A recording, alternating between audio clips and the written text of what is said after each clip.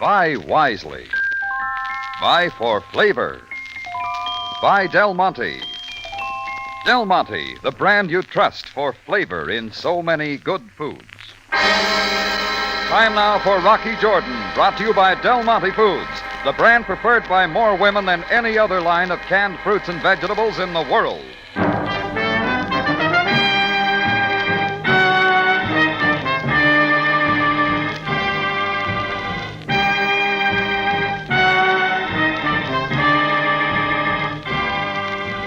Not far from the Mosque Sultan Hassan in Cairo stands the Cafe Tambourine, run by Rocky Jordan. The Cafe Tambourine, crowded with forgotten men, alive with the babble of many languages. For this is Cairo, where modern adventure and intrigue unfold against the backdrop of antiquity. Del Monte presents Rocky Jordan and this week's story, The Demarco Affair.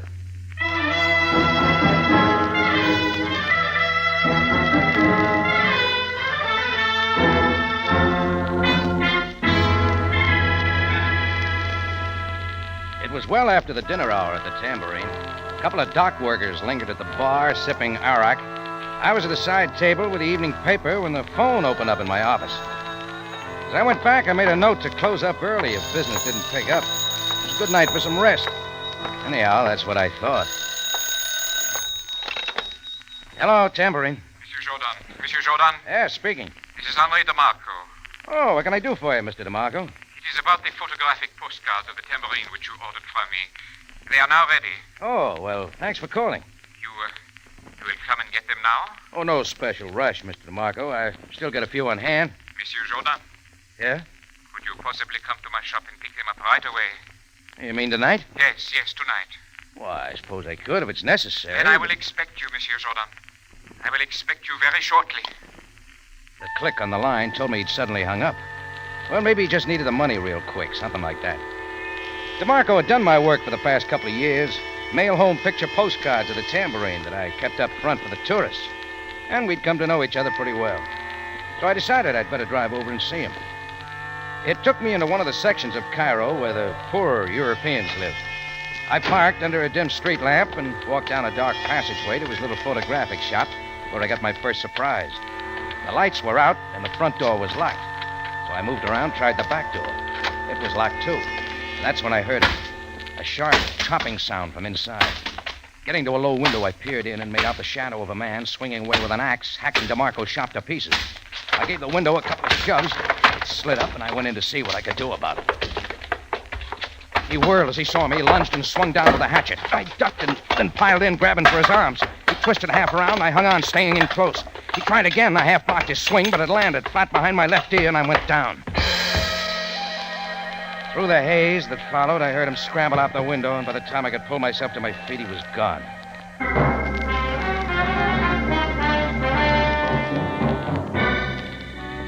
I lost no time cutting on a light and getting to the phone at the front of the shop and calling Captain Sam Sabaya, Cairo Police. In another 15 minutes, he was there, and I was briefing him on all that had happened. In other words, Jordan, it is the usual story. Well, that's the way it happened, Sam. You receive a phone call, you come, and as always, you are in the center of a violent brawl about which you can explain nothing. Always it is the same. All right, then maybe you can explain where DeMarco is right now. You're supposed to wait for me here. Yes, you have told me.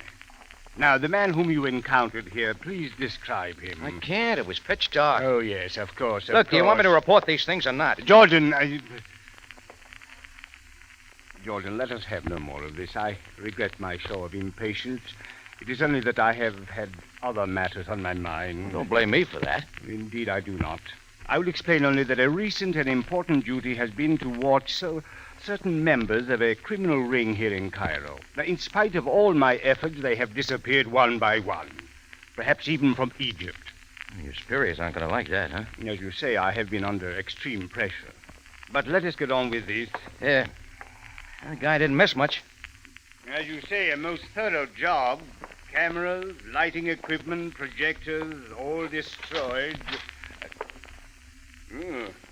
Strange indeed. What's in there, Sam? It is a photographic darkroom. The intruder did not touch it. Maybe he just never got around to it. Perhaps. It will be necessary now to examine the shop thoroughly. What about DeMarco? After phoning his home, I will put out a call for him through missing persons. Oh, yeah. You, through with me? If you like. Would you like a guard to protect you back to your tambourine? No, thanks, Sam. That is where you are going, is it not? Well, you never know, Sam. You never know. I figured Sam knew where I was going, but he nodded a dismissal. I went back up the dark passageway and along the street to where my car was parked. The figure was standing on the street side of the car, and at first I didn't see him. When I went around to get in, he shoved his heavy frame between me and the door. He had a full, crooked mustache, and he needed his shave. Ya salam alaikum, Jordan. Or is that not the way a greeting is given in Arabic? Yeah, between friends. Then we are friends, Jordan. Step aside. You're blocking my way. How is that a way to talk to a friend? Aside, I said. You are too hasty, Jordan. Figured there'd be a gun. Goes with your face. Oh, a face you recognize? Sure. Hugo Crass, Cairo bum. Crumbs like you have a way of sticking in memory. All right, what do you want? A chance to be of service to you. I am concerned with your safety. Well, if you're losing any sleep over it, try a pill. Your actions these past few hours cause me grief, Jordan. You were in the shop of Henri Demarco. It is not safe at this hour. Oh, were you that hatchet man? Jordan, you called the police to the shop of Henri Demarco. That perhaps was your duty as a citizen. But to persist in showing interest in Demarco is not your duty. Nor is it wise for your safety. I suppose you can explain that. What I say is quite clear. Henri Demarco is not your concern. Henri Demarco's affairs are not your concern. What if I want to make him my concern? The gun barrel presses your stomach. A trigger may easily be squeezed. You ever tried sense-in? Jordan, I am not talking to hear myself speak. I'm a patient man, but be certain you do not try my patience. Go back to your bed and forget the happenings of this evening. Keep out of the Demarco affair. You may live to wish that you had. Ya salam alaikum, friend. Hugo Crass backed away, keeping the gun level, and dropped quietly into the shadows. I got in the car and drove away fast. Crass's advice was all I needed, only I didn't take it. I soon found Demarco's home, a modest, flat-roofed sandstone house on the Sharia Ramad.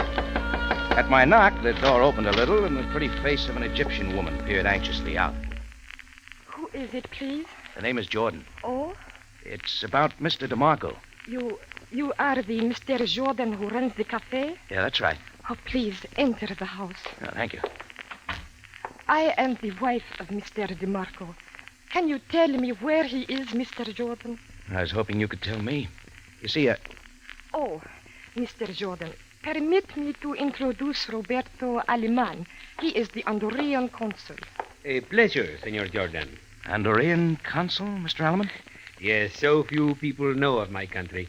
It is the small country between France and Spain. You may find it on any map of Europe. Yes, of course. Senor Jordan, did you not know that Demarco is Andorran? French extraction, but nevertheless Andorran. No, I didn't know. Look, Please, feel free to speak before Mr. Aleman. He and my husband are close friends. Friends, as are all Andorrans in Cairo. You see, there are so few of us. That is why we have become closely knit. Mr. Aleman came tonight in answer to my call. I have been so worried about my husband. And when the captain of the police called a moment ago... Well, then you know what happened at your husband's shop. Only that it was smashed. And now my husband is not to be found. You say you were at the shop, senor? Yeah, that's right. He called me about an hour ago, asking me to come over and pick up some photographic work he'd done for me. At such a late hour? Yeah, I wondered about that, too. But he seemed urgent. But you have not seen him? No, he was gone. Any idea what it's all about, Mrs. Demarco? There is so much that I do not understand. For many days my husband has lived under a great strain, about which he would tell me nothing. Would he have any enemies? Oh, Mr. Jordan, my husband is a kind man, devoted only to me, his wife, and to his humble business. But enemies? No. Well, we've got to find him, Mrs. Demarco. I'll do what I can. I am most grateful. I turned to go, but before I reached the door, the loud screech of tires from the street sent us racing to the window. Just in time to see a black sedan pull quickly to the curb, the back door fly open, and a figure sprawl out on the sidewalk. In another second, the car was gone. And even from where we stood, we could see what it had left behind. It was the missing photographer, Henri Demarco. Del Monte Foods is presenting tonight's adventure with Rocky Jordan.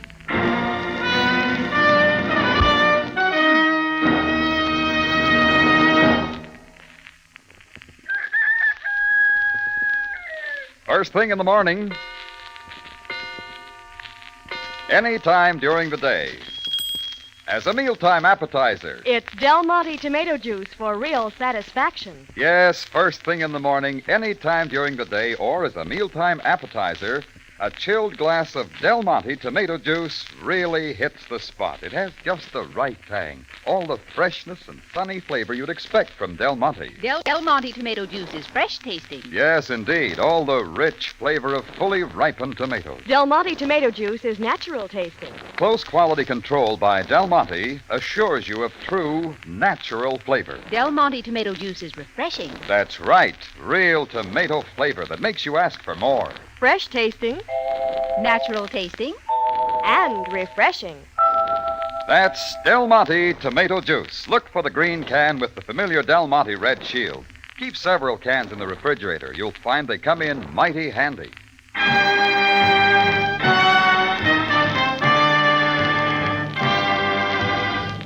And now we take you back to Cairo and tonight's Rocky Jordan story, The Demarco Affair.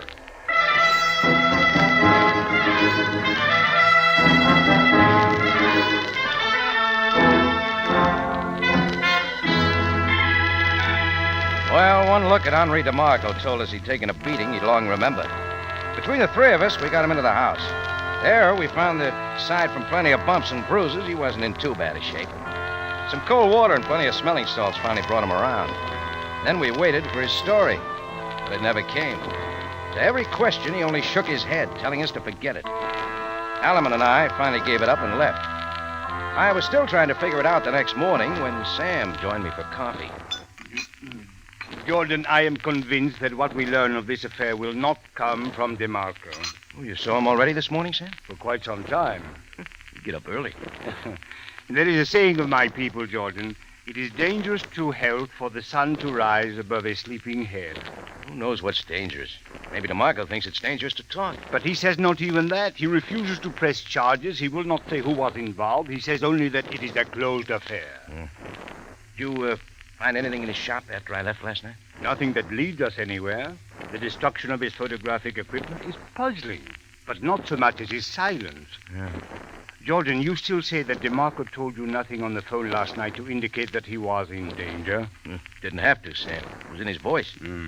Then obviously what transpired from that time until he was thrown from the car at his house was enough to seal his lips. Wonder if he thinks we'll give it up this easy.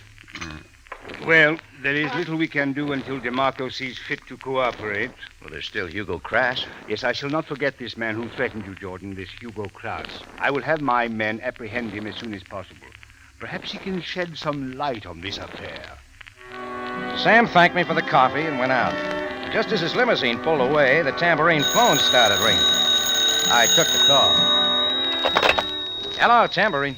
Ya salam alaikum, Jordan. Oh, not again. You do not seem pleased to speak to a friend. You better crawl back into your hole, Crass. The police will be looking for you soon. Oh, pity, Jordan, that you have told them about me. Yeah, well, I'm bad on keeping secrets. Then it is apparent, Mr. Jordan, that I must find a way to keep secrets. You got a plan? Oh, of course I have, Jordan.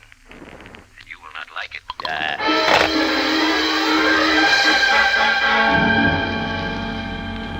That was all it took to send me right across town to DeMarco's shop to start digging for answers. It was open this time, and DeMarco was there, puttering around in back.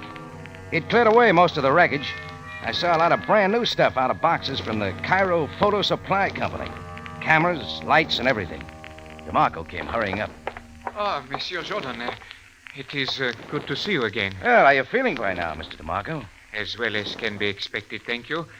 You have come, of course, for your tambourine postcards. I will get them. There's no hurry about that. It will take but a moment. I must apologize for the inconvenience I caused you last night. Oh, think nothing of it. I see you got some new equipment. A few items, the tools of my trade, Monsieur Jordan. Without them, I could not be in business. Oh, naturally. Hey, those cameras must be pretty expensive. A bit costly. Here you are, Monsieur Jordan. Oh, thanks. I didn't know you were that well fixed. I beg pardon? Having to buy all that stuff at once, it'd be rough on anybody's pocketbook. Oh, that. Well, there is the installment plan. Oh, sure, yeah. Installments, of course. The cards, Monsieur Jordan, I made them up just as they were the last time. I trust they are satisfactory. Oh, I'm sure they are. And here's a check to cover the job. So kind of you. But I would have sent a bill. Mr. Demarco, when you called last night, I got a hunch you needed help. I again must apologize. I came hoping I could give it. I still think I was right. Now, look, when guys start smashing things, roughing people up... Monsieur Jordan? Yeah? Is there anything else I can get for you now? No, thanks. I'll be going. I opened the door and looked back, but Demarco had already turned to his work. So I decided to talk to Demarco's friend, Roberto Alaman.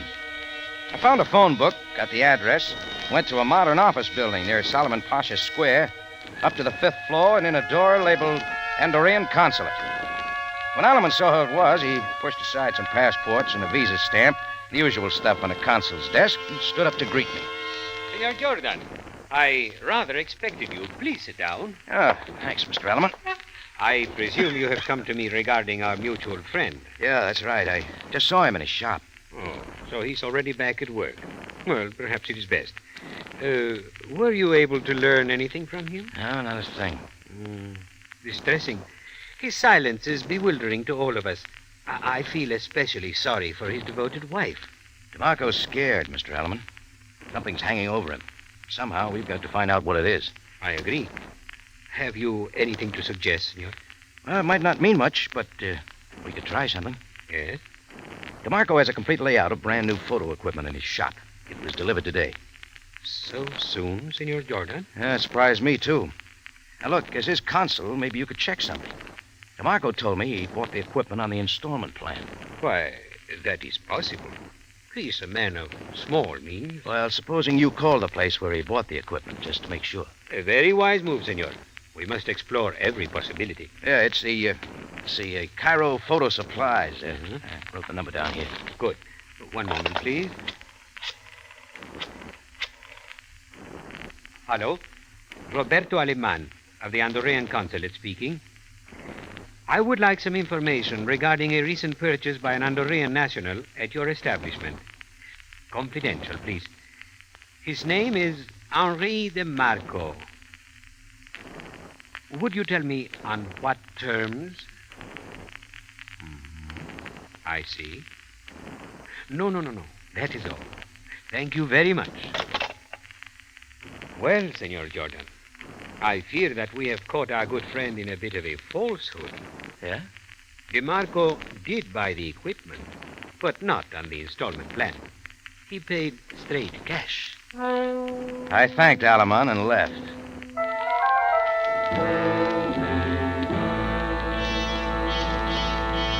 Well, I knew going to Demarco again wouldn't help.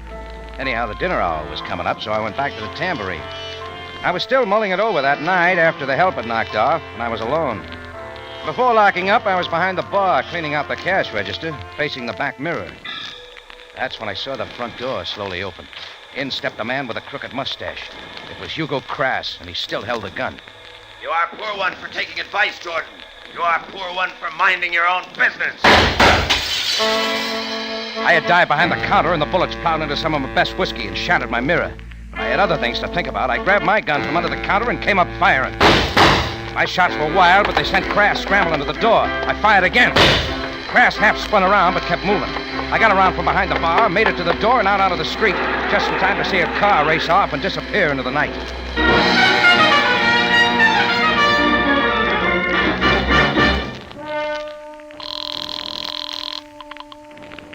Police headquarters, Sabaya speaking. Sam, thought you said you were going to pick up Hugo Crass. Calm yourself, Jordan. He will be found. And what happens in the meantime? I'm a sitting duck.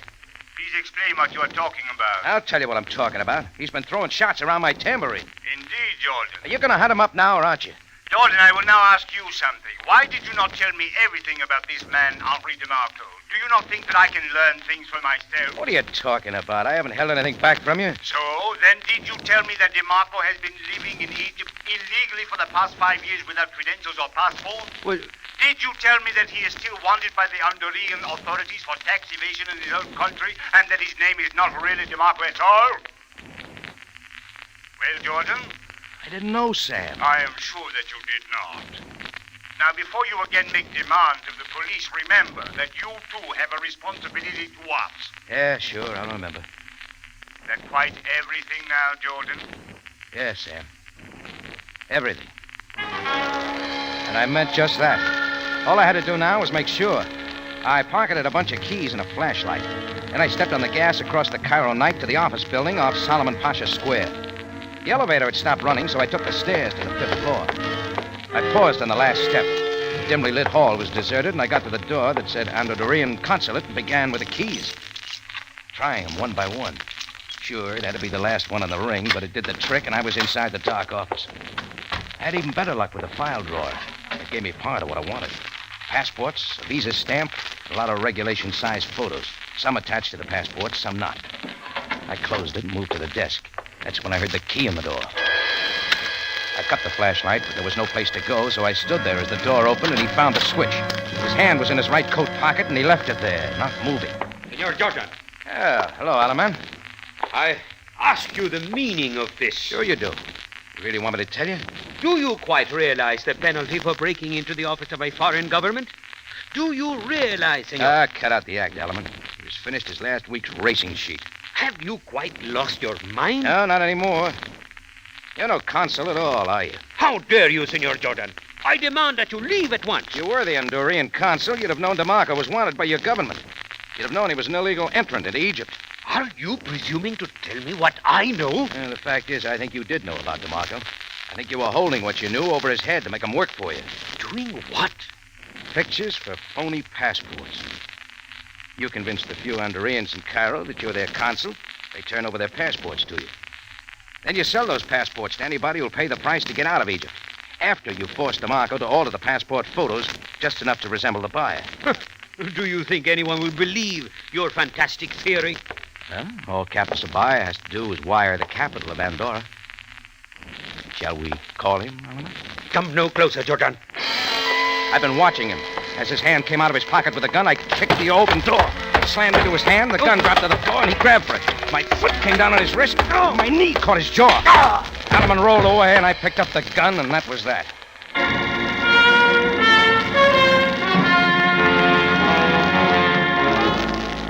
In just a moment, Rocky Jordan returns to conclude tonight's story.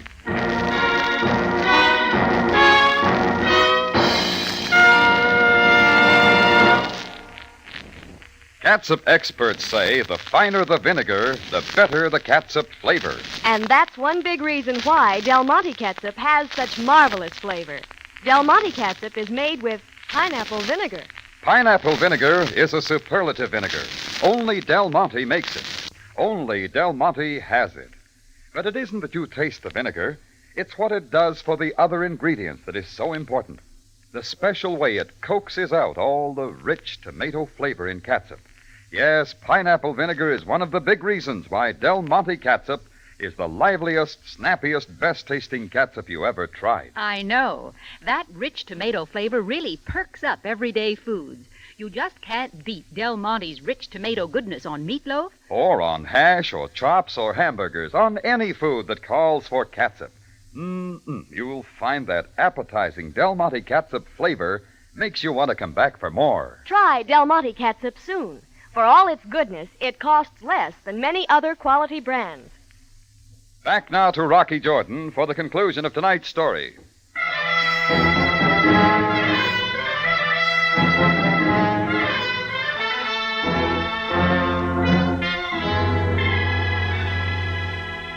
Well, all I had to do was call Sam and then hold Roberto Alaman there in his office till Sam and his men got there.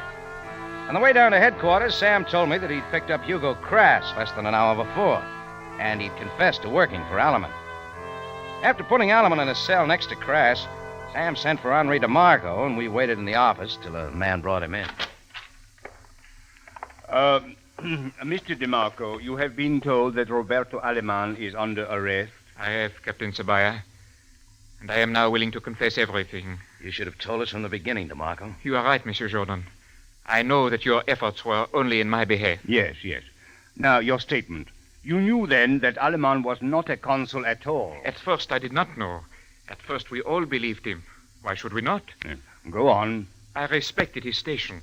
So when he brought certain photographs to my shop with instructions as to what I should do with them, I did as he said. But when I began to realize what was happening, I went to him. And then came the threats. Yes. He said that he would expose me. Please, I have lived respectably in your city. I married a good woman of your people. For her sake... But you continue to do what he said. For a time. Finally, I would have no more of it. I am not a criminal, and I told Aleman that. Just before you called me last night? I knew what he would do to me, Monsieur Jordan. I was frantic for help. Sure. But before I got there, Aleman had his men pick you up and leave a guy to smash the place. After slapping you around, they planned to dump you back at your shop. Until they saw the police there. After they got my promise of silence, they gave me money to buy new cameras and equipment so that I might continue in business as before and do their bidding. Captain, had I known what I do now of Aleman... Many were fooled by him for a time. Were we not, Jordan? I figure Andorra doesn't even have a consulate in Cairo. Quite true. One can get away with many things in Cairo for a time. He sure had a slick racket. Mr. Demarco, acting as you did under coercion, I feel sure that no charges will be preferred against you. However, regarding the charges of your own government... Captain Sabaya, I am willing and ready to return to Andorra and right my wrong as best I can. You will please step outside the office and wait there. As you wish. Thanks for going easy with him, Sam. Little does Demarco know how much he has helped. Huh? This problem of certain criminals who have been mysteriously escaping from Egypt, we know now how they did it. With fake passports issued by Roberto Alimon. Then the Egyptian government shouldn't be sore at Demarco now that it's cleaned up. No, I should think not. After Demarco has paid his debt in Andorra, my country should have no objection to his returning here and taking up his business once again. Can I count on that? I am counting on it. In fact, Henri Demarco has promised on his return to take some family photographs of me and my wife and 4 children.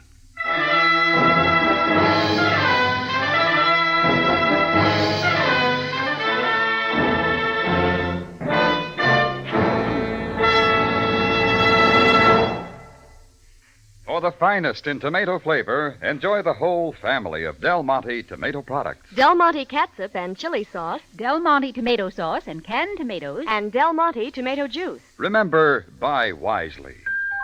Buy for flavor. Buy Del Monte. Del Monte, the brand you trust for flavor in so many good foods.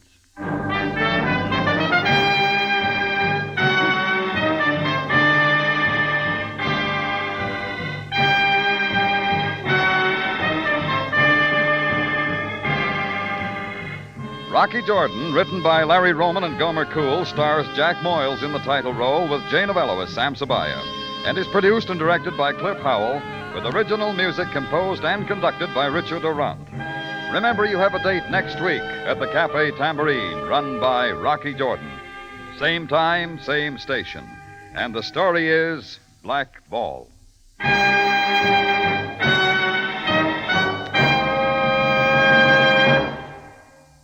The best-liked brand of peaches in the whole wide world. That's Del Monte peaches, sliced or halved. They're truly delicious. Del Monte peaches. And now, before we sign off, we just want to remind you this year, more than ever before, your community chest needs your support. Give all you can.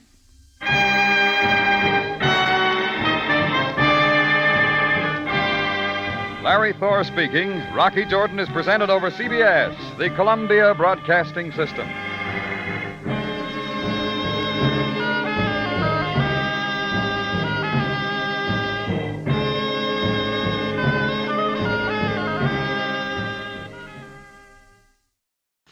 Buy wisely. Buy for flavor. Buy Del Monte. Del Monte, the brand you trust for flavor in so many good foods. Time now for Rocky Jordan, brought to you by Del Monte Foods, the brand preferred by more women than any other line of canned fruits and vegetables in the world.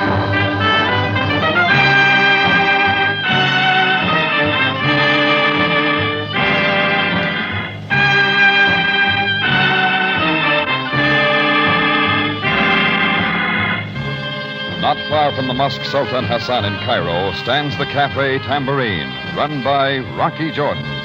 The Cafe Tambourine, crowded with forgotten men, alive with the babble of many languages. For this is Cairo, where modern adventure and intrigue unfold against the backdrop of antiquity. Del Monte presents Rocky Jordan and this week's story, Quest for Traneeneh.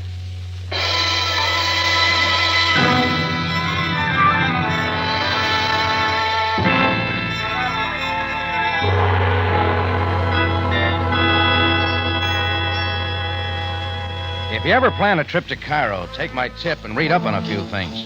How to keep off the streets during the Muezzin's call. They're a devout people. How to leave your dogs at home. They don't like them. And most important of all, when you see a native woman, don't look the second time. Me, I learned a lot of things the hard way, and I never forgot them. Which goes to explain what I was up against that evening as I left a vegetable mart in the native quarter of South Cairo. I'd ordered a few items for delivery to my cafe and was making my way along a narrow street walled by an ancient abandoned dwelling toward the main thoroughfare. There was no place for a foreigner after dark, so I stepped it up. And about then, I heard it. Then I saw her, a young, beautiful native girl without the veil, running wildly toward me. Coming fast close behind was a rough-bearded native with a scar on his right cheek.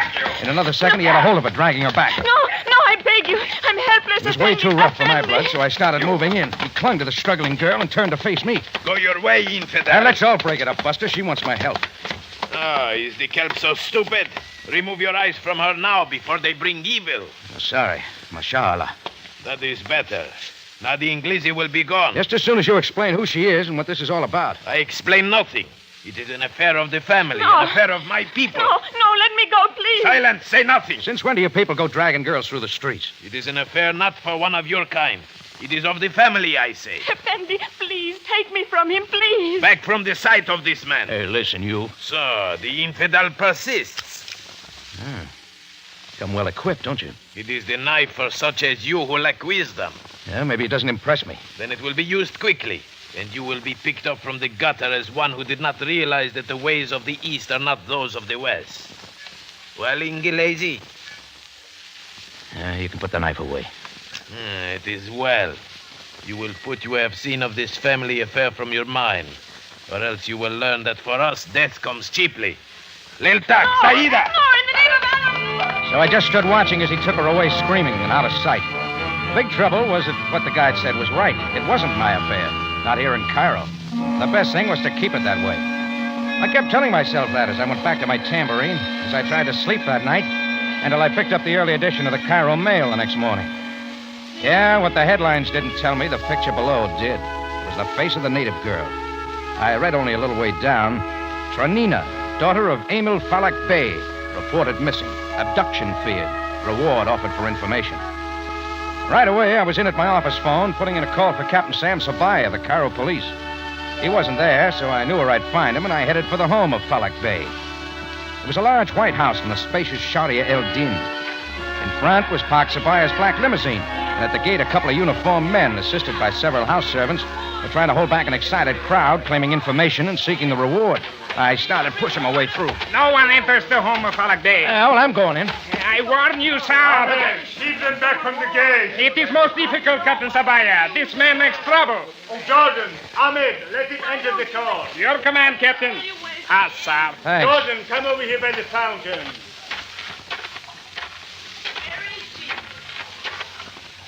And what brings you to this place, Jordan? You know it's important or I wouldn't be here, Sam. Please be brief. I have grave matters at hand. It's about the girl, Traneeneh. Come into the house, quickly. Yeah. In here, Jordan. Who comes now to my troubled house, Captain Sabaya? His name is Jordan Falak Bey. He says that he brings word of Traneeneh. But what would he, a foreigner, know of my daughter? Only what I saw, Falak Bey. Over near the native vegetable mart. A man dragging her away. No, it is not possible. Continue, Jordan. You are sure that she was the daughter of this man? She's the same that I saw in the papers this morning. You saw her dragged away, and what did you do? Nothing. Nothing, Jordan? What do you expect, Sam? She's a native girl. I understood it was a family affair, and that left me out. A family affair? Who would tell you this thing? The guy who was holding her. He made real sure I stayed out of it. Please describe him. Oh, he had a lot of crooked teeth, Heavy beard, except for a knife scar from his chin through his right ear. Do you know who this could be, Falak Bey? I know of no such man. Jordan, can you be sure of this? Look right into his face. I'd recognize it anyway. Sabaya Bey, can you not see that Jordan is like the others who come only for reward but know nothing? Let's get this straight, Falak Bey. I'm not here for money. Just a moment, please. Now, exactly when did all this occur? Late yesterday evening. Jordan, you mean to tell me that you saw a girl abducted on the streets of Cairo many hours ago, and yet you wait until this minute to tell No, me? Sam, we've been over this before. You've made it clear the ways of the East aren't like mine, that native affairs are not my concern. Yes, I will confess that I have, Jordan. However... All right. Maybe I should have done something this time. Believe me, if I'd known who the girl was and that she was in real danger... I do not accuse you. Is there more to tell? No, that's everything. I'm in it now, Sam. I'll square it somehow. No, Jordan. I suggest that for your own safety, you now return to your tambourine and think no more of this. You know I can't do that. It is an affair for the police, Jordan. Please, say no more. There is no truth in Jordan's story. Can you not see? Falak Bey, I quite understand how you feel. However, My lovely Traneeneh, she whom I brought to womanhood, hoping that she would marry into good station and bring me joy. Now she is gone. Well, there's plenty we can do about this. I beg you, Captain, take him away. Let this man torment me no more. So I got out. I didn't blame Falak Bey so much for how he felt. Only myself now. I pushed my way through the crowd at the gate and up the Sharia El Din. I walked along the busy street trying to figure my next move and what I could do about Traneeneh. All at once, I had company. A young, muscular fellow with a determined face who crowded in close. I have valuable jewels, Effendi. They must go for a quick price. Not interested. Hala yatik. Precious diamonds, a bargain quickly made. If you would step to a quiet spot... No jewels, buddy. Now beat it. To dispose of them in Cairo would be dangerous for me, but you, an American, could get a fine price in Chicago or New Orleans or perhaps St. Louis. Yeah. All right, I'll play along. Let's go.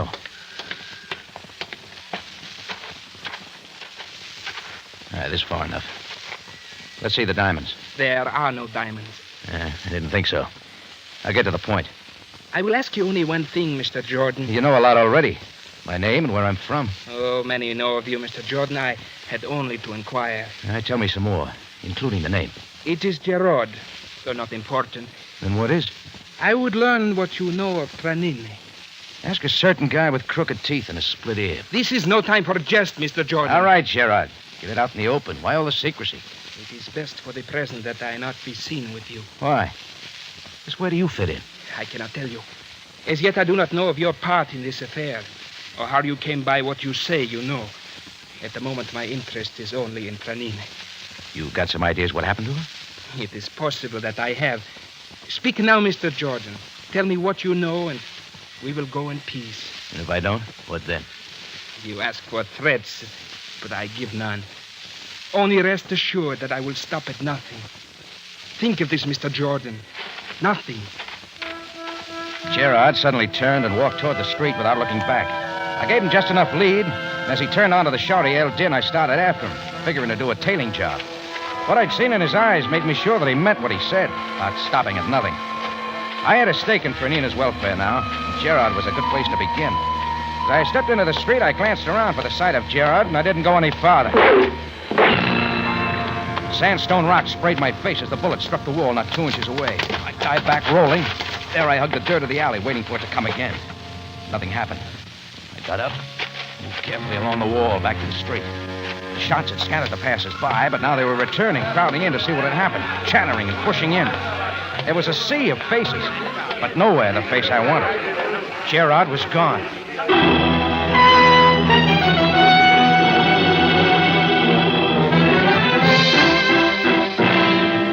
Del Monte Foods is presenting tonight's adventure with Rocky Jordan.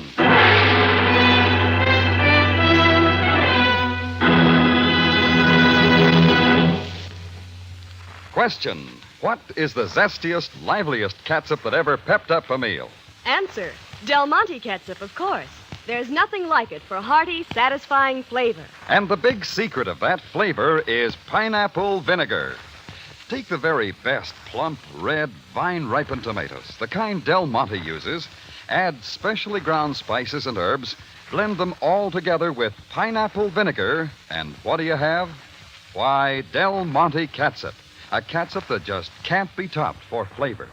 A catsup that's livelier, zestier, and more satisfying. You see, pineapple vinegar coaxes all the best flavor from the other ingredients. Catsup experts agree, the finer the vinegar, the better the catsup flavor. And pineapple vinegar is an exceptionally fine vinegar. Only Del Monte makes it. Only Del Monte has it. Del Monte catsup is my standby. It brings out the flavor of plain foods like no other catsup you ever tried. Look for Del Monte catsup at your grocer's. We know you'll like it. Try it soon, and before long, you'll join other satisfied users in saying, Del Monte catsup is my favorite. It has such marvelous flavor.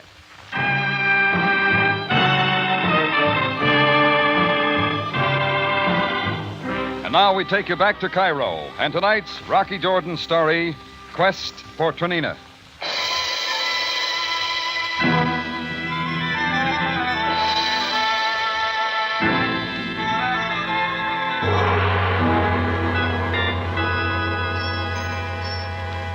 Call it what you will, good sense or bad judgment. I watched the abduction of the lovely Traneeneh without lifting a finger. It looked like a family affair, and that's something foreigners like me keep out of. Now Traneeneh was gone, and plenty of people were looking for her, including a determined young guy named Gerard. This time, it had to take more than some gunshots thrown my way to keep me out of it. My number one lead was the character who had dragged her away. Easy to remember for the knife scar from his chin through his right ear. So I threw a few piastres around for some new leads, and spent the rest of the day running down men with split ears. I found plenty of them, but not the one I wanted. It was well after dark when I finally walked back toward my tambourine. And just as I got to the door, a little one-eyed character studied his faded fez in my face. A hasty word with you, Effendi. Make it quick, Buster. I would reveal something most interesting, but for a small fee. Tell me all about it. But the bargain, Effendi. All right, here. My last 3 piastres. Oh, it is so little. But if you truly say that there is no more... There's more when I get the information. Now, come on, hurry it up. This way, sir. Quickly. Where are we going? Come, follow, please. I will show you. He led me through the winding streets, skirting the Solomon Pasha Square, then off into the native quarter.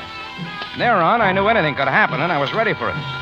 In front of a building that should have been condemned before Napoleon took Egypt, the little guy stopped, beckoned me, and went in.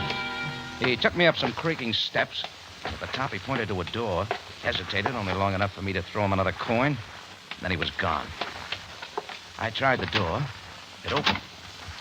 Nothing happened, so I moved into the darkness inside, feeling for a light switch.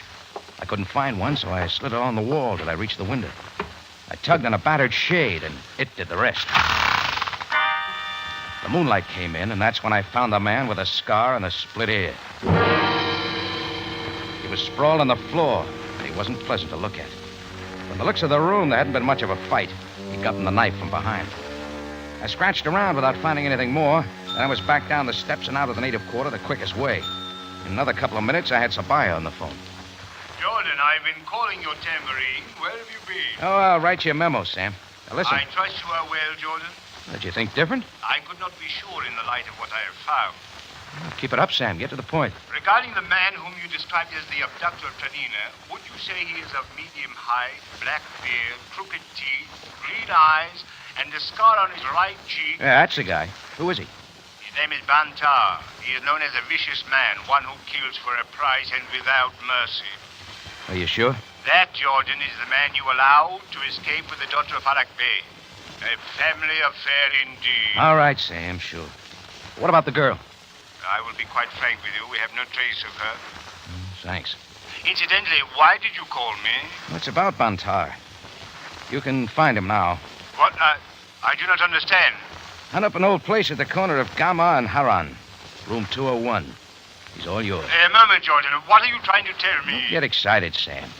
He won't go away. Well, I'd found Bantar, but there was still Traneeneh. And I had nothing. Nothing except Gerard. He had some ideas, but it was time he told me. So I began again. There was a chance that Falak Bey might know of him, so I went back to the White Mansion on the Shari El Din and in through the court. This time, nobody at all was around to stop me. The house was dark, but I kept rapping the big knocker, and finally the door was open. I was greeted by Falak Bey himself. Who disturbs the sorrow of my house? It's Jordan. I've got to see you for a minute. Oh, my good Fendi Jordan. A moment. I will come into the court with you. I'm sorry to bother you, Falak Bey, but... No, it is good that you came. Now, before Allah, I can ask your forgiveness. For what? When this morning you described to me the man who took my daughter, I was beside myself with anxiety and did not believe. You believe me now? Yes. Now the Sabaya Bey has told me that there truly is such a man. What you said was true. Traneeneh is in the hands of Bantar, the killer. No, not anymore, she isn't. Mr. Jordan, what do you mean? Bantar's dead. Dead? I just saw him. Somebody's knife did it. So, now what more hope can there be? My daughter is no more. But you can't be sure of that, Falak Bey. Please, no. You try only to soften my despair. It is of no avail. You have done enough now, my good Effendi. Listen, does the name Gerard mean anything to you? Gerard? Young guy. Pretty husky, stubborn. So, it is the troublemaker again. Why do you ask of him? Yeah, he's plenty anxious to know what I saw. Falak Bey, we may not have much time. You've got to tell me about him. He is only the rash youth who chanced to see my daughter on the streets. Quickly, he came to me asking for her hand in marriage. Mm-hmm. He was not for her. He wanted only her wealth. Repeatedly, I drove him from my door. Maybe he had something to do with her abduction. Why, it is indeed possible. And there's a chance he'll come for you next. Mr. Jordan, I am an old man. My welfare is nothing. I've got to find Gerard quick. Please, no. It is not right that you, not of my people, should endanger your life. Now, don't worry about me. Go in peace now, my Effendi. I return now into my house, alone. Traneeneh was all I had. There are not even relatives to mourn with me in my grief. Allah be with you. I went back out through the court and the gate and took a few steps down the walk. There, for some reason, I hesitated. I'd seen fear as well as grief in Falak Bey's eyes. Right then, I didn't blame him. But something wasn't straight. I stood looking back, and that's when I saw a silent figure crawl from a low window at the side toward the back of the house. I held it till he hit the ground, and then I was after him. He saw me coming too late and whirled away just as I hit him head on. He went down with the wind knocked out of him. I reached inside his coat, found a knife, and brought it out with a fistful of papers, threw them away, and I began to drag him up. He came too fast. His open hand caught me right across the ear. Bells began ringing, so we had it out toe to toe.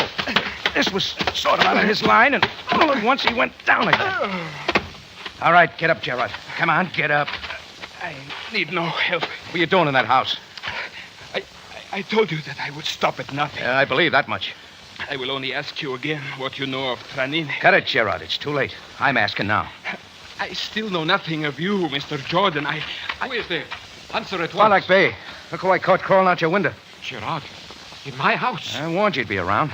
It was not my purpose to harm the Falak Bey. All right, supposing you clear it up. You had a lot of ideas about what happened to Traneeneh. Let's hear them. I will speak no more to either of you. Do with me what you will.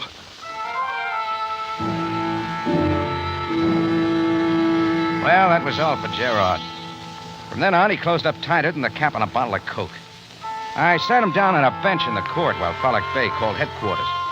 The noise had roused the neighborhood, and they crowded around as Sabai and his men showed up. I explained all that had happened, promised to be down to see him later. Then they took Gerard away.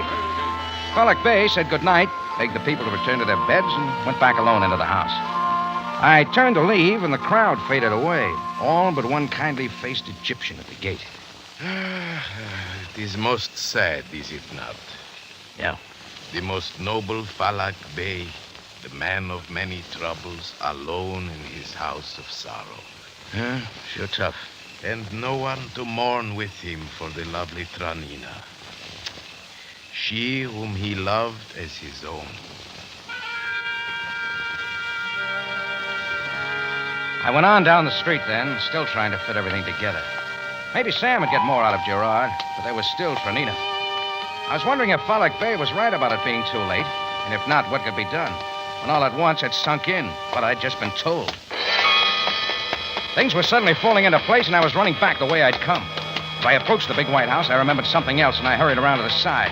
The papers I'd pulled out of Gerard's pocket were still scattered around. I picked them up. A couple of matches later, I'd found out everything I wanted. Now there wasn't a second to lose. I got around to the window Gerard had used.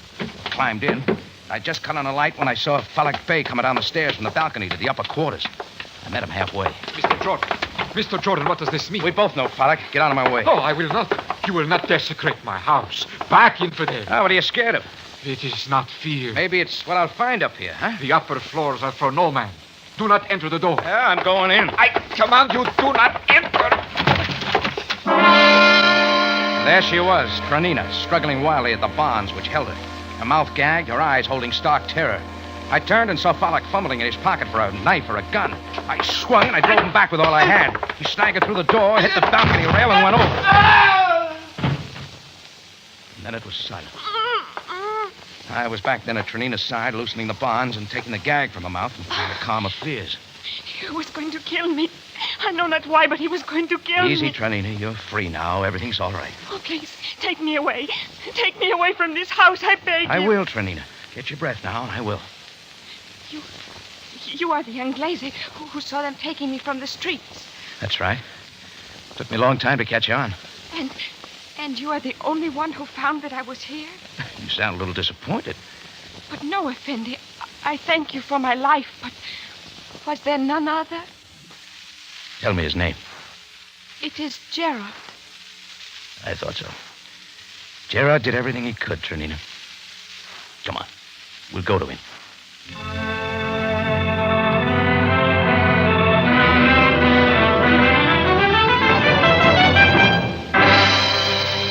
In just a moment, Rocky Jordan returns to conclude tonight's story.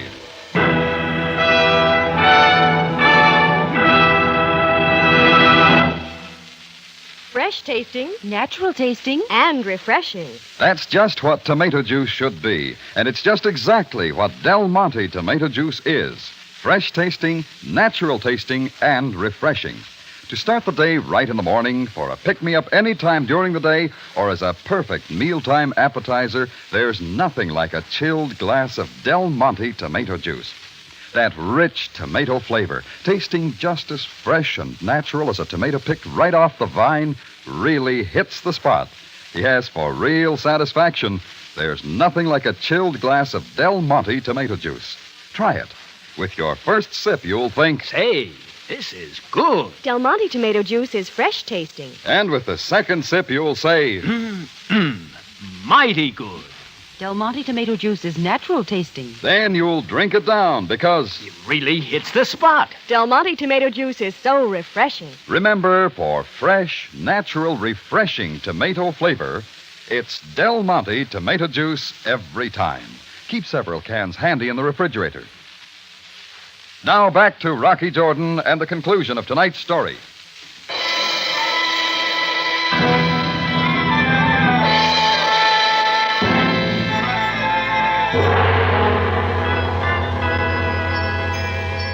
Well, one quick look told me that Falak Bey was now only a problem for the coroner. Not long after that, I created something of a sensation when I walked into headquarters with Traneeneh. Gerard was still under a technical charge of housebreaking, but he was released from his cell and brought to the office where Traneeneh, Sam, and I waited. She was quickly in his arms. Gerard, oh, darling. Traneeneh, praise Allah you are safe and well. And you, Gerard, what of you? Oh, have no fear for me or us. Soon I will return to your side forever. Gerard. Now, if I may have your attention, we will clear up a few matters. Jordan. Yeah, it looks like Gerard was way ahead of us, Sam. He suspected things weren't right with Falak Bey, and he entered his house to prove it. These documents he found there told everything. For one thing, Traneeneh was only Falak's stepdaughter. One of the neighbors had told me as much. Mm-hmm. Is this true, Miss Traneeneh? Oh, my most humble pardons, Abaya Bey. Did you speak? Did I? Oh, continue, Jordan. Well, Traneeneh inherited a sizable fortune through her mother, who was now dead. Naturally, Falak was named as her guardian and the executor of her estate. What she didn't know was that Falak had misused her money, business ventures and so on. And her fortune was gone. Now he didn't dare let her marry or come of age when she would surely demand an accounting. Well, Falak had made a big speech about how he'd wanted Traneeneh to marry. I wondered then why he hadn't matched her up long ago. She must be nearly 21. Oh, just a moment, please. Miss Traneeneh, when is your 21st birthday? Oh, why, it's on the morrow. I had forgotten. My sweet, I will buy you a gift of the purest silver. Gerard. Go on, Jordan. Well, you see, Sam, he had to act quick. He hired Bantar to take her out and kill her. But Bantar fumbled the job. That's when I saw them last evening, and he hesitated and hit her. In the meantime, Falak was putting on a big act about her disappearance. But she was in Falak Bey's house when you found her. Oh, sure. When Bantar learned I was passing around his description, he got smart, and after dark tonight, secreted her back to Falak's house and dumped her right in his lap. I see. So the Bey was posed with a problem, what to do with her now that she realized what was happening. And first he tied up Traneeneh in a room, and went after Bantar, both through anger and the fear of what Bantar knew. He killed him.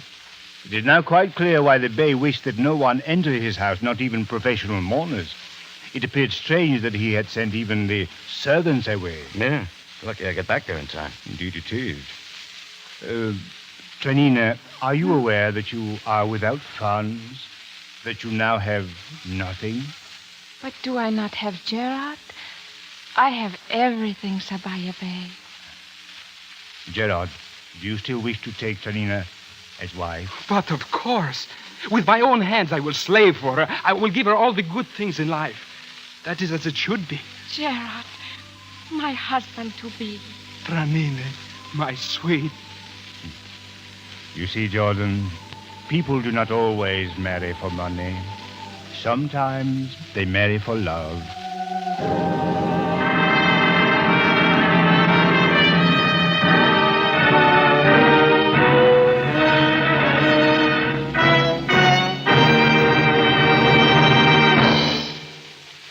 For the finest in tomato flavor, enjoy the whole family of Del Monte tomato products. Del Monte catsup and chili sauce. Del Monte tomato sauce and canned tomatoes. And Del Monte tomato juice. Remember, buy wisely. Buy for flavor. Buy Del Monte. Del Monte, the brand you trust for flavor in so many good foods.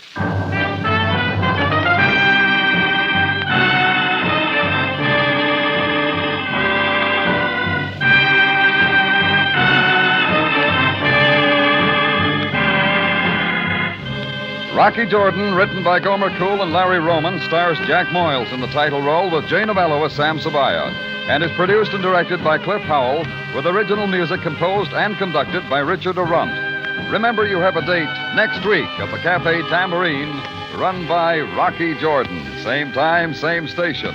And the story is The Diorite Bowl.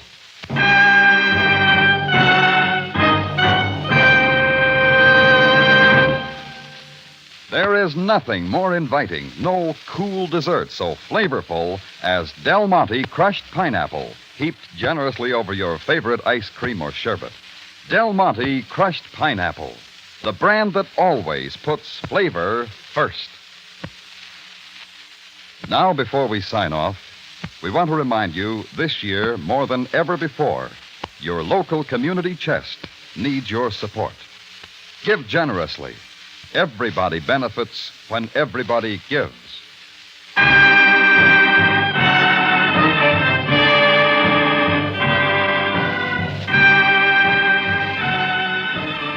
Larry Thor speaking. Rocky Jordan is presented over CBS, the Columbia Broadcasting System.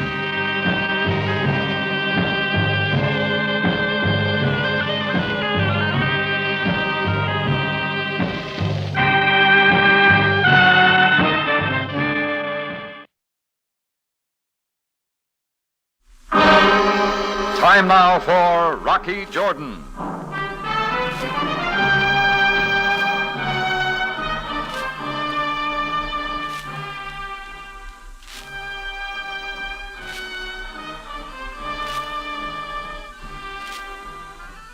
Not far from the Mosque Sultan Hassan in Cairo stands the Cafe Tambourine, run by Rocky Jordan. The Cafe Tambourine, crowded with forgotten men, alive with the babble of many languages. For this is Cairo, where modern adventure and intrigue unfold against a backdrop of antiquity. Tonight's story, Everything Shipshape.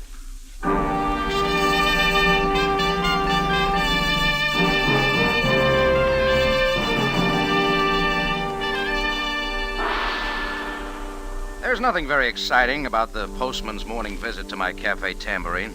The usual stack of bills, an ad for a new brand of Bolanachi, maybe, a copy of the St. Louis Post-Dispatch. But this particular mail delivery brought something else. A business-sized envelope bearing a Syrian stamp.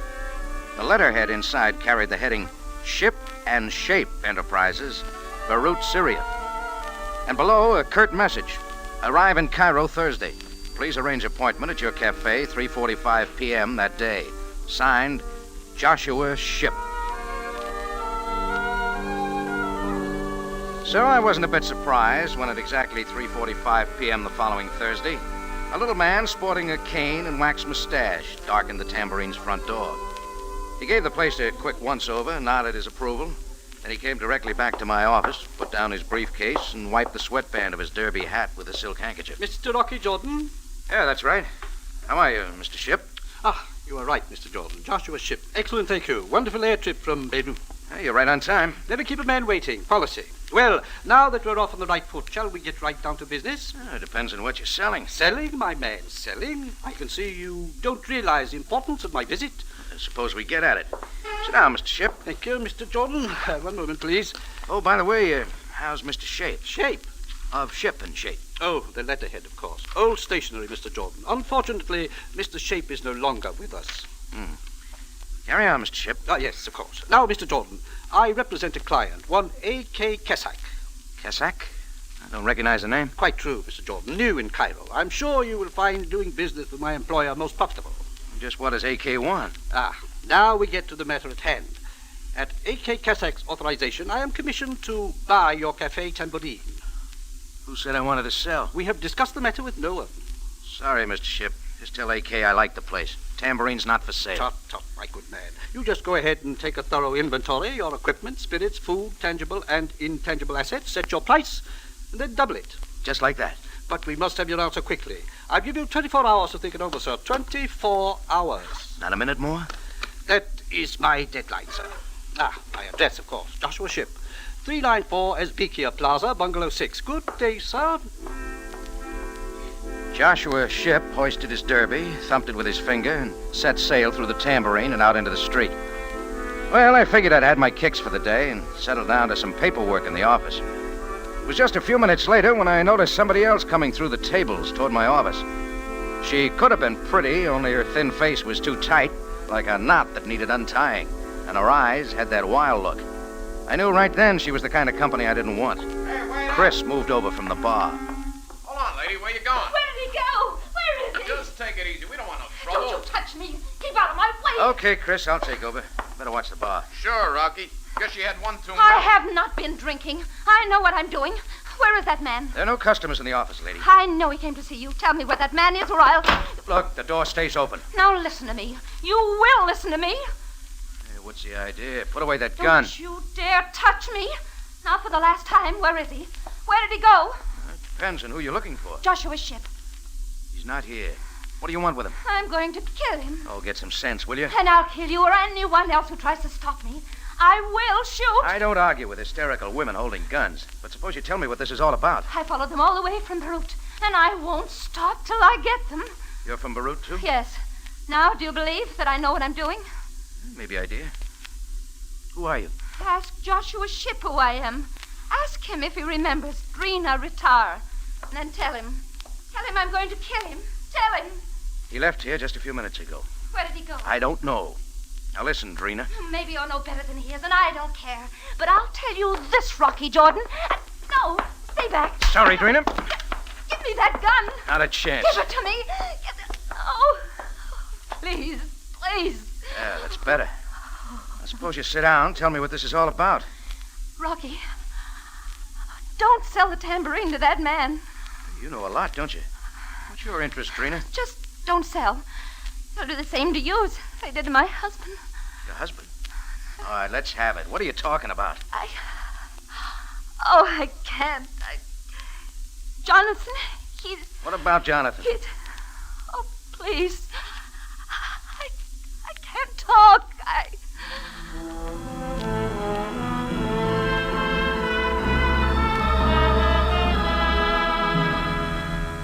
Getting sense out of an hysterical woman is not one of my big points, so I stopped trying.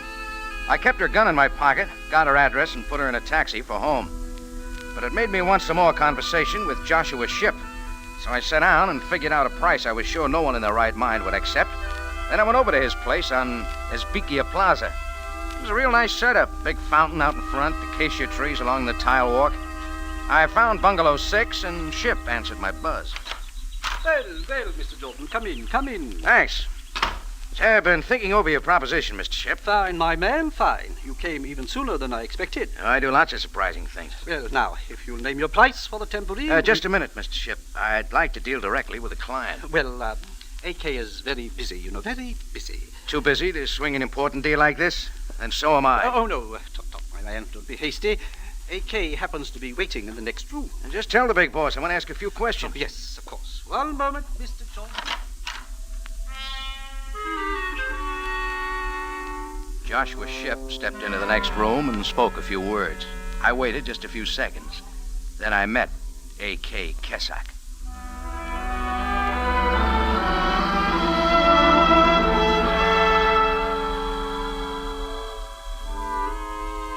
Naturally, I expected A.K. to be a man.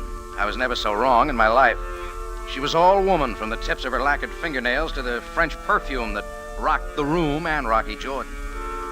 She let the doorway frame her sleek figure, and I wondered if she mightn't have been the shape of the firm of Ship and Shape. Any minute, I expected a Rye Crisp sign to light up over her head. She looked me over like a champ looks over the contender in the first round. Rocky Jordan. Oh, this is a pleasure.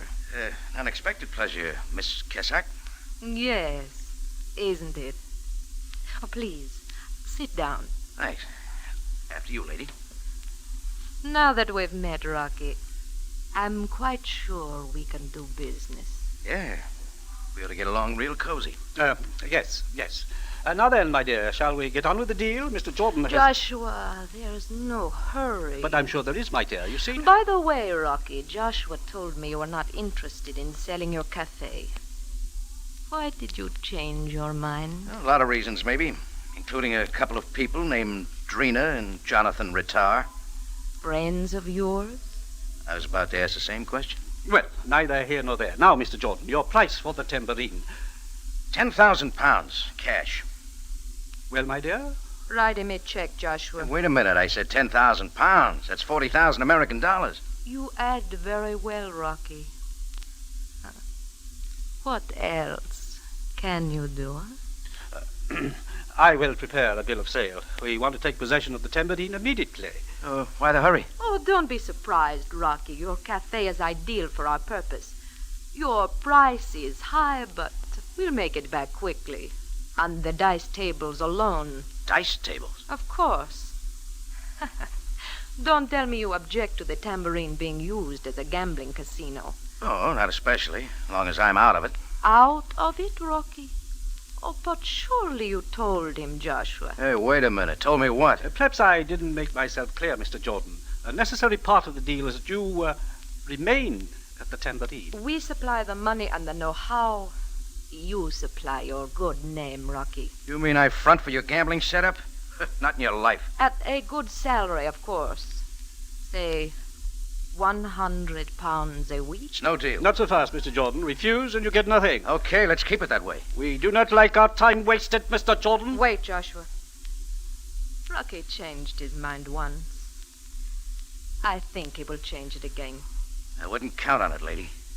As I said, I'm quite sure you and I can do business. Goodbye, Rocky.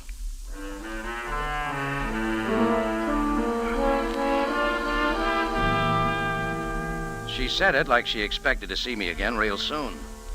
I walked out to the street wondering if she actually thought I was a sucker for that sort of a deal. I wondered something else. Neither Joshua Ship or Miss Kesak had batted an eye when I mentioned Drina and her husband's name. But I still wasn't sure.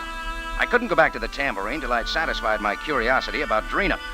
So I dropped in on Captain Sam Sabaya at Cairo Police Headquarters to see what he knew. Jordan, how do you manage to pick up such unusual friends? What have you got on her, Sam? Only what the Beirut police authorities have told me. Police? What's their interest? A dispatch from Beirut arrived this morning. They suggest that we keep an eye on her. She is a wild one. What else do they say? Jordan, what possible interest do you have in this case? Oh, just curious, Sam. Curious. Very well. This Drina Ritar became involved in serious trouble in Beirut. Her husband is now in prison. For what? Murder. What's the lowdown? They didn't go into detail. It seems that Drina and her husband Jonathan ran a cafe on the Beirut waterfront. There was some talk of gambling in connection with it. Gambling? What else? Well, there is little more. There was a fight there. A man was killed. Jonathan Ritar was convicted and sent up for several years. Who'd he kill? Well, the dispatch does not say. But be that as it may, we suspect that Drina is in Cairo to make trouble. She is being watched. If that's all you have, Sam, thanks. Jordan, one moment. Could it be that you are in danger from this lady? What gave you that idea? Well, Jordan, it is most unusual for you to be carrying a gun. That bulge in your coat pocket. Oh, sure, yeah. It's a gun. I've got a permit. Oh, yes, of course. Please let me see it. Sure, yeah. Look it over. Rather light for you, Jordan. Italian make. Where'd you get it? Sam, is this a shakedown? I, too, am a curious man, Jordan. Yeah. Needs oiling. So does that chair of yours, Sam. How about the gun? Yes. Here you are. Thank you. And about this Drina, Jordan, remember, if she makes trouble, the police will take care of her. Well, Sam didn't give me much, just enough to help me decide to drop Drina, Kesak, Ship, and the whole business. I had a few things to do at the tambourine, so I wandered back that way. When I got there, a side of Turkish beef stood blocking the entrance. You will stay outside, Mr. Jordan. Move the body, mister. I warn you, I am a very mean man. I'd get tough someplace else. I am instructed to get tough right here, so don't try to go in. That's right, Tomo. We don't want Jordan around the tambourine. Oh, Joshua Ship. This knuckle boy working for you? Quite right. Then get him out of my doorway. Not your doorway, Jordan. You're driving at? You just sold the tambourine to A.K. Kesak and me. You don't live here anymore. We don't want you around. Look, I told you the deal was off. Now get this overgrown camel out of my door. Stop him, Thomas. I will do. I'm very dangerous. Man! Now, Jordan, get it straight. The deal's closed. We deposited the £10,000 in your bank account, and the bill of sale is complete with your signature. Or a reasonable facsimile. It'll do for now. So give me a forwarding address, and I'll send you your clothes. What makes you think I'm going anywhere? I took care of that, too. Here's a bonus, Jordan. A plane ticket to Rio de Janeiro. For me? That's right. They say it's wonderful there this time of year. Supposing I like Cairo better. Cairo can get hot, Jordan.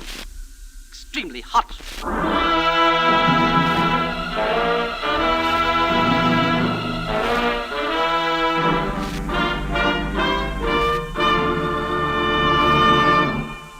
You are listening to Everything Shipshape, tonight's adventure with Rocky Jordan. The Accused is coming to CBS listeners Monday night. Loretta Young, Robert Cummings, and Wendell Corey will bring this unusual psychological drama to life in all its stark reality. Don't miss the hour-long absorbing story on CBS Radio Theater at 6 Monday night.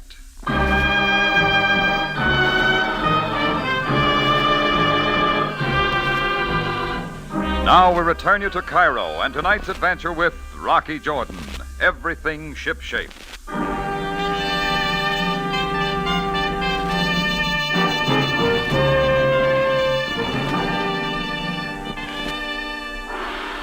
After I refused to front for a gambling setup in my cafe, a couple of characters from Beirut named A.K. Kesak and Joshua Ship got real busy.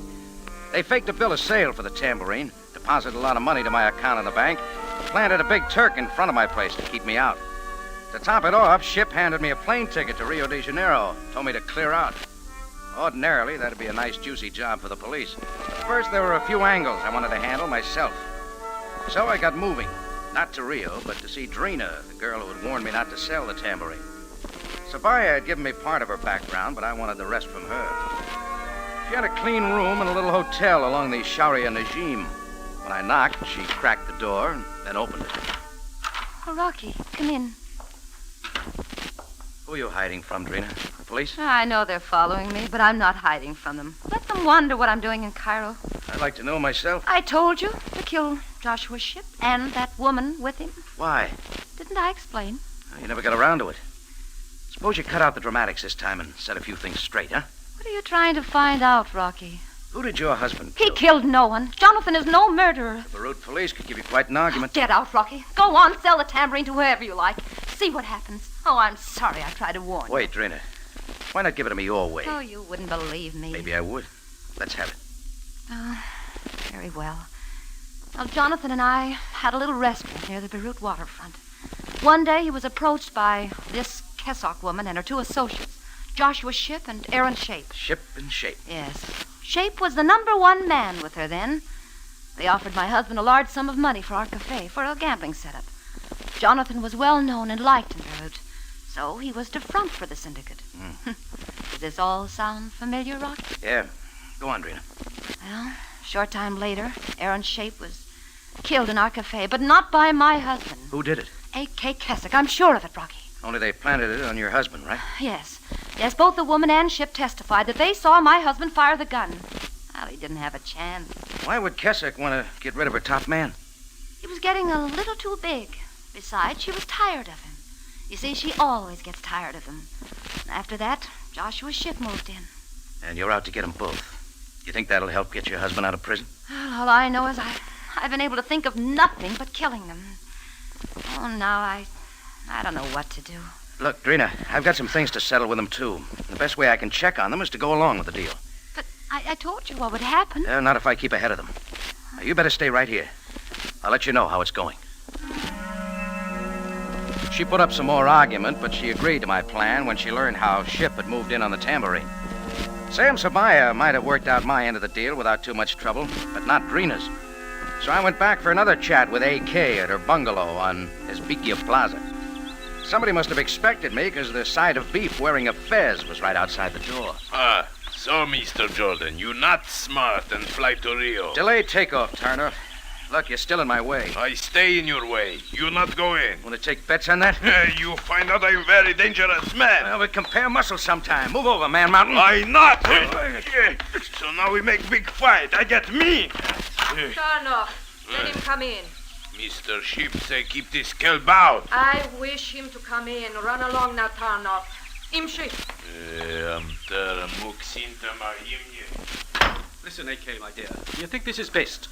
I have no objection to Rocky's visits, Joshua. Yeah, you're here too, Mr. Ship. That's fine. Now we can all talk. Everything is settled, Jordan. You wanted out of the organization. We left you out. Why did you come here? To return the plane ticket. Plane ticket? What is this, Joshua? Why, I didn't think it necessary to tell you, my dear. Save the cover-up, Ship. Anyhow, you got me convinced. I'm ready to team up with you. It's too late, Jordan. You had your chance. Wait, Joshua, let me decide. So now you want in, Rocky. I think you are very smart. Yeah, smart. Okay, I'll front for you, racket. But get this. I'm no patsy for either of you, the way Jonathan Rattar would. Mr. Jordan, what are you talking about? Cut it, Ship. You know who killed your partner, Shape, just as much as I do. And it wasn't Jonathan. Just don't try setting me up the same way. Stop, my man. If you are in trouble... Joshua, Rocky's only being frank. I like him that way. Now run along like a good boy. I have a few private things to discuss with Rocky. Now look here, my dear. I see no Don't reason... forget your gloves and cane, Joshua, and hurry along. Very well, my dear. I'll see you later, Mr. Jordan. Well, A.K.? I just thought we might drink to our new partnership. Bourbon? Straight. But easy on the knockout drops. Are they necessary, Rocky? I wouldn't know. Now, to you and me. Just where does your ship come in? It doesn't. Not anymore. Drink, Rocky. Yeah, beats the liquor at the tambourine. We'll change that, too. Won't we? Yeah. Another? No, save it till we have more time. Going? So soon, Rocky. Yeah, a few things to clear up at the tambourine, A.K. See you later.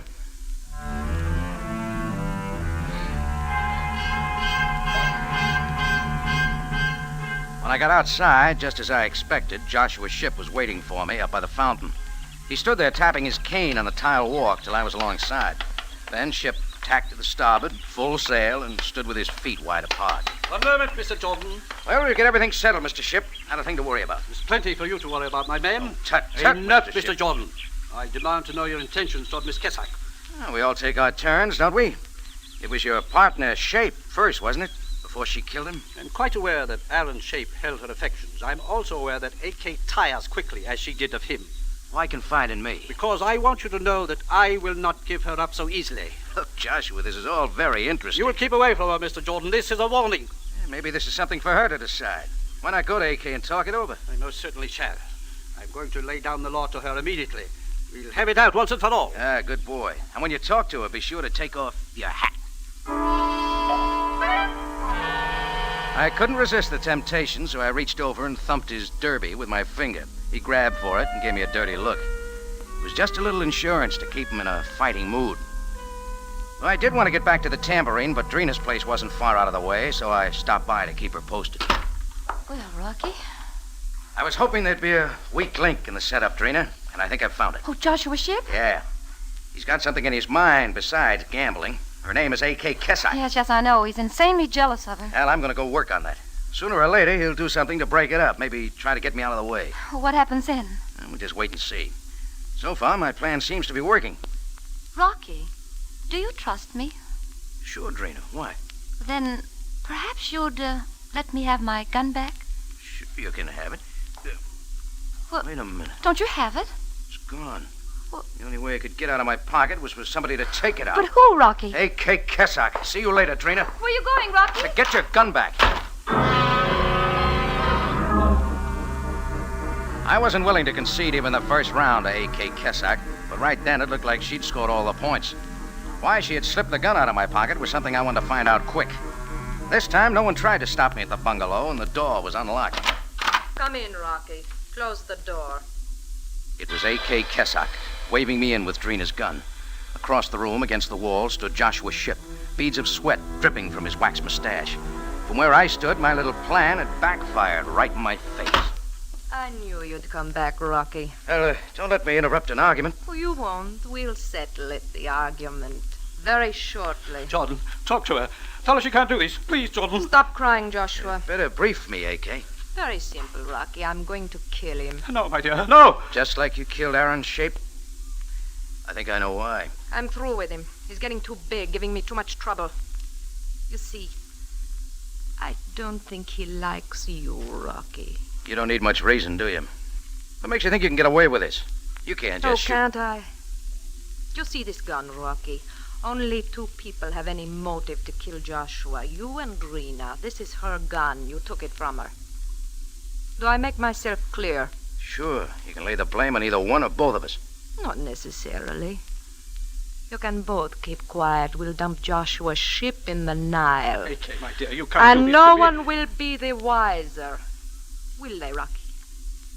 Well, make up your mind. I can't speak for Dreena. Then bring her here. Go to the phone there and call her. Tell her to come at once, but be careful. I never hesitate when it is necessary to kill. That an order? A.K. always gives the orders.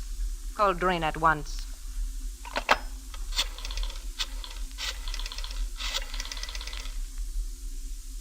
Give me Dreena Ritar.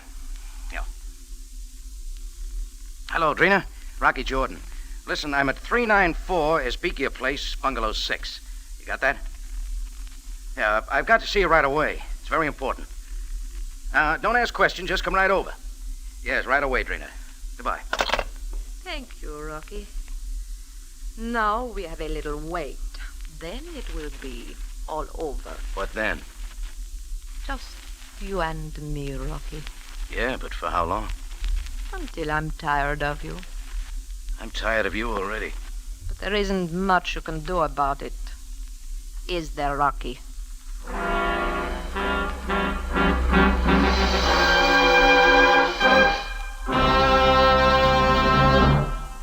You're listening to Everything Shipshape, tonight's adventure with Rocky Jordan.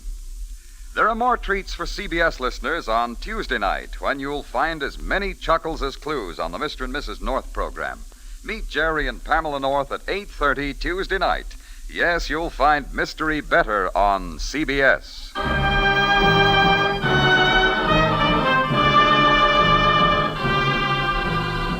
Now we take you back to Cairo and tonight's adventure with Rocky Jordan. Everything Shipshape.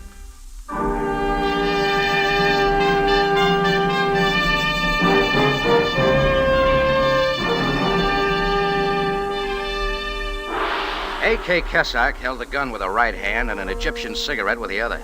We waited for Dreeneh to arrive. There wasn't much doubt in Joshua's ship's mind, or mine, what would happen once Dreeneh got there. A.K. was lighting her fourth cigarette when the buzzer sounded.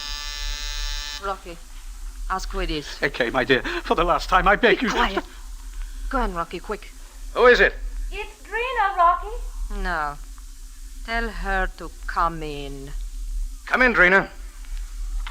No! No! Stand still, Dreeneh, don't move. Rocky, she's killed him. Surely you're not sorry, Dreeneh.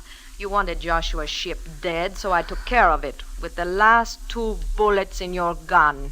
Here. Pick it up. A most charming confession, Miss Kesak. What? Come in, Sam. Thank you, Jordan. I appreciate the opportunity to be on the scene of a murder for a change. So, Dreeneh, you brought the police here. You little Do not tramp. move, Miss Kesak. It is I who hold a gun now. Greco, Ali, take care of this man quickly. I should have killed Dreeneh, too. Let us have it understood, Miss Kesak. I did not bring the police, but I knew they would be following me. And for once, I didn't mind. I'm quite sure Jordan knew I was following you, too. That's right, Sam. But it's okay now, Dreeneh. They won't be tailing you anymore. Jordan, the next time perhaps you will be kind enough to tell me of these things beforehand. You might have prevented a murder. You know, Sam, you're absolutely right.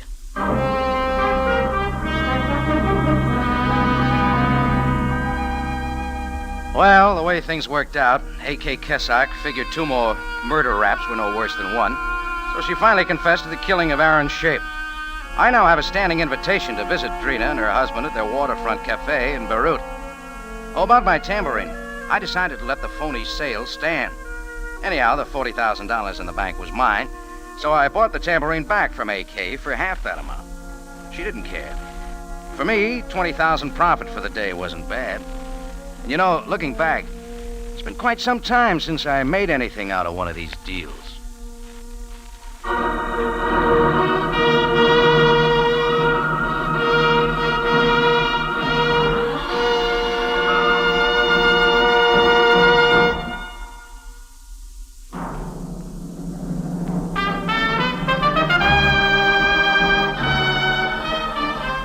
It's CBS again at the same time next week for another story of adventure and intrigue when we take you back to Cairo and the Cafe Tambourine run by Rocky Jordan. Jack Moyles plays the title role with tonight's story by Gomer Cool and Larry Roman. Rocky Jordan is produced and directed by Cliff Howell with original music by Richard Arant. Larry Thor speaking. This is CBS, the Columbia Broadcasting System.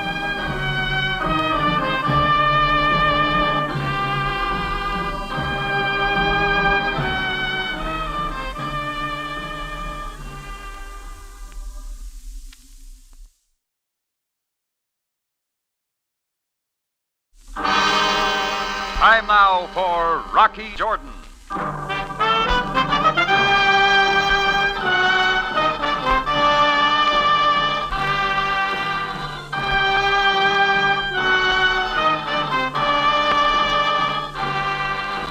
Not far from the Mosque Sultan Hassan in Cairo stands the Cafe Tambourine, run by Rocky Jordan. The Cafe Tambourine, crowded with forgotten men, alive with the babble of many languages. For this is Cairo, where modern adventure and intrigue unfold against a backdrop of antiquity. Tonight's story, The 2 O'clock Man.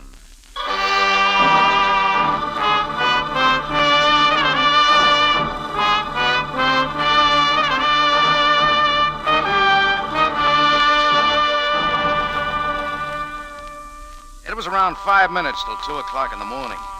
I was in bed trying to catch up on some sleep when I heard noises out front.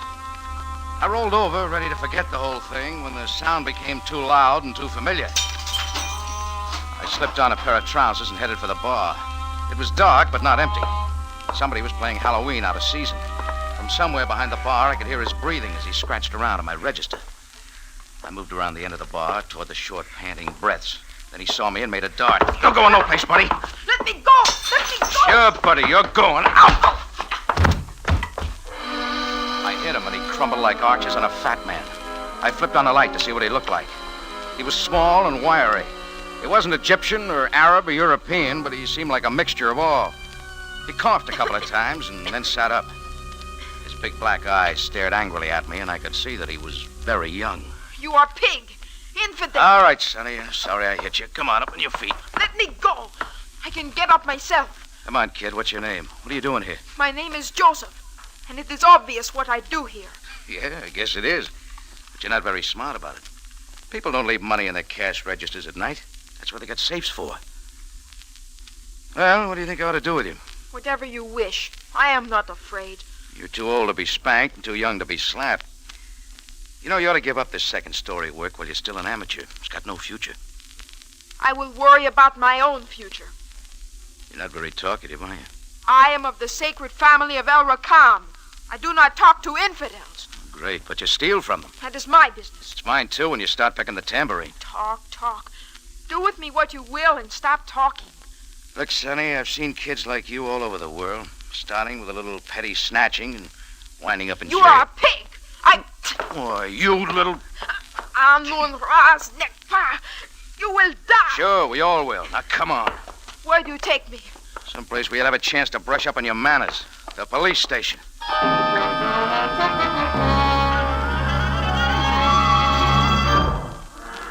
Inside half an hour, we pulled up in front of the Cairo police station and got out.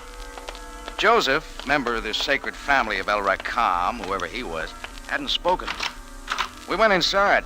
Sergeant Greco, underling to Captain Sam Sabai, was sitting behind the desk, dozing. When he heard us come in, he snapped to life real fast and became very official. Oh, Mr. Jordan, I was not expecting you. Yeah, I could see that. Did you have a pleasant dream? I was not sleeping. I was simply resting my eyes. Yeah, sure. Bet she was a brunette. Will you please show some respect for a servant of the people? Now, what may I do for you, Mr. Jordan? You can get me Sam. Captain Sabai has had a very difficult evening. He is very tired. He is preparing to leave for his home this very moment. What may I do for you? I told you, get me Sam. Mr. Jordan, I have just I got said... someone I want him to meet. This boy? Yes, this boy. Now turn up Sam for me, or do I have to go in and get him myself? What is going on out here, Sergeant? It is Mr. Jordan. Jordan, what are you doing here this time of night? Business, Sam. He has brought this boy for some reason. I told him, Captain, that you are too Yes, tired yes, Sergeant. Yes, that is enough. Now, what is it you want, Jordan? Sam, I caught this boy doing a one-man floor show at the Tambourine about an hour ago. Jordan, I am not interested in your entertainment problem. You will be, Sam. This kid dropped in after hours on his own. I found him scratching around my cash register. Oh, I see. What is your name, young man? You're a pig, too. What? Of all the... I forgot to tell you he had a nasty habit like that, sir. Never mind. If he does not choose to talk, we can wait. Sergeant. Yes, Captain. Lock this youth up until morning. We will interview him then. Yes, Captain. Come along, boy. You do not have to push. Now, come along, Hands boy. off of me. I wanted you, Sam, because I didn't want to leave the kid in Greco's hands. He's overeager. Yes, Jordan, I know what you mean. You do not like taking children to police stations, do you, Jordan? What do you think? I think that I am very tired. Hey, he said he was a member of the sacred family of El Rakam. That mean anything to you? El Rakam? No, does not. But suppose we discuss this young man's family tree in the morning. Oh, but Sam... Jordan, you are concerned for nothing. This boy is what you Americans refer to as a juvenile delinquent. There is nothing more to it. Now, please go home and get some sleep so that I may do the same. Yeah, I'll do that. Good night, Sam. I walked out of the police station and started up the street. I'd taken just about 6 steps when I heard it. It started from somewhere inside the police station and sounded like a cyclone on a weekend spree. By the time I'd taken a few more steps, the door of the police station flew open and Joseph came running out fast like a super chief on a holiday weekend. He darted toward the corner full blast, and Sam and Sergeant Greco came running 10 paces behind him. I followed. We were halfway to the end of the block when the kid turned the corner. The three of us stepped up our pace, turned the corner after him, and Greco pulled his gun. Before I could yell at him, the thunder broke.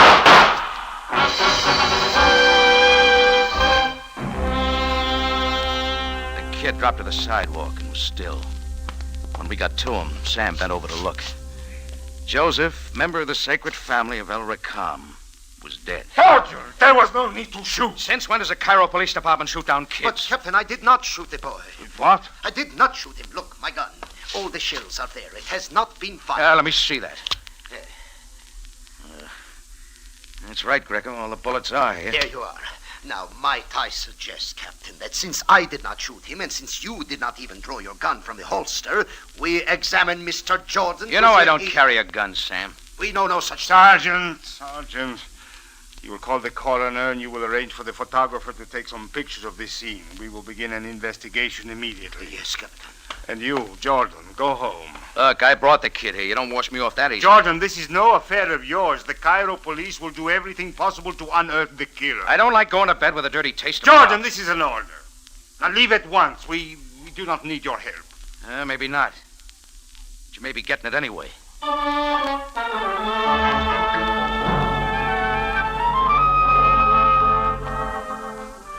I left, headed back to the Cafe Tambourine, and went to bed. But I didn't sleep. The sight of Joseph, a fresh kid, crumbled in the street, stayed with me. It was a long night. I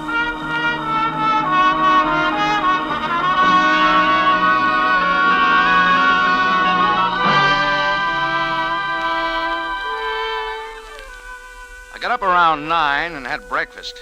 But the strange death of Joseph was like too much salt on my eggs. Along about 10 o'clock, Chris, my bartender, told me there was a visitor in my office to see me. I went over and opened the door. The smell of Emir caught me. She was blonde and tall and slim, except where she shouldn't be. She was wearing a white linen suit and a white hat, and it was all there. All very nice. So, you are Mr. Jordan. I didn't get your name. The name is Ilya Renault. Oh, what can I do for you? It is not what you can do for me, Mr. Jordan. It is what you have already done. I'm afraid you'll have to start over. A young boy was murdered last night. In case you don't remember, Mr. Jordan. And it seems pretty clear to me you are responsible. Hey, now, wait a minute. I will not wait for your lies and your feeble excuses. There is no alibi for murder. A boy was killed needlessly. And their blood is on your hands. Hey, hold on there. I'll admit I feel at least partially responsible, and the whole thing was pretty unfortunate. Unfortunate? Oh, yes, unfortunate. That is your only answer. Where do you fit into this? Where I fit. Mr. Jordan, that boy, Joseph, was my brother. My half-brother. Oh, I'm sorry, Miss Renault. If you had not taken poor Joseph to jail, if you had What not... if he hadn't broken into my cafe? Have you thought of that? I'll admit the boy was wrong. Joseph was not himself. He was not a bad boy. These past few months, we had grown so far apart. He behaved so strangely. Nevertheless, you are not vindicated in having him murdered. Joseph was not shot by the police. He was not shot by me. He was killed by a person or persons unknown in the official language of the police. And I suppose that makes it all very proper Look, and usual. Look, both the police and I would like very much to know who killed Joseph. Captain Sabaya will do everything he can to find the murderer. And you, Mr. Jordan, what about you? What are you doing? Well, Just as I thought, nothing. Except being sorry. Miss Renault, perhaps you have an idea who might have wanted to kill Joseph. No, I have no idea. Joseph and I were never that close. His father divorced my mother many years ago. Joseph's mother was an Egyptian noblewoman. For the past several years, I'd been in France. Then I moved back to Cairo to take care of Joseph. Doesn't it seem strange to you that he'd turn to robbery? That he'd break into my cafe at 2 o'clock in the morning? Of course it does. I told you it was not like him. I just cannot understand what made him do it. You're not much help. Then you are going to do something. You really are interested. I sort of have to be, don't I? Oh, thank you, Rocky. Please forgive me for misjudging you, for saying the things I did. You ought to hear what some other people say about me. I'm living at 65 Sharia Nefar. Well, I'll let you know when I get something definite.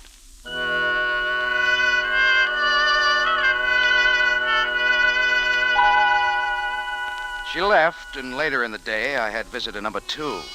A man I wanted very much to see. His name was El Rakam. He was tall, lean, and dark. He wore purple robes and a silver chain with a fancy emblem around his neck. And he had a muscle man with him. Peace be unto you, noble sir. My card. Oh, thanks. Have a seat. My assistant is known as the Turk. He will join us. Yeah, sure. Sit down, gentlemen. Oh, what's on your mind? My name, as you know, is El Rakam, master of all that is worthy, leader of the new light, bestower of the sacred learning. Your card doesn't say all that. Mr. Jordan, a member of my sacred family was slain early this morning. I understand you were present at this deplorable occurrence. You would tell me how you are involved and exactly what you have done. Do I make myself clear? Joseph was one of your boys? Joseph was a member of the sacred family of Rakam, a disciple in the way of the advanced learning. You call breaking into the tambourine advanced learning? Mr. Jordan, I shall try to be patient. When a member whom I hold in high esteem dies, I must have the complete knowledge of his death. Okay, the boy was shot trying to escape the police. Only the police didn't kill him. They don't know who did. And this you call the complete knowledge? Yeah. Mr. Jordan, these facts I have learned from the police myself. I would like to know your connection, please.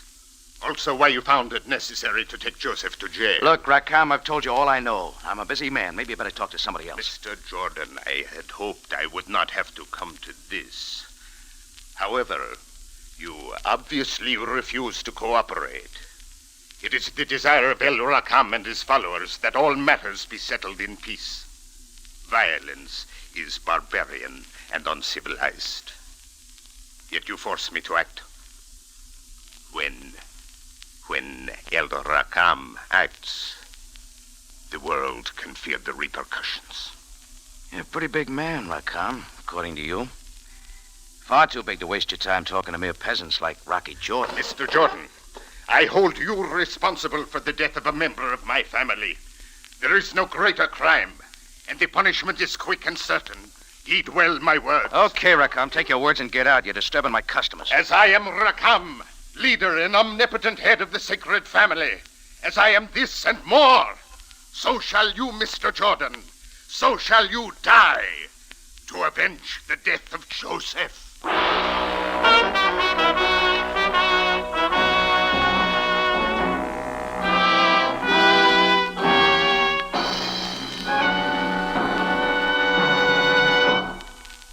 You are listening to The 2 O'clock Man, tonight's adventure with Rocky Jordan.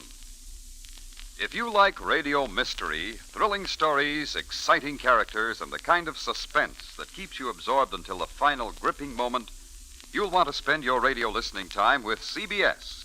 Because at the CBS spot on your dial, you'll find that kind of mystery.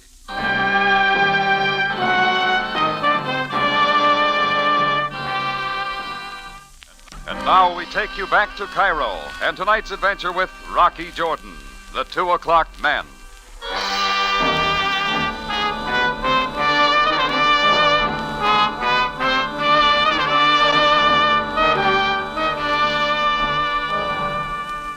It all began when somebody shot down a kid who I had turned over to the police for breaking into my cafe tambourine.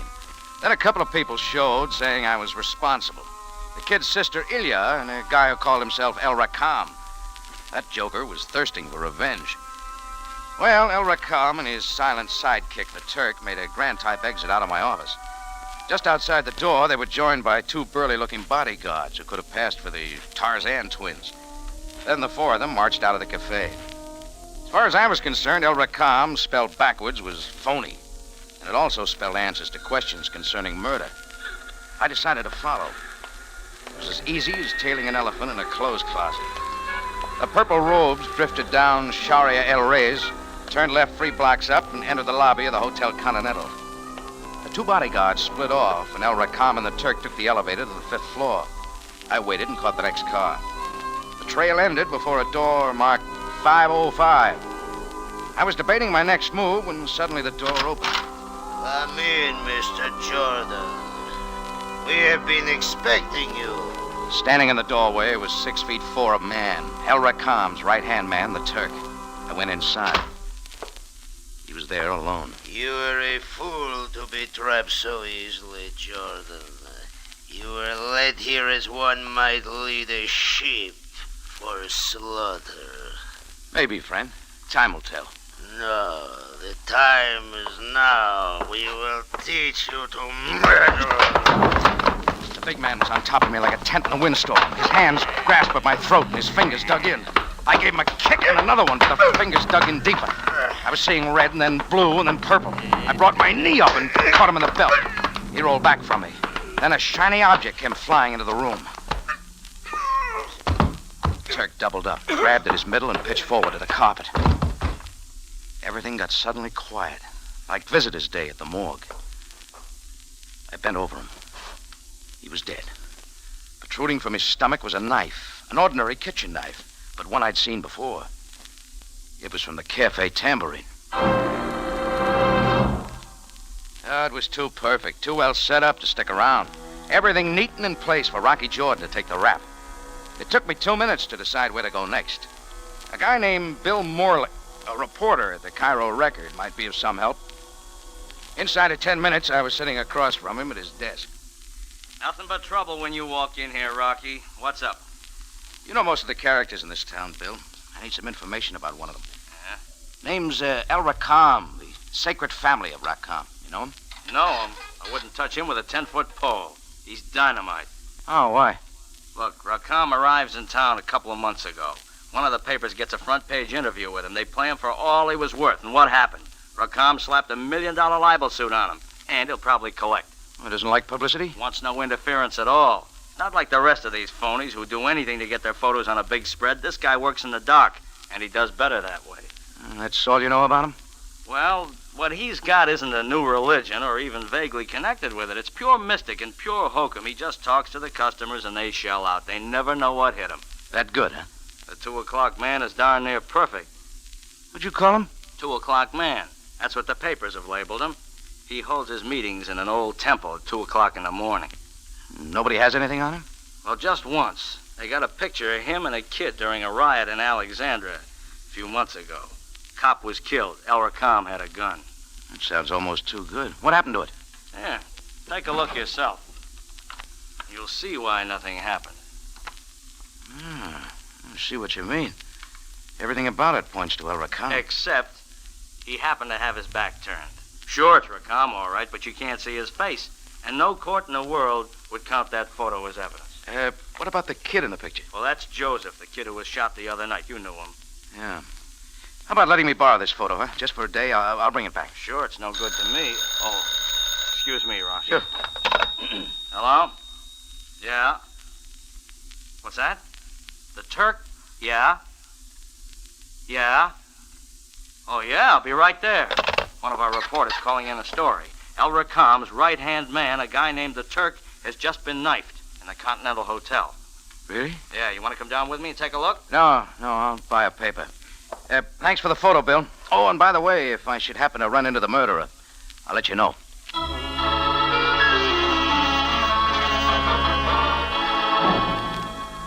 It was after 11:30 when my taxi pulled up in front of a small sandstone apartment house on Sharia Nafar. Ilya Renault's apartment was 2C, and it took a little while for the door to come open.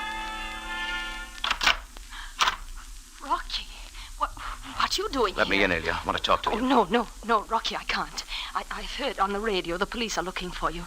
If I let you come in, I would have to phone them. Ilya, listen. The police are looking for me. It's all tied in with Joseph's murder. Now, there's some things you'll want to know. About Joseph? You found out about Joseph, Rocky? I didn't say that. Please, let me in, Ilya. But, Rocky, I'm not dressed. I've been asleep. Oh, very well. Just a moment. You may come in now. Rocky, did you have to lock it? Ilya, I think I know why Joseph was killed. Yes? He was mixed up in a phony cult racket. Now, the head of this outfit is named El Rakam. He took Joseph on as one of his assistants. El Rakam. I think I've heard Joseph mention that name. Rakam has been bilking the local citizens for some time now. He tells them he's giving them a new way of life or some such. In the meantime, they're giving him their dough. And Joseph was connected with this? Joseph was on the inside until last night. Maybe he decided to quit. I don't know. That's my guess. Rakam couldn't let him, undoubtedly, because the kid knew too much about Rakam's activities. Then Rakam murdered my brother. Either that or he had one of his followers do it, which is more likely. Rakam had an assistant named the Turk. I think he's our man. The Turk? But this is the man the police say you killed, Rocky. Right. Rakam or somebody planned it that way. They'd get rid of the Turk and me at the same time. Here, I want you to take a look at this photograph. Here. Why, yes. Yes, it is Joseph. And, Rocky, who is this man in the long robes? El Rakam. But here, it shows clearly the gun in Rakam's hand. No, William. Shows a man in a robe firing a gun. Another man is being shot, okay. But Rakam has his back turned. And there is nothing. Ilya, I think I've got a way to break Rakam. Anyway, it's worth a try. Open in the name of the law. Rocky, it is the police. Shh. Jordan, this is Sergeant Greco. I know you're in there. Open or I shall fire through the door. He'll do it, too. Rocky, the back door. If you do not open the door at once, I shall shoot away the lock. Do not be a fool, Jordan. Come peacefully. Rocky, the back door leads to an alley which will take you to the Sharia Shama. All right, Ilya. I'll see you later. Do not say that I have not warned you.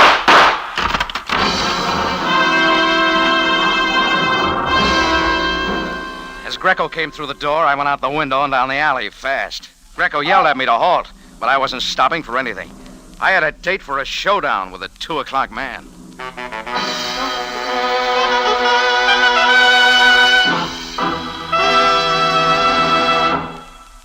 You are listening to The 2 O'Clock Man, tonight's adventure with Rocky Jordan.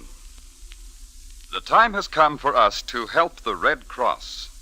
Great numbers of our people are suffering from the worst cold wave in 50 years, and the suffering doesn't end with the cold.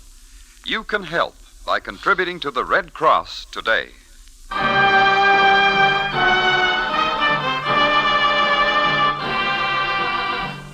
Now we take you back to Cairo and tonight's adventure with Rocky Jordan, the 2 O'Clock Man.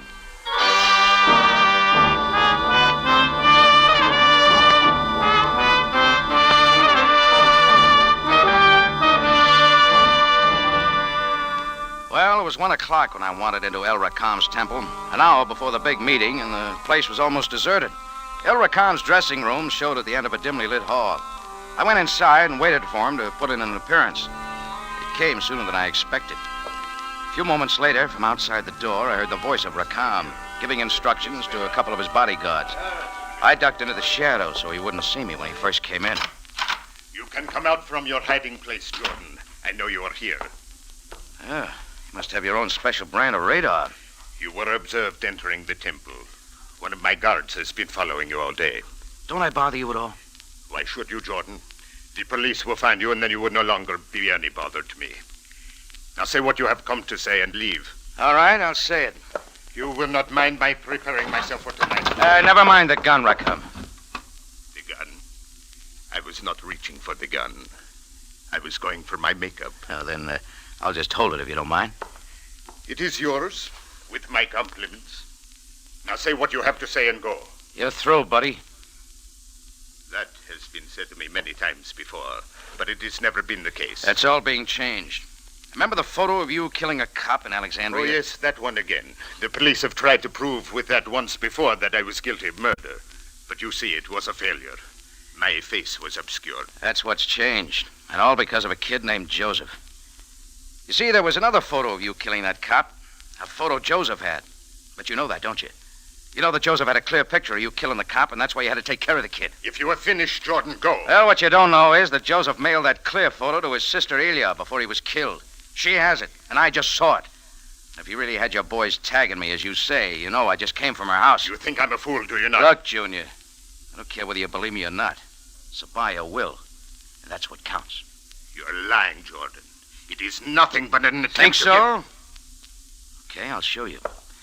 This telephone. You think the cops want me for murder, huh? I'll just pitch my murder rap against yours. We'll just see who the police want. Hello, Captain Sabaya, please. Sam? Jordan. No, wait a minute. quiet, will you, and listen. Ilya Renault is on her way over to the station right now with Joseph's photo of Rakam's killing. Yeah. That'll give you all you want. No, I'm with him now in his dressing room at the temple. Don't worry, Sam. He's looking right into his own gun. So if you want him, come and get him. Relax, buddy. It'll be a few minutes yet. Jordan, perhaps we could discuss this under more favorable circumstances. Not interested in talking. I'll read about it in the papers. Jordan, I am a wealthy man. Something could be arranged. Your forehead's getting moist. I did not kill Joseph. And you had the Turk do it, and you killed him. That does not matter. Come, let us leave here. Let us go out. Kind of anxious to get me to use that door, aren't you? Could it be that you got your boys out there ready to throw a knife into me when I walk out? Jordan, this is not the place to talk. Let us step out. I'm laying 10 to 1. The first guy out that door winds up with a knife in him. No, you are wrong. Why don't you go out? There's nothing here for you but me with a gun. And the police are on their way. I don't believe it. You didn't even call them. It was a fake. You would be too frightened to call the police since they're after... Sounds like Sam, all right. The police will never get to El Rakam. No, it is I, El Rakam, your leader, master of the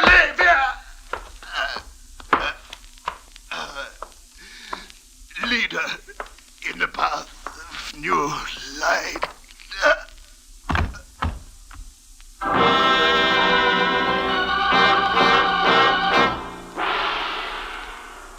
Well, that was it. El Rakam got it from his own men. And that was the end of his organization. Sabaya showed up in a few moments and rounded up the knife throwers, and everything was cleared up. The Turk killed Joseph on orders. Rakam killed the Turk to set me up, and then his followers took care of him. It was a regular round robin. Sam wanted to know about the photo I told him about on the phone, and when I said it was a gag, he didn't mind. His case was closed. Well, the only unfinished business was Ilya. I went over to her place to tell her how things worked out.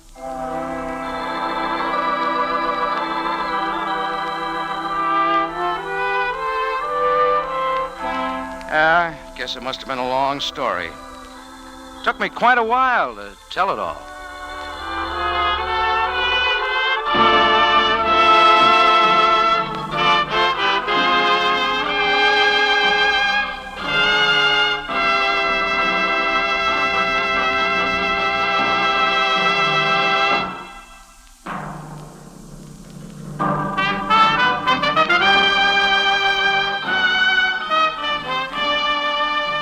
It's CBS, again at this same time next week for another story of adventure and intrigue, when we take you back to Cairo and the Cafe Tambourine, run by Rocky Jordan. Jack Moyles plays the title role, with tonight's story by William Frug, edited by Larry Roman and Gomer Cool. Rocky Jordan is produced and directed by Cliff Howell, with original music by Richard Arant. Larry Thor speaking. This is CBS, the Columbia Broadcasting System.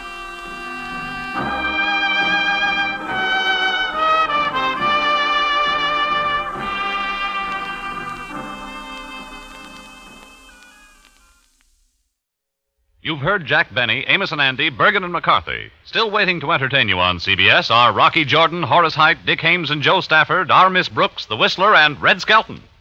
Now, Del Monte Foods brings you a world of adventure with Rocky Jordan.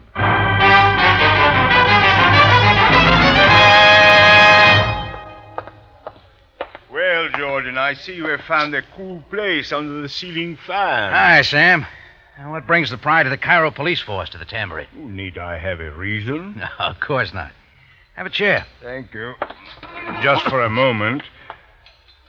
The Nile rises well. Oh, that's interesting.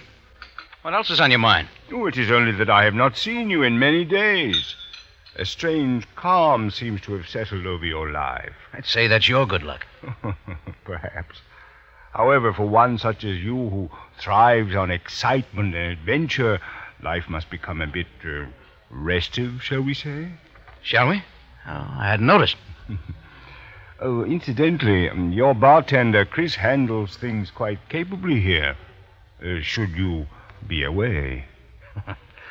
All right, Sam, what's it about? I'm merely wondering if, for once, you would be interested in adventure only for adventure's sake. What do you got in mind? A great deal, Jordan. Now, about this prospective adventure. Does it interest you? It might. Why? I thought it would. Come with me.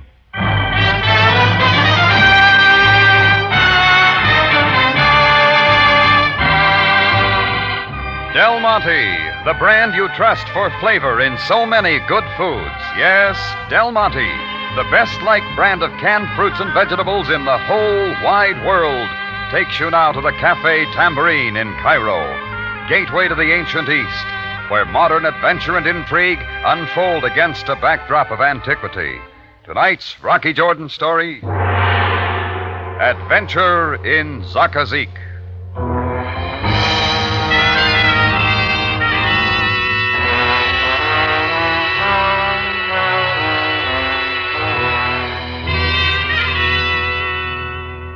The desert heat had settled down like a tent over Cairo, and the big fan on my tambourine ceiling had been doing plenty of overtime, with me under it. That's when Captain Sam Sabai of the Cairo police had come in with a lot of talk about adventure for adventure's sake. He had me interested. We got in his limousine, and he switched back to the standard topic of conversation in Egypt, the flow of the Nile River, till he pulled up at the internal security building in the government center. Inside, he picked a door that said Baladi Bey. Sam introduced me to the chubby man behind the desk. We sat down, and the Bey looked me over real carefully. Well, Captain, this man is desert-wise? He is, Baladi Bey. This man knows little fear? Such is my observation. Good. Mr. Jordan, what I'm about to say is confidential. If you are interested, excellent. If not, that is your prerogative. But nothing is to be repeated after you leave here. You understand? Only that much so far. Very well. Our problem is one of robbery, not of money, sir, but of valuable medical supplies. Somebody must be pretty sick. Please realize, Mr. Jordan, while medicines such as penicillin are plentiful in your country, they are extremely rare throughout the Middle East and sorely needed. Sure, I follow. Go on, Baladi Bey. Repeatedly, shipments of the supplies have been raided and stolen after reaching Egypt. The loss already amounts to well over $10,000 in market value. But worth a lot more on the black market. As you say, they could bring 5 times, perhaps 10 times their original price. Now, we do not know who is involved, but we have a feeling that the center of operations is... I will show you here on the world map. The little town of Zaqaziq, located here, north and east on the delta, at important crossroads. The stolen supplies are probably hidden somewhere near there. All right, let's get right to the point, Baladi Bey. Very well. An American en route to Zaqaziq has just been arrested by our customs officials. His name is Harry Evans. Am I supposed to know him? No. But we believe that he had made previous arrangements to purchase the black market supplies there. This is our chance to uncover the entire ring. Yeah. I'm beginning to get it, but you tell me. We want you, Mr. Jordan, to go to Zaqaziq in Mr. Evans' place. Look, Baladi Bey, you got men to handle that kind of a job? Unfortunately, there is no time for us to get a regular police agent, an American, such as you. Mr. Evans is due to arrive in Zaqaziq early tomorrow morning. And all you want me to do is walk in and convince everybody that I'm Harry Evans, just like that, huh? It is our opinion that they have never seen him in person. But even so, it will be a distinct risk on your part. Well, that's one way of putting it. The black market ring is well organized and dangerous. Make no mistake about that. But it must be uncovered and broken. Well, Mr. Jordan? I'll think about it. You must realize that an immediate decision is necessary. I will give you a short moment. Again, I repeat, it is entirely up to you. Sam, what do you get me into? If you wish to say no, Jordan... How does a guy say no to a request like that? I can't, and you know it. Is that your answer, then? Well, it's not that simple, Sam. Anyhow, how would I make contact? The sellers will undoubtedly approach you. Supposing they do, what about the buying? You will be supplied with $35,000 in American money, marked, of course, for later identification. And what then? What if they ask how I'll get the stuff out? Tell them you have a plane waiting nearby to fly the medicines into Arabia. And what's my contact with you or Baladi Bey? A water seller will be stationed for that purpose in front of the Suez Hotel, where Mr. Evans has his reservation. I will be at the hotel in Sholem Mineral Springs, about 30 kilometers from Zaqaziq. ostensibly on vacation. Yeah, you've thought of everything, haven't you? We hope so. Will you do what he asks then, Jordan? Yeah, all right, Sam. What other choice have I got? Aladi Bey came back in then at 2 minutes to the second. He briefed me for a while and then fixed me up with my new identification. After that, I went back to the tambourine and arranged with Chris to take over. I wondered if I'd ever see him or the tambourine again. And that night, I boarded the train for Zaqaziq. I was there early the next morning, and a taxi dropped me at the Suez Hotel. Right away, I knew how well Baladi Bey had set his plans. Cool, pure water from the bubbling springs of Sholam. You get on the job early? Always I remain here to serve in whatever way I am needed. Yeah, sure. Well, I'll see you later. As you wish, Effendi. Water! The water seller was playing his part well, and it was good to know I wasn't alone on the job. So I decided to check in. Yes, we have your reservation, sir. The room is ready. If you will sign here, Mr. Evans. Yeah, sure. Boy here. Kindly show Mr. Evans to room 209. At once. This way, Mr. Evans.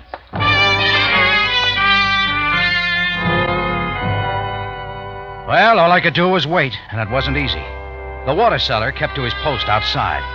I moved from my room to the lobby, waiting for some move, but none came. I didn't like it.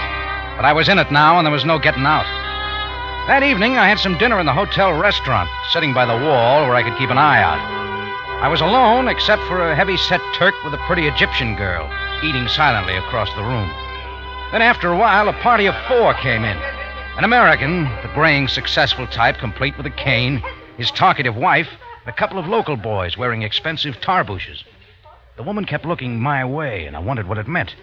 Suddenly, she got up and came directly to my table. Oh, you poor, lonely man. Do I impress you that way, lady? Of course you do. You're an American, I can tell. All Americans get lonely when they're alone. I am Mrs. Bundy, and I insist that you join us at our table. Well, I won't take no for an answer. Whatever you have to do here, you can do at our table. I think I get what you mean. All right, Miss Bundy. Oh, now that's more like it, Mr. Oh, dear, silly of me. I didn't even get your name. Evans. Harry Evans. Harry Evans, what a nice name. I am Mrs. Bundy. But I told you that, didn't I? Well, my dear. No. Don't anybody get up. Jeffrey, darling, I want you to meet Mr. Evans. How do you do, Mr. Evans? Fine, thank you, Mr. Bundy. And this is Ahmed Bey, mayor of Zaqaziq, and Camel Bey, agricultural supervisor for this district. How do you do, gentlemen? Now, let's all of us sit down and enjoy ourselves, huh? Well, it's great to see a fellow American again, Mr. Evans. Just passing through, I presume. Well, as a matter of fact... No. Everybody keep quiet while Mr. Evans tells us all about New York. You'll do that, won't you, Mr. Evans? Well, I'll tell you what I can. It's been quite a while. Oh, dear, I miss New York so much. Egypt isn't the same. Cotton, nothing but yes, cotton, Mr. Evans. Long staple. Fairly profitable, I might say. What is your line? Well, right at the moment, Mr. Bundy... Business. You men can talk about that tonight. Tonight? Oh, didn't I tell you about the party at our house? Just a few friends. Camel Bey and Ahmed Bey are coming, aren't you, dears? Oh, of course you are. Join us by all means, Mr. Evans. Yes. 9 o'clock sharp. Well, I'll make it if I can. Now, if you'll all excuse me... Of course, dear boy, run along. But remember, tonight, you can tell us more about New York. I decided this wasn't the contact. Not in that kind of company. So I waited some more, just long enough to get through the lobby, up the stairs, and down the hall to my room. Come in, Evans. Shut the door. It was the heavy-set Turk I'd spotted down in the restaurant. The girl wasn't with him now, but a squirrel-eyed guy who played with knives was. He put his back to the door as I went in. Just to ensure a quiet talk, Evans. Is your friend talk, too? Yes, as you can see, he has a very, sharp tongue. We don't need any rough stuff. Let's get on with it. Get on with what? You came here, you name it. I always like to make sure. First, we will look at your credentials. Do not bother. I will find your pockets. Well? You could be Evans. Supposing we get acquainted all around. You may call me Gino. That's as good a name as any. You have the money? $35,000. Where is it? In the hotel safe. All right. Get it changed into Egyptian pounds. Why? American dollars are I better. said get it changed to pounds. Okay, Gino. Right away. Wait, Evans. Let us say that I deliver certain merchandise. How do you get it out? There's a plane waiting to fly it into Arabia. That satisfy you? Perhaps. How and when did you arrive in Egypt? TWA from Rome to Cairo yesterday afternoon. At exactly what time? 3:15. We will check. Go, Markup. So what happens now? Somebody else have to give the okay? Just have the money. We will contact you when we are sure and when we are ready. They were playing it very careful. I'd expected that, but Gino had thrown me a real problem, that of changing the money. The marked dollars Bellotti Bay had given me wouldn't be worth anything now. I had to get the word to Sam. The water cellar was my pipeline, so after a little waiting, I went down and out front. The night street was all but deserted. Even the water cellar was gone. I moved up the street trying to spot him, till a ragged native came running out of a nearby alley. Help, Effendi, sir! Come quickly! What is it? Tell me. There, in the alley, sir. A most wretched man has fallen by the knife. Hurry! Help, everybody! I made it fast into the alley, somehow knowing just who I'd find. And when I reached the huddled heap by the wall, I knew I was right. He was the little water cellar, and I wasn't any too soon. Effendi Jordan, it is good that you have come. Now, don't try to talk. Here, let me help you. No, quickly. Take this key. Tell me, who did it? The key. Take it and go before you are seen here. Go. He was beyond any help. I knew now I was in it up to my ears. With the death of the water cellar, my one contact with Sam Sabaya was gone.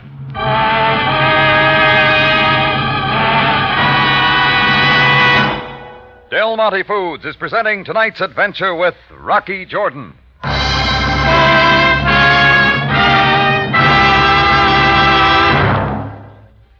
Out here in the West, you folks are so used to getting big, plump tomatoes, so ripe and good, it's only to be expected that you'd want your tomato juice to have that same kind of rich flavor and fine, refreshing tang. That must be why Del Monte tomato juice is so popular with us Westerners, Larry. It has such a fresh, natural taste. Yes, it only takes one good taste of Del Monte tomato juice to tell you it's really something out of the ordinary.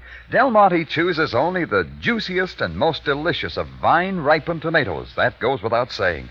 And the secret of that amazingly fresh taste is close quality control. Quality control no one without Del Monte's experience and facilities could even hope to match. But don't take my word for it. Try Del Monte tomato juice yourself. Well, all I know is it certainly doesn't take any coaxing to get the family to drink big glasses of tomato juice when it's Del Monte. You'll be drinking more of this healthful juice, and you'll enjoy it more, too, once you start buying Del Monte tomato juice. So stock up with plenty. You'll need it.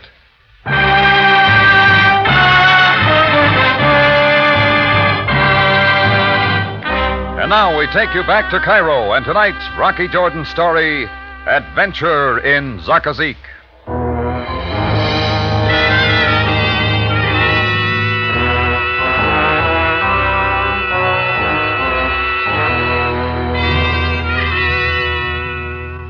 They called me Harry Evans in Zaqaziq, but now I wondered if the wrong people knew who I really was. The water cellar had made a fatal slip, and maybe I was next. Back in my room at the hotel, I had a look at the key the water cellar had placed in my hand. It had a big drop-in-the-mailbox tag attached with the address of the Shola Mineral Springs Hotel, where Sam Sabaya was staying nearby. I kept fiddling with it, wondering what it meant, till all at once the big tag snapped open. It was empty, but I realized it had been the water cellar's safe way of getting word to Sam. I wrote a quick note to Sam telling him his water cellar was dead and to get me a new contact, that I'd been approached by a Turk named Gino, and about the problem of exchanging the dollars I had for Egyptian pound notes. Now my problem was getting the key into the mailbox without being seen. When I reached the lobby, I saw it wouldn't be easy. Gino and his sidekick were there watching. So I moved into the cocktail lounge and carefully dropped the key on the floor near the bar. I was about to go. A moment, Mr. Harry Evans. I turned to see the Egyptian girl who'd been sitting in the restaurant with Gino earlier that evening. Rhonda Hassan, do you not remember? Gino wouldn't like you talking to strangers. Oh, you have changed, have you not? Since I was married to you in Port Said 3 years ago. Maybe we'd Better sit down. I think so, too. You may order a brandy for me. Yeah, sure. 2 brandies here. Thank you, Harry. You're welcome. Oh, by the way, where is my former husband? You might try missing persons. Oh, you carry it off well, whoever you are. I think you and I will get on very nicely. That all depends, doesn't it? Ah, the brandy. Oh, here you are. Now, keep the change. I do not think I will tell Gino what I know. If you know anything. When I explain, you will see. It is necessary that I get out of Egypt very quickly. I want to go to your country, to America. The police on your trail, too? Oh, yes, but why is not important. I know you are not Harry Evans. I think you are with the police, who will do anything to uncover a ring which steals and sells rare medical supplies on the black market. Well, I'm not a cop. I can't do anything. You are wise to admit nothing. But I am sure that you can arrange with authorities to get me out of Egypt, in return for what I can tell them about the black market ring. Look, did Gino send you in here? Oh, yes. But he does not know what I am saying, which is true. Now do what I ask, and I will keep my mouth shut about you. You can tell me something. Why is Gino taking his time about selling? It is his way. He will toy with you for a day or two, observe your movements, and then approach you for the sale. Yeah. But your help for me had better come before that time. Oh, Mr. Evans, there you are, you dear boy. Miss Hassan, this is Mr. and Mrs. Bundy. How do you do? You're coming to my party now, aren't you? Please do, old boy. Just a quiet affair. We'd like to have you. Bring the young lady along if you like. Well, I'm afraid I won't be able to make it, Mrs. Bundy. Sorry. Oh, don't apologize. We understand. Oh, Jeffrey, somebody dropped a key on the floor. Pick it up, why don't you? Well, if you like, my dear. Yes. Here are, it says the Sholem Springs Hotel. Return postage guaranteed.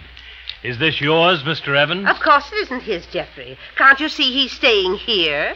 We can drop the key in the mailbox on our way out. Very well, my dear. Come along.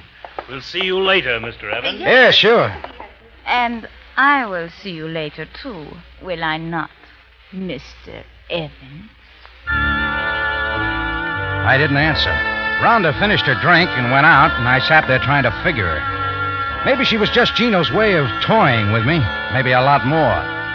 Anyhow, Mrs. Bundy had taken care of my mailing problem. Then came more waiting.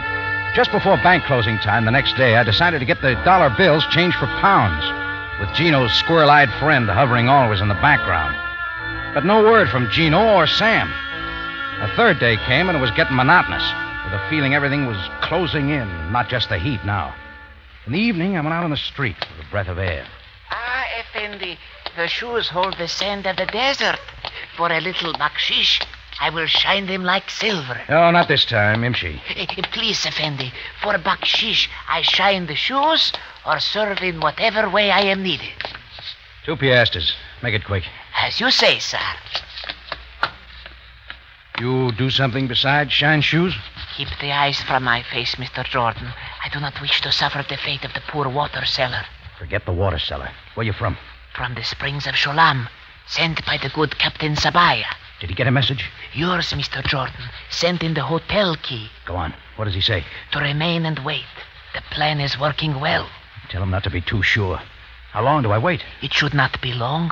When Gino decides, he will move fast. It better be soon. Ah, there, Effendi. The most beautiful shine. The piastres, please. Yeah, here you are. Thanks. Mutashakir.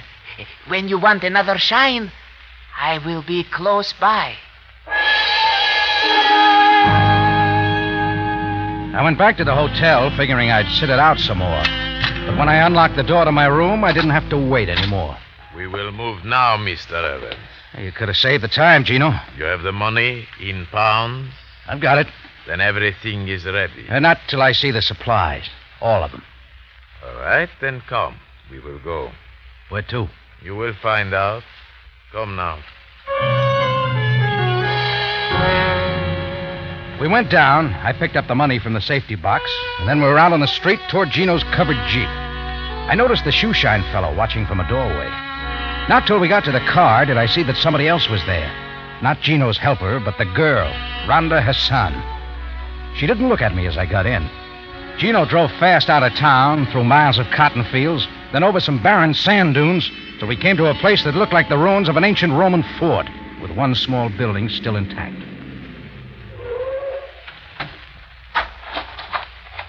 Straight ahead, Evans. Yeah, you picked a good hiding place. It's all in there, Gino? Yes, everything. Go in. Hold it, Gino. I said go in. Gino's foot on my back had sent me stumbling inside. I fell against a table and rolled to the floor as the door was slammed and locked. Then I saw by a dim light that something else had fallen to the floor. I picked it up. I'd seen it before. It was the hotel key that I thought had been mailed to Sam Sabaya. Just then, the blue-white light of a gasoline pressure lantern cut the gloom, and I knew I wasn't alone. There were two of them, Mr. and Mrs. Jeffrey Bundy. Jeffrey still had his cane. Get up, Mr. Jordan. Get up. Hurry, Mr. Jordan. We haven't much time. Well, I bet I missed a great party. It was a delightful affair. You would have enjoyed it. You see, we were not sure of you then. Not till you got a hold of this key. Yes, very conveniently. It was nice of you to drop it just where we'd find it. The message inside told us everything we wanted to know. So, the shoeshine man was your plant, too. Sabaya hadn't sent him at all. Excellent, Mr. Jordan. Is everything clear to you now? Sure. Means you two are the big stuff. You've got quite a partnership. A very efficient one, Mr. Jordan. Now about the real Harry Evans. Where is he? He was your boy, only the police have him now. What has he told them? What do they know? All about the hijacking of a lot of penicillin for the black market. And that Zaqaziq's the pinpoint. He'll get the rest. Enough of this. Wait, just one more thing. Since coming to Zaqaziq, have you been in touch with the police in any way? After you had Gino get rid of the water cellar? It's something you'd like to know, isn't it? It really doesn't matter, Mr. Jordan. Now. Yes. Come, my dear. What happens here now isn't for the eyes of a delicate woman. Oh, Jeffrey, you're so considerate. Gino, you may come in now. Goodbye, Mr. Jordan.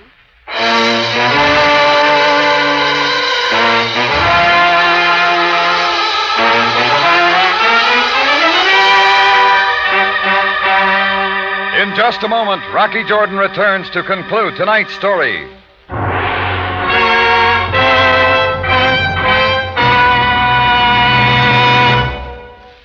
When it comes right down to cases, are you absolutely sure you know just how good some foods can be?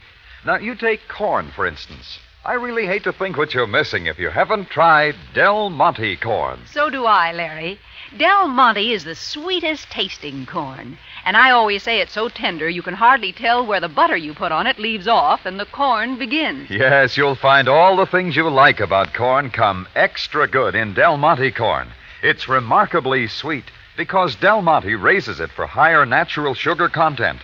Del Monte makes a point of specially thin-skinned kernels, too, so you'll get just about the tenderest eating that ever came off the cob.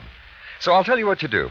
Get yourself some Del Monte vacuum-packed golden whole kernel corn. Enjoy those bright, plump, butter-tender kernels piping hot.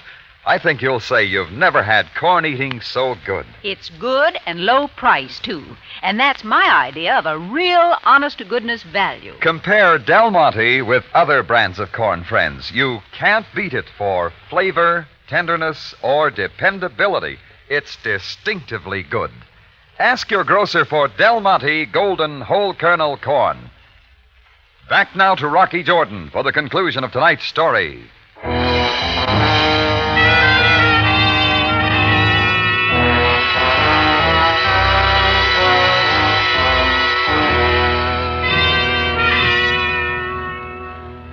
Mr. and Mrs. Jeffrey Bundy stepped to the heavy door as it was unlocked and swung open. They went out as Gino came in, still followed by the girl, Rhonda. It seemed all in a day's work as Gino came toward me with a knife, Rhonda still behind him. And just as he was a step away from me, I saw Rhonda's arm come up fast. It held a gun that caught Gino hard over the ear. He is quite harmless now, Mr. Jordan. Yeah. Thanks, Rhonda. But why? This will show you I'm on your side. I didn't make any deal with you. I couldn't if I'd wanted to. All I want is to be permitted to go safely out of Egypt. You can tell them. I have no authority. Believe me, I can't promise anything. But you can try. Oh, please, Mr. Jordan. It is my only chance. You must help me. I helped you. I know, Rhonda. Of course, I'll try. Gino, what's going on in there? Hurry up, Gino. Mr. Jordan, I must answer them. First, take the gun. Give it to me. But what about you, Rhonda? In case you do not get away, I must be clear. I must protect myself. That is fair, is it not? It's fair. Answer him now. Mr. Bundy, come. He is getting away. Gino, Rhonda, what is it? The Bundys came running in. The missus first. She took one look at Gino on the floor, let out a scream, and fainted right on top of her. But Bundy did better. He swung his cane and knocked the gun from my hand. Another swung, bounced off my head. Next time I was ready, I grabbed hold of his wrist, flipped him over my head, and down on top of the other two. To make it three of a kind. Pick up the gun, Mr. Jordan. It is still yours. And what now? I'll stay here. Take the Jeep back into Zaqaziq and call Sam Sabaya. Get him here as quick as you can. Do you trust me that much? I'll take that chance. Get going, Rhonda.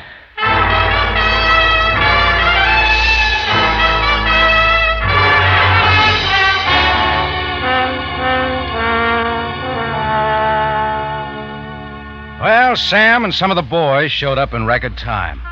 He sent a couple of them to pick up the phony shoeshine man and Gino's squirrel-eyed helper, and all of us rode back into Cairo. The medicine supplies were found in one of the Bundy cotton warehouses. So Bellotti Bey got back the penicillin, the others got the pen. Rhonda had a debt to pay, but she'd proved herself, and it looked like she'd soon get her freedom to America. For me? Well, I'm right back where I started, trying to find a cool spot under the tambourine fan.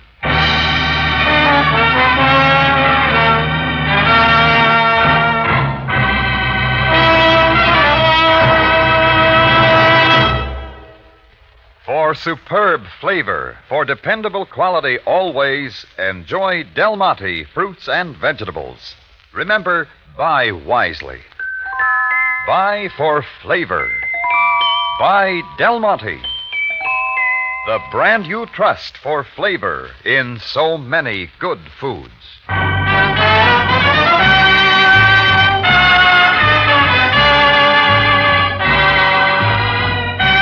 Rocky Jordan, written by Larry Roman and Gomer Cool, stars Jack Moyles in the title role with Jay Novello as Sam Sabaya, and is produced and directed by Cliff Howell, with original music composed and conducted by Richard Arunt. Remember, you have a date next week at the Cafe Tambourine, run by Rocky Jordan. Same time, same station. And the story is The Big Gamble.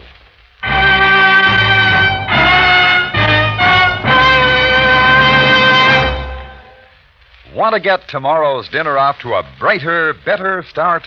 Serve Del Monte fruit cocktail. 5 luscious, colorful fruits mixed in perfect flavor balance, all ready to serve. For easy first courses, salads, and desserts, too, keep Del Monte fruit cocktail handy.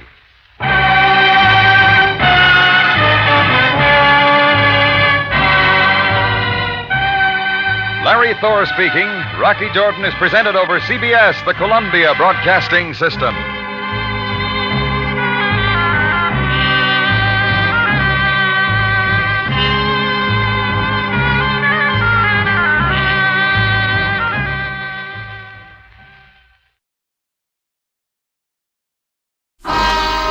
Time now for Rocky Jordan.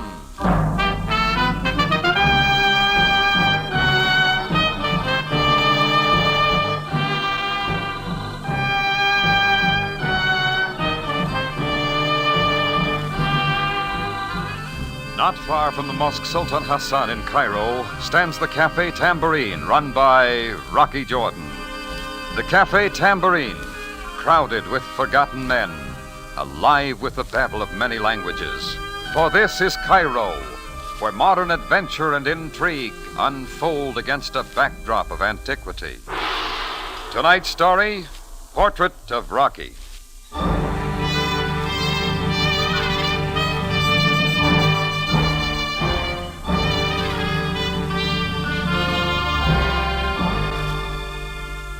It was the stifling sort of night when you expect people to stay at home and out of trouble. Later on, it got a lot hotter. I wasn't exactly done in oil, but I was plenty burned up. The night air out of the desert was thick and depressing, and the windmill fan in the tambourine made it even worse. At 11 o'clock, I sent the help home, figuring to close up early. The only trouble was a couple of customers. One was over in a corner nursing some cognac, a big shaggy specimen, dark eyes, gray showing in his beard. Might have been American once. The other one was easier. He hung onto the bar and let you know about himself. I tell you, right to Monty signing to his nose. I get the idea. You and Montgomery, like that, huh? Yeah, just let me tell you a week before Tobruk what I'm saying. I'm standing in the tanks. How about finishing it off, huh? Closing time. Oh, wait a minute, Governor. I haven't told you. Hey, now, catch an eyeful of that bloke, would you? Oh, the beard over there? Staring at me, he is. Why does he get off staring at me like that? Oh, take it easy. It's me he's looking at. You, me, what's the difference? He does it every night. Why does he get too fast? Hey, put down that bottle. A man's got a right to his privacy, ain't it? Let go, me. I said take it easy. I'll take him. I'll move both his eyes for him. All right, Orsi, you asked for it. Let go, me. Out you go. Come on. I'll wipe the floor with you, too. Any night, Orsi. Pleasant dreams. Don't bother to come back until your tank's empty. Don't worry, Governor. I ain't paid for the last couple of drinks, remember?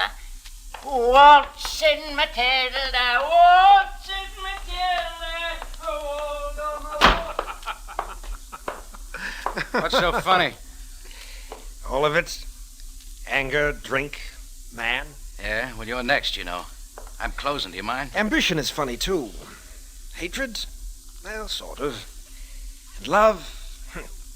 That's the most humorous of all. Look, philosopher. Sit down, Jordan. Have a nightcap with me. Thanks. I'm having a cold shower alone. Just a friendly little cognac. You know, friendship isn't so funny. Look, pal, what's it all about? Who is he? The Australian? Yes. You heard him, a buddy of Montgomery's. Tell me, Jordan. I told you I don't know. No, you don't, do you? Now, let me lock up, huh? Jordan, would you like to make 10 pounds? That's all I have. How? Find out about him. Uh-uh. Please, Jordan, I need your help. I must find out. You tell me why? I wish I could tell you, Mr. Jordan. It's just a feeling. That man, I don't know. Then skip it. Doesn't make sense anyway. The guy's been in here once and you've been in 3 or 4 times. Only every night you stare at me. Oh, that. You have a face, that's all. Don't most people? Most people only have license plates. Here, I'll show you. A pencil. You know, there's something in your eyes that belongs to you. One ear's a little larger. Well, that's it. You're an artist, huh? You draw pictures of everybody you meet? A mouth that's for chewing instead of advertising. Yes, I'm an artist. Jeffrey James. Jeffrey, not Jesse. But you've never heard of me, have you? Well, don't let it worry you. Renoir, Michelangelo, and Rembrandt, that's all I know. Here, keep it. A souvenir. Ah, it's not bad. You sure you won't reconsider about checking on the Australian? I don't like trouble unless I know what it is. Yeah, you're smarter than I thought you were, Jordan. Thanks for the picture, Mr. James. Yes. Good night.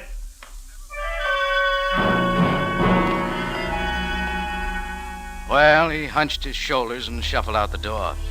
I watched him until his dirty white suit rounded the mosque at the corner of Benghazi. The street was empty, except for the night. Then I heard a motor start across the alley.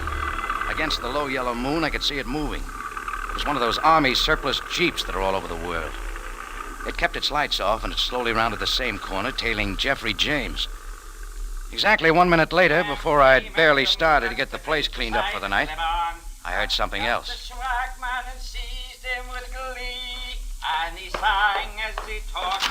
Hey, Australia. Well. Still open for business, eh, Governor? Come in here, will you? I want to talk. Ain't that a coincidence now? There was something I forgot to say myself. Huh? Well, it figured I made my mistake when I thought he was drunk. He wasn't. Neither were his brass knuckles. I came floating back to life maybe half an hour later. I was alone on the floor. The door was open and all the bugs in Egypt were holding a filibuster around the bar light. Everything else seemed to be okay. Nothing was missing. The cash register was still full. I still had my wallet. Yeah, nothing was missing except one thing. That pencil sketch the artist had drawn. The pencil sketch of me. I'd been rolled before for a wallet or a wristwatch, but never so someone could steal a pencil sketch of me by some down-and-out artist. But I never did like getting rolled, no matter what the reason. Well, I finally got my cold shower and tried for some sleep. I was awakened way too early by someone banging on the front door of the Tambourine. It was Captain Sam Sabaya, Cairo Police. Good morning, Jordan. Sam, I'm not entertaining. What's the idea? A small matter. Well, let's save it till later. One moment. A beggar saw a man in your cafe last night. That unusual? An Australian talking to you at the bar. Sure, name's Bertie. Short, shifty eyes, seersucker suit. Why? Your memory is rather sharp, Jordan. Ought to be. Got a little noisy. I threw him out. A few minutes later, he came back with some brass knuckles. I took the count. And you did not notify the police? You want me to call you every time somebody gets rough in my cafe? Jordan, this is more serious than you think. The man you call Bertie was just found back of the Tambourine. He's dead. What'd you find on him, Sam? Very little. Why? Did he take something from you last night? No money. Only a picture. What kind of a picture? Pencil sketch of me. Of you, Jordan? Are you suggesting that a picture of you is motivation for murder? All I'm saying is he knocked me out, took it from me, and it's gone now. Well, perhaps when this Bertie sobered up and got another look at your picture... Okay, have your laugh, Sam. But think about it. I have much more important things to occupy my mind. Come on, Jordan. We had a look at Bertie. That didn't help my morning any. Sam kept asking the same questions, but always kept leading back to the missing pencil sketch of me. So when Sam left, I decided to dig a little. The artist, Jeffrey James, figured to be information pleased, so I tried to run him down. A couple of art stores knew nothing about him, so I put in a phone call to somebody named Tuga Bey, Egyptian art critic on one of the newspapers. Yes, this is Tuga Bey. I'm trying to locate a guy named Jeffrey James. He's a... Jeffrey James. I'm afraid I do not know. He's an artist. Oh, that James. An artist, you say? Bah, bad. No style. Look, I'll read about it in your column. All I want to know is where he lives. Well, he used to have a studio at number 16, Street of Many Moses, but I don't know. Thanks. I didn't have any trouble finding it. It was down a dusty, narrow street full of flies and herb smells and peddlers. And up some outside steps to the top floor of number 16, Street of Many Moses, a peddler was doing a sales job and a very sleek young lady standing in the doorway. Madame, wait! Do not shut the door. I have the samples, many samples. Please, no, go Brushes, postcards, neckties, snake balls. Take your foot out of the door. Sample for every human need. Oh, Effendi, for you too, a man, I sell something. No, I'm not buying. Brushes I got. Oh, careful, madame, my foot is still there. You heard the lady. Brush. Effendi. Go on, Imshi, beat it. Oh, but Effendi, if you would but look, sample.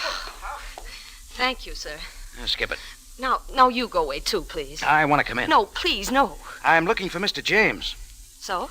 I'm Rocky Jordan. I'd like to see him. But your name means nothing to me. Mr. James is not here. Where is he? And the studio is so dirty. It's so poor. That's all right. He told me he wasn't selling like Renoir. He said what? Oh, never mind. Oh, wait. You know, Wait, I must cover the paintings. What's the matter with them?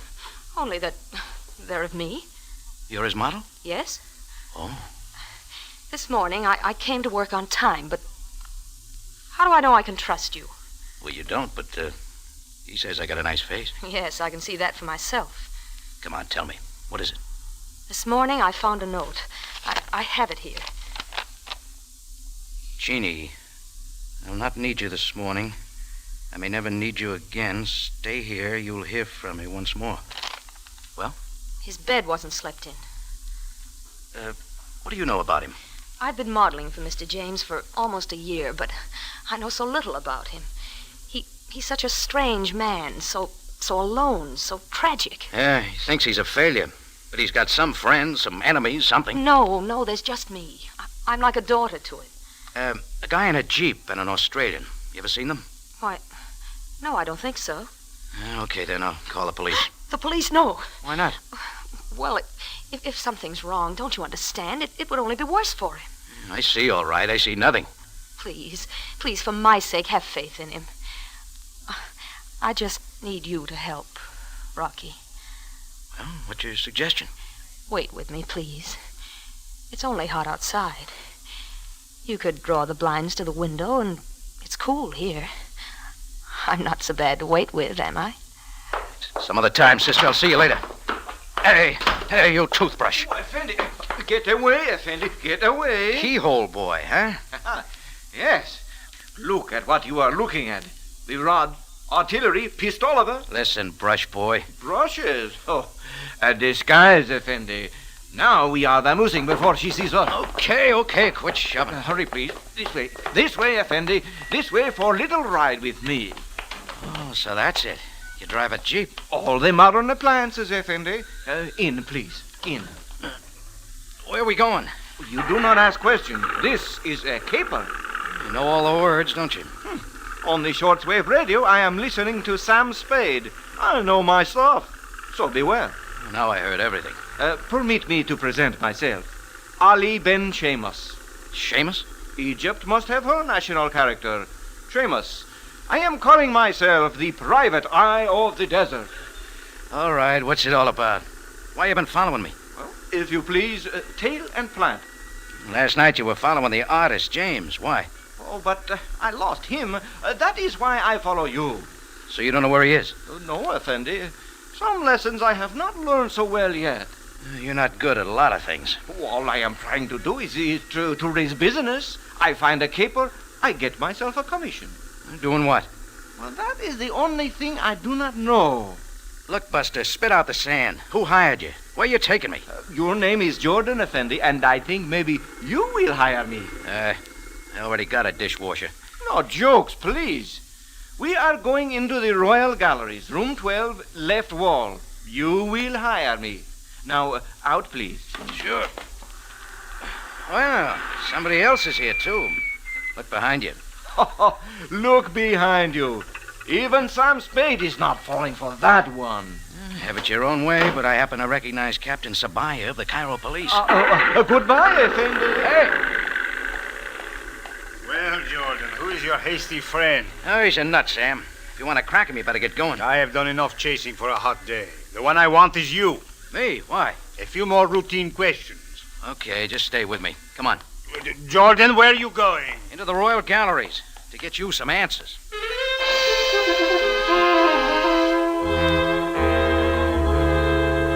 I grabbed Sam's arm and pulled him into the Royal Galleries. He was all crazy, but I had to take a look at what had been in the Sheamus's mind. He'd said, room 12, left wall. I found it, all right. It wasn't the same sketch Jeffrey James had drawn last night. This one was fancier, but it had the same lines, the same style. Underneath, a little bronze plate said, Portrait of a Gentleman. Original sketch by Renoir. Worth £5,000. Only I knew better. Why? Because it was a picture of me, Rocky Jordan.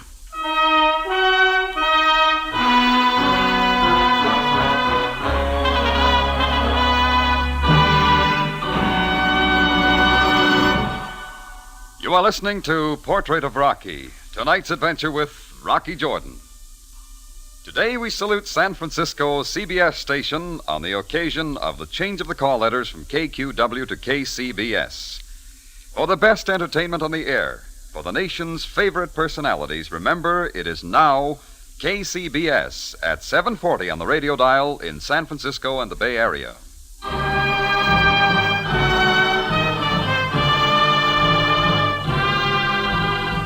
Now we return you to Cairo and tonight's adventure with Rocky Jordan, Portrait of Rocky.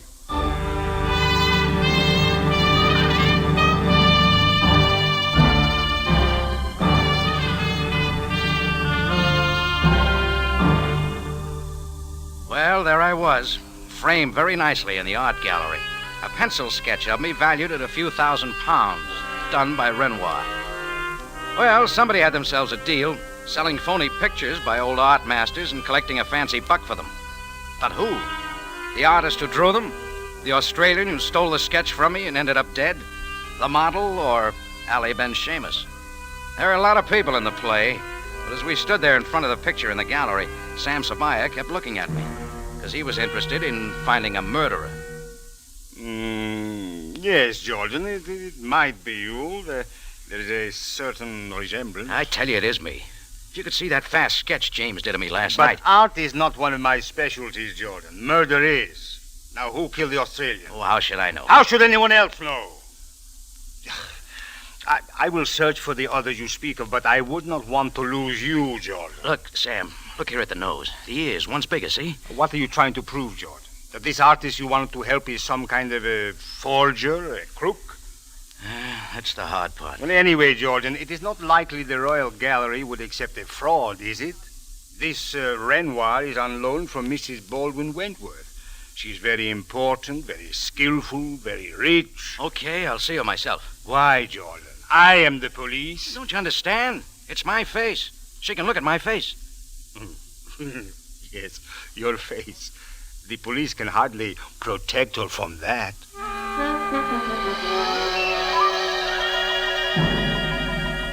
Mrs. Baldwin Wentworth lived in a private pyramid with a view of the Nile. She was maybe 10 years older than she tried to look. When I got there, she was pouring tea for a slob in a fez.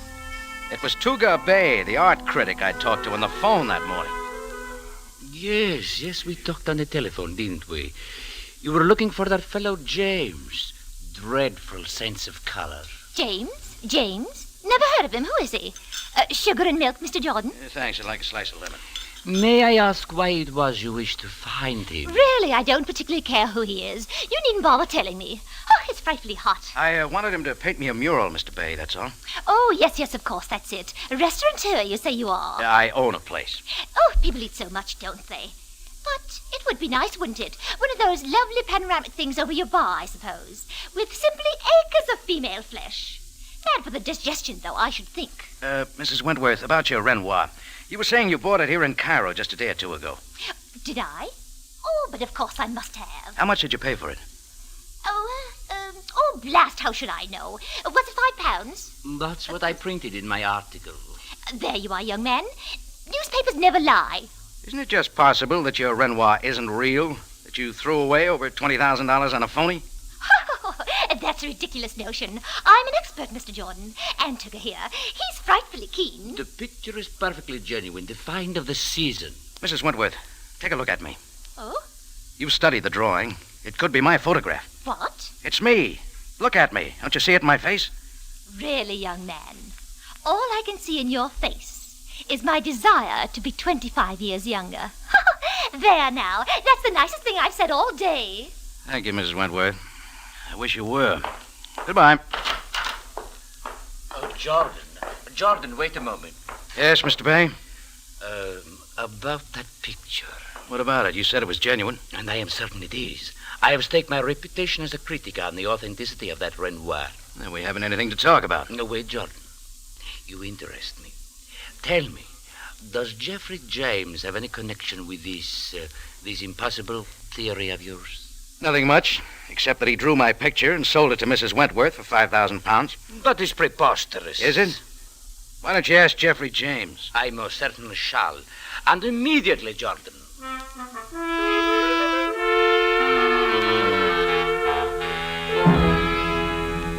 Tuga Bay moved out fast, and next I went looking for the agent who'd sold the Renoir. Only he'd taken off the day before to visit the Louvre in Paris. I got around and talked to a lot of people, but they all thought I was nuts. And an hour later, I began to think so myself. I headed back for the Tambourine about sunset, was just crossing the street in front of my place when a little Jeep whirled around the corner, and I jumped for the curb. Oh, Effendi Jordan, I find you. Ollie, the Seamus. Where you been? Well, that I have come to tell you. I am convinced the life of a private eye is a bomb racket. All right, come off the spade routine, Ollie. I'm not buying. Oh, but this you should know, Effendi. There is a murdered man. I discovered him a short time ago lying in an alley back of the street of Many Moses. You discovered who? The art critic, Tuga Bay. Tuga Bay is dead? Yes, Effendi. He had been shot only a short time. Come on, let's go. Well, where, Effendi? Back to Tuga Bay. Now start it up, Ollie. As you wish, Effendi. And now, suppose you start at the beginning and tell me everything you know. But there is nothing you do not know yourself. You're avoiding the police too much, Ollie. Why? Oh, please, you are touching a sore point, Mr. Jordan. All right, let's have it.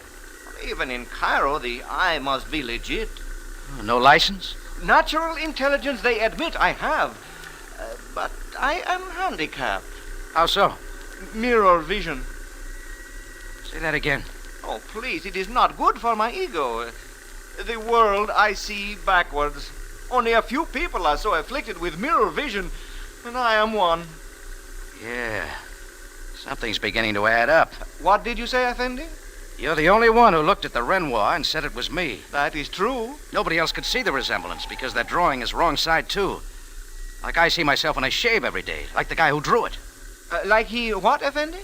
Jeffrey James sat in my tambourine night after night, staring at me in a bar mirror. That is it. He studies you. He is making a sketch. He sells it as a master for big money. He made another for me in the tambourine, freehand. Oh, yes. Evidence against him. A mistake. So when it falls into the hands of the Australian, James must kill him. I don't need a diagram. I put Tuga Bay on the artist trail today. James had to kill him, too. Ah, so, Effendi Jordan, we have got our man.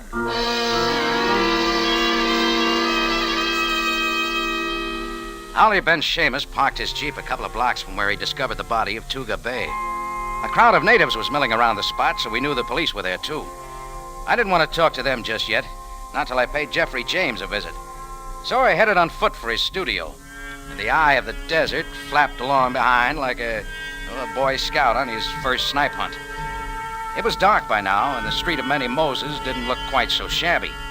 We groped up the rickety steps, and Jeannie answered my knock. Mr. Jordan, what do you want? A word with your artist friend, Jeffrey James. But I told you he's gone. I still haven't heard from him. I'm so worried. Why?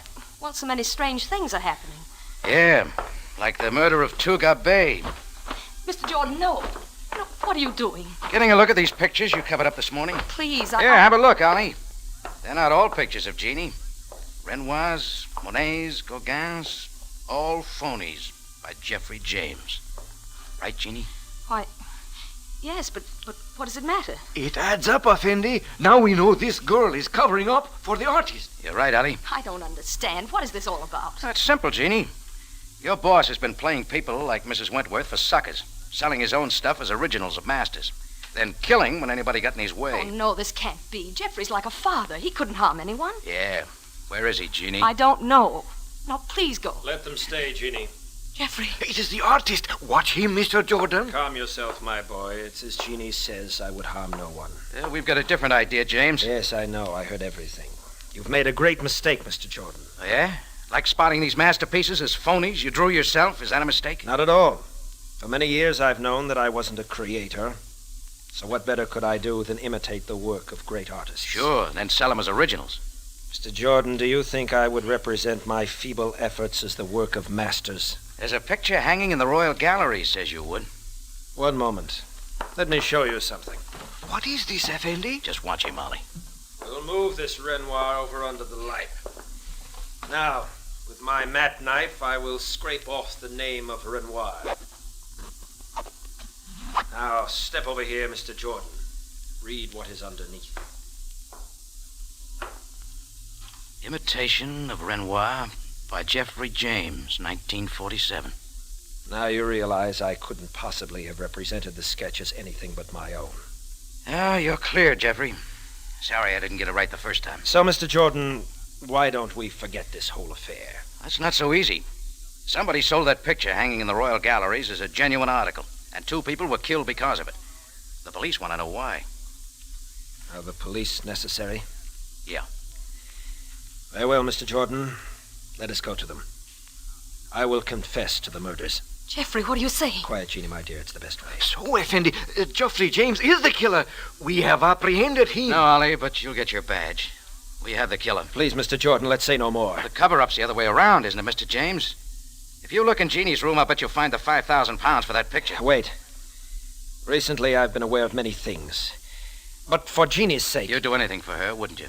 Even after she's made a sucker out of you. Mr. Jordan... Try it this way. Jeannie knows how you feel about her, so she gets away with plenty. She and Tuga Bay hatch up this idea of selling your imitations as originals.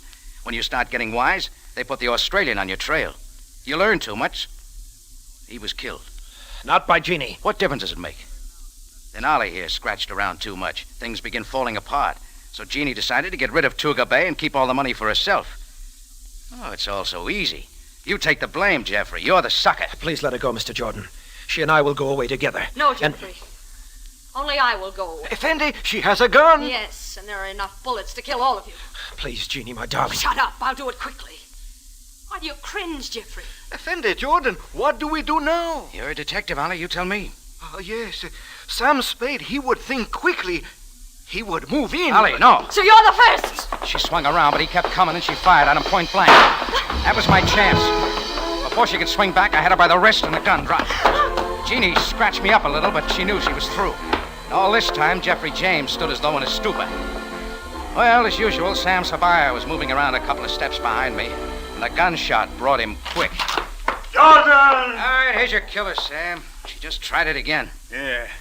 Greco, Amul, take everyone into custody at once. At once, Effendi. Lay off the artist. He's okay. I will get a full statement at headquarters from everyone. Jordan, who is this? Ali Ben Sheamus. She only creased him. He's coming out of it. Is this the pest who is always hounding me for a detective's license? Yeah. And I think he won his color, Sam. Oh, wait. Effendi, I did not do so well. I fear capers are not for me. Well, think again, Ollie. I got an idea you'll get your license now. Can it be, Effendi, that I will be a real private eye? How about it, Sam? Well, Jordan, if what you... perhaps. Oh, so... Now, when the telephone rings, I will say, Ali Ben Sheamus, license number 34687. Oh, but now I am tired. Sure. Do you know what your friend Sam Spade would say in a case like this? What, Effendi? Good night, sweetheart.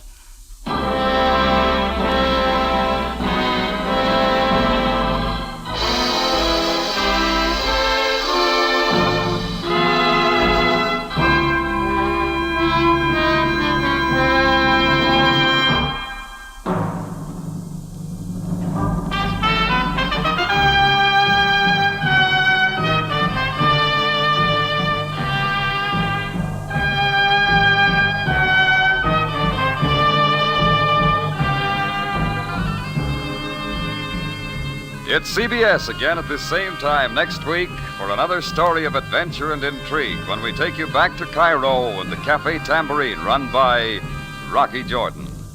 Jack Moyles plays the title role, with tonight's story by Jackson Gillis and edited by Gomer Cool and Larry Roman. Rocky Jordan is produced and directed by Cliff Howell, with original music by Richard Arundt.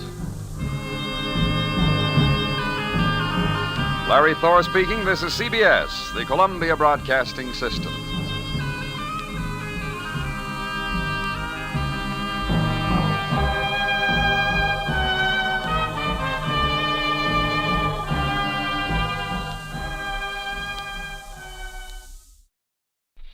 Now, we bring you a world of adventure with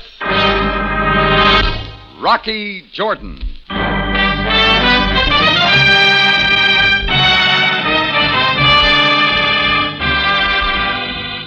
On a narrow street, not far off Cairo's native quarter, stands the Cafe Tambourine, run by Rocky Jordan. The Cafe Tambourine, crowded with forgotten men, alive with the babble of many languages. For this is Cairo, where modern adventure and intrigue unfold against a backdrop of antiquity. Tonight's Rocky Jordan story, The Man from Damascus.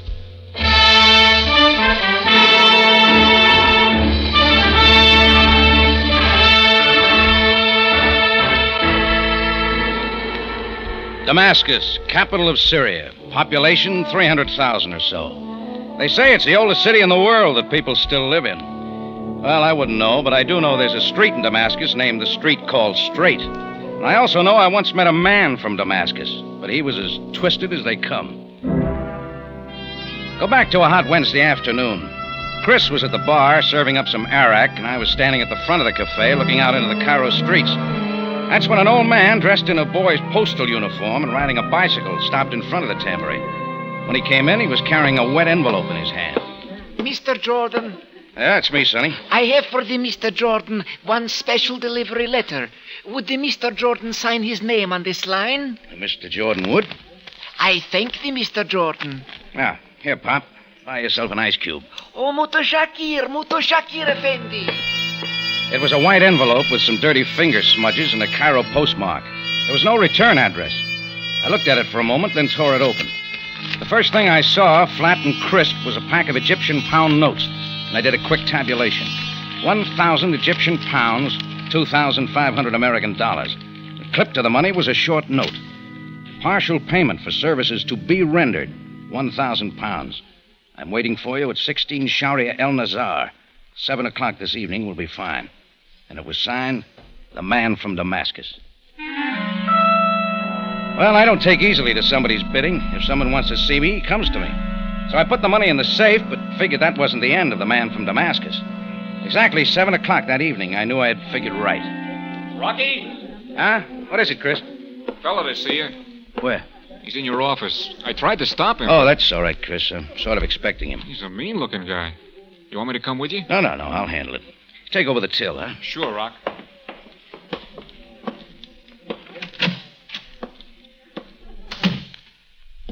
Hello, Jordan. Make yourself at home. Yeah, that's what I'm doing. For the good booze. It's too rich for your taste, buddy. Put it down. All right. You know, funny, figured you different. Everybody in town says you are a right guy. Maybe you've been talking to the wrong people. What do you want? You. You have been talking to the wrong people. I'm not for sale. That 1,000 pounds is just a start, pal. There's more where that came from. Yeah, there always is. Now, come on, big shot, button up your shirt. 7 o'clock, you got appointment. I can't make it. That's a mistake. Your money's in the safe. You can have it back. But that is not my instructions. Oh, so you're just a leg man. Something like that. You and me are working for the same man. All right, buddy, you're through talking. There's the door. Get away from that door, Jordan, or I'll pin you to the wall. 7-inch blade, Jordan. Damascus steel. Got it? Yeah, I got it. All right, put the knife away. You'll cut your hand. I'll come with you if your boss wants to see me that badly. I wasn't going to argue with a 7-inch double-edged blade, especially the way that monkey was waving it in the air. Well, we left the tambourine, climbed into his car, and drove through the Cairo streets, out one of the city gates, and ended up in front of a place called the House of Sand. It should have been called the Pile of Scrap, because that's what it looked like. But the knife man said it was a hotel. 2 minutes later, my pal knocked on the door of room 12. Who is that? Jordan. He's come for the rest of the dough. You're taking a lot for granted, Buster. Quiet. All right. You may let him come in. Go on in, Jordan. Meet your new boss.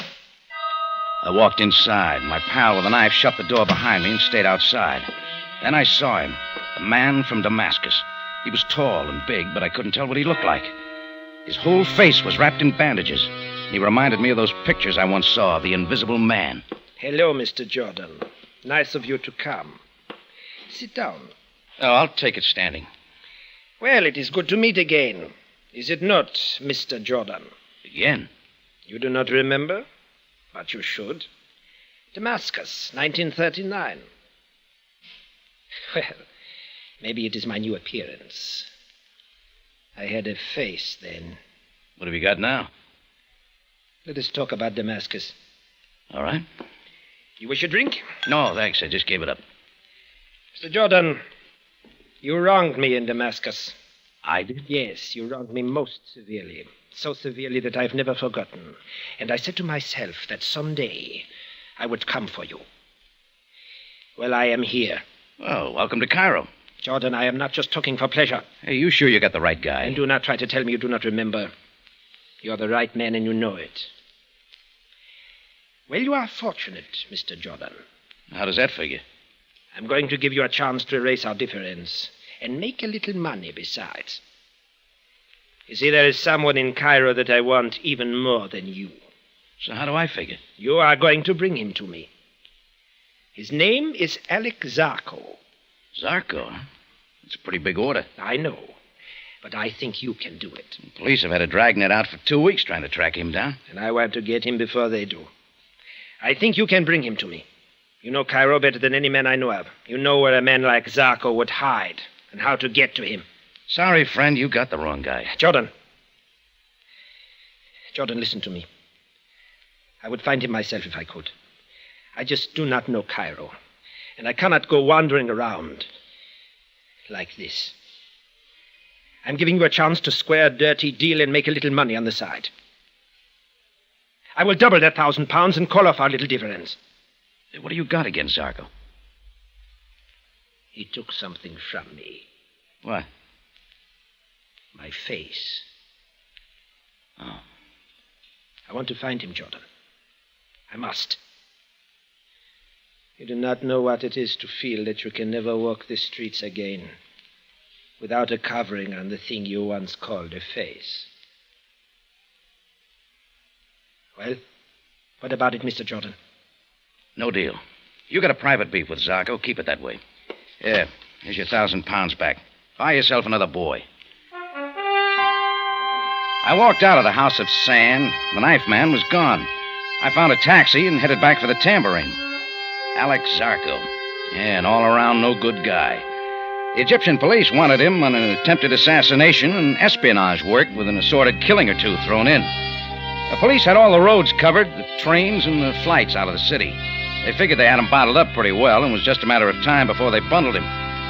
Well, back at the tambourine, I drew myself a beer, found a back table, and did some thinking about the man in the bandages in the city of Damascus. What's up, Rock? Huh? Oh, nothing, Chris, just thinking. Say, do you ever hear me talk about Damascus? Damascus? Yeah. I spent 9 months there working for an oil company. No, I don't remember you saying anything about it. Why? Oh, nothing. Just trying to bring back a little memory. Drop it, doesn't matter. Sure, Rock. I'll get back to the... Excuse me, gentlemen. You are Mr. Jordan? Yeah, that's right. May I talk with you, please? It will take but a moment. Oh, all right, Chris. I'll talk to you later. Sure, Rocky. Sit down. Thank you, Mr. Jordan. I did not wish to trouble you, but I found that I had no other course. My name is Sandra Marr, and I am from Damascus in Syria. You're traveling, and Cairo's on the grand tour.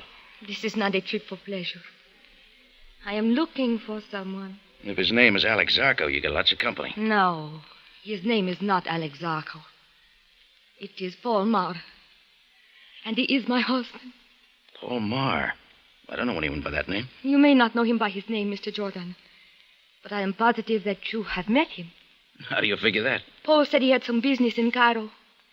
He left Damascus 4 days ago with a man whose name I do not know. But he was the same man who left the tambourine with you earlier tonight. It is my belief that he took you to see Paul. Oh, I get it. I tried, but I was not able to follow you through the streets of Cairo. So I have waited outside your cafe until you returned. I must see Paul. Would you take me to him? Nope. Oh, would you tell me then where he is? Mr. Jordan, Paul's business, as he calls it, is trouble.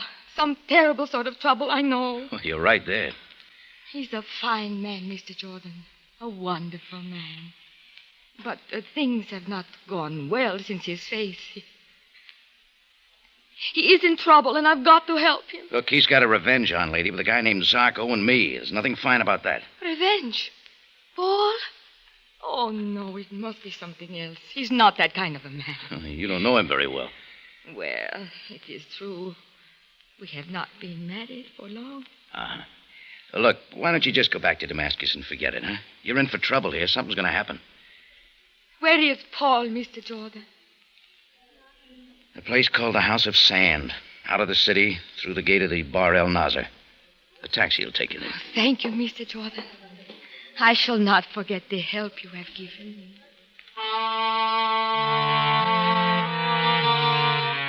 She walked out of the tambourine, and I hoped that that'd be the last I'd see of her and the man from Damascus and Alex Zarko. How vain can your hopes be sometimes? Well, we rolled the last on-the-cuff customer out of the tambourine about 1:15 in the morning. Chris threw the lock on the front door, and I doused the lights. I'll just scoot out the back way, Rock. All right, Chris. Night. See you tomorrow. Rocky, look out! Behind the garbage cans. Vengeance, Jordan! Vengeance! Do you hear me, Jordan? Rocky, quiet, Chris. Well, if you do and you are not dead, then I will come for you again!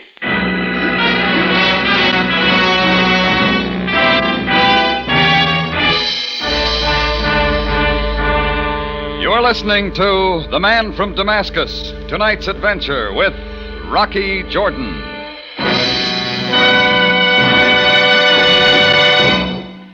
Tonight at 8:30, you'll hear The Miracle of America, a full hour of star-studded entertainment. Hear Jack Benny, Frank Sinatra, Dinah Shore, Bing, Bob, and Gary Crosby, Joe Stafford, the Ronald Colmans, and many, many more top names in radio and motion pictures tonight on the special one-hour broadcast that starts at 8:30, The Miracle of America.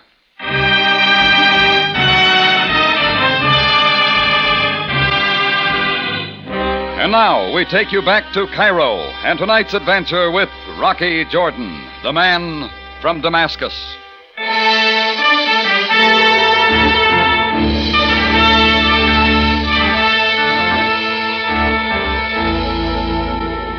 Well, after the man from Damascus threw those slugs at me, I took out after him, chasing him through the darkened streets. But it's easy to lose someone in the winding Cairo streets, and that's just what I did. I got back to the Cafe Tambourine about 45 minutes later, and Chris wasn't there alone. Captain Sam Sabaya, Cairo police, was there, too, waiting for me. Well, Jordan, so you've returned. Oh, hi, Sam. What brings you here this time of night? I phoned him, Rock. I told him. I thought you... All right, Chris. See you tomorrow. Sure. Good night, Captain. Good night, good night. Well, Jordan, I am waiting. Huh? Waiting for what, Sam? For you to tell me what this is all about. Well, you've nothing to say. Jordan, the man who shot at you from the alley called out vengeance. This much Chris told me. Therefore, I can assume that this man is after you for some hurt he believes you have inflicted upon him. Yeah, it's pretty close. What is this that you have done to him, Jordan? Beats me, Sam. Jordan, how can you expect me to believe... I tell you, I don't know. Then I shall let that pass. Jordan, who is this man who shot at you? I'm afraid that's my business. I'll just handle it my own way. Jordan... Now, stop worrying about it. You got your hands full with Alex Zarco. Fear not. We will capture Alex Zarco. Tell me, has Zarco something to do with this shooting? If you mean, did he throw those slugs at me? No. I meant exactly what I said. Does Zarco have anything to do with the shooting? Maybe. Jordan, you are most exasperating. Just a little trick I picked up in my travels. Very well, I cannot force you to speak. However, I wish to warn you that if someone else is injured, some innocent party drawn into this private conflict of yours, I shall hold you responsible. Thanks, Sam. That's swell of you. No one will get hurt, except maybe that friend of mine. For your sake, I hope you are right. I would not wish to use my office, Jordan, to have you expelled from Cairo.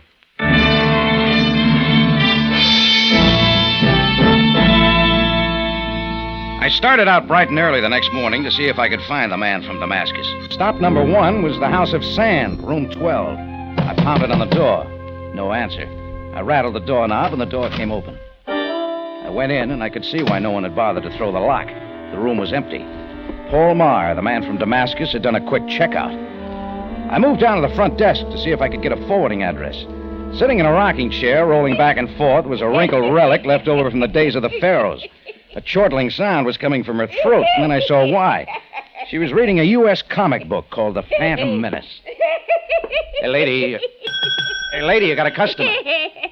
Young man, you are observing an old lady being devoured by pleasure. Well, I'm certainly glad you're having fun, but could you give me a minute? The Phantom Menace has captured Brick Braun, thrust him in wire, and is dipping him head first into a barrel of pickled brine 100 times. I am being consumed with joy. Well, if you can grab hold of yourself for a minute, you can earn a £1 note. Oh, my laughter has suddenly left me. Oh, good. Look, I'm trying to get a forwarding address on number 12. That would be a short, fat man with a bald spot. A seller of fly paper. Oh, that'd be a big man with bandages on his face. A seller of death. Death comes higher than fly paper. Could you make it £2? I could. Alas, now that I find a fortune at my fingertips, I cannot claim it. What does that mean? I do not know where your friend is gone. And indeed, you're not the only one seeking him. A young lady came this morning. She said she was his wife. Where'd she go? I gave her room 10. She said she would wait to see if her husband returned. If you wish to see her, I can call her. No. What time did number 12 leave? 6 this morning. How? By taxi. I called one. Do you know the driver? Do I know him? A kill, but descendant of the evil dog. Look, he's got a name. Harley Amar. Residence 303, Sharia Shaman. Worth £2 just to mention his name. Here, keep it. And thanks. Go back to your reading. I shall once again bathe in ecstasy. And she did. I left her sitting there wetting the pages and looked up Holly Amar. It cost me £2 more to open him up. Then all he could say was that he left Mar off at an all-night dive called the Harem. So that was my next stop. A couple of 100 pounds of fat was pushing a wet rag over the counter in slow motion. A red-headed Englishman, deep in his cups, was throwing darts at a picture of a dame short of clothes. But what I was looking at was a guy at the end of the bar, tilling a bottle of beer. It was the knife man who had first taken me to see Paul Marr. I moved his way. He saw me and lit out for the back door. I took out after him fast. He took me through the backyard, over a fence, across an empty lot. I put a stop to the marathon with a flying tackle. We rolled into a mud hole. He reached for his knife, but I need him, and the fight started to go out of him. All right. Where is he? Who? Come on, you know who. That Damascus friend of yours, Paul Marr. How do you know his name? It doesn't matter. What I want now is his address. Do not worry, Jordan. He will come to you. Yeah, well, I can't wait. Now give. My throat. Your knee. The address? I cannot tell. We'll try a face full of mud, then. Come on. All right. I tell. 1042 Sharia Fakar. A small hotel by the name of Little Nile. Okay. I'm going to put you on ice at the tambourine. Chris will take care of you until I have a chance to talk to your boss alone.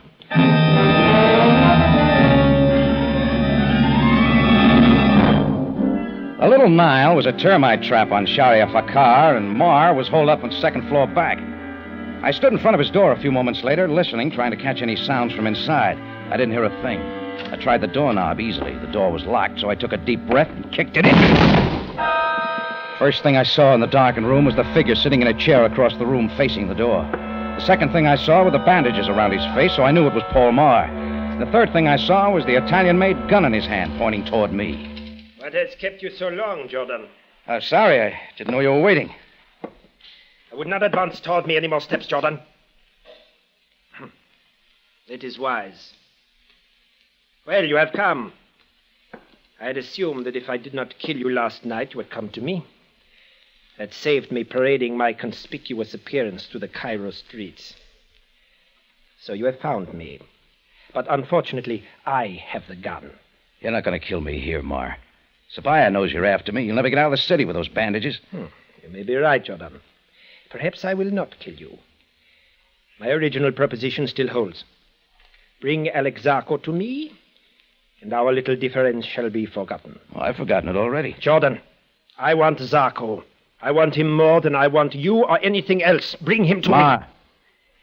Sandra's in town. Sandra? Your wife. She's in Cairo looking for you. She's at the House of Sand right now, waiting for you to come back. No. I saw her. She came to me to ask about you. You know, she thinks a lot of you. She doesn't believe you're the kind of a guy who could kill me or Zarko, regardless of what he did to your face. Stop it, Jordan. Do not unnerve me. And do not attempt to change the subject. I want Zarko even more than you. I will let you go if you will help me. Here. I shall show you my good faith by throwing my gun into the corner. That was a mistake, Marr. You know I can't help you. I told you once already, and it still goes. I'm not butting into any private feud. But I am, Jordan. Well, you get around, don't you? I knew you well enough, Jordan, to realize that you would not allow someone to shoot at you and then forget it. So when you would not tell me who had done it, I knew, too, that if I followed you long enough, you would lead me to him. You always do. Look, Sam, this is a private thing between Marr and myself. I have told you once, Jordan, violence is not a private matter. I will not allow killing if I can help it. And I will not allow you, Jordan, or Mr. Marr to interfere with the police capture of Alex Zarko. Well, then you haven't got him yet. No, but I shall have him in time. Mr. Marr shall not. Mr. Marr, you will please remove the bandages from your face. What? I said that you will please remove your bandages. You better do it. Sam's not kidding. Very well. Very well, then I shall remove my bandages. I shall step into the light, gentlemen, so that you may see all. So that you may see what was once a face. I watched Paul Marr unwind the bandages, uncovering first what once was a chin, then the battered skin around the cheeks, the nose, over the forehead. Then I noticed his stare, a peculiar, hard kind of stare. Then I saw where it came from. A left eye that couldn't blink. There, gentlemen. There you have it. Now you can see why I feel as I do about Alex Zarko. I'm most sorry I have to subject you to this, Mr. Marr, but I still cannot allow a personal revenge to interfere with my execution of the law. It is customary in Cairo in affairs of this nature to use the following procedure.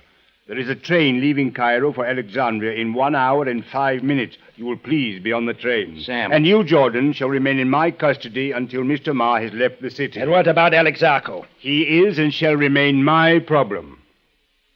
You have then 1 hour, Mr. Marr. I will meet you at the Cairo station to make certain you have boarded the train. Now you may put the bandages back on your face.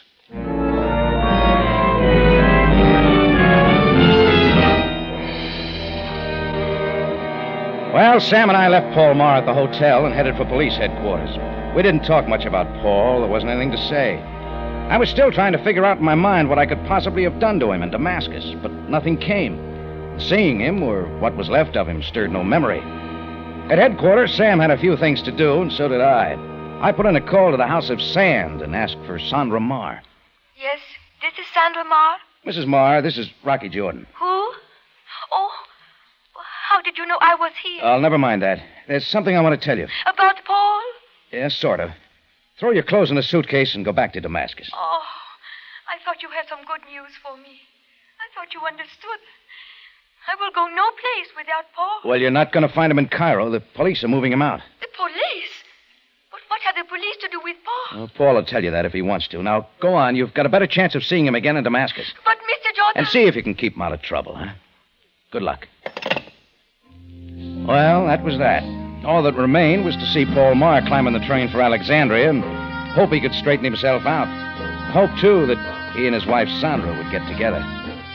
Well, a little while later, I drove to the train station with Sam, still in police custody. There weren't many people there on the holiday afternoon, but standing near the end of the platform was the man we were looking for, Paul Marr. Sam and I walked up to him, and he glared at us through the slits in his wrapping. Well, Mr. Marr, you will be leaving Cairo in a few moments. If after a year has passed, you wish to return to our city, write me a letter explaining your reasons, and I shall see what can be done to make Cairo available to you once more. Marr nodded and climbed on the train and headed out of the city.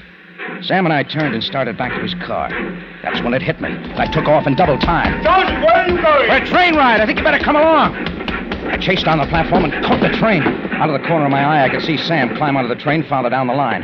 And I started through the cars, going from one to another, looking for the man in bandages. I traveled through 4 cars before I finally spotted him. When he saw me, I guess he figured what I had in my mind because he took off fast going the other way. But I kept right after him. The train had picked up speed, lurching us from side to side. Going around a bend, the momentum pinned him momentarily against his seat, and I was on him. His fist started working, and so did mine. We had ourselves a fine little fight there, rolling around the floor of the moving train. Sam Savaya caught up with us and pulled a gun. Stop it!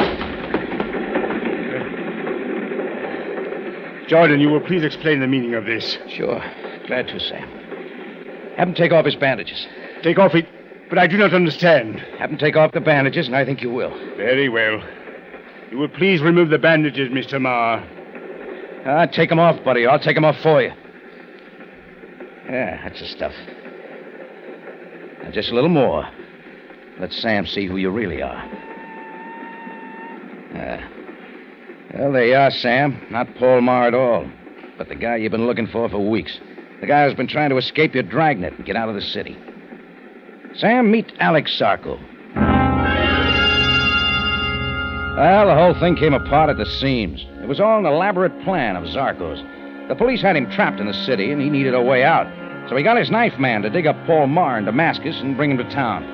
Then he had Marr, all wrapped up in bandages, create a fuss, like his revenge against me, which was strictly a phony. Nothing too serious, just enough to get himself run out of Cairo. Then Zarko takes his place, wraps himself in the bandages, and starts to leave, almost with a police escort. Would have worked fine, except for one thing. Mar's disfigured face and his left eye that couldn't blink. Zarko couldn't control his. Standing on the platform of the train station, he blinked his eye once. And that was once too often. Well, all that remained was Paul Mar, his face, and Sandra. And later, in Sabaya's office, we got to talking about that. Jordan, where do you suppose Paul Mar is now? The House of Sand. I told him Sandra was there waiting for him. You realize, of course, that I must send some men to apprehend him. Yeah. Why do you suppose he allowed himself to aid Alex Zarko? Put yourself in his place. A face like his and a lot of desperation. He was working a business deal, getting money any way he could, figuring he'd use the dough on a plastic surgery job that'd make him look like a human being again. Yes, quite so. You understand Mar will have a jail sentence to serve for aiding a criminal. Mm-hmm. And it may be possible for me to confiscate the money Zarko gave him. Sure, if you worked on it, you could possibly take the dough from him. That is, if you don't forget that he's got it. Jordan, are you suggesting that I deliberately allow myself to forget that a financial arrangement existed between Mar and Zarko?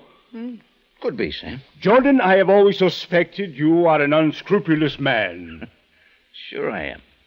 Remember the time I tried to sell that Monte Carlo swindler a half interest in the tombs of Memels?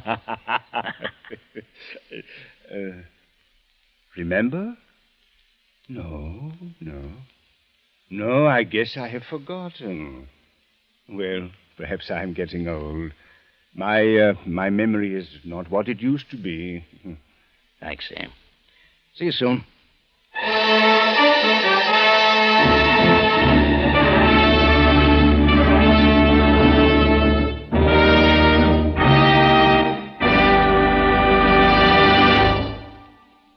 It's CBS again at the same time next week for another story of adventure and intrigue when we take you back to Cairo and the Cafe Tambourine, run by Rocky Jordan.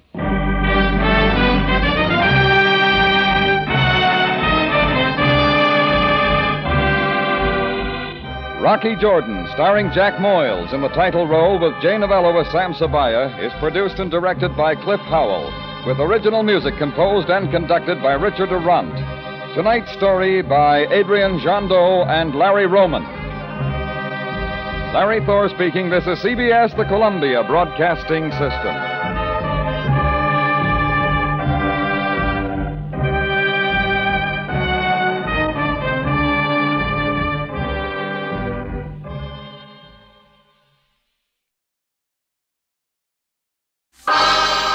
Time now for Rocky Jordan.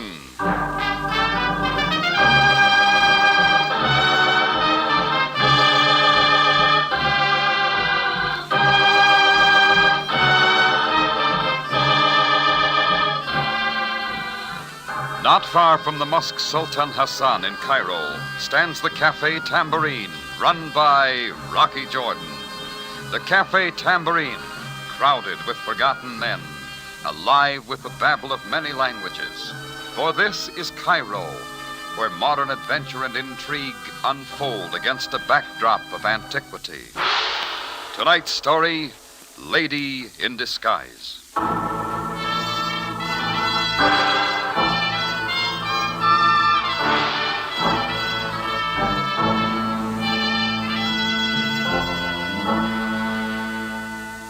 I'd met this Francine a couple of months before through a friend. She was pretty, like the cover page of Vogue magazine you see on the newsstands, even in Cairo. And I guess she liked American company. Anyhow, we hit it off together and did the town a few times. She especially liked to wander through the Mouski bazaars and argue with the excited rug peddlers. When she told me she was leaving Egypt for France, we just said goodbye, and that was that. But when my phone buzzed with a long-distance call from Marseille that afternoon, I'll admit my heart skipped a beat. Rocky, darling! Hello, Francine. Can you hear me? Oh, clear as a bell. Save the bells for tomorrow night. I will be there to ring them with you. You'll be in Cairo, Francine? Yes. Now, darling, don't tell me you have a date for that night. For you, lady, I'd break a date with Cleopatra. When do you get in? Evening sometime. Give me a chance to fresh up and meet me at the Hotel Anton. About 8:30, eh? Sure. How long you be here? Darling, if we talk any longer, I will not have enough money left to pay for my plane ticket. 8:30 then? It's a date, Francine. Au revoir, darling.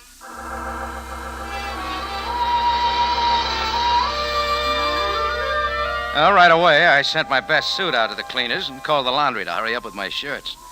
I was feeling so good that morning, I decided to open up the tambourine early before the help got there.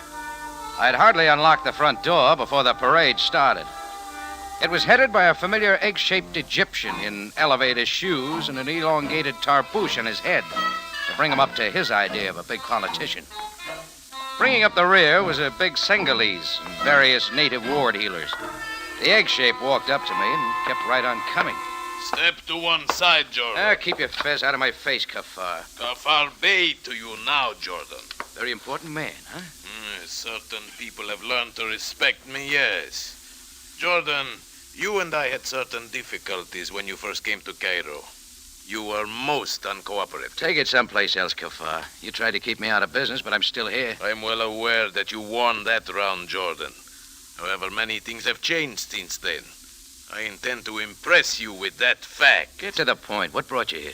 My new official capacity as building inspector. Hold it, Kafar. This place passed inspection 6 months ago, and you know it. Many things change in 6 months. It is possible I will have to condemn this building. Anything to throw your weight around, huh?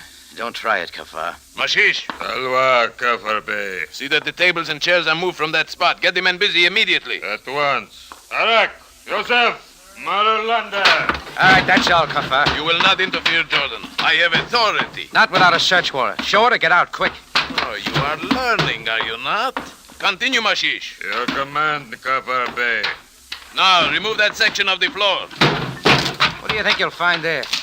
Termites, perhaps. He's getting you in trouble, Mashish. Am I making myself clear, Jordan? Yeah, I get the idea, but what do the police think about this? Kafar Bey does the thinking. Yeah, sharp boy. Yeah. Now, you two there, behind the bar, remove those bottles. They come under building inspection? In your case, Jordan, yes. That's expensive liquor, Kafar. You're running up a big bill. Nectar of infidels, like you. You respect my official position now, Jordan? You understand that I am a very big man? To me, Kafar, you haven't grown an inch. I threw you out of here once, and I'll do it again. The touch of your hands is offensive. Mashish, remove him! Back, Jordan. Or the knife. Brought all the equipment, didn't you? Yeah. Now, Jordan, we will withdraw in our own way. What about my tambourine? It is in very bad shape. Yeah. Perhaps I will condemn it. Perhaps not. That all depends on you. See you later, Kafar, when you don't have 6 other guys with you. Is that a threat, Jordan? I'll go you one better. It's a promise. Kafar followed his stomach out the door, trailed by the Senegalese and the rest of the entourage, Indian style.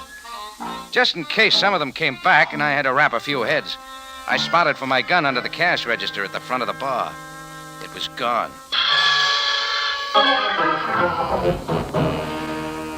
It took me and my bartender and the waiters and the cook and the dishwasher all that day and most of the next to get the tambourine back in shape.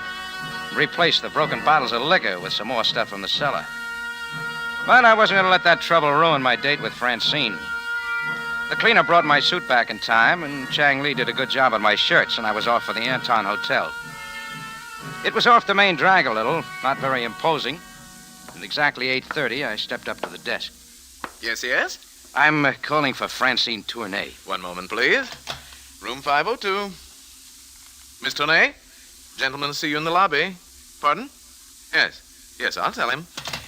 Sorry, Miss Tournay is not to be disturbed. But I had a date with her. Call her back. Tell her it's Rocky Jordan. Miss Tournay does not wish to be... Give me that phone. Mr. Jordan, you will find the house phone... Give me room 502 and hurry it up. This is highly irregular. Yes? Hello? Hello, Francine. Who's this? Oh, what's the idea? This is Rocky Jordan. Hello. Now, if you will kindly hand me that phone. Take it, Sonny, but I still say she's seeing me. The room clerk looked worried, but I punched the elevator button, and just 43 seconds and 5 floors later, I was knocking at room 502. She didn't open the door very far, so I pushed it the rest of the way. Well? We had a date. I did not have a date. Oh, that's right. Mine was with Francine. I am Francine Tournay. Don't you think I know who I am? Oh, sure you do, so why don't you tell me? And while you're about it, who are you trying to... pass yourself off as? I am going to call the house detective. Yeah, let's do. Are you Rocky Jordan? Yes. Now, where's Francine? She is not coming. She said she would write you and explain. She didn't write me anything. It looks like you know who I am, though. Why didn't you want to see me? I did not want to see anyone. Explain some more. Who are you? I am Marna Zenda. You got a passport, Marna? Francine's passport. I had to use it. It was the only way. The only way you could get into Egypt? Why? Rocky, it is none of your affair. Keep out of it. Francine will explain everything. Oh, I'd rather hear it from you. My father was an importer here in Cairo. It was a partnership. They were accused of running guns. My father knew nothing about it, but he got all the blame.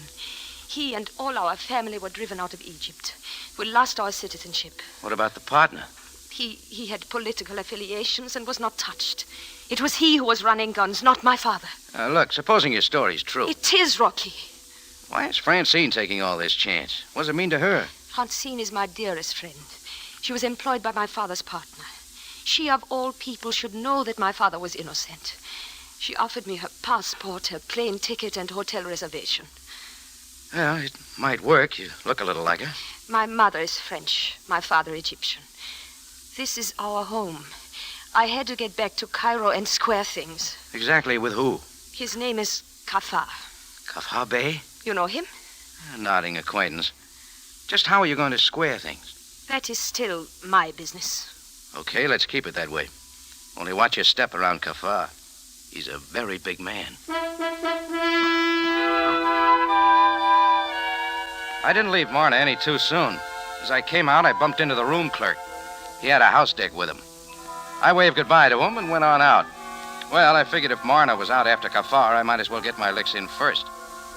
I'd made out an itemized bill for the damage Kafar and his boys had done to my tambourine the day before, so I was off to deliver it in person. It was getting late, and there was a chance I might catch him alone. Kafar had moved to a big all-white place surrounded by a 5-foot wall a little way outside of Cairo.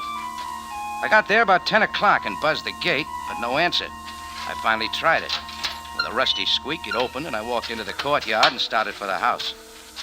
Near the fountain was a statue, arms outspread, looking down. It struck me the statue seemed surprised. When I saw what it was looking at, so was I. There lay Kafar, still wearing his elevator shoes and oversized fez. But Kafar wasn't a big man anymore. Part of his shoulder pad was ripped away by a .45 slug, and a couple of more had finished the job. When I turned him over, he was still warm. Just then, the gate squeaked up front, and I saw Kafar's big Senegalese coming across the court. I didn't know if he recognized me or not, and I wasn't waiting to find out. Who is there? Stop at once! I went over the wall and kept going. It figured Marna had gotten to Kafar first, and I didn't want any part of it. Well, I got back to the tambourine. I tried for some sleep and got nothing but bad dreams. I kept looking for Francine, with Marna showing up in her place.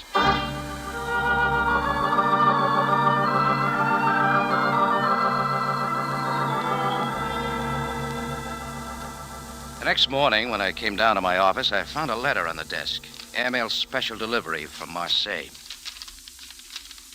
Yeah, it was from Francine. Dear Rocky, I hope and trust that this letter reaches you before our date. You see, I won't be coming to Cairo this time. A very dear friend of mine, Marna Zanda, is using my passport and accommodations. She will also be using my name while in Cairo. This must seem very strange to you, but there is no other way for Marna to get into Cairo, and this is most important to her. Please, Rocky, do not interfere, for her sake and for mine. You can understand why I did not think it best to call and tell you this by phone. When we see each other again, I will explain everything. Sorry, darling, signed Francine. Good morning, Jordan. Coming in the door, flanked by two of his uniformed men, was Captain Sam Sabaya, Cairo Police. You have no greeting, Jordan? Yeah, sure. Sit down. Have some coffee, Sam. It is an offense to refuse proffered hospitality, but I have no choice. Meaning what? That I am here on very serious matter. Jordan, no doubt you were acquainted with one Kafar Bey. The Bey is your idea. He's just Kafar to me. Was he not here in your tambourine 2 days ago? Yeah, he and a lot of other guys. They tore up things. Want me to show you? In a moment. Is it true that you made certain threats toward this man? Well, you might call them threats. I didn't like his way of showing me how big he was. Why? Kafar is dead. Murdered. You better get busy, Sam. Kafar had a lot of influence. Jordan, you must know me better than that. Duty is no respecter of position. Oh, I'm sorry. Where do I fit in? That remains to be seen. You have a gun, I believe. A 45. I did have. Went for it after Kafar and his mob left the other day, but it was gone. Indeed. Will you show me where you kept it? Anything to oblige? I kept it under the cash register out front here. You turn it up and you get a reward. Jordan, has it ever occurred to you that a thorough investigation is to your advantage as well as... Go on. About that reward, Jordan. Don't tell me, Sam. Is this your gun? It looks like it.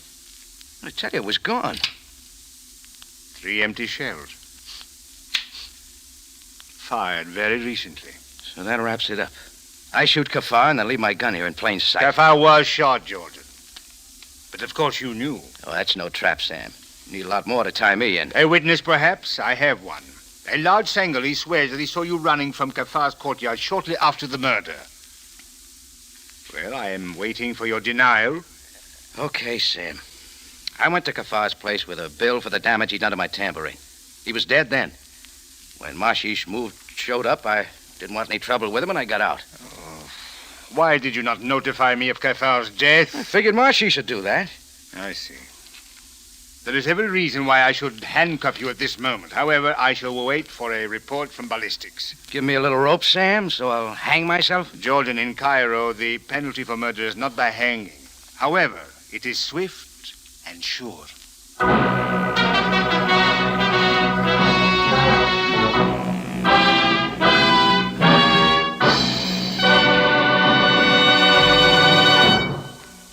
You are listening to Lady in Disguise, tonight's adventure with Rocky Jordan. Chills on Monday night, a solid hour of them with Joseph Cotton, Valley, and Louis Jourdan recreating their original roles in the Paradine case. CBS Radio Theater presents an exciting and suspenseful adaptation of this fine motion picture, which was directed by Alfred Hitchcock. Don't miss the tense and sinister thrills at 6 Monday night on CBS.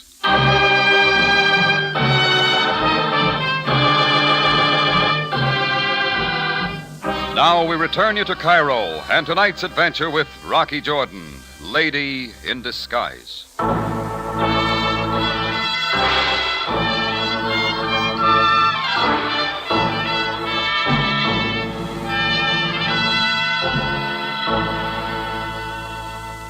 There were a lot more things I could have told Captain Sabaya about Kafar's death. How Francine Tournay had called me from Marseille, that she was flying to Cairo.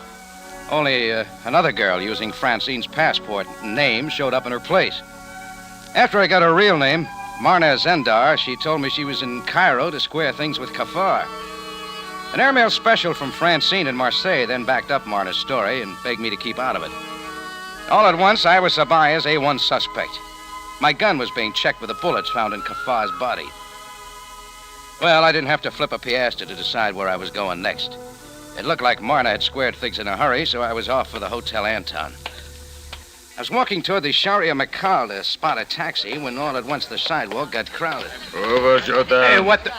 Oh, Mashish. Salva. It is Mashish. Sangali's bodyguard to his honor Kafar Bey. Looks like you're out of a job, Mashish. It's true. But one more task remains. Over, Jordan. You're getting in trouble again.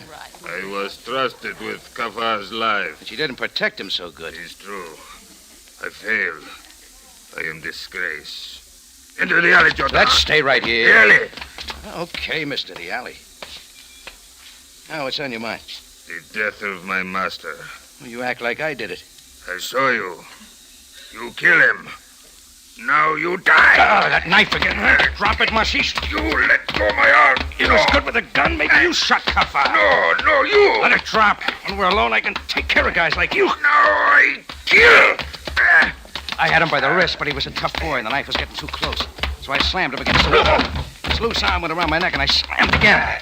This time the knife dropped. Mashish dived for it. I landed on top. He rolled around, picking up a lot of alley dirt. Then I had him on his feet again. He was lost without the knife, and like most natives, he didn't know how to use his fist. So I gave him the 1-2. He called things off and was running away fast. Well, he could go. I didn't want him.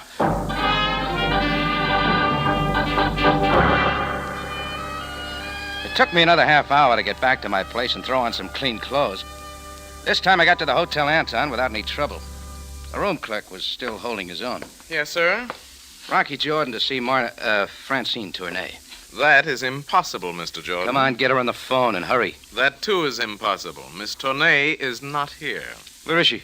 I really couldn't say.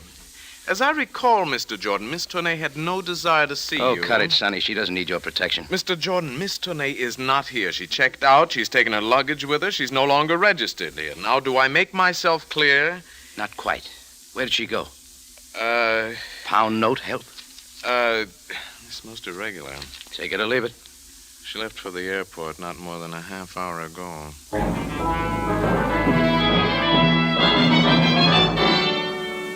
If I had any doubts about Marna before, I was sure now. I grabbed a taxi and told the driver to speed it up for Almaza Airport. He hunked his way across Solomon Pasha Square, and in 20 minutes we were there. A big plane was warming up on the nearest runway. I got inside the station, started scouting around. A lot of people were milling in and out, and I did a lot of looking. Then a sudden face in the crowd sent me running. It took a split second for me to realize it wasn't the face of Marna, but of somebody who was supposed to be in Marseille. The face of Francine Tournay. Then it was gone. I kept looking, then I began to tell myself I was wrong. Maybe I'd just been thinking too much about Francine the past couple of days. Plane leaving for Casablanca, Rome, Marseille, Gate 1, last call. Plane leaving for Casablanca. I got over to Gate 1. I wasn't a second too soon. Please let me Oh, go. you in a hurry, Marna? Oh, Rocky, what are you doing here? Looking for you. We got some things to clear up. My plane is about to leave. I haven't any time. You got lots of time. Let me go. Let me go. Oh, you call a guard? Go ahead. There's lots of them around. We'll talk about the passport you're using. No, please. They're closing the gate. Stay here, Marna. But I've got to get on that plane. But not now, you won't. Do you know what you're doing to me? I'm about to find that out. Over here behind the fountain. Come on, where we can talk. Well, Mr. Jordan, you have decided to make this your affair. You have bothered me in every possible way. Now you have made me miss my plane. What more do you want? I won't ask you how you lifted the gun for my cafe. That's not important. What gun? The one you used to kill Kafar and planted back on me. I don't like your way of squaring things, Marna. Oh, I see. Rocky. Yeah? You've got it all wrong. I did not kill Kafar. Too late for that. You're trying to get out of Cairo fast, sort of tripped you up. I will admit I was frightened. When I learned of Kafar's murder, I was afraid I would be blamed. The authorities would soon find out who I really am. Well, you wouldn't want that, would you? Rocky, you of all people should know that I would not kill Kafar. Tell me real slow. I did tell you. I came to Cairo to clear my father's name. The minute I found the one man who could do that, would I kill him? It's one I can't answer. Now that he is dead, no one can help me, not even you. And Francine told me you would understand. Sure, I'm to understand a murder that's pinned on me. Maybe you had other reasons. How do I know your story's true? Rocky, at what time was Kafar killed? It was about 10 o'clock when I found him.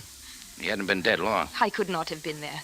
From the moment I arrived at my hotel yesterday evening, I never left there till this morning. You expect me to believe that? Ask whoever you like. The doorman, the bellboy, the room clerk, the waitress in the restaurant. All right, we'll do that. Come on, Marna. And that's what we did. Marna stayed with me, and we went back to the Hotel Anton. I had a lot of conversations. First, I talked to the doorman. I remember this lady well, sir. She arrived in the airport bus at 7:30. I was on duty until 11. She did not come out this door. After that, we went over to the desk and had a chat with my friend, the room clerk. Yes, I'm certain she did not leave the hotel last night. As a matter of fact, I talked to her on the phone shortly after you left her room. We have certain regulations, you know. Oh, if he was looking for another pound note, he didn't get it. Next, we looked up the waitress in the hotel restaurant. Sure, I remember her. No tip. She came in at 9 o'clock and stayed too long. Lamb chops with no potatoes. Reducing, I guess. The bellhop told me he'd taken ice water to her room at 10 o'clock, right on the nose. I talked to a few others, but they all came up with the same answer. Well, do you believe me now, Mr. Jordan? A lot of people would have to be lying. That is not likely, is it? Maybe not. Marna, if you're smart, you'll check in here again and wait around a couple of days. But being in Cairo is dangerous for me. Not as dangerous as running away. You are so thoughtful of me, Mr. Jordan. But as long as you are running things, I'll be here.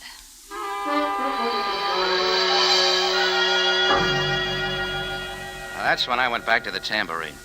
It looked like Marna had cleared herself for Kafar's murder. But after running all over Cairo, I still hadn't helped my own case a bit. The afternoon rush was on when I walked into the Tambourine. When Chris, my bartender, saw me, he jerked his head to a back table and kept on drawing a beer. The place was heavy with smoke, and I couldn't make out who it was. As I went back, it dawned on me like a camera fade in. Again, the face of Francine Tournay. Rocky, darling. It's really you, Francine. But of course, mon chéri. I've been looking everywhere for you. At the airport? You saw me there? Why did you not say something? I tried to, but you were gone. Are you not glad to see me, Rocky? Oh, sure, Francine, sure. Did you get my letter, eh? It's right here in my pocket. Said you weren't coming to Cairo. A woman can change your mind, n'est-ce pas? Yeah, but your passport. Well, I decided if Marna could get in on somebody else's passport, so could I. So here I am. Oh, when'd you get here? Today, at noon. Does it matter? Francine, your friend Marna's in trouble. Yes, I know. Poor Marna. I saw her last night. She gave me a big story about coming to Cairo to square her father's name with Kafar. It is true, Rocky. Marna's father was convicted of running guns, and his whole family lost their citizenship. Kafar was his partner, and doing it all. When I found that out, I quit his employ and went to France with Marna. I only wanted to help her. You did? She was very bitter, but I had no idea it would come to this. I didn't dream that she... Did she kill him, Rocky? I don't know. Well, let's forget it for now. No, it's not that easy, Francine. I know, but we can try, can't we? Take me someplace, Rocky. I won't be long in Cairo, and I want... Okay, Francine. Let's get out of here. Oh, I dropped my purse. Yeah, I'll get it. I am so sorry. The silly things in a woman's purse. You're not kidding. Oh, this yours, too? Yes, my airplane ticket stub. Thank you, Rocky. Now shall we go? Oh, Francine. Yes, Rocky? I almost forgot. There's a couple of things I've got to clear up here. Why don't you catch a taxi and go on to your place, huh? Where you staying? The Said house. Well, I'll see you there, huh? Very well, Rocky. Au revoir. Francine didn't know what had stopped me. It was the sight of an official black car drawing to the curb in front. Sam Sabaya got out and waited, and so did I. The cat and mouse game went on for a little while, and finally he came in. Bring the handcuffs with you, Sam? Jordan, many times you and I have had difficulties. In every case, I have been inclined to give you the benefit of the doubt. That's right, you have. However, in this case, I have no alternative. There's no odd feelings. You will come with me, Jordan. Sure.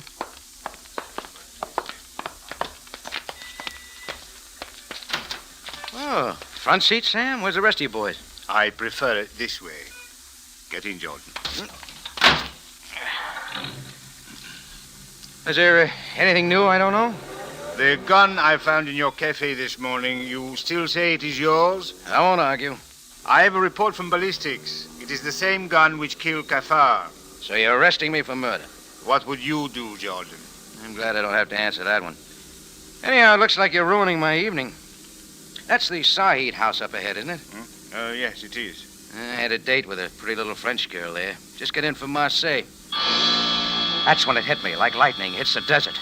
Sam, stop the car. Stop it quick. Jordan, what are you doing? Come with me, Sam. Get back in the car. What's holding you, Sam? Come on. I barreled into the lobby of the Said house with Sam trailing close behind. I had a quick look at the registration book on the desk, then grabbed it up and took it with me and made for the stairs.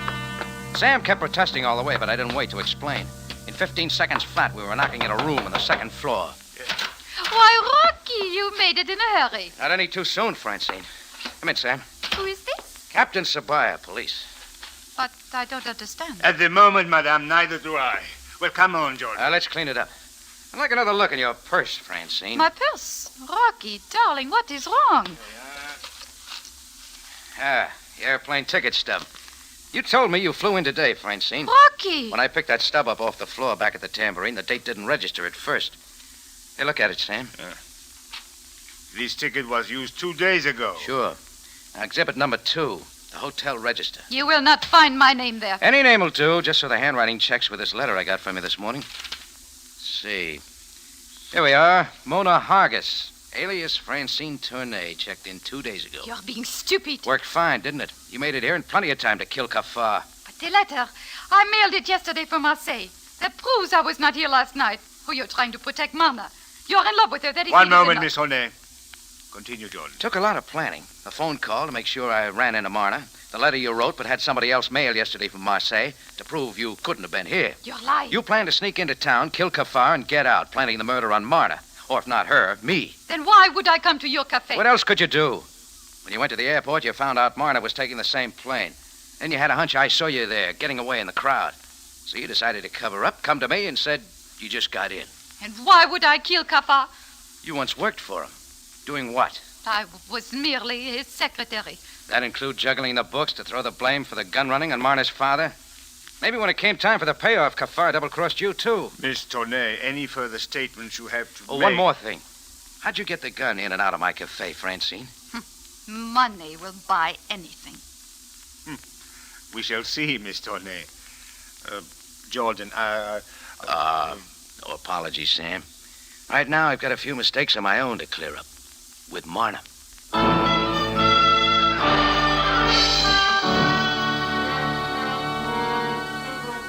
Well, when Sabaya finally got the full story out of Francine, it checked pretty close with mine.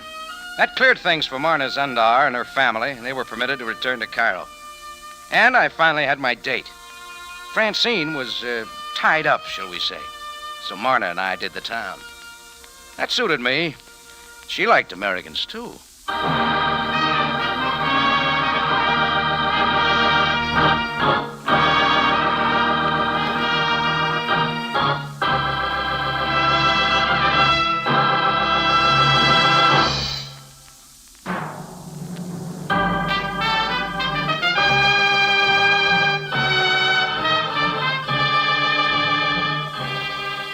It's CBS again at this same time next week for another story of adventure and intrigue when we take you back to Cairo on the Cafe Tambourine run by Rocky Jordan.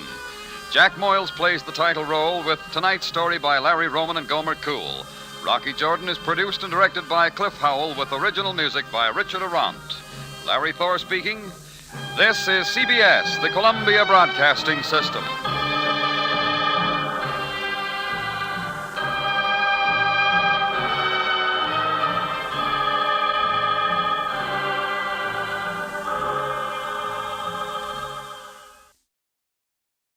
Sunday is a big day on CBS. Jack Benny and Bergen and McCarthy, Rocky Jordan and our Miss Brooks, The Whistler and Red Skelton. Yes, for varied entertainment, Sunday is a big day on CBS. Now, Del Monte Foods brings you a world of adventure with Rocky Jordan.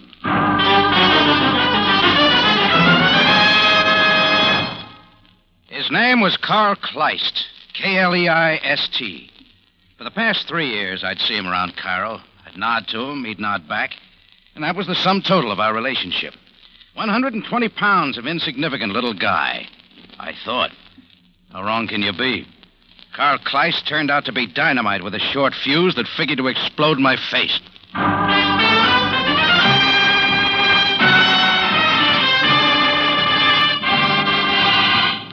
Del Monte, the brand you trust for flavor in so many good foods. Yes, Del Monte, the best-liked brand of canned fruits and vegetables in the whole wide world, takes you now to the Cafe Tambourine in Cairo, gateway to the ancient East, where modern adventure and intrigue unfold against a backdrop of antiquity. Tonight's Rocky Jordan story, The Mystery of Carl Kleist.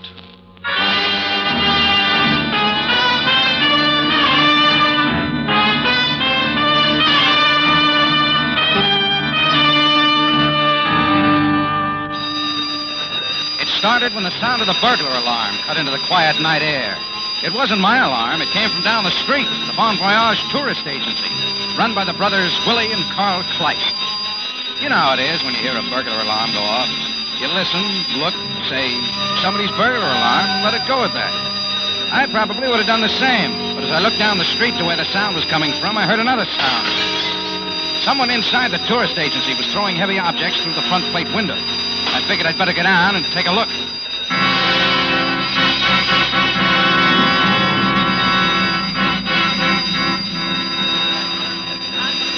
When I got there, a small crowd had already gathered. Someone is inside. I was passing by. The window began to break. I heard someone calling me. All right, let's go in. The door is locked, sir. I have tried it. Then we go in through the window. After we widen it, watch out, I'll use my foot. Yeah, that'll do it. Come on. He's hollow, sir. How may we stop the alarm, sir? Don't worry, I'll get it. This wire'll do it. Effendi, over here. I have found him. Look, sir. Willie Kleist. He has been knifed. So I see. Willie, it's Jordan, the tambourine, down the street. He is still alive.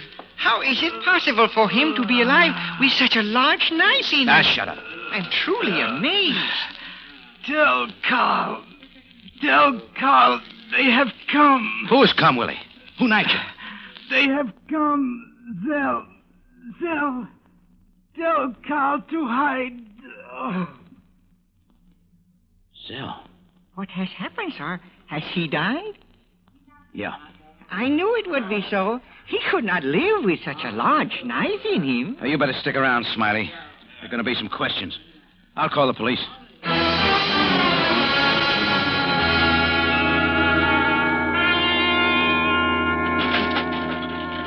Well, the cash box is still full. Obviously, robbery did not enter into the killing of Willie Kleist in the slightest. Oh, I didn't think so, Sam. Not after what Willie said. Yes, of course. Well, the killer was not seen by anyone, huh? Apparently, he left by the back door. Leaving Willie for dead. But Willie was still alive and threw some ashtrays through the window to attract attention. You know what I think, Sam? I think whoever did Willie in didn't come for Willie. Or at least didn't come for Willie alone. He came for Carl, too. Jordan, what do you know of his brother, Carl? Oh, not much. They ran this tourist agency together. Moved in a few years ago. They're Austrian. Carl's a little guy, quiet, always got a book under his arm. Seems completely lost in thought. Well, I will see if I can locate him. He undoubtedly will be able to shed a great deal of light on this affair. If you can find him. If he's still alive, I'll bet he's in hiding. From Zell? From Zell. Jordan, are you sure Willie Kleist gave you no description of this Zell? Nothing which would make my task of locating him easier? No, nothing, Sam. Well, it does not seem I have much to go on. Keep me informed, will you? I'm going to be interested in seeing how you work this out.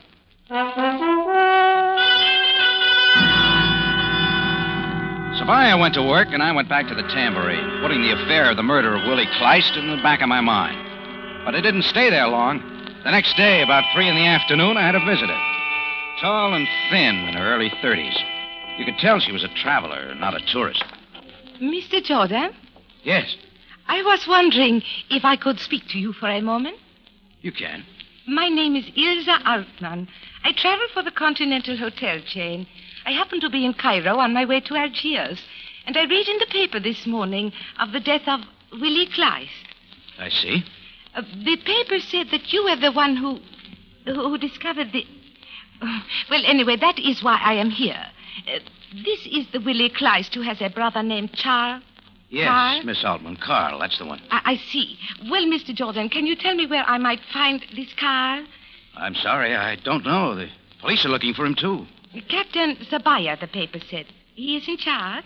Yes, you might go see him. If anyone would know where Carl Kleist is, if he isn't dead, Sabaya would. Is there a possibility Carl, too, might be dead?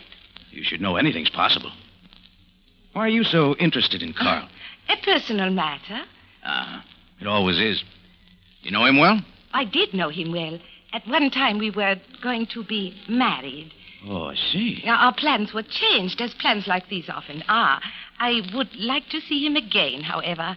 Tell me something, Miss Altman. Did you ever hear Carl mention anyone named Zell? Z-E-L-L? Anyone? No, I do not believe so. Are you sure? Well, it is hard to be sure.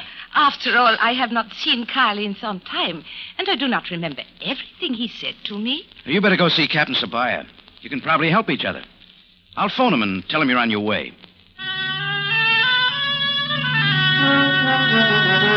I gave her the address of Central Police Headquarters and walked her to the front door. She thanked me and was on her way, walking south from the tambourine. That's when I noticed the guy in the white linen suit. He was tailing Ilsa Altman, and it didn't look right. On the corner, she caught a cab, and Big Boy went for a cab of his own. I went for him and got there just as he was opening the back door. I stepped in close to keep him from moving into the cab. Got a match, mister? What? A match. I need a light. Get out of the way. It's not fair tailing Ilse Altman. She may already have a boyfriend. But do you work for Zell? I said get out of the way. His big hand reached up and grabbed me by the coat. I started to swing, but I was pressed up close to the cab and couldn't get up much power. Besides, he was faster, and a hairy right caught me in the face. It had a lot of steam and shook me up. Before I could recover, he grabbed my shoulders and threw me to the sidewalk. Taxi! Follow that cab. Hurry. By the time I picked myself up, Gorilla and his cab were off in a cloud of carbon monoxide in hot pursuit of Ilse Altman. But I wasn't unhappy. I figured I'd slowed him up long enough for her to get away.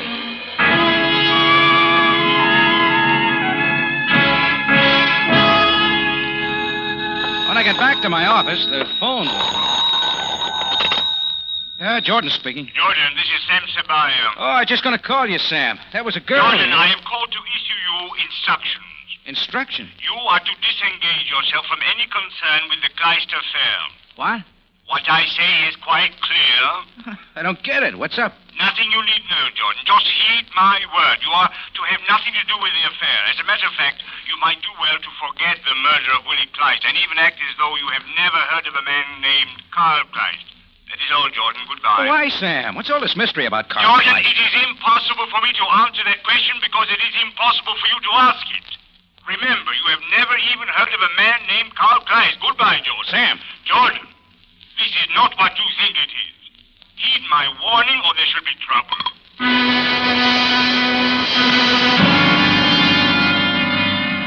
Well, it had turned into something important. That was easy to see.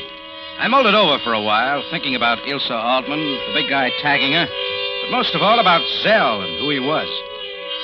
The next day, I fell a little deeper into the Carl Kleist case. I was walking down the Sharia El Mumar on my way to the barber when I heard a voice. Jordan B. It was Yusef, an Egyptian shoeshine boy who worked the streets around the tambourine. A little guy who seemed to know as much about people as the secret police. I have seen him, Jordan B. I have seen him. Who have you seen? The man you are looking for. Who, Zell? No, the other one, Carl Kleist. I know where he is. Come, Jordan B., come. And with that, he turned and bolted down the street. I moved after him, jostled a lady carrying a load of vegetables, excused myself, and kept right on going after the scurrying Yusef. He led me up a couple of back streets and stopped in front of an old rat-eaten rooming house run by a German named Brombacher. Inside, Yusef took me down a dark, smelly hall to a door marked 6. Inside, Jordan B.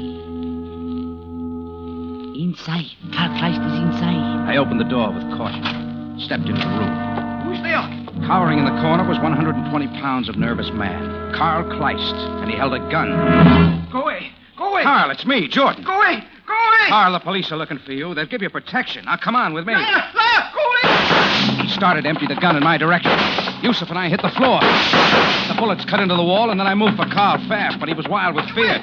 He threw the empty gun at me, then picked up a chair and began to whack me with it. So there was nothing for me to do but plant one right on his jaw. Just took an easy one to lay him out cold. Then I stood over him to bring him to. I opened his shirt. The first thing I saw tattooed on his chest was a 4-letter word. Z-E-L-L. Zell. There it was again, and as big a mystery as ever.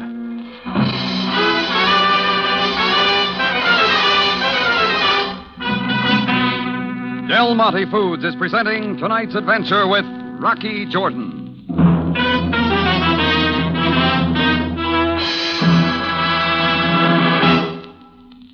Ask most men to name their favorite foods, and I think you'll find that corn, sweet, butter-tender, golden corn, rates right up there near the steak and potatoes. And if you want to give the men at your house corn just exactly the way they think it should be, give them Del Monte golden whole kernel corn for sure. Yes, Larry, it makes a lot of difference which brand of corn you buy. It's a product you can really compare and tell the difference. So many women are finding Del Monte corn outstanding on every count. It's wonderfully sweet, with a high natural sugar content that's grown right in. Yet it's rich in hearty summer flavor, too. Not only that, but it's remarkably tender. Those plump, milky Del Monte corn kernels are so very thin-skinned, they all but melt in your mouth. You'll agree you've hit a new high in corn enjoyment the day you try Del Monte corn. I appreciate its dependable quality, too. But then I guess everybody knows you can't beat any Del Monte product for that. Why not enjoy delicious Del Monte vacuum-packed golden whole kernel corn tomorrow? Remember, it's thrifty, too.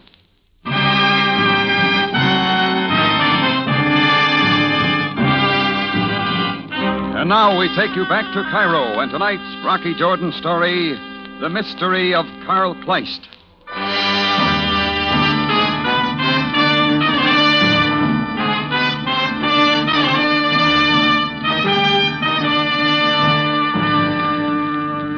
It had all started with the murder of Willie Kleist and the disappearance of his terror-stricken brother, Carl. Mixed in someplace were Carl's former fiancée, Ilse Altman, and a big guy in a white linen suit. Then a little shoeshine boy found Carl Kleist and led me to him. In the scuffle that followed, Carl got laid out, and when I opened his shirt, the tattooing on his chest said Zell, the same word Willie had uttered just before he died. Zell, whoever he was the crux to the entire mystery. Well, I sent Yusef to find a phone to call Sam and bent over Carl to bring him to. That's when Brombacher, the German who ran the rooming house, stepped into the room. What is happening? I heard shooting. Oh, what is the matter with Carl? Nothing. Some cold water won't fix. Here, help me get him on the bed. Huh? Yeah. Sure. Here, on the bed now. There. I guess I tapped him a little harder than I realized. There's the water now, huh? What is this on Carl's chest? Zell? Does it mean anything to you? Huh. Peculiar anyone should tattoo such a thing on a chest. I guess there was enough. Hey, just a minute. Who is Zell? Oh, Zell is not somebody. Zell is a place. Lake Zell. Zell is a lake in Austria. I've been there once or twice. Now I get the water. So it wasn't a who, it was a what. Zell wasn't a person, but a place. Lake Zell. But even that didn't mean anything to me. Why should a place be so important? Why should its mention be feared? Why should it be one of the last words Willie Kleist uttered? While Brombacher poured some water and then proceeded to bring Carl to, these questions ran through my mind. Well, maybe Sabaya would have the answer. He'd be there soon enough. But as it turned out, somebody beat him to it. Well, Mr. Jordan, you were not able to help me before, but you certainly have helped me now. Ilse Altman, and she held a .32. Standing alongside of her were two friends, a couple of muscular white-turbaned Bedouin tribesmen with knives in their belts. Mr. Brombacher, I suggest you turn around and face the wall and remain that way until we leave. It will be safer for you. Yeah, I do that. Humar, you might do well to stand by Mr. Brombacher with the knife to the neck so he does not call out. As you wish, madam. Looks like I made a mistake, Miss Altman. You're on the wrong side. Yes, Mr. Jordan, you did. But don't feel too badly about it.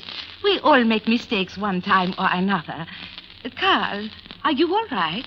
Yes, I am all right. Oh, that is fine, Carl. You appear to be somewhat shaken. Did Mr. Jordan injure you when he hit you? I am all right.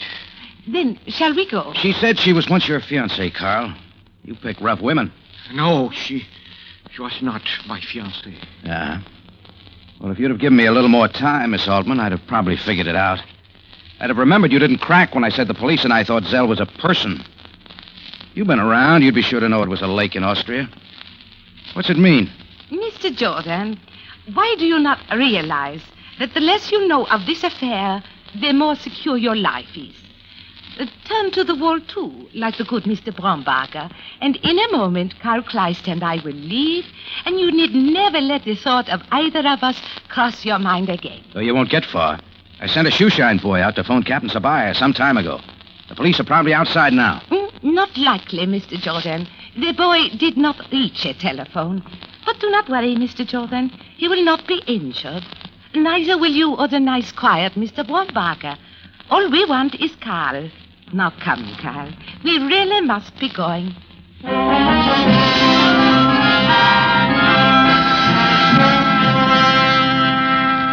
Jordan, I told you distinctly upon the telephone that you were to disengage yourself completely from the Kleist affair. Sam, I'm telling you, I didn't have any choice. When Yusef told you he knew where Carl Kleist was, you should not have gone with him. You should have come instead to me. There wasn't time. Yusuf was off like a streak. I had all I could do to follow him, let alone get in touch with you. Oh, well, yes. I suppose you had no other course. You will have to excuse my manner. It is that I am quite upset about the fact that Miss Altman now has Carl. What's it all about, Sam? What's the big mystery? What's this Zell business? The Zell business. Come with me into the other room, Jordan. There's someone there I think you might as well now meet. Mr. White Linen Suit? Yes, Mr. White Linen Suit. Jordan, this is Mr. Frank Sunday of the American Federal Bureau of Investigation. Oh.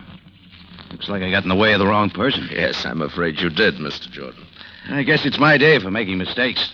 I'm sorry. Well, that's nice, but it's not enough. You sure fouled the works. Because of you, Ilse Altman escaped me.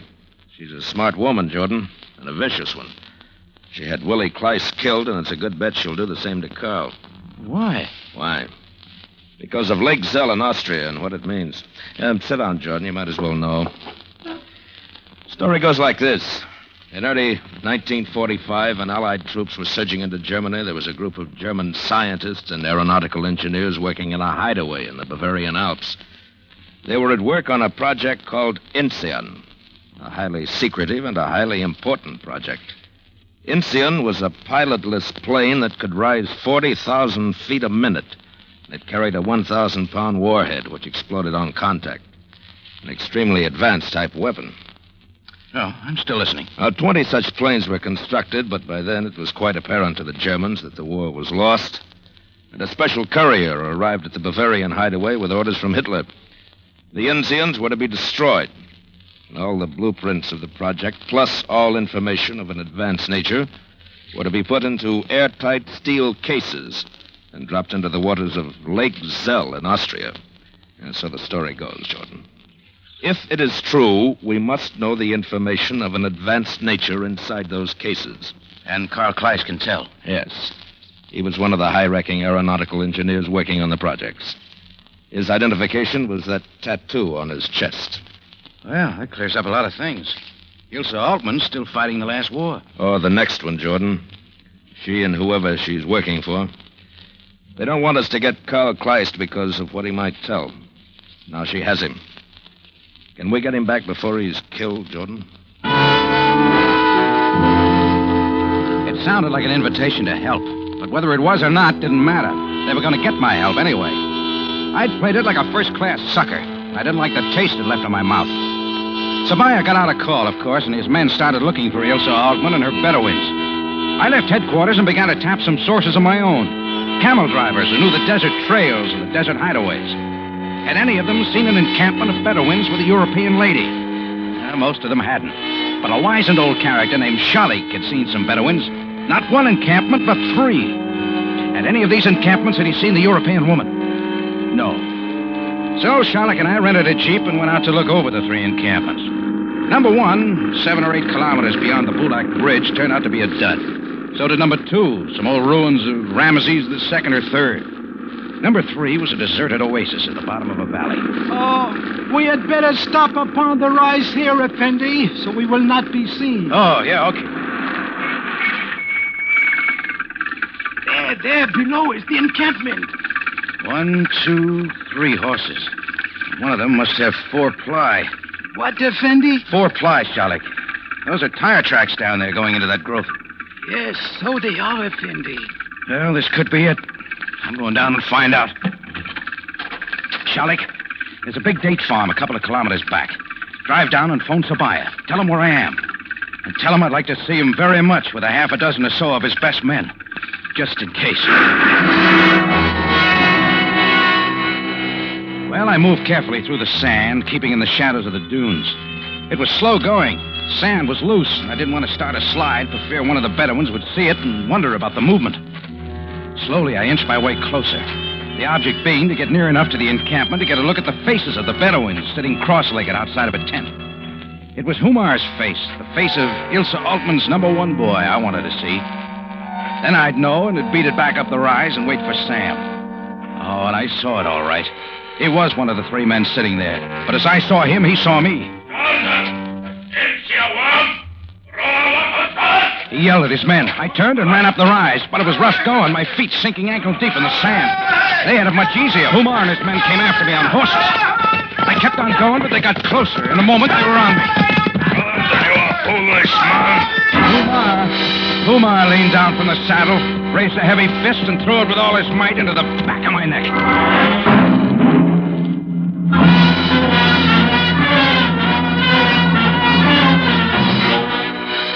In just a moment, Rocky Jordan returns to conclude tonight's story.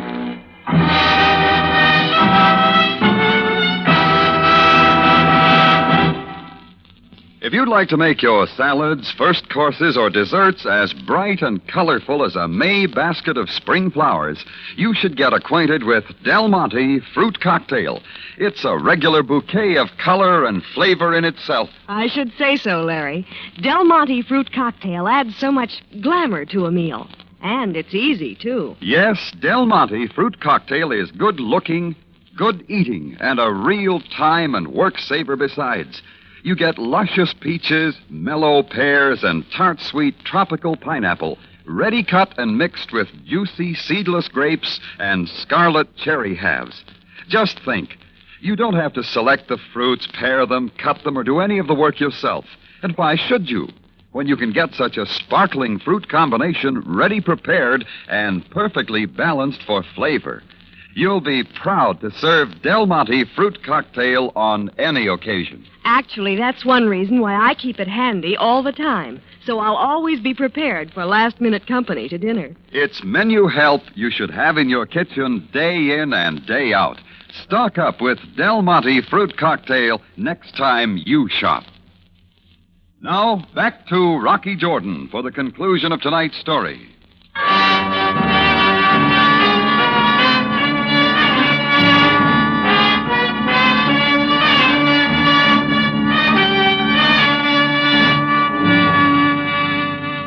I woke up sometime later inside the tent with a large-sized headache.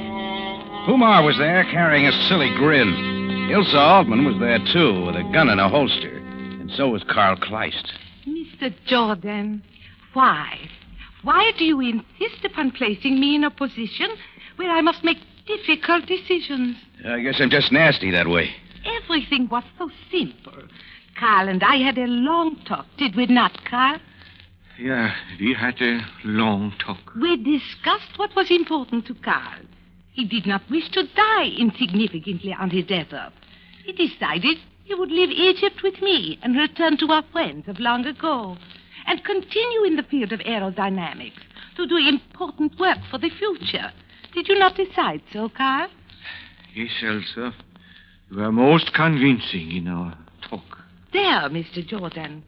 Carl and I were to leave Egypt quietly, with no further bloodshed. And now you have upset everything. You have come to disturb the tranquility. What must I do with you? Oh, stop it. You're going to make me cry. Oh, well, quick decisions. Humar? Kill him. Humar drew his knife and moved toward me. The silly look in his face grew larger and his eyes sparkled. He was in for some fun, he thought. 4 steps were all he took. Carl! The not so convinced Carl Kleist yanked Ilse's revolver out of her holster and turned it on Humar. Carl! Give me that gun! I will not go back! Carl! Why did you do that?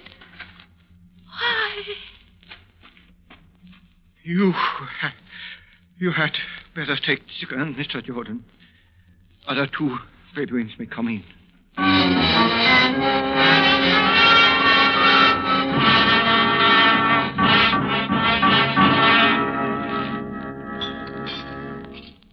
More coffee, Jordan? Oh, no thanks, Sam. I've had my fill. Well, I will have a little more. Well, the affair of Carl Kleist is at last at its end. Mr. Santi will take him to the United States in the morning. And Ilse and Humar made the morgue. Killed in a moment of desperation by a man who too long kept secret knowledge he should have told. Jordan, something has just struck me.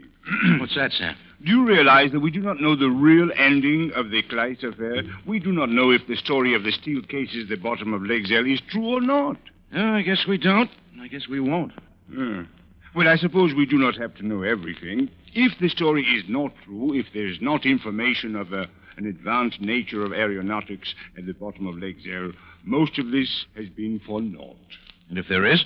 Then I'm quite sure your American government will be able to get it from Carl Kleist. And all of this has not been for naught. And you'd like to know which is true for sure. Well, Jordan, you cannot blame me for being curious. What do you got there? A coin, Jordan. Observe. Heads, it is true. Tails, it is false. Heads or tails? Well, what could a coin tell? More coffee, Jordan? Heads or tails, Sam? Neither. It fell in a crack and is standing on its side.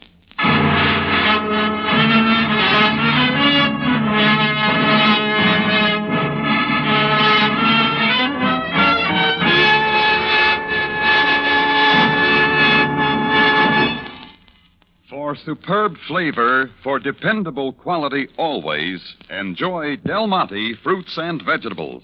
Remember, buy wisely. Buy for flavor. Buy Del Monte, the brand you trust for flavor in so many good foods.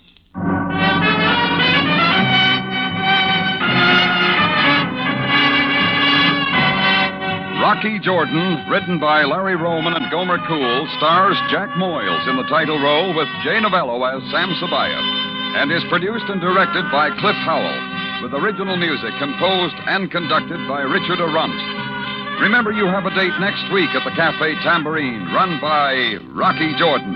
Same time, same station.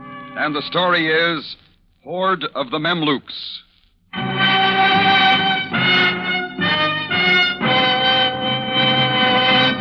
Anytime you're thirsty, pour yourself a tall, sparkling glass of golden Del Monte pineapple juice. There's real refreshment for you, rich in the tropical, tart-sweet flavor of full, ripe pineapples. Make yours Del Monte pineapple juice next time. Larry Thor speaking. Rocky Jordan is presented over CBS, the Columbia Broadcasting System.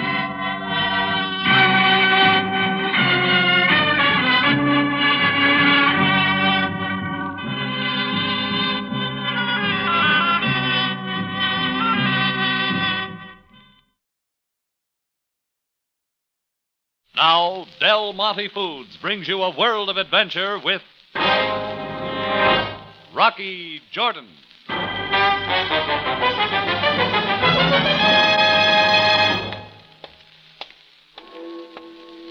The big clock of the Uzbekia was chiming 4 a.m. as I walked the lonely Cairo street on my way home from a hot poker session a few blocks from the Tambourine. I first saw the car coming down the hill of the Sharia Nazim picking up speed. I watched it, and suddenly the car seemed to be out of control. It swerved to the wrong side of the street, bounded over a curb, crashed through some boxes on the sidewalk, and ran smack into the brick wall of an empty store. I ran to the car as quickly as I could and looked through the rubble. In the front seat, or what was left of it, was a girl. Her dark green dress was in shreds, and the sequins still sparkled in the light of a street lamp. Her hair was auburn, and her face soft and fair with a look of innocence. But there was one thing about her that wasn't very nice. She was dead.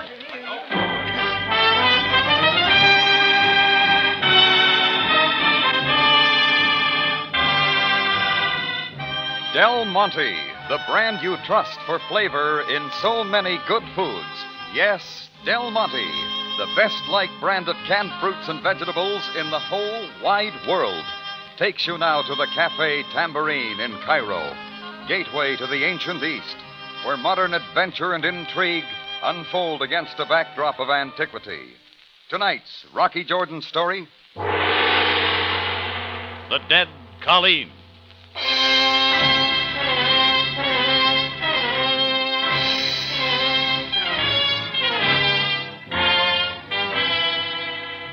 Well, the girl was dead, and there wasn't anything for me to do but find a phone and call the police.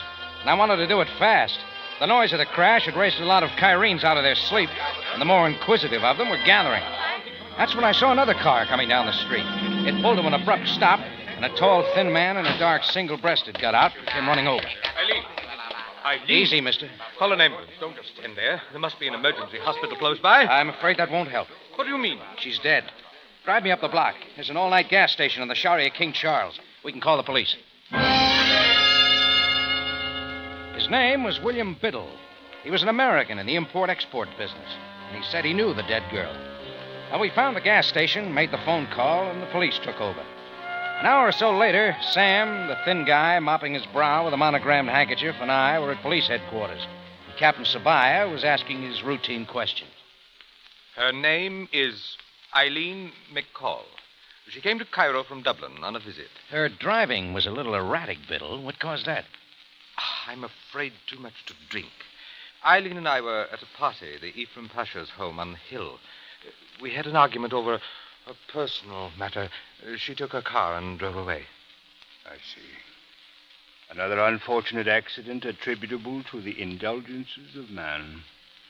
Well, Mr. Biddle, I will hold her passports and visas for a day or so and inform her consul of this regrettable incident. Yes, of course. You may go now. I have your address. I shall contact you if there is further need. Thank you, Captain. Goodbye. Goodbye, sir. Jordan, useless death is something I can never bring myself to accept with ease. I know. Well, if you don't need me, I'll run along, too. Yes, Jordan, you may go. Sam. Hmm? I looked through that mess that once was an automobile. I couldn't find Eileen's purse. The thought struck me, the girl only considers herself half-dressed without a purse. She takes it with her automatically whenever she goes someplace. Now, where...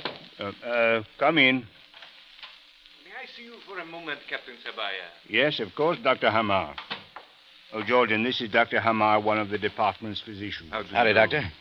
Captain, there was something about the body of Eileen McCall which disturbed me. I thought an autopsy necessary. I found a distressing fact. And what is that, Dr. Hamar? The girl did not die of the automobile accident, Captain. She was a victim of arsenic poisoning. Well, the case of Eileen McCall picked up a new wrinkle. Poison. Her missing purse probably did mean something after all. And Sam suddenly had a new interest in the case. He had work to do, so he shooed me out of the office. I went to the Tambourine, crawled into bed, and slept off a bad night. The next morning, the newspapers were full of the story, carrying photos of the car crash and the headlines screaming about the murder. That afternoon, I had a visitor, a heavy-set man, dark hair and eyes, who kept knocking his onyx ring against his drinking glass. Mr. Jordan? Yes? I'd like to talk to you if you have a moment. What about? A dead girl named Eileen McCall. Sit down. I've got a little proposition for you, Jordan. I think it'll interest you. You can make a buck out of it. Here. There are 5,000 American dollars in this envelope. It's yours, if you can find Eileen's murderer. That comes under police business. They can use some help. Why are you so interested? Well, let's say I'm a friend. You still haven't told me who you are. Blackburn's the name. I'm a traveler. I live in a lot of places. I meet a lot of people. Eileen was one of the nicest. I don't like seeing her end up like this. I want an answer. I think you're the one to get it for me. Well, who'd want to kill her? If I knew, I wouldn't have to ask you to find out. She left Dublin 3 weeks ago, came to Cairo on William Biddle's invitation. He's rich. He wanted to marry her once. You find out who killed her. Look, her purse was stolen before she died. Why would anyone do that? I don't know. Why do you come to me with this? Why don't you go to the police? Oh, reasons. Well, will you give it a try? Sorry, Blackburn. The ante too small? No, just not my line. Oh, don't give me your final answer right now. Think about it for a while. After all, it isn't every day someone gives you a chance to put your hands on 5,000. I'm staying at the Mina House. Nice meeting you, Jordan. See you again. He ambled out of the Tambourine, caught a cab, and was gone. I turned back and looked at the table. Blackburn had left the envelope with the $5,000. I poured myself a cup of coffee and went into my office to think. There was something about this affair that intrigued me. Exactly what, I wasn't sure. A little later, I put in a phone call to Sam. He'd been checking the guests at the Ephraim Pasha's party, but had come up with nothing. He did, however, tell me that Eileen McCall had been living at the Delta House on the Sharia Kufar. That evening, I found myself talking to the desk clerk. He gave me a room number, 2M, and said the police would allow no one to enter. So I left the building, walked around the back, and located the fire escape. A few moments later, I found the window to what I hoped was room 2M, Eileen McCall's room. It was open, so I climbed over the sill, struck a match. Most of the room was in order, the bed made, things in place on the dresser. But in the corner of the room stood a very untidy suitcase. I moved toward it to get a closer look. The leather side of it had been ripped open. I kneeled down to examine the suitcase, and that's when I felt the gun in my back. Stand up. Oh, didn't know I had company. Stand up, I said. I hope you know how to handle that gun. I'd hate to think it went off by mistake. If it goes off, it won't be a mistake.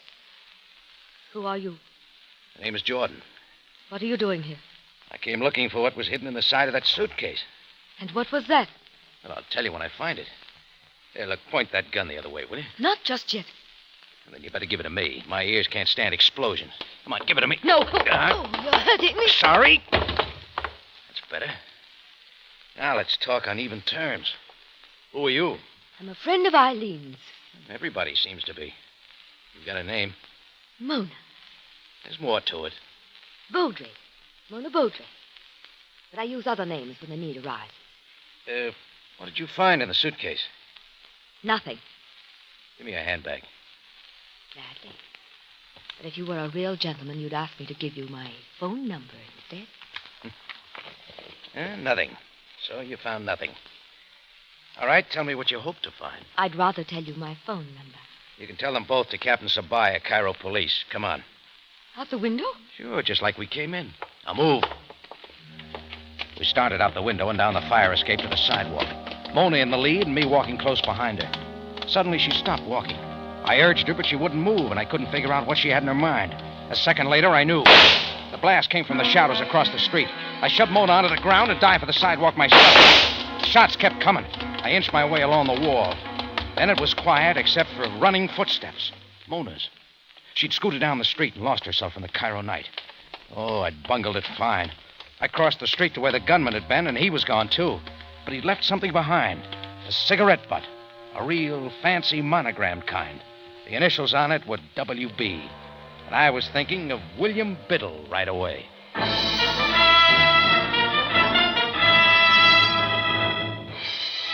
Del Monte Foods is presenting tonight's adventure with Rocky Jordan.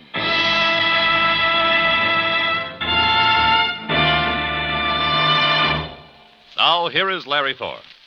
Summer certainly is the popular season for fruit cups and fruit salads, and no wonder. There's something about a combination of juicy, refreshing fruits that gets an extra welcome on warm, sunny days. And that goes double when it's Del Monte Fruit Cocktail, because that's like having all 5 of your favorite fruits in season at the same time. Even better, Larry. After all, Del Monte Fruit Cocktail is easy. You get all the fruits mixed in one can, and there's no peeling or cutting for you to do it all. That's why so many women keep Del Monte Fruit Cocktail right handy in the refrigerator, chilled and ready for refreshing, luscious salads, first courses, or desserts. Open it, and there you are. Tender, mellow peaches and pears, tart, sweet pineapple, juicy seedless grapes, and bright cherry halves, all mixed in a flavor balance you'll say is exactly to your taste. Now, that's my idea of a genuinely helpful product, Larry. Grand flavor, good looks, and no work. Surely you won't overlook all the many, many ways Del Monte Fruit Cocktail can help you this summer. Why not make a note of it on your shopping list right now?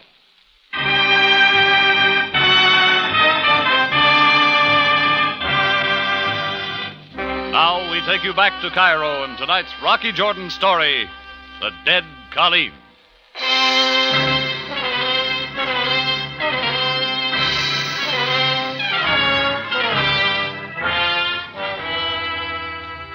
Well, it was all about a dead girl named Eileen McCall. Someone had slipped her an overdose of arsenic. Why? Well, neither Sam nor I had it figured.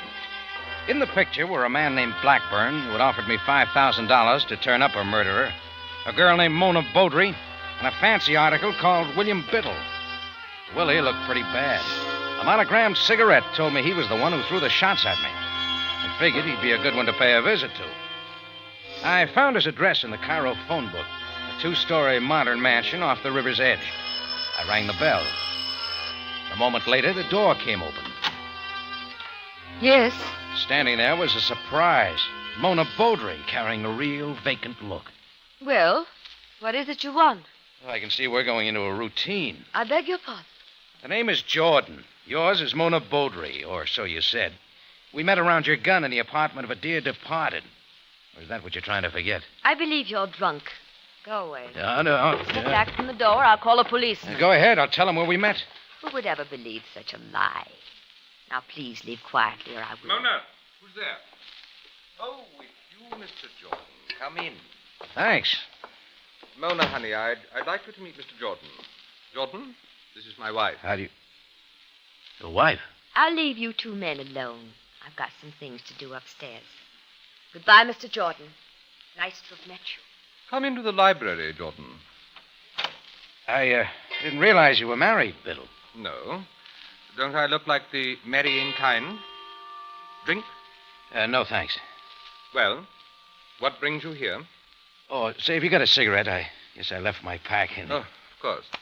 You'll have to take one of these fancy kinds. I have them blended to order. As an added affectation, I even have initials put on them. I see. Now, it seems to me I've seen one of these before. Or at least what was left of one. Yeah. Look. Where did you get that? Someone threw some shots at me not more than half an hour ago. The gunman left this butt behind. You don't happen to have a hot gun around, do you? You mean, was I the one who shot at you? I'd like to believe you're joking, Jordan. Getting shot at isn't something to joke about. I'm afraid I'm going to have to ask you to leave. Well, everyone seems to be asking me that. But I'm not quite ready. I suppose you're going to tell me you haven't left your house this evening. Exactly. And I suppose you're also going to tell me your wife's been here all evening, too. And what has she got to do with this? Well, if you don't know, how should I? You really better go, Jordan, or I'll have you thrown out. Eileen McCall was killed because of something that was stashed away in her suitcase. She brought it in from Dublin.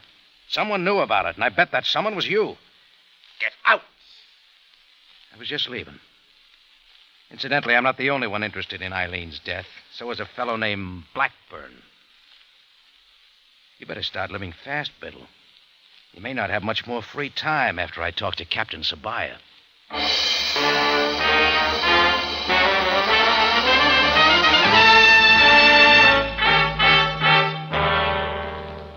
Well, Jordan, what you have told me about Mr. Biddle is most interesting, especially in view of what I have discovered for myself. What do you mean, sir? I've been investigating the persons who attended the Ephraim Pasha's party last night. It seems quite certain that one of those persons there put the arsenic in Eileen McCall's drink. Here, read what I have found out about Mr. Biddle. William Biddle, convicted September 10th, 1939, Boston, Mass., USA. Counterfeit charge. Released from federal prison March 1947. Oh, counterfeit. Yes. I thought that most interesting. Eileen McCall carried something in from Dublin in the wall of her suitcase. I can take a guess at what it was now. A counterfeit plate. That's what I would guess, Jordan. I've done some investigating of Miss McCall, too. She's not, or I should say, was not, all innocence. The Dublin police knew her well. Well, I'll run along now, Sam. And where are you going? Out to make a buck, I think. I left Sam and went back to the Tambourine to check things and to make a phone call. The call was to the Mina house, and a moment later I was talking to Blackburn. Well, Jordan, I'm glad you called. I knew you would be. Are you still interested in spending that $5,000? I am. All right, it's a deal. You know who killed Eileen? I think I know. Who? Maybe you've already guessed. Anyway, the $5,000's in my safe. I'll let you know when it's all over.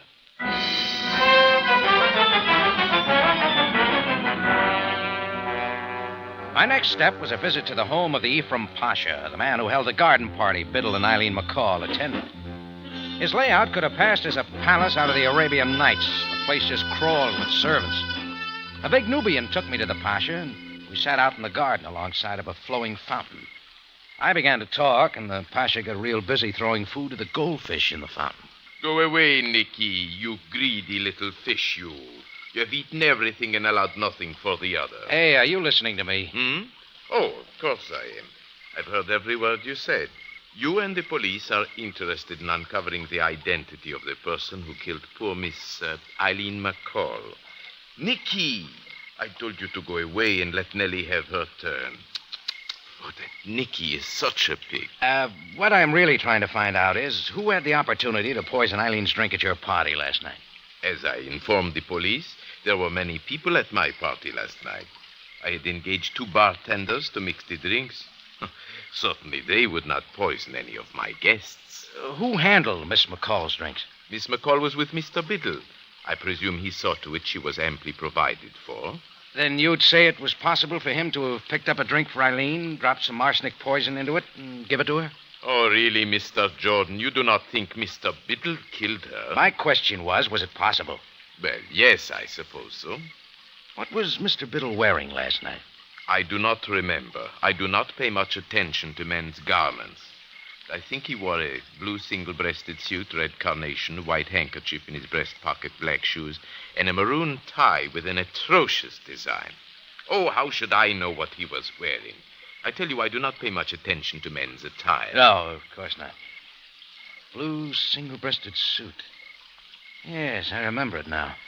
Well, thanks, Ephraim Pasha. You've been a great help. Have I?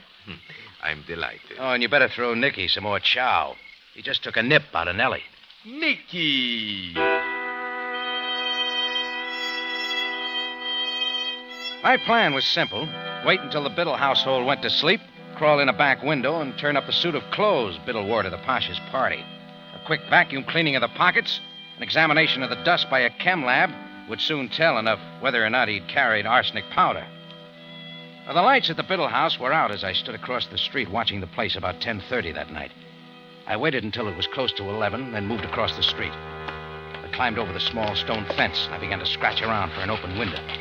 A moment later, I wished I was someplace else. Who is there? A voice shot out, and then a flashlight cut the night air. Who is there, I say? I ducked and began to run for the cover of the bushes. Halt immediately, or I shall shoot! I kept moving through the bushes cautiously, trying to circle the man with a gun. For some moments, it was cat and mouse, me cringing behind one bush, then another, and the flashlight playing around trying to seek me out. But luck finally was on my side. He stepped past me. I moved out from the bushes fast and threw a heavy fist into the back of his neck. He folded like a tent in a windstorm, and I bent down to get a close look at him. His face I didn't recognize, but his clothes I did. They wore the uniform of the Cairo police. And I knew Captain Sam Sabai was going to be awful mad at me for roughing up one of his boys.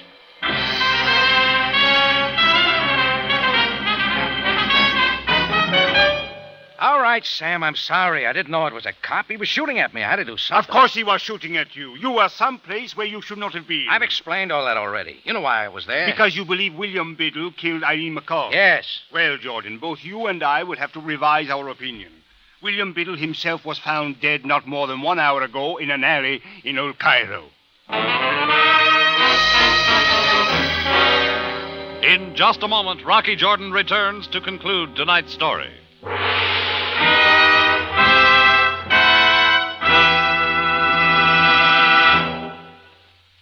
It happens so often on weekends and holidays. The family keeps right on eating, no matter how much you ladies would like to take it easy. Well, one way around that problem is Del Monte crushed pineapple. The handy, delicious style of Del Monte pineapple that makes even the easiest desserts look and taste as elegant as you please. I discovered that ages ago, Larry. Just put Del Monte crushed pineapple over leftover cake or custard or pudding, and you have my family's idea of a real treat. Well, why not? Del Monte pineapple has the sunny color and superbly refreshing flavor that spell extra enjoyment anytime. Del Monte raises its own very special strains of pineapples, lets them get deeply, richly ripe. That explains the wonderful tart sweet flavor you get in any style of Del Monte pineapple, sliced, crushed in chunks, tidbits, and juice, too. Of course, Del Monte crushed pineapple is just indispensable for summer favorites like ice cream, sherbet, sundaes, and so on. I buy several cans at a time. How's your supply of this golden tropic goodness, friends? Stock up on Del Monte crushed pineapple tomorrow. Back now to Rocky Jordan for the conclusion of tonight's story.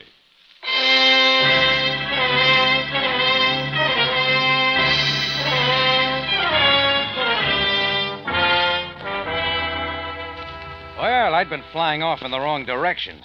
Of course, it was still possible that Biddle had killed Eileen McCall and someone else had killed him, but it seemed more likely that the same person had killed both. But who? It was Biddle's wife, Mona, the Pasha with the goldfish, and Blackburn. Well, thinking of Blackburn reminded me of the $5,000 he'd offered me to turn up Eileen McCall's killer. I left Sam, went back to the tambourine, took the 5 G's out of the safe, and headed over to the Mina house. It was close to midnight when I rapped on Blackburn's door. A moment later, he opened it and stood there in a silk robe. Jordan. Can I come in? Why, of course. It's kind of late, I know. I'm sorry. Have you got something to tell me about Eileen's murder? No, I've come to give you your money back. I'm out of business. What do you mean? It's all back in Sabaya's hands. If you still want to spend the $5,000, offer it to him. Well, I'm sorry you feel that way about it, Jordan. I really thought you were the man to get to the bottom of this. I guess I thought so, too. Fix your drink? No, I'll be leaving now. Thanks anyway. What's the matter? You had any visitors tonight? Visitors? No. Sure? Of course I'm sure. What do you mean? This ashtray's got a familiar cigarette butt in it. What are you talking about? Uh-huh. A very fancy type, monogrammed and all. W.B. You know, I saw one of these across the street from Eileen McCall's apartment. Dropped by a joker who threw some bullets at me. I saw some more in the pack of cigarettes William Biddle carried. Was he here tonight? Why... Come to think of it, I did mention your name to him the last time I saw him. I mentioned the fact you were offering the $5,000 to find Eileen's killer. What are you getting at, Jordan? You know, almost anyone, invited guest or not, could have gotten into the Ephraim Pasha's party. It was out in the garden. The small fence was easy to get over.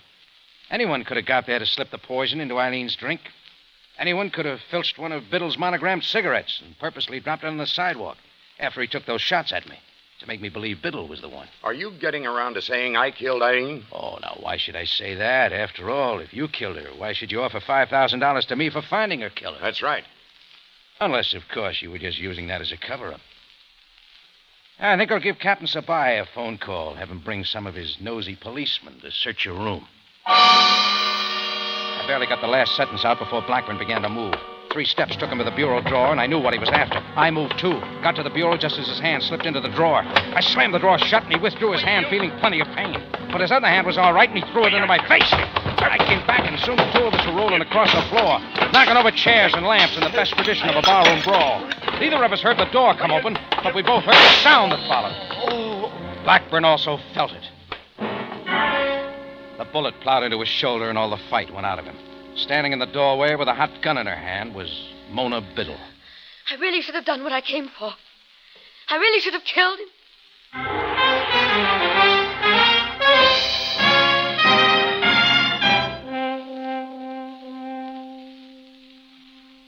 Well, sit down, both of you. We still have many things to clear up. Mrs. Biddle, over there, please. And Jordan, you there. Blackburn is on his way to the hospital. He, of course, will be well enough soon to stand trial for the double murder. My men are searching his apartment now and will no doubt find the missing purse of Miss McCall's, but I am sure, Mrs. Biddle, you will be able to tell me what else they will find. Eileen McCall came to Cairo not on my husband's invitation, as Blackburn told Mr. Jordan, but she did come to see my husband, threatened him with exposure, and forced him to meet her at the Pasha's party. Eileen knew his background. She wanted him to join her in a new activity. She brought to Cairo with her a plate to print counterfeit Irish sweepstakes tickets.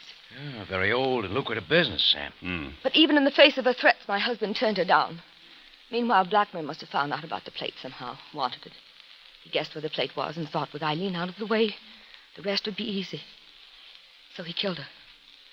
I assume you can get the details from him. What were you doing at Eileen's apartment after she was killed? I went to get the plate and get rid of it somehow. I knew if the police found it, my husband might be implicated. Now, what of your husband's death, Mrs. Biddle? I realize it is a difficult matter for you to speak of, but it is necessary the facts become clear. Yes, of course, Captain. Mr. Jordan, do you remember when you mentioned Blackburn's name to my husband? Yeah. Will knew Blackburn. He went to see him and apparently accused him of Eileen's killing. You know what happened to Will. Later, I went to Blackburn's apartment to kill him because of what he did to Will. I came in while you and he were fighting. My shot? Well, I didn't kill him. I guess I couldn't. Now I believe you have it all, Captain. Yes, thank you very much. Due to the extenuating circumstances, Mrs. Biddle, I will recommend no charges be brought against you for your shooting of Blackburn, but You had better stay close to home until I have had another opportunity to talk to you. Goodbye, Mrs. Biddle. Goodbye, Captain. Goodbye, Mr. Jordan. Goodbye. You know, Jordan, so often it is the innocent in these affairs who suffer most. Yep. Well, the matter is at an end, except for one thing. The $5,000. You know, you actually could claim it, I suppose.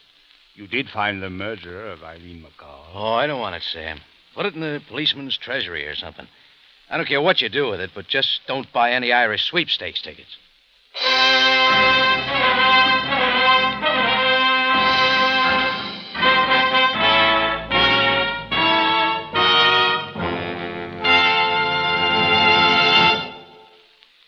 For superb flavor, for dependable quality always, enjoy Del Monte fruits and vegetables. Remember, buy wisely.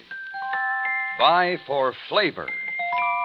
Buy Del Monte, the brand you trust for flavor in so many good foods.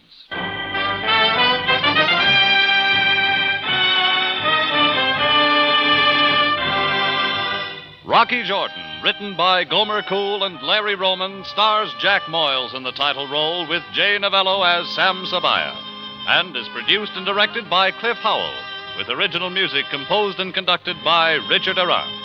Included in tonight's cast were Ted Osborne, Tim Graham, Ken Christie, Paul Freese, Lorene Tuttle, and Jane Webb. Remember, you have a date next week at the Cafe Tambourine, run by Rocky Jordan. Same time, same station. And the story is Interlude with Lorena.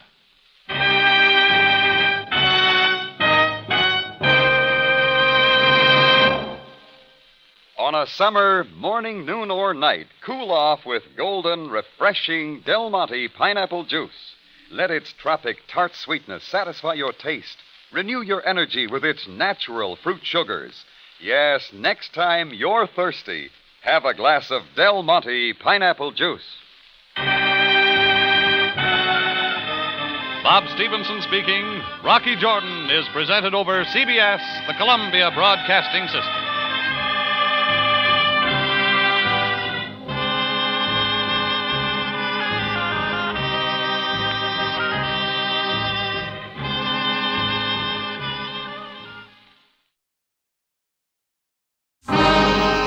Time now for Rocky Jordan.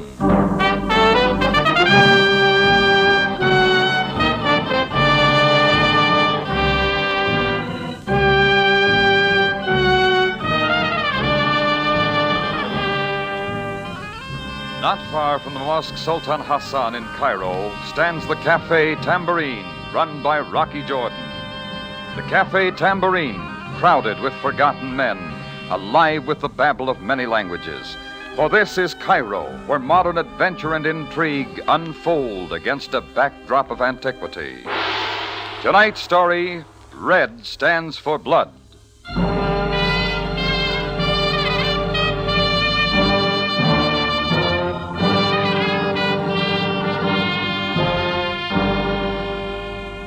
It gets cold in Cairo at night. Friday night was particularly cold, and the tambourine was doing well. I had just put in a session at the till and had started over to my office when Chris called me to the phone. A man was at the other end of the line, and his voice wavered like a palm tree in a windstorm. Mr. Jordan. Yeah? My name is Jan Melnick. I wish to inquire about renting your Cafe Tambourine for an evening. Oh, it can be done. I'm expecting to have a big party, and I thought, well, if we could get together on certain details. Well, we could certainly try. Could you come to see me? My address is 207 Sharia Nazim, apartment 3. Sharia Nazim? Yes, please come. I expect you later this evening. Mr. Melnick. Mr. Melnick. It sounded phony from the beginning. The Sharia Nazim winds through the poorest section of Cairo. Well, maybe Melnick won a lottery or something and was looking for a way to celebrate, so I decided to go out and see him. 207 Sharia Nazim turned out to be a wooden apartment building with a big lean-to. It was old and dirty, and it figured to be put together by a pile of scrap wood somebody fished out of the Nile. But I'd come a long way to see Melnick, so I wasn't going back. I went inside and started down a dark, creaking hallway looking for apartment 3. It finally showed at the end of the hall, and I rapped on the door. Nobody answered, and I tried again. Then a voice came floating back at me from inside the room. Yes? Who is there? Jordan, I'm looking for a Mr. Melnick. All right. Oh, come in, Mr. Jordan. I'm most pleased to meet you. He had thrown open the door to let me in. I got my first look at him. He was short and fat, and he wore a hearing aid, the battery kind. He was dressed in a tight-fitting double-breasted suit, and a packed valise stood at his side. It figured he was ready for traveling. A nervous look covered his face, but somehow, when I came in, he relaxed. Yes, Mr. Jordan. Most pleasant to meet you. Haven't I seen you around Cairo before? Perhaps you have. I've been in your city for some time. Street photographer, isn't that it? That is correct. Take pictures of tourists against some Cairo backgrounds and sell them the shots for a few piastres. And that is the manner in which I have made my living since the last war drove me out of my homeland. Well, business must be pretty good if you can rent the tambourine for a night. Be so kind as to sit down, Mr. Jordan. I can take it standing. May I offer you a cigarette? No, thanks, but you can turn on some more lights. That would not be wise. All right, let's get to it, Melnick. Are you or are you not going to rent my tambourine? Well, as a matter of fact, Mr. Jordan... You're not. It's just a lot of conversation to get me out here. It was the only way in which I could get you out here to see me. I hope it does not inconvenience you too much. Oh, no. I do this all the time. I could have come to you if I possibly could, Mr. Jordan, but it would have been most unwise for me to leave this place without you. Look, Melnick, you may have a lot of time for games. I'm sorry, Mr. Jordan, but this is no game. This is very important to me. And it may be profitable to you. How profitable? I am sure that we can arrive at an agreeable figure. For me doing what? Protecting me. I'm willing to pay a reasonable sum for you to protect me on a journey to Alexandria. Look, I'm a cafe owner, not a bodyguard. For a price, could you not be both? Maybe. Who are you hiding out from? That I cannot tell you as yet. And then I don't figure we can get together. But, Mr. Jordan... I want to know who you're hiding from and what you've done. Nothing that you need to be overly concerned about. Why not go to the police? They're in the protection business. Because this is and must remain a private matter. Then keep it real private, Melnick, and leave me out. Just a moment, Mr. Jordan. Yeah? I was willing to pay £50. I can double it. Sorry. Mr. Jordan, this is more important to me than you can imagine. I need someone like you. I need a man who I can trust. And... No deal, Melnick. Just isn't my racket. Yes. Yes, of course. I'm sorry to have bothered you, Mr. Jordan. I'll be most glad to pay you for any inconvenience I've put you to. No, forget it. I'll be seeing you. I hope so, Mr. Jordan. Yes, I hope so.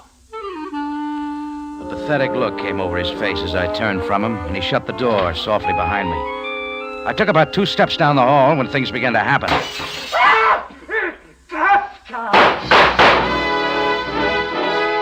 I threw open the door and looked inside. Melnick was hugging the floor, and there was a face outside the broken window. It was big, and it was red. It was topped off with a flock of red hair and a beard to match. And its owner was packing a smoking gun and an ugly look. When he saw me, his free arm came up to cover his face. I saw his gun move, and I ducked back into the hall as he tried for me with the bullets he had left. Then it was quiet. I looked inside. The face was gone. Nothing was there. Just Melnick lying in a pool of blood on the floor, dead.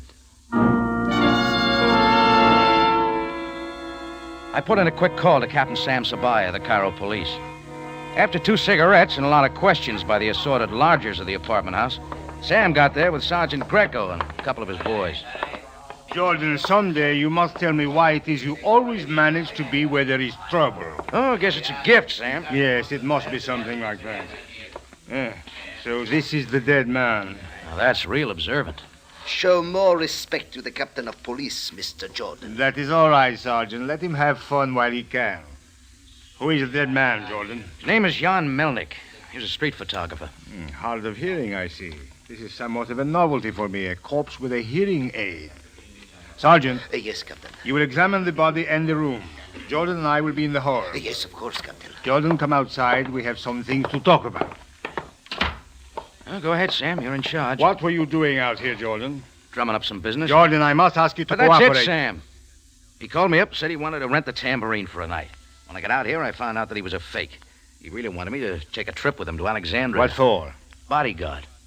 Who was after him, Jordan? He didn't say. Are you sure he didn't say? Oh, ease off, Sam. You're getting a lot of information.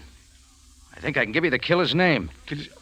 Well, this is, as you would say, a switch. Yeah. Well, Melnick called out Kafka just before he was killed. Kafka?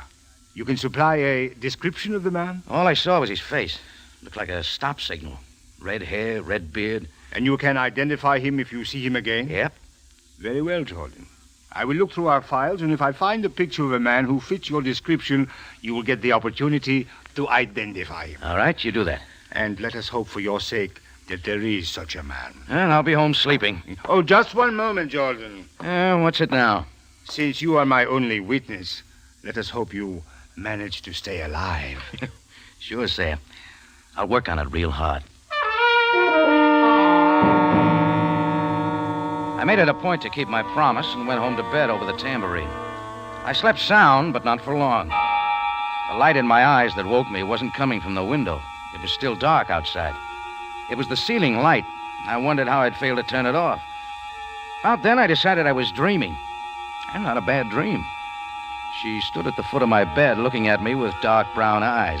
Her black hair was drawn slickly back from her slim face. Her lips were firm but full. I approved of the rest of her, too, all but the black automatic she held in her hand. I won't trouble you but a moment, Mr. Jordan. Manners, lady. We haven't been introduced. Here's your robe. Get up. Not that it matters, but just how did you get in here? That's beside the point. Look, I always wake up in a bad humor. Just what do you want? A photographic negative. You unlocked the wrong door, lady. Doesn't this gun convince you that I'm serious? Now get it for me, and quickly. Supposing I have it, where did I get it? From Jan Melnick, of course. Melnick. I see. I'm quite sure he gave it to you. I didn't kill Melnick. I'm quite aware of that. Suppose you try waking up a man with a red beard named Kafka. I'm interested only in you, Mr. Jordan. Are my eyes lighting up? I believe you understand me. Why would Melnick give me a negative? What's this all about? I didn't come here to answer questions. Mr. Jordan, I'm becoming very impatient. For the last time... I haven't got it. I think you're lying. I'll come back in the morning. We'll have a cozy chat. Mr. Jordan, what are you doing? Opening the door. So long, lady. Not yet, Mr. Jordan. Ooh. Her pistol handle had come down over my right ear. My eyes looked at each other, and I went back to sleep for quite a while. But no more dreams. Only a loud ringing in my ears that got louder and louder. I reached out to shut off the alarm clock, and all I found was the edge of the rug. I was still on the floor. The ringing continued. I finally got up and stumbled over to the table. It was all I could do to lift the receiver from the hook. Yeah? Did I wake you up, Mr. Jordan? Who is this? My name is Kafka. Oh, I thought so. Sabaya is slowing down. I figured he'd have you by now. In the morning newspaper, I have been reading the things you have been saying about me. Well, if they're good, they're lies. They say I have killed a man named Melnick. They got it right. They say also that a man named Rocky Jordan saw me. That is most unfortunate for this man. Yeah, you're telling me. Means he loses a lot of sleep while a redhead yaks at him on the phone. It means that such a man who tells such tales makes life uncomfortable for Kafka. So, what's he going to do about it? Kafka suggests that if suddenly this man Jordan's memory fails and he can no longer identify the man who killed Melnick, then this man Jordan may find himself somewhat richer. That doesn't appeal. I'm getting tired of money. I will give you a moment to reconsider. It's a waste of time. You also took a couple of shots at me, Kafka. That doesn't make us friendly. Jordan? Then I don't like getting pushed around because somebody's looking for some sort of negative I'm supposed to have. Or, you know what I'm talking about. Might I suggest, Mr. Jordan, that you do not go back to sleep? I am thinking that you have such a short time to live. You should enjoy yourself. Yeah. The whole thing was beginning to irritate. I threw on some clothes and headed down to police headquarters to do a little screaming at Sabaya. It was a little after 7 when I got there. As Sabaya rocked back and forth in his squeaky chair, he looked tired. You'd figured he'd spent the night there. Sergeant Greco stood by his side.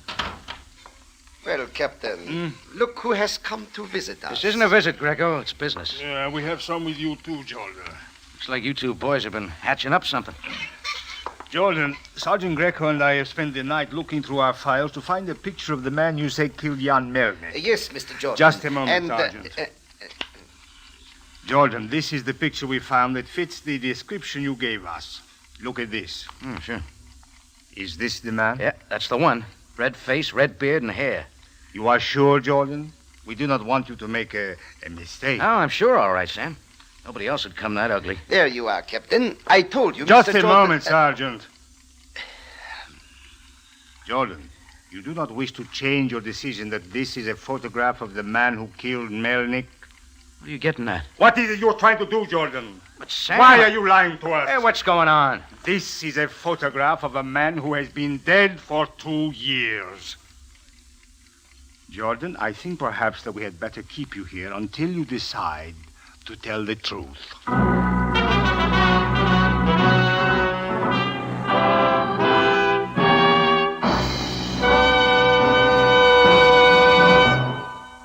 You're listening to Red Stands for Blood, tonight's adventure with Rocky Jordan. Here's a quick summary of Adventure Mystery on CBS. Inner Sanctum on Monday. Mr. and Mrs. North and Mystery Theater on Tuesday. Suspense, Crime Photographer, Mr. Keene, Tracer of Lost Persons, and the FBI in Peace and War on Thursdays. Gangbusters, Philip Marlowe, and Escape on Saturdays. Don't miss Mystery on CBS.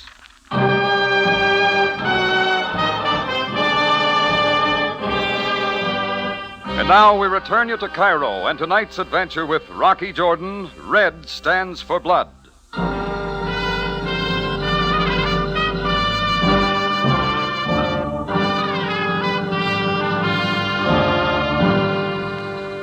When you see a man with a gun throwing slugs your way, you have to remember what he looks like. I'd have bet my last piastre I could identify the red face, red hair, and beard of the man I saw kill Jan Melnik. And when Captain Sam Sabaya pulled that man's picture from the police files, I said he was the one. I was still sure of it when Sam pulled the clincher. According to police records there at headquarters, the killer I had identified had been dead for 2 years. I didn't like the way Sam and his number one boy, Sergeant Greco, were looking at me. Now, Jordan, perhaps you will be more careful with your information. Who killed Jan Melnik? That's his picture, Sam. Mr. Jordan, Captain Sabaya just told you that man has been dead. Yeah, I heard him, Greco. What's the lowdown on Kafka, Sam? He was a native of Turkey, an international thief who would stop at nothing. That much I'll believe. What makes you so sure he's dead? I have the complete report here. 2 years ago, the Turkish authorities finally caught up with him. Kafka's speeding car went off a cliff into the Bosporus. It was very deep there. They recovered the body? It was hardly necessary. I thought so. That's where they made the mistake. There has been no mistake, Jordan. Kafka doesn't think so. Now, what are you trying to tell me? He just called me on the phone. Kafka knows I saw him kill Melnik. Jordan, cannot I make you understand? There's something else to think about. A black-haired dame with long eyelashes wandered up to my room last night looking for a photographic negative. She thinks Melnik gave it to me. What was this dame, this lady's name? I don't know. But I think the negative fits into this case. And where do you suggest that we look for it? That's your problem. All I want you to do is get those 2 people out of my hair. You will be quite safe in one of our cells, Mr. Jordan. Look, we Greco. have no reason to keep him, Greco. So now, Jordan, if that is all you wish to say... Well, what about Kafka, Sam? Let me repeat. This report on him is quite clear. I am inclined to believe it. Okay, if you don't find him, I will. I don't want him on my tail.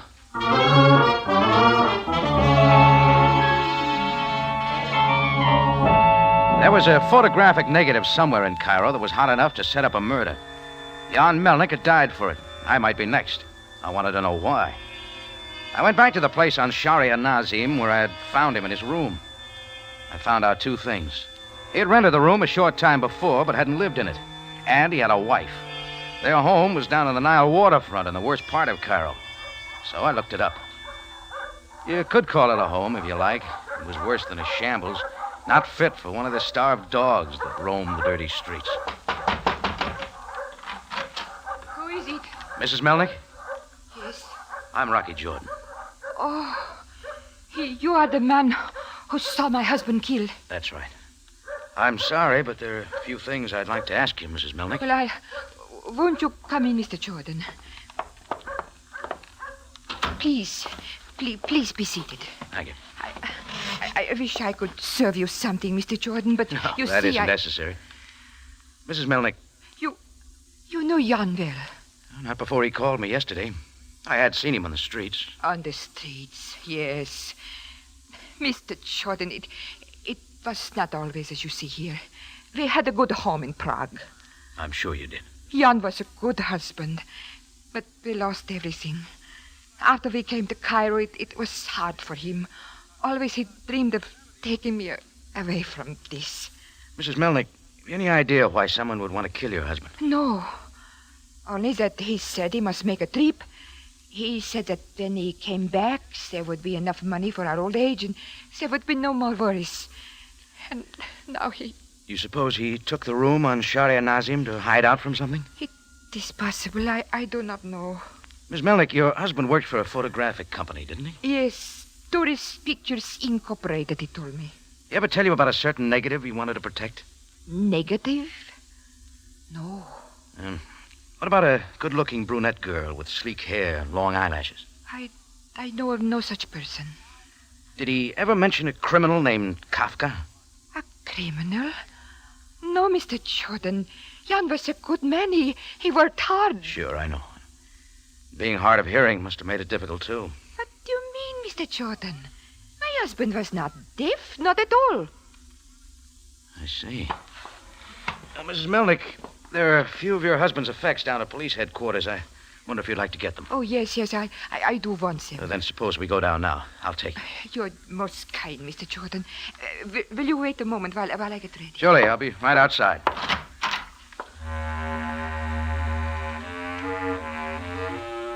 I went down a few steps and looked out across the river. I'll never know why, but in a split second I glanced back to see the flash of a knife. It clipped my ear and sailed out into the Nile. When I saw where it came from, I saw red. All red. Face, hair, and beard. And Kafka came from my throat. I was braced for him, and we rolled together across a narrow landing and into the river. I was underneath, and he held me there in the shallow water. My hand found his beard, and I dragged him down with me. He couldn't take it too long. His fingers loosened, and we were up. I hung onto his beard and flailed away at his ugly face. Then he slipped loose, and his boot heel sunk in below my stomach. When I came up, Kafka was halfway up the bank and running. Mr. Jordan! Get a good look at that guy, Mrs. Melnick. He's the guy who killed your husband. I saw him. He was trying to kill you. Yeah. All right, now, let's keep our date at headquarters.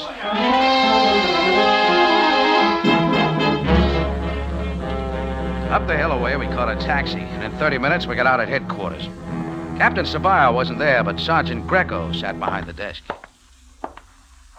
Well, Mr. Jordan, been swimming in the Nile?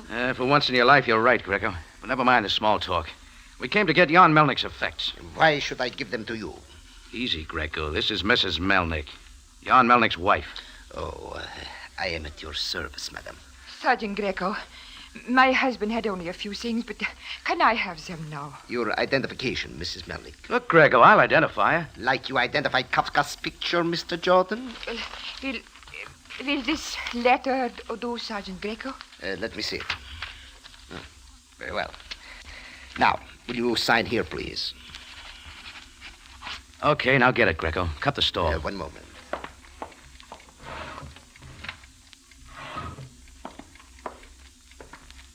Here you are, Mrs. Melnick. Oh, thank you. Thank you, Sergeant Greco. Thank you. But wait, this... Come on, Mrs. Melnick. Let's get out of here. She put her husband's effects in a little bag she was carrying, and I hurried her out. None of the stuff looked worth bothering about, but I didn't want Greco sniffing around.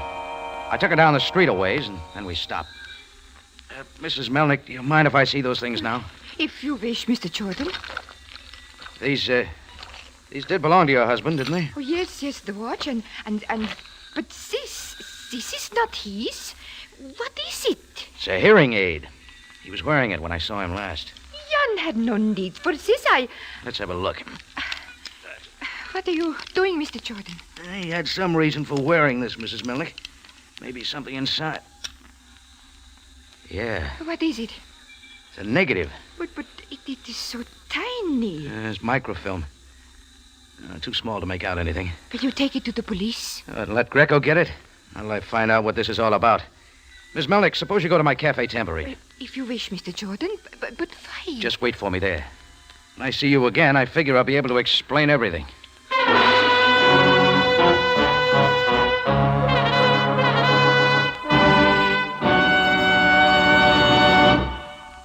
You're listening to Red Stands for Blood, tonight's adventure with Rocky Jordan. Mystery ranks high at CBS. Here's an example. Tomorrow night at 9, the door creaks open on the inner sanctum and a story told the way you want to hear it. Suspenseful, exciting, and with a sound plot.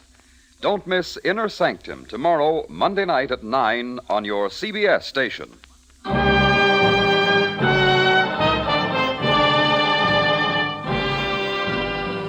And now we take you back to Cairo and tonight's adventure with Rocky Jordan. Red stands for blood.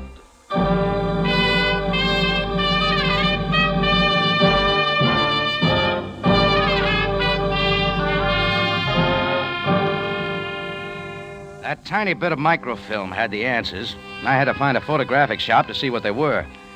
And why not the place where Jan Melnick had worked? Tourist Pictures Incorporated.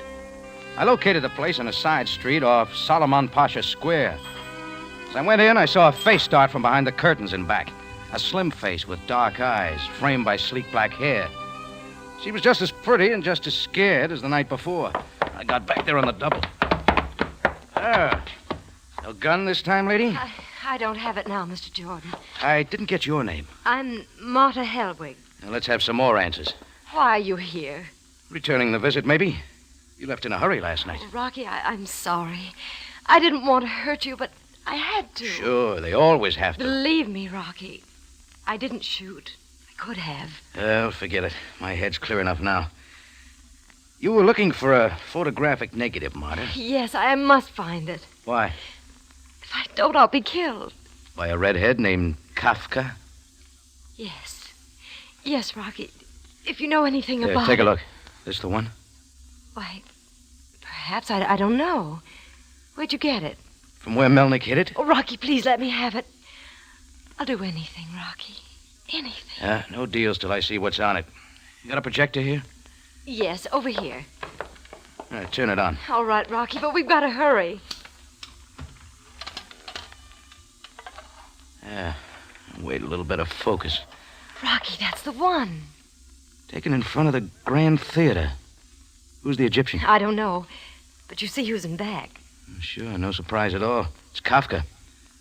Yeah, but he looks a little surprised. You understand now, Rocky. Yeah, everything. Jan Melnick just happened to snap this picture, and Kafka was in it by accident, along with the date of the next picture showing at the theater.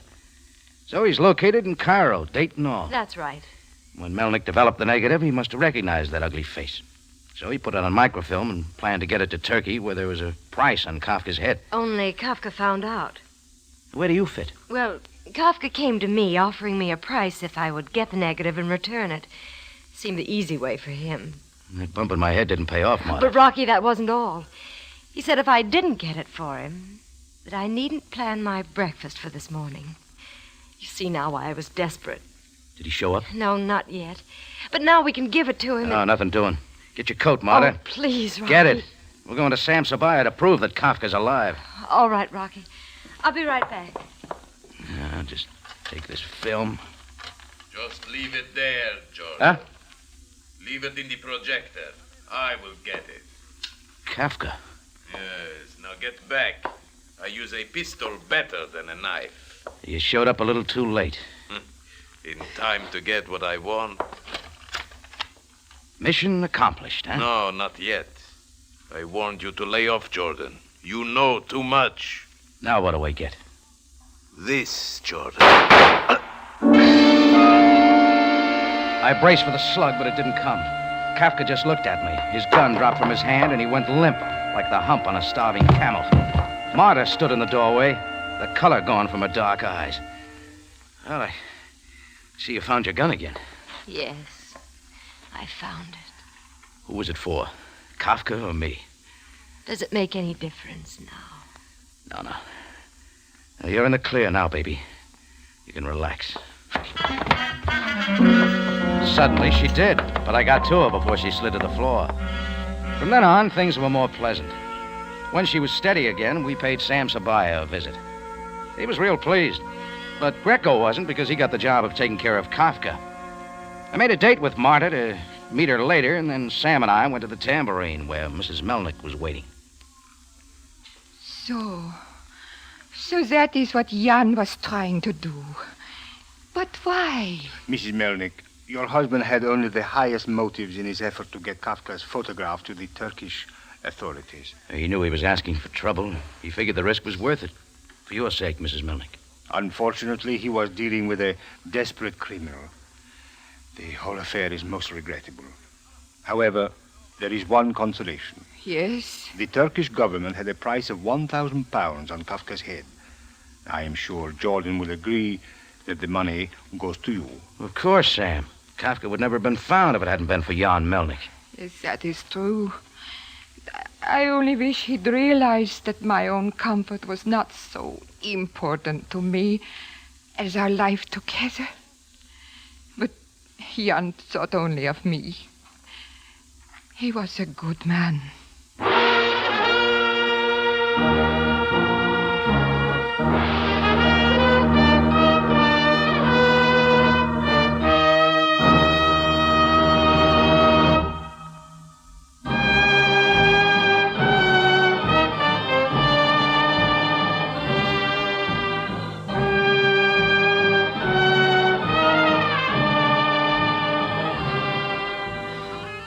It's CBS again at this same time next week for another story of adventure and intrigue when we take you back to Cairo and the Cafe Tambourine, run by Rocky Jordan. Jack Moyles plays the title role, with story by Gomer Cool and Larry Roman. Rocky Jordan is produced and directed by Cliff Howell, with original music by Richard Arant.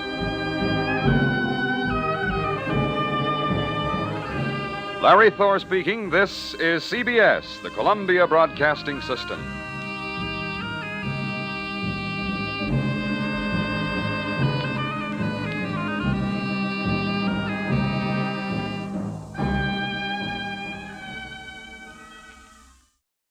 Buy wisely.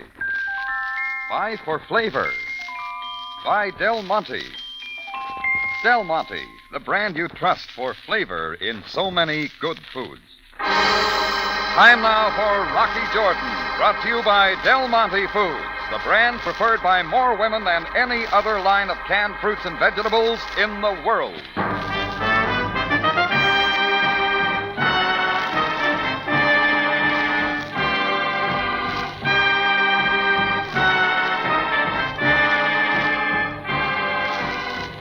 Not far from the Mosque Sultan Hassan in Cairo stands the Cafe Tambourine, run by Rocky Jordan.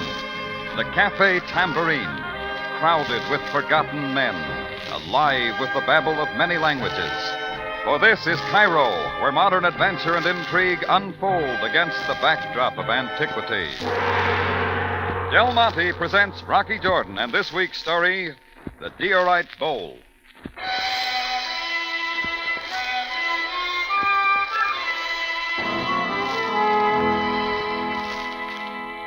I had just opened up the Tambourine that morning and was back in the kitchen glancing over the menu for the day.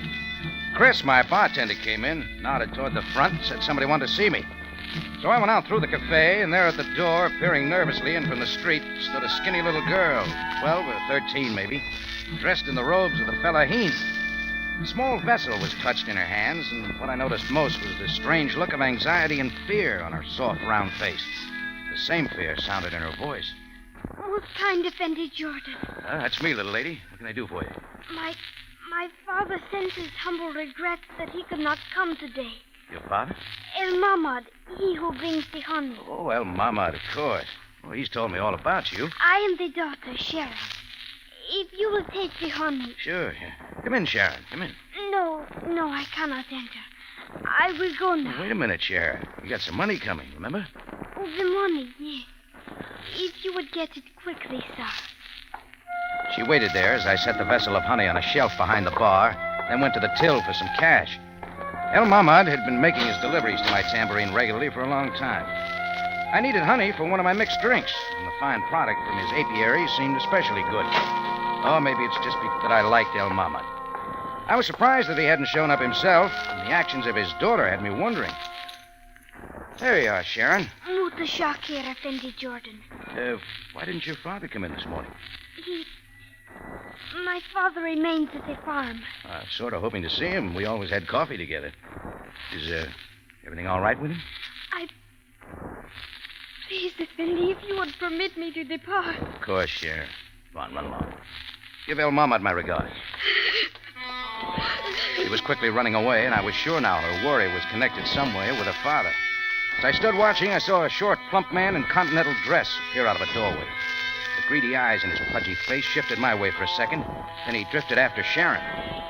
I kept thinking about it as I finished up the tambourine and finally decided to find out from her father what it was all about. I drove across Cairo, south along the river, and into the hills that fringe the desert. Soon I pulled into El Mahmad's little farm, past the pigeon roosts, the gate, and onto the house. Down the hill beyond were his well-kept apiaries swarming with bees that fed on clover fields from the Nile below. Nobody was outside the house, so I knocked and waited. Who is that? It's Rocky, El Mahmad. Mind if I come in? Effendi Jordan, welcome to my humble home. Thank you. Is your daughter here? She has retired to the other room. But why would you ask of her? Just a little worried, El Mahmad. Is something wrong? Wrong? Sharon was frightened when she came to my cafe. When I asked about you, she wouldn't answer. She ran away crying. Please, do not be concerned. She is but a sensitive child. No, there's something else, El Mahmad. A short, pudgy man trailed her away from the cafe. Now, look, maybe it's none of my affair, but if you're in trouble, I'd like to help. Effendi, I deeply respect your most gracious friendship, but what transpires is not for you. The man following wasn't one of your people. I beg you, concern yourself no more. Who was he? What do you want? Why are you locking yourself up in this house? All right. Maybe I'd better drop it. Wait. Forgive my poor hospitality. I will have Sharon prepare the coffee. We will drink together. Huh? Do you think you better answer that? Maybe I'd better. No, I will answer. He moved hesitantly to the door, slid back the latch, turned the knob, and cracked it just a little. And all at once, the door slammed open wide. Propelled by the heel of a hulking Turk who strode heavily in. He had thick, sneering lips and a long, pointed black mustache. His huge hand held a small gun. I have come, El Mahmad. I pray you go from my house. What's this about, mister? Who is the American? His name is Jordan. He has no part in this. He will most wisely keep it so. Now, where is it? I cannot tell you. You know of what I speak? The bowl. Get it quickly. Please, if you would but go away and return at another time, then I will be ready to... What is this you say? Did you not make the agreement? It is as you say. However, I must have more time to think.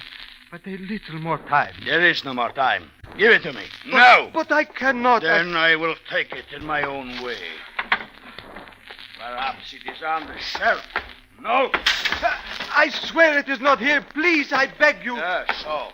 Soon I will see. Oh, Mahmad, what's this all about? What's he looking for? Effendi Jordan, I cannot tell. I cannot tell. Enough! Oh, El Mahmad. You choose to make it difficult. Very well, I will return. Very soon. For the last time. What does that mean? You, Jordan, will come with me back into Cairo. I do not wish you here. I do not wish you here. At all! I don't argue with a gun, so when he waved it toward the door, I went out with the Turk right behind me. He got in the car beside me, and he didn't say any more as we drove back into the city. As we honked our way through a crowded street not far from the Tambourine, he was suddenly out of the car and gone. In another 5 minutes, I was back again in the Tambourine and headed for the phone. Just before I got to my office, a man seated at a back table spoke to me. A moment, Mr. Jordan. He wore the fez of the upper-class Egyptian, and I decided not to pass him up. It is most important, Mr. Jordan. Could it wait for a while? I'm afraid not. I am Kasha Bey of the Egyptian government. Ministry of Antiquities, Mr. Jordan. Oh, I see. What can I do for you? Please sit down. I will explain as quickly as possible.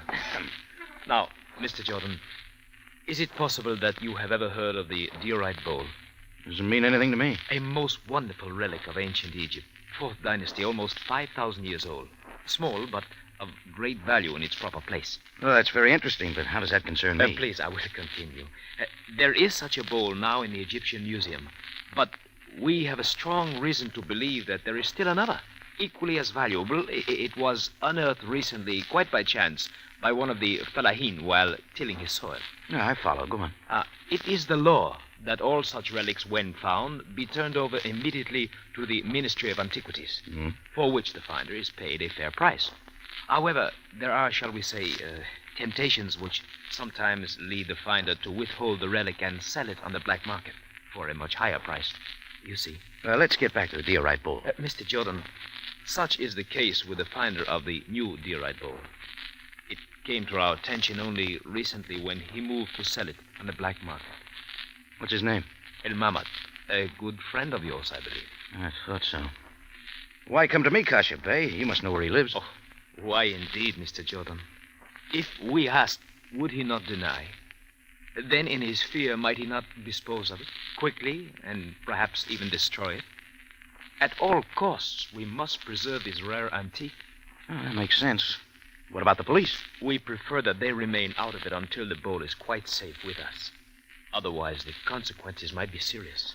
And what am I, the go-between? Correct, Mr. Jordan. As an intermediary, you are a most wise choice. Please assure El Mamad that we have no desire to prosecute. The Ministry of Antiquities wants only the Diorite bowl, and at once. How do I convince him? That should be easy. We are still willing to pay a nominal fee, 1,000 pounds, which I leave with you in this envelope, Mr. Jordan. Now, wait a minute, Kasha Bey. I haven't agreed to all this yet. Oh, for a friend, Mr. Jordan, please think it over.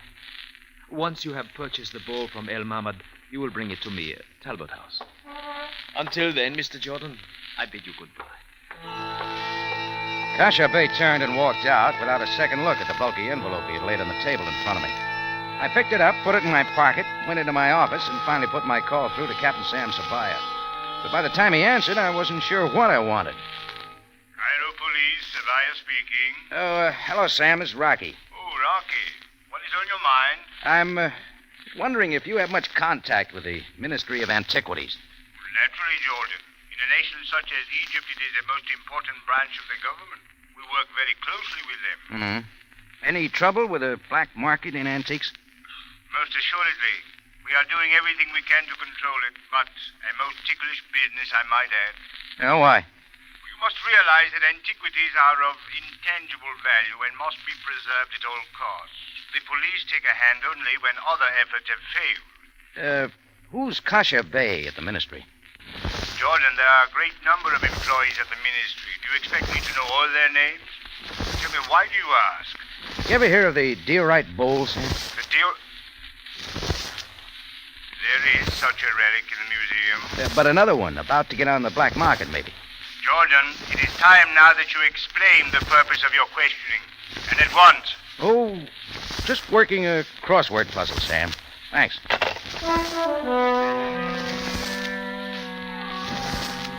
Well, so far, Kasha Bey's story checked.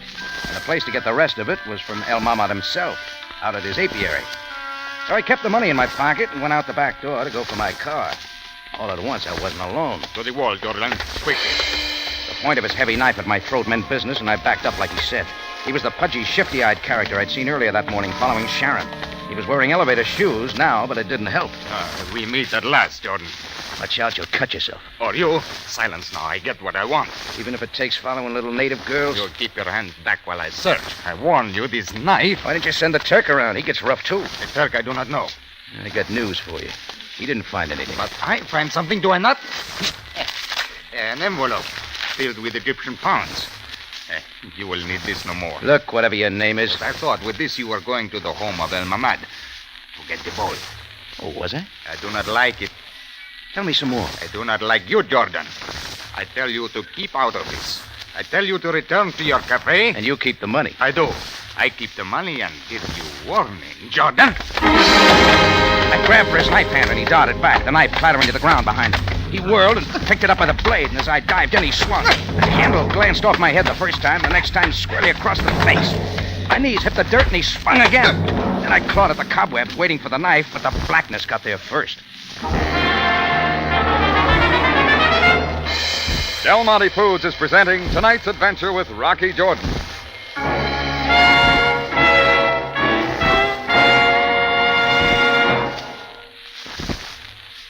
Pass the catsup, please. That sounds familiar, but it means so much more when you say... Pass the Del Monte catsup, please. Yes, it means so much more, because Del Monte catsup does so much. Adds so much zesty, hearty flavor to the foods everybody likes. That's because Del Monte catsup is made with pineapple vinegar. Pineapple vinegar. Yes, pineapple vinegar. The big secret of Del Monte catsup flavor. Pineapple vinegar is one of the big reasons Del Monte catsup is livelier and more satisfying. Catsup experts say the finer the vinegar, the better the catsup flavor. And pineapple vinegar is superlative vinegar. It has a special way of bringing out every bit of tomato flavor in catsup. It blends perfectly with the special herbs and spices to make the liveliest catsup that ever pleased a man. Yes, pineapple vinegar is the big flavor secret in Del Monte catsup. For real spiced tomato goodness, I wouldn't be without Del Monte catsup. It really makes plain food come to life. And for all its goodness, Del Monte catsup costs less than many other quality brands. Try Del Monte catsup. You'll like it.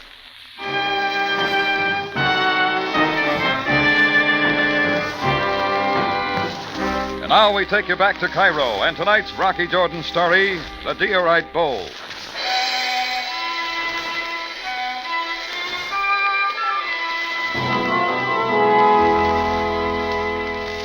When things began to clear, I was still lying in the alley. My first thought was for the 1,000 pounds Kasha Bey had given me. As I reached for my inside pocket, I remembered it was gone. So was the pudgy man with a knife. There was somebody else bending over me. Effendi Jordan. Sharon, how did you get here? My father and I came most urgently to see you. Oh, it's about time. Where is he? But your face, Effendi. You have been hurt. Get your father, Sharon. My father! It is the Jordan Bey. Come quickly. He has been waiting in the street. Oh, my good Effendi Jordan, what have they done to you? Forget about me, El Mamad. I want to know some things about a diorite bowl. Then you have already learned. That's right. You're in trouble, El Mamad. I know. That is why my daughter and I decided to come and accept your offer of help. What I would tell you brings me only shame. Well, go on. Some time ago, I unearthed in my fields the bowl of which we speak. I was aware at once of its priceless value and hid it away. Didn't you know the law says you turn such relics over to the authorities? They'll pay. I knew, my Effendi, I knew. But I am a most poor man. I knew that I could sell elsewhere for a much greater sum. Finally, after much hesitation, I approached a certain man in Cairo and arranged for the sale. A short, pudgy man, continental dress? As you say. His name is Varios. I agreed to deliver the bowl at the time of payment. But then I began to realize my wrong and sent word to Varios that I had changed my mind. Only you changed it too late. Varios sent the Turk out to convince you. But even before that, I had received most violent threats. I was sealed to my bargain. You can understand my fear. I knew not what to do. I can tell you that, El Mamad. You will help me then, my Effendi? It's simple. Turn over your diorite bowl to the government right away. It is my wish. But Jordan Bey... They won't prosecute. I have their promise. Then you have talked with him about this. Kasha Bey of the Ministry of Antiquities came to see me about it. He's waiting for an answer. Then you may tell him that I am ready. Just one thing, El Mamad. The money Kasha Bey gave me to pay is gone. Varios took it from me. So, the will of Allah. It is just punishment for my great wrong. I took El Mamad and his daughter Sharon up to my room over the tambourine and told them to wait there. My only job now is to get Kasha Bey and bring them together. I picked up the phone, then changed my mind and decided to go get him just in case. Just as I got out the door to the street, a black limousine pulled up and a familiar figure stepped to the curb. Jordan? Oh, hello, Sam. I was just leaving. A moment. I've come for a word with you. Sure, what about? I think you very well know. Not more than an hour ago, you phoned me regarding a relic known as the Diorite Bowl. One not now in the hand of the government. When I questioned your interest, I got nothing. I told you, Sam. What you said was only evasion, such as I have come to expect of you, George. Now listen to me. There is something going on, and I intend to know what it is. Don't let me stop you. So, still you will tell me nothing.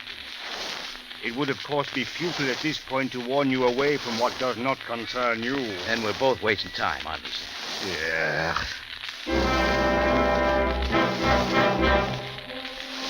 Sam got back into his car and drove away, and I headed for the Talbot house. I wasn't more than 2 blocks on my way when I noticed Barrios, the guy who had cuffed me around in the alley, following behind. I decided to shake him. Took only a few blocks, and I reached the Talbot house. I told Kasha Bey El Mahmoud was waiting. Right away, he came with me back to the tambourine. We all sat down in my office, and Kasha Bey was all business. El Mahmoud, Mr. Jordan tells me that you are ready to turn over to us the Diorite bowl.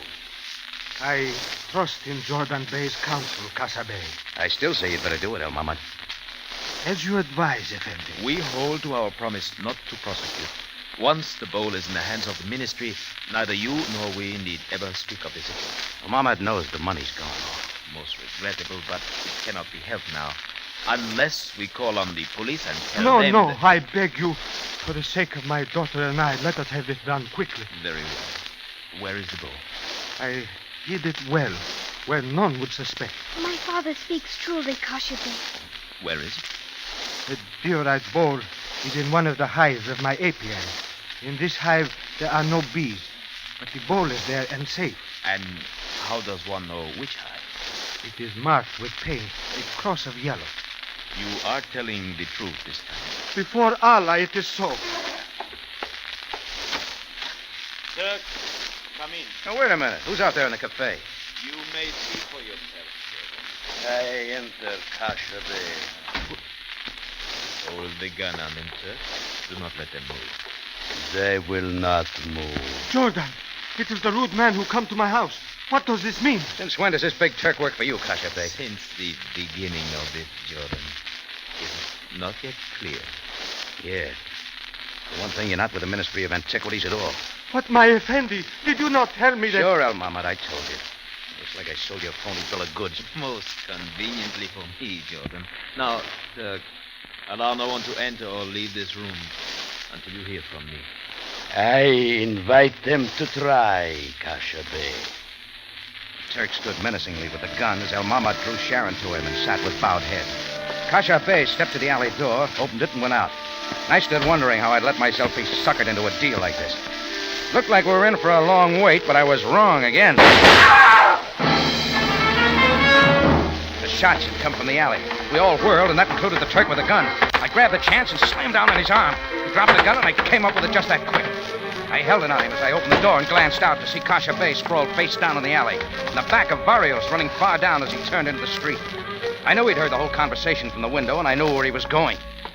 El Mahmoud, can you hold a gun? If it needs be, Effendi. Take this one here and hold it on the Turk. Shoot if he moves. That I will do also. And Sharon? Yes, Jordan Get Bey. to the phone there on my desk and call Captain Sam Sabaya, the Cairo police. Tell him to rush some men over here to pick up the Turk in Kasha Bey.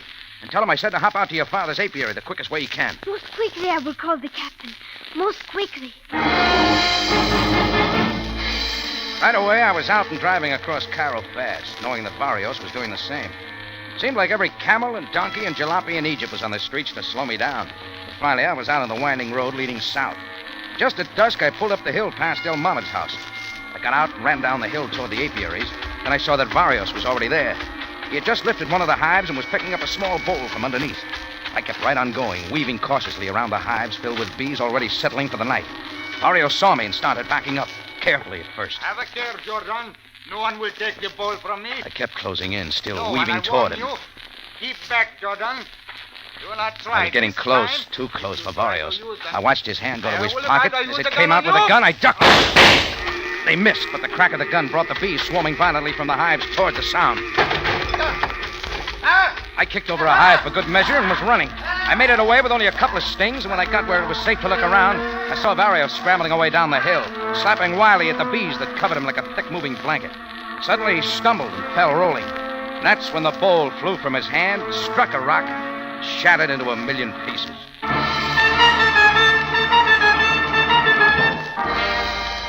In just a moment, Rocky Jordan returns to conclude tonight's story.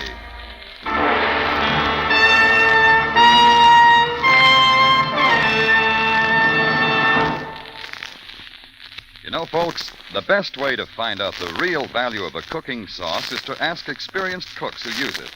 You see, there's a mighty good reason why Del Monte tomato sauce has been a favorite with good cooks for a whole generation. Let Mrs. U.E. Smalley of Pasadena, California, tell us about it. She said, Why, I guess I've used hundreds of cans of Del Monte tomato sauce during the past 26 years. I wouldn't be without it. You like to use a product you know is dependable, and that is certainly true of Del Monte tomato sauce. Every can is nice and smooth. Nobody needs to tell me that Del Monte tomato sauce is made from ripe tomatoes and fine spices. Its flavor tells me that. Food that tastes good does you more good, I always say. And my tomato sauce recipes are family favorites. Del Monte's extra flavor makes any dish better. Thank you, Mrs. Smalley. Yes, in tomato sauce, it's the flavor that counts. And the rich, spiced tomato flavor of Del Monte tomato sauce brings out all the best flavor of the food you cook with it. Del Monte tomato sauce is so low in cost, too, yet it does such big things for dishes like stew, spaghetti, and hash. Next time you go shopping, buy the original tomato sauce. Del Monte. Back now to Rocky Jordan for the conclusion of tonight's story.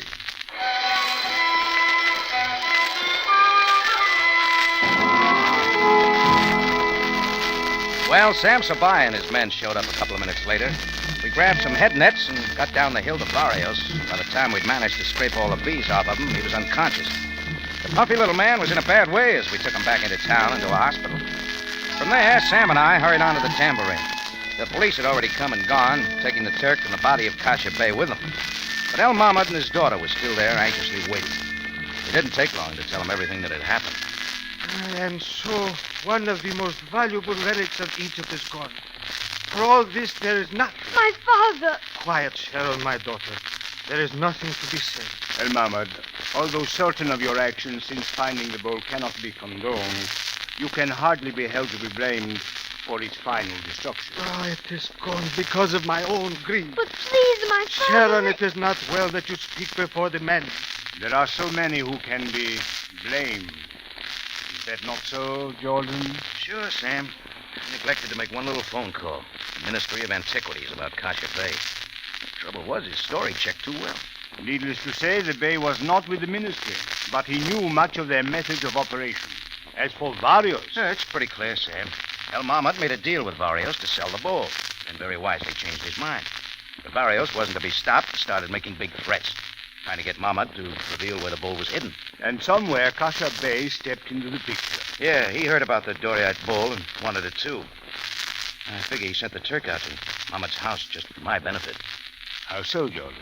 Well, once I knew that El Mahmoud was in real danger, it was a cinch I'd do everything possible to help. After Kasha Bey's pitch about being with the Ministry of Antiquities, all I had to do was talk Mahmoud into turning the bull over to him. And I did. Now that it is destroyed, what will they do? Well, it is difficult to say. The loss of such a priceless article will not go unnoticed. My father, listen to me Sharon, now. I told you but that... I must speak. The Diorite bull is not lost. What is this you say? I also have a confession to make. I knew where the bull was hidden, and that my father was in danger. It was only for that reason that... What are you saying, Sharon? Only that I took the bowl from the hive, replacing it with a common crock from the kitchen. Then what did you do with the Diorite bowl, Sharon? In the Diorite bowl, I placed the honey and brought it to Jordan Bey only this morning. Jordan. Hold it, Sam. We'll find out. Where are you going? Right here behind the bar. I set it on the shelf in plain sight when she brought it this morning. Here, this the one? Oh, careful with it, Jordan. Effendi, it is the one. It is indeed the one. There can be little doubt. A remarkable find. A relic almost as ancient as Egypt itself. Sharon, my child. Did I do right, my father? Ah, by your innocence and love, the grace of Allah has been with us this day. Mahmoud, you can rest assured the Ministry of Antiquities will pay you well. You better take it out of here, Sam, before they catch me mixing drinks in it. I fully intend to, Jordan. When you look on it again, it will be on display at the Museum of Egypt. for all to see. I got news for you, Sam. I'll be just as happy if I never see it again.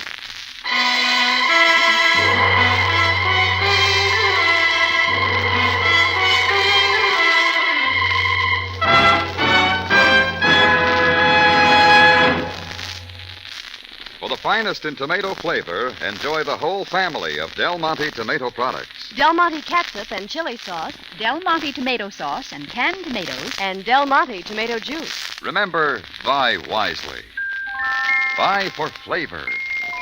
Buy Del Monte. Del Monte, the brand you trust for flavor in so many good foods.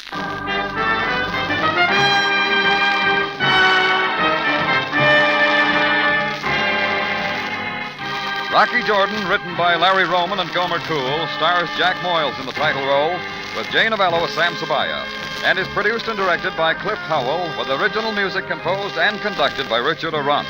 Remember, you have a date next week at the Cafe Tambourine, run by Rocky Jordan. Same time, same station. And the story is The Demarco Affair.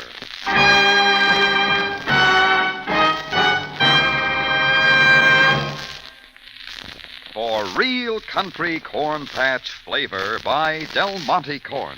Golden cream style or whole kernel. Both styles, both Del Monte. Both mighty fine. One thing more. Your Red Feather community chest organizations need your help. Give generously during this campaign. Remember, everybody benefits when everybody gives.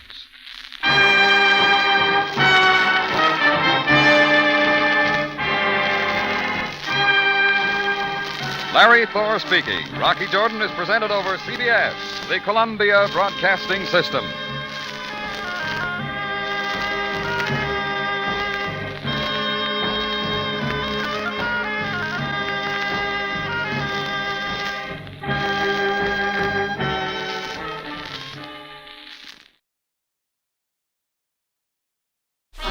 Time now for Rocky Jordan.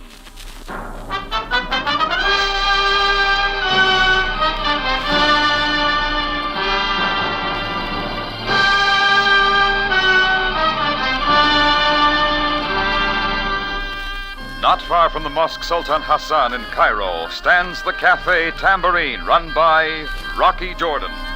The Cafe Tambourine, crowded with forgotten men, alive with the babble of many languages. For this is Cairo, where modern adventure and intrigue unfold against a backdrop of antiquity. Tonight's story, The Case of the Sleepy Camel.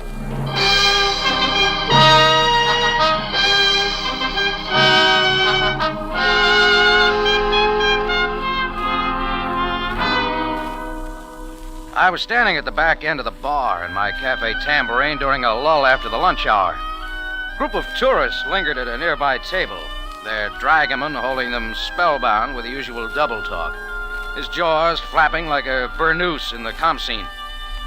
I was trying to decide whether to relieve Chris at the bar or go up to my room, put on my favorite record of the St. Louis Blues, when a heated argument drew my attention.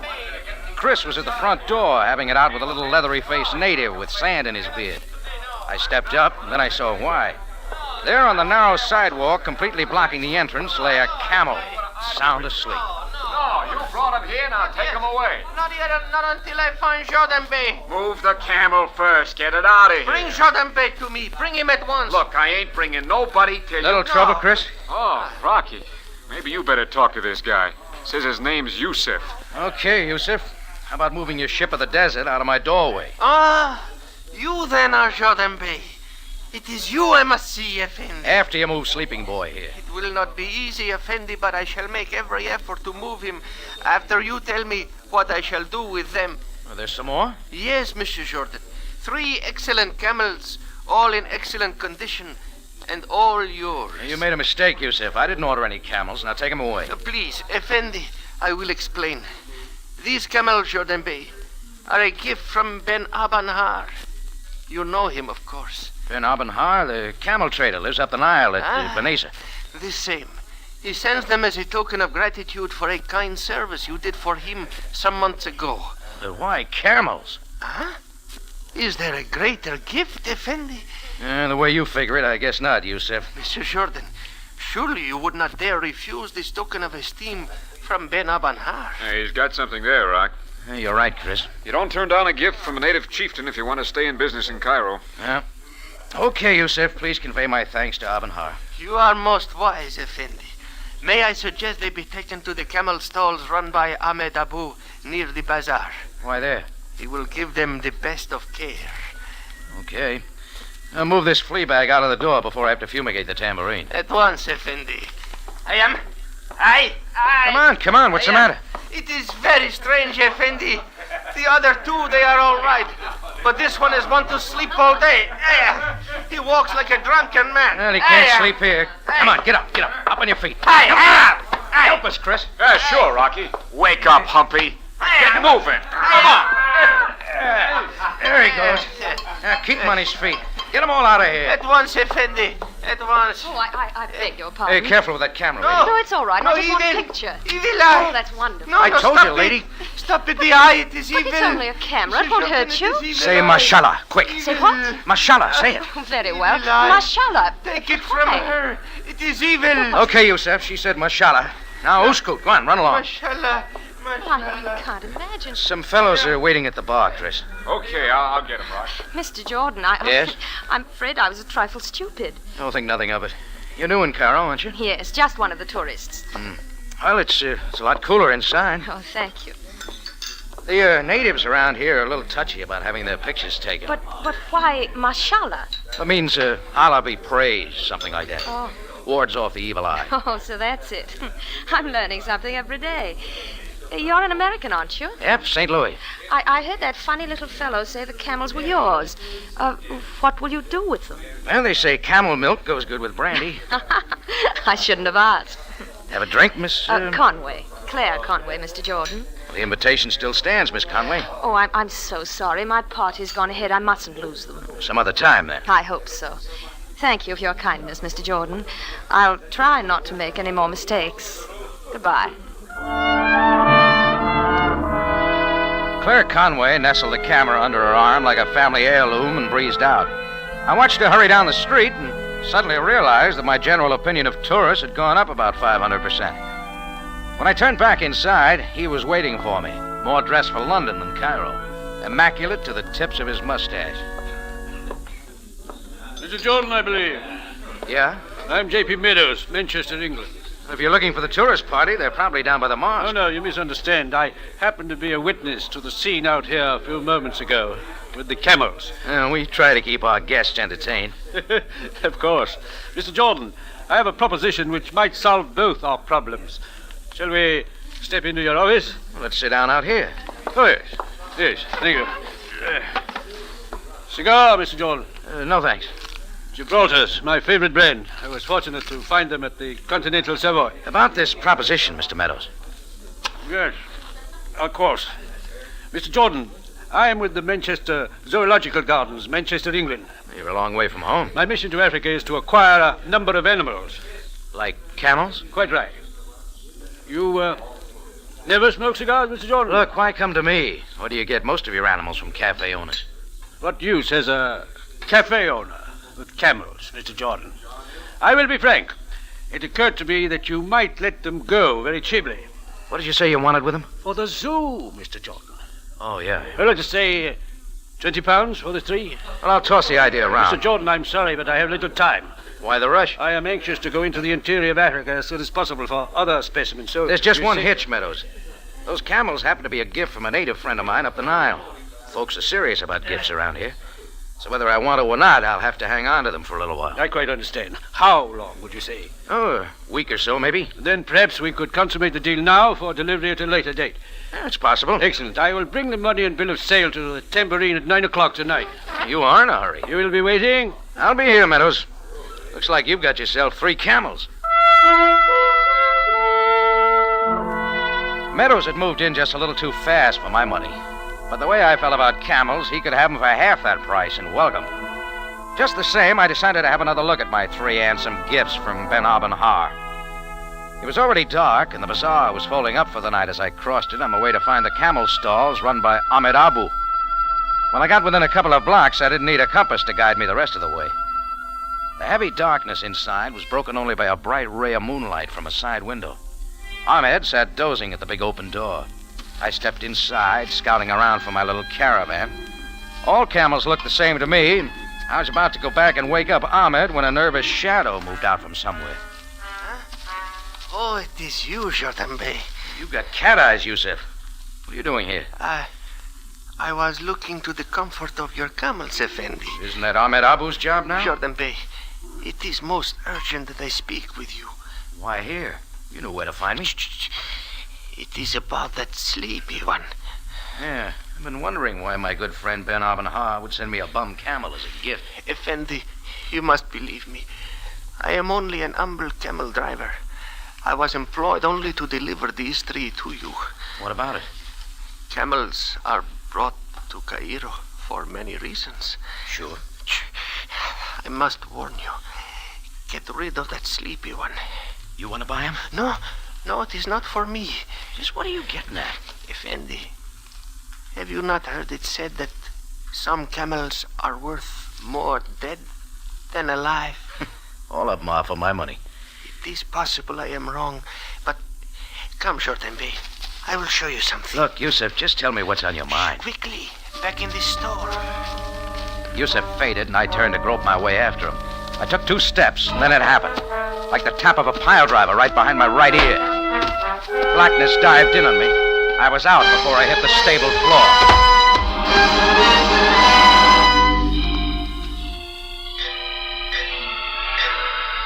Assorted hammers were working on my head when I finally sat up. I tested my legs, ready for more trouble.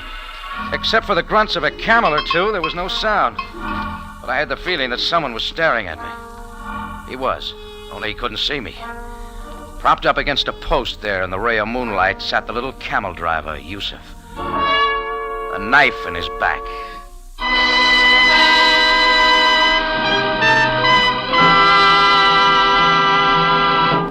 You are listening to The Case of the Sleepy Camel, tonight's adventure with Rocky Jordan. With Joan Fontaine and James Stewart, the original stars, CBS Radio Theater presents Monday night for the first time on the air an adaptation of You Gotta Stay Happy. Presented by radio's favorite dramatic program, You Gotta Stay Happy is sure to have all the flavor of the delightful screen version of this romantic comedy hit. Remember Joan Fontaine and James Stewart on Radio Theater at 6 Pacific Standard Time, Monday evening on CBS.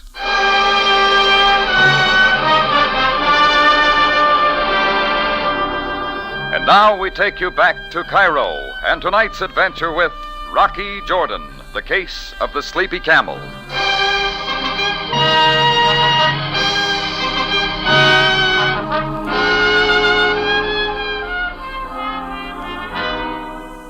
Lots of things happen in Cairo, so I wasn't too surprised when the little driver Yusuf showed up at the front door of the Tambourine with 3 camels.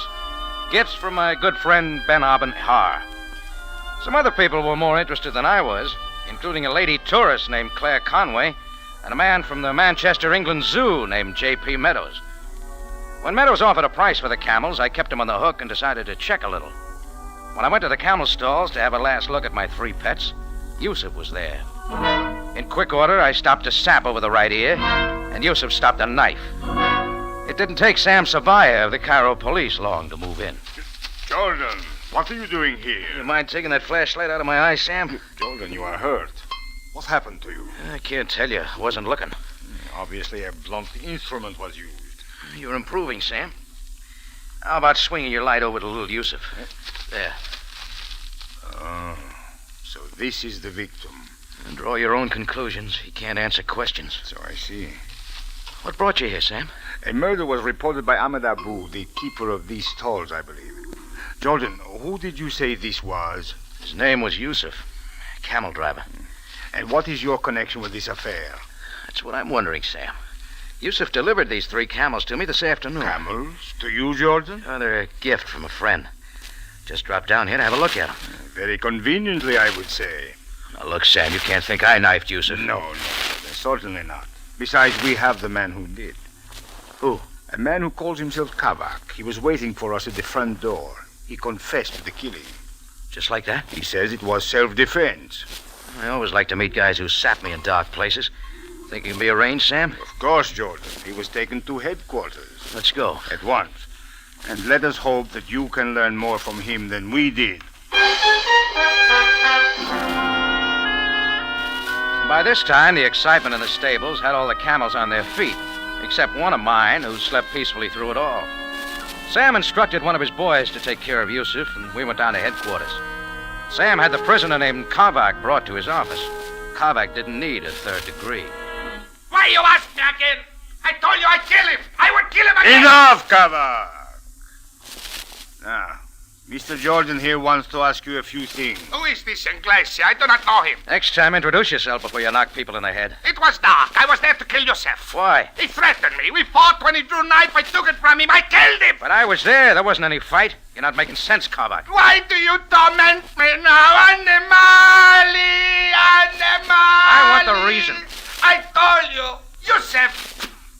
Always he insulted me, insulted my family. He was a dog. Okay. Let's forget about dogs now and talk about camels. Camels, Jordan?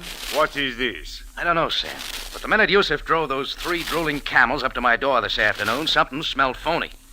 Naturally, Jordan. But at the moment, I'm inclined to believe this man's story. What story, Sam? Kavak hasn't explained anything. There is a witness. One moment, please. Sergeant Greco, send in Ahmed Abu. At once, Captain Sabaya. Ahmed Abu, Sam? Yes, the keeper of the stalls. He knows much of this business. He's a guy I want to see. Here he is, Captain. Come in, Ahmed. You wish to see me, Captain Sabaya? Yes, Ahmed. This is Rocky Jordan of the Cafe Tambour. Effendi? It is he who was slugged at your place incident to the killing of Yusuf. Oh, I trust that the Affronti is not seriously harmed. Only my pride, Ahmed. Well, let's have it. Tell Jordan what you know of Yusuf and this Kavak. Well, as I told you, Sabaya Bey, I myself heard Yusuf threaten Kavak with a knife many times. Kavak was in constant fear for his life. What was the basis of their dispute? It was a personal affair. Wait a minute. What did you see tonight? I saw nothing. I heard sharp words in the stable. I went back and found Yusuf dead. Kavak was there. But you didn't see the fight? Effendi, Kavak has confessed. What more do you want? Sure. Enough of this! I killed him! That dog of a dog! I would kill him! Kavak, you will please keep quiet. I would cut out his liver. His insults I could not stand. Always. He threatened me with a knife. Kavak! Be quiet. What Kavak says is true. That Yusuf. That for his insults. You see, it was self-defense. Kavak was always in danger. Yusuf wanted to tell me something about these camels. What was it? How should I know? It was his life or mine. He threatened me once too often. I took his knife like that. Much quiet. Jordan, where are you going? Any place but here, Sam. They're all yours. I killed that ankabut in Tafahiti. That Yusuf.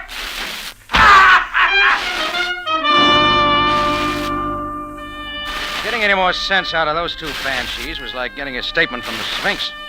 Besides, their act was too pat. I was sure now those camels held the answer. Yusuf wanted to tell me, so now he was dead. A certain Mr. Meadows was a bit too anxious to get my camels. Then I remembered my date with him at the tambourine. I found him waiting in my office, seated behind my desk. He was unwrapping another cigar. Mr. Jordan, there you are. I see I'm not too late, Meadows. Think nothing of it. I didn't want to rush you, Mr. Jordan. You didn't. I was delayed by a blackjack. The fact of it is, I was a little later myself, but no matter. You been busy, too? Somewhat. Well, let's get on with it. I have the money here, £20. I believe that was the figure. Yeah. Now, I believe this bill of sale is in order. You will note that it is made out to the Manchester Zoo. Everything's in order, is it? Yes. Oh, a pen, of course. You may use mine. Well, Mr. Meadows, I've had a change of heart. I beg your pardon. No sale. Perhaps I was a little unfair in my offer. Very well. Let's make it £30. I'm not selling. But why not, Mr. Jordan? Well, let's just say I like camels. You have had a change of heart. Look, Meadows, why don't you tell me exactly where you want my camels? I thought I had explained. I am purchaser for the zoological gardens of the city of Manchester. The real reason. Mr. Jordan, your attitude is most strange. I get that way every time I'm found with a dead body, and when people start slapping me around. I'm sure I don't know what you're talking about. Your cigar just went out. Mr. Jordan, I believe I explained to you that my time is limited. Nose limited. Yeah. £40, that is my last offer. Go down to the auction tomorrow. You can pick up a dozen for that price. As you wish, Mr. Jordan. You may contact me when you change your mind. Think I will? It is possible. Perhaps very soon. Camels are not for you, Mr. Jordan. Especially the ones you want? You'll find me at the King George Hotel. I'll be waiting. Meadows turned and moved out without stopping to light up. I was getting sore about a lot of things. One of them was Ben Har, who had dumped those flea-bitten camels in my lap. I'd taken a trip up the Nile to his place about a year before. I got the impression he was a pretty nice guy. I don't like to see my hunches go wrong. I picked up a phone directory and ran down the classified till I found a familiar name, Joe Archimedes, the auctioneer who operated down at the Camel Mart. He might help me.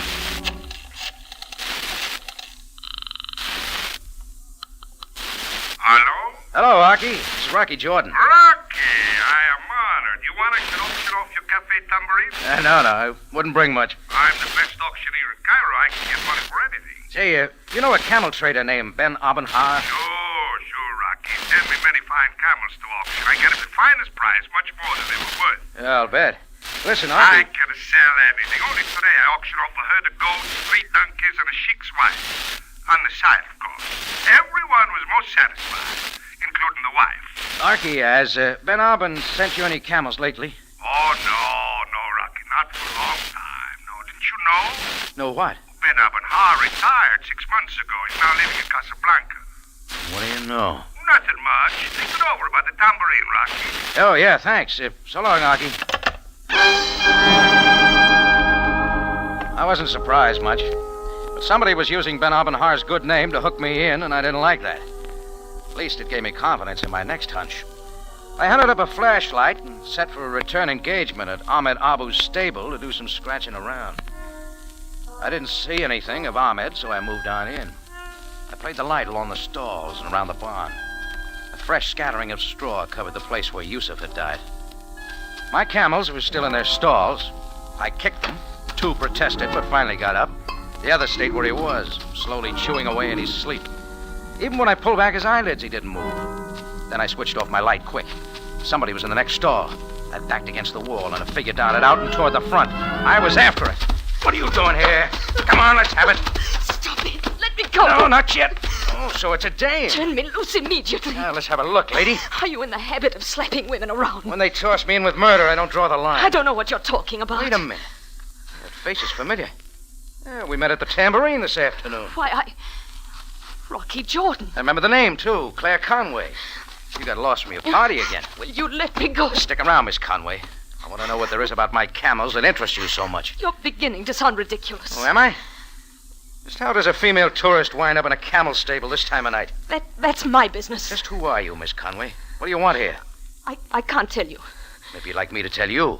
What do you mean? Come on over here. Got something to show you. Mr. Jordan. Huh?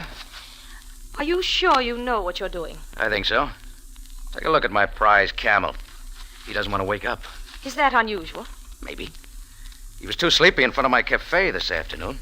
When we got him up, he walked like he was drunk. What about it? I should have gotten wise right then. He wasn't drunk, he was doped. Narcotics, Miss Conway. Why would anyone feed dope to a camel? Smuggling narcotics in a camel's stomach is nothing new.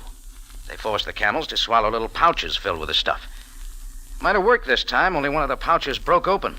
My sleeping boy here got a good case of bad dreams. Mr. Jordan, wouldn't you be wise to let sleeping camels lie? I don't get the joke.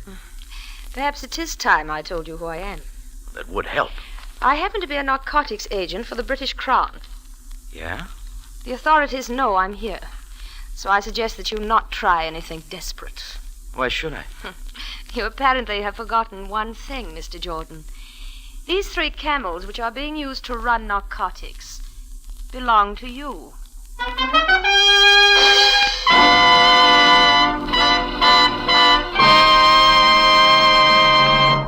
You are listening to The Case of the Sleepy Camel, tonight's adventure with Rocky Jordan. Following You Gotta Stay Happy with Joan Fontaine and James Stewart on Monday night's Radio Theater, you'll want to stay tuned for some of the best comedy on the air, My Friend Irma. No, you won't find Irma a bit smarter when you hear her Monday night at 7, but you will find that she's every bit as funny. Yes, there are those who call her hilarious. So if you want to laugh, hear My Friend Irma following Radio Theater Monday night at 7.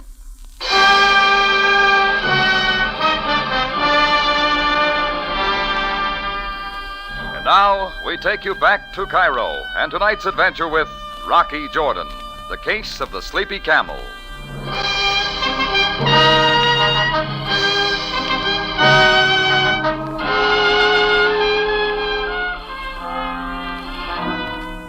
They say camels are dumb animals, but they can get you into lots of trouble. Especially when they come loaded with smuggled narcotics, and they have a pink slip on them bearing your name. Then the dame I'd slapped around there in the camel stables turned out to be a British narcotics agent with a gun under her coat to back her up. Well, I've been in Cairo long enough for them to know I don't run this stuff, and I let her know. But British dames take a lot of coaxing, so I started to bring her up to date. Well, what about it, Mr. Jordan? Do you have an explanation? Well, there are lots of them. I'm listening. Supposing a smuggling ring wants to get these camels with the dope into Cairo, but they have an idea the agents are waiting for them. Go on. Now, put yourself in their place. What would you do? I'm sure I don't know. You might pick out somebody in Cairo who's got a pretty good reputation for leveling. Like you? Maybe. Then you might deliver the hot camels to this person. That would take the heat off them. The agents would be looking someplace else for the stuff. And then what happens? Then, very casually, somebody steps up and offers to buy the camels. Just becomes a legitimate sale. I was just being used to keep the camels in cold storage for a while. Well, that's an interesting theory. It's better than that. There's a guy who's been trying to buy these camels from me all day. Oh, who is he? Calls himself J.P. Meadows. He's the one you're after. Where can I find him? Stick to me, lady, and we'll both find him. Very well, Mr. Jordan. Shall we go? We left the barn and moved out into the Cairo streets. It was closing in on midnight, and they were empty. J.P. Meadows lived in a small hotel called the King George in the English Quarter, a crumpet's throw from the Esbekia Gardens. His apartment was down the end of a hall, and a light shone under the door. Claire and I didn't stop to knock. We found him on a sofa, draped in a silk smoking jacket, unwrapping a cigar. When he saw us, a question mark covered his face.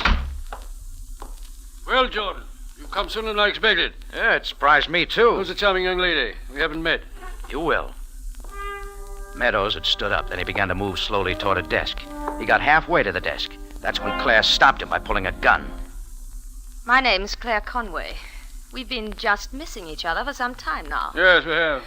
So you're the man from the Manchester Zoo who is in Cairo to buy camels. Well, at least that's what I told Jordan. Don't blame him if he believed me. I'm such a good liar. He didn't. And I'm not the liar I thought I was. Apparently not. Who did you tell him you were, Miss Conway? A British narcotics officer. Yeah. Is she a good liar, Jordan? No better than you. It figures you're the narcotics officer, and she's the one who was supposed to collect the shipment of stuff. And how did you arrive at that, Mr. Jordan?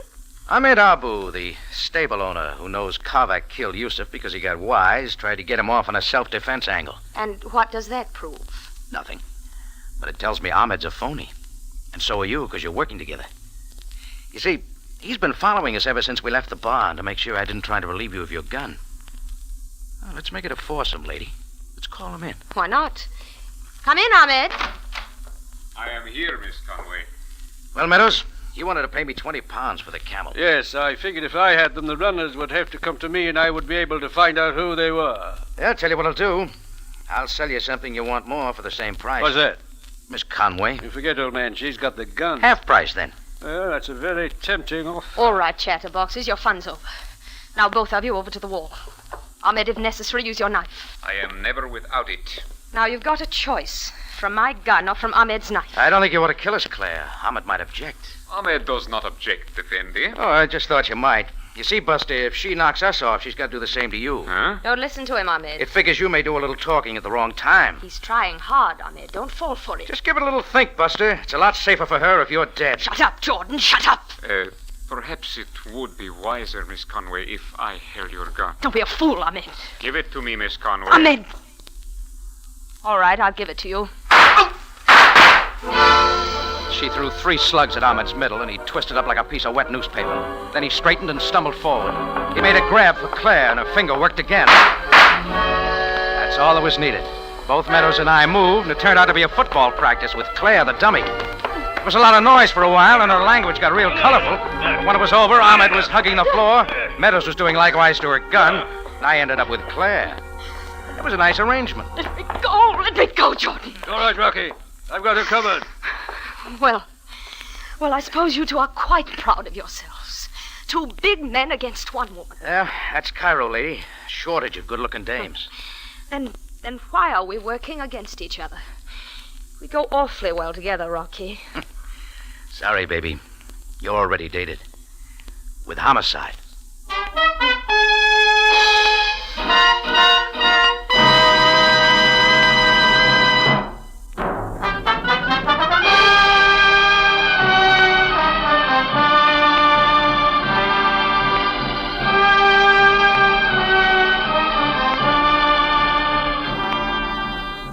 It's CBS at this same time next week for another story of adventure and intrigue when we take you back to Cairo and the Cafe Tambourine run by Rocky Jordan.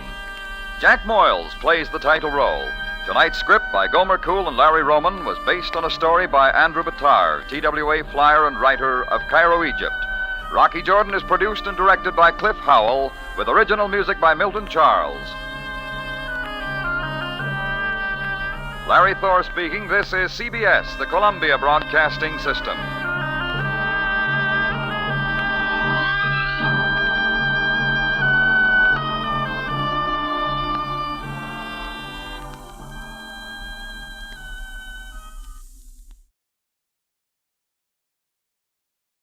Buy wisely. Buy for flavor. Buy Del Monte. Del Monte, the brand you trust for flavor in so many good foods. Time now for Rocky Jordan, brought to you by Del Monte Foods, the brand preferred by more women than any other line of canned fruits and vegetables in the world.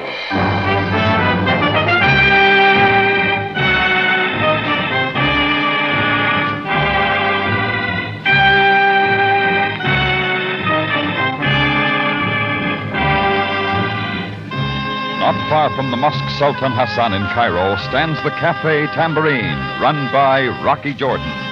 The Cafe Tambourine, crowded with forgotten men, alive with the babble of many languages.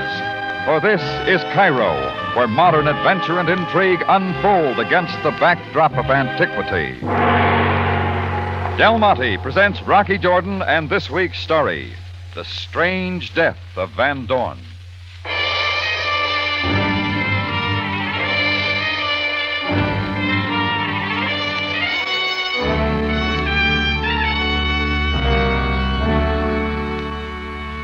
We'd handled a big crowd at the Tambourine the night before. All I wanted that morning was peace and quiet. That's what I wanted. I wasn't opening till noon, but the place was already stifling from the heat of the day. So I went to the front door to let in some fresh air. First thing I saw after that was a big shiny police badge, followed by Sergeant Greco. Good morning, Mr. Jordan. Sorry, Greco, we're not open yet. Do not be offensive. I have no desire for the nectar of the infidel. Then you're in the wrong place, aren't you? Most certainly not. You will please accompany me now. Some other time, Greco. I'm busy. Mr. Jordan, it will interest you to know that I act under orders of the Captain Sabaya, who awaits you outside. He does, huh? Oh, yeah. Now, Mr. Jordan, shall we go? As long as Sam's asking. A most pleasant day, Jordan. Oh, why'd you trade your limousine in for a Jeep, Sam? The nature of the journey demands it. You will drive, Greco. Your command, Captain. What's it about, Sam? You would enjoy a ride into the hot desert, would you not? Sorry, it doesn't fit with my plans. But unfortunately, it will be necessary. That an order? Get in, Jordan. So I got in and we started out. Sam wasn't talking yet, and I couldn't figure it. Greco drove rapidly across town and north out the Heliopolis Road, then turned east through the hills and on into the sand dunes of the desert. Finally, up ahead, I made out several men standing in a group, all in police uniforms, their figures wavering in the desert heat. Greco steered the Jeep up beside them to a stop, and we got out. They stepped respectfully back as Sam led me through to the center of the group, where the dead figure of a man lay sprawled on the burning sand. Jordan, you will look at him carefully. I've already seen enough. You know him, then? Well, not his name. He's been in the tambourine a few times. When last? As a matter of fact, just last night. Came in with a girl. You would recognize her if you saw her again? Yeah, I think so. Real blonde, round face, attractive. I didn't get her name either. She hadn't been in before. And you know absolutely nothing more of this man? Only that he was Dutch, judging from his accent, that's all. Very well. Oh, it's hot. How do I fit in, Sam? The investigating officers found only a pack of tambourine matches in his pocket, so I decided to drive you out for possible identification. Why to this forsaken place? Look here, I am not enjoying the heat any more than you. Could have waited till you got him back to Cairo. I prefer to act quickly in these matters. How did it happen? Well, we are not yet sure. Small bruise on his forehead, that's all I see. Captain Sabaya. Yes, Greco. Fode Bay wishes a word with you about his passport. Pardon me, Jordan. Please wait here a moment with Greco. You appear most ill at ease, Mr. Jordan. There's nothing a cold beer wouldn't cure. Join me? So carefully your eyes avoid the man who lies in the sand. You, want the truth, Greco? I could hardly expect it from such as you. I dragged him out here with my own hands and shot him. What is that you... God, you insolent tongue, Mr. Jordan. All right, supposing we both break it off, huh? You will soon learn how to speak with respect to the police. Greco, enough of this. Assist the men with the body. At once, Captain. Oh, this is most unusual, most unusual. Sam, you better find some shade. It is not the heat this time, Jordan. For the Bay, the medical examiner has just informed me how the man died. Yeah? How? He froze to death. Sam said it with a straight face, and 40 Bay stuck to his report. There wasn't any argument. The man found in the burning sand had died by freezing.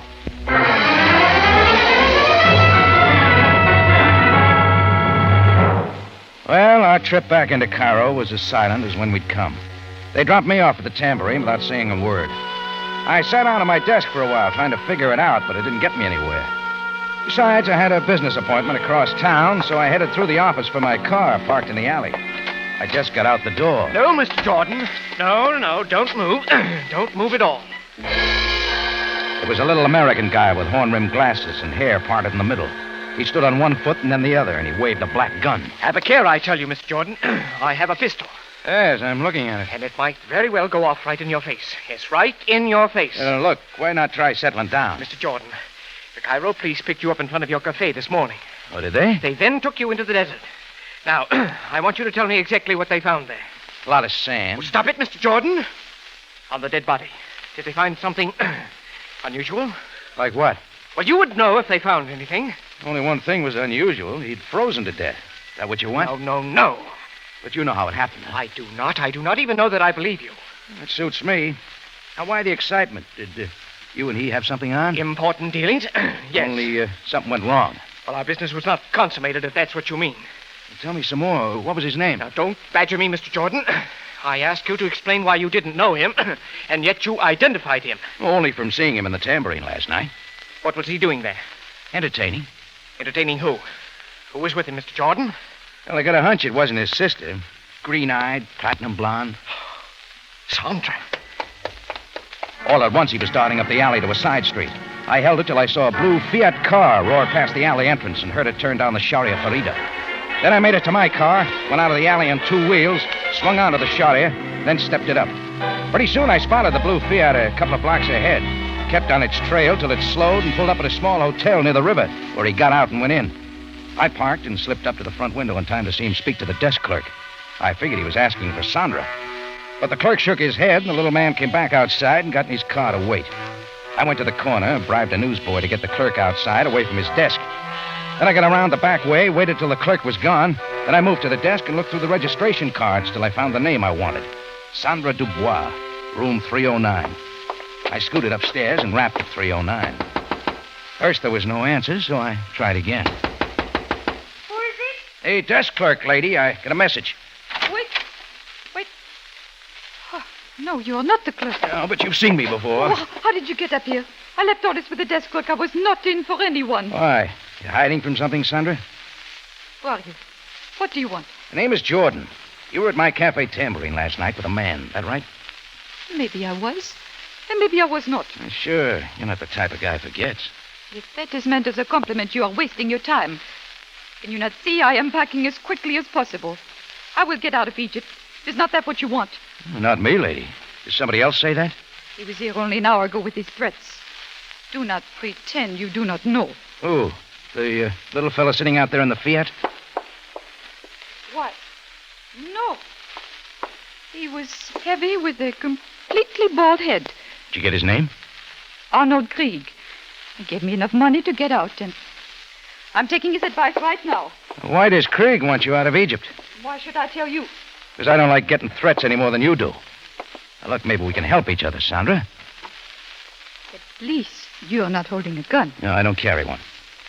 Who is the fellow out there in the Fiat? His name is Hagen. Milt Hagen. Did he have a deal on with the man you went to the tambourine with last night? Yes. I do not know what it was. He did not tell me. Well, let's have his name. Van Dorn, it was only a date. Sure. After you two left the tambourine last night, where'd you go? He only brought me back to the hotel, and then he left. Did you see him after that? I watched him from the window there, walking down the street, and then a truck pulled up alongside of him. Go on. 2 men jumped out, grabbed him, and dumped him into the truck. That is the last time I saw him. You saw way too much. Who were the men who picked him up? I recognized only one of them, the bald-headed man, Arnold Krieg. Did he have business with Van Dorn, too? I think he was trying, but Van Dorn would have nothing to do with him. But believe me, I do not know what it is about at all. Sandra, do you know what happened to Van Dorn? No, Mr. Jordan. Do you? The police found him out in the desert this morning. Dead. Oh, no. Oh, ma foi, but how... He'd frozen to death. Oh, but that is not possible. Yeah, it happens to be true. Now, listen, Sandra. If you know anything else, you'd better tell me. Oh, but that is all I know. I saw Krieg dump him into a truck. A yellow truck with a red triangle on the side. That is everything. Now, come on, Sandra. We're going to tell this to the police. Oh, no, I'm not getting out of town right now. Before something happens to me. No, you're not. You're coming with me to Captain Sabaya. Please, Mr. Jordan, let me go. You are taking her no place. Krieg! We hadn't seen him come in the open door, and he was standing right behind us. It was the man who had threatened Sandra earlier. He was built like a wrestler, and there wasn't a hair on his head. The girl will do only what I've told her to do. I was going to. Please, you can see. I was packing. I see everything quite clearly. Mr. Jordan takes untimely interest, but he alters nothing. It must have been quite a deal you had with Van Dorn. Enough to kill him. A very big deal, Mr. Jordan, and I don't want it upset by anyone. That's why the gun, huh? No. I am a generous man. I give everyone a break, but only once. So what's your plan? There's a chartered plane warmed up and waiting for this girl. Fortunately, there is space for another passenger. You, Jordan. Now, let me get this straight. You quite understand me. I am having you both flown out of Egypt.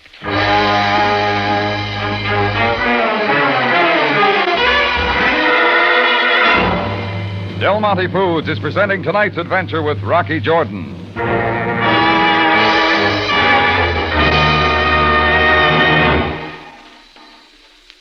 Fresh tasting, natural tasting, and refreshing.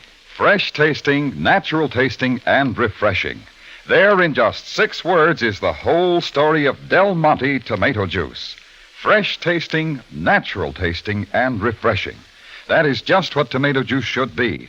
And that is just exactly what Del Monte tomato juice is.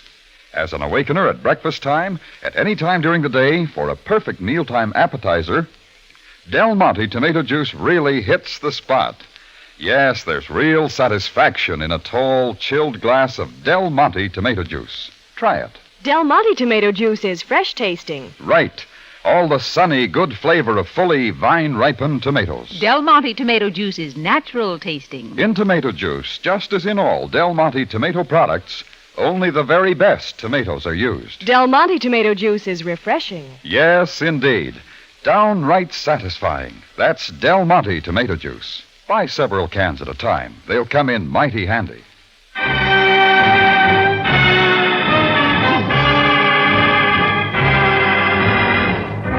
Now we take you back to Cairo and tonight's Rocky Jordan story, The Strange Death of Van Dorn.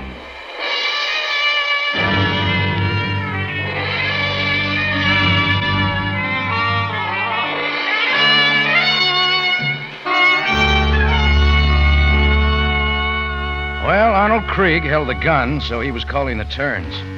He opened the door, jerked his bald head to motion us out.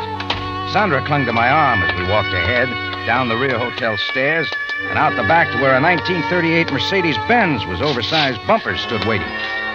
Native driver sat at the wheel. We got him back, the three of us. The car jerked to a start, swung across the Bulak Bridge, then south. Ahead, we knew a plane awaited us. Destination? Someplace outside of Egypt. I still had a lot to learn. Oh, it's sure been a hot day. Talk of the weather in desert country is poor conversation. Didn't you know that, Jordan? Yeah.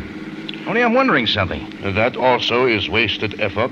You and your driver had a cute way of killing Van Dorn. Death is conclusive. The manner is not important. But freezing him to death, that took some arranging. Confine your thoughts to the view, Jordan. It is your farewell to Cairo. Please, sir, Krieg Bay. Yes, Gaban, what is it? In the rearview mirror, I see an automobile that follows. Are you sure? Which one? The small blue automobile. It is most persistent. Ah, the blue Fiat. He's following all right. It is Hagen again. He was waiting outside my hotel. Face to the front, both of you. You know him, Krieg? He came at me with a lot of excited questions after they found Van Dorn in the desert. Where does he fit? Have you quite ceased with your babbling? About the blue automobile, sir. First, we'll make sure. Gaban, turn right at the next corner. I do as you say, master. Ah, the blue automobile also turns. Uh-huh. We'll put a stop to that. Faster now. Faster. Still he comes. Good, good. Now this next corner now. To the left. But, master... Turn, Gaban, turn. You see, sir, a dead-end street. As I thought. Now, swing into the alley. Quick now, before he sees us. Now, stop there. Hold on, please. This is good. Now, hold it here. It works, sir. The man in the blue automobile did not see us. He will not get far. Come on, back out now, and head toward him. He has stopped, master. At the blank wall, he has stopped. So much now for our Hagen.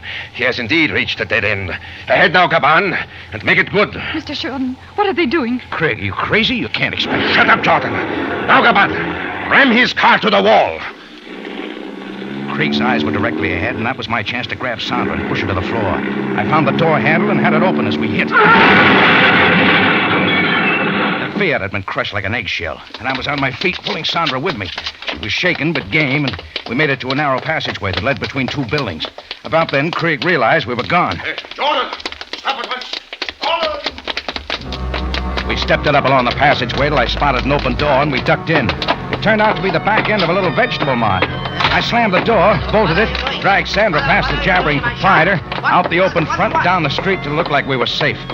I found a phone booth outside a Damascus store, and while Sandra caught her breath, I made a phone call.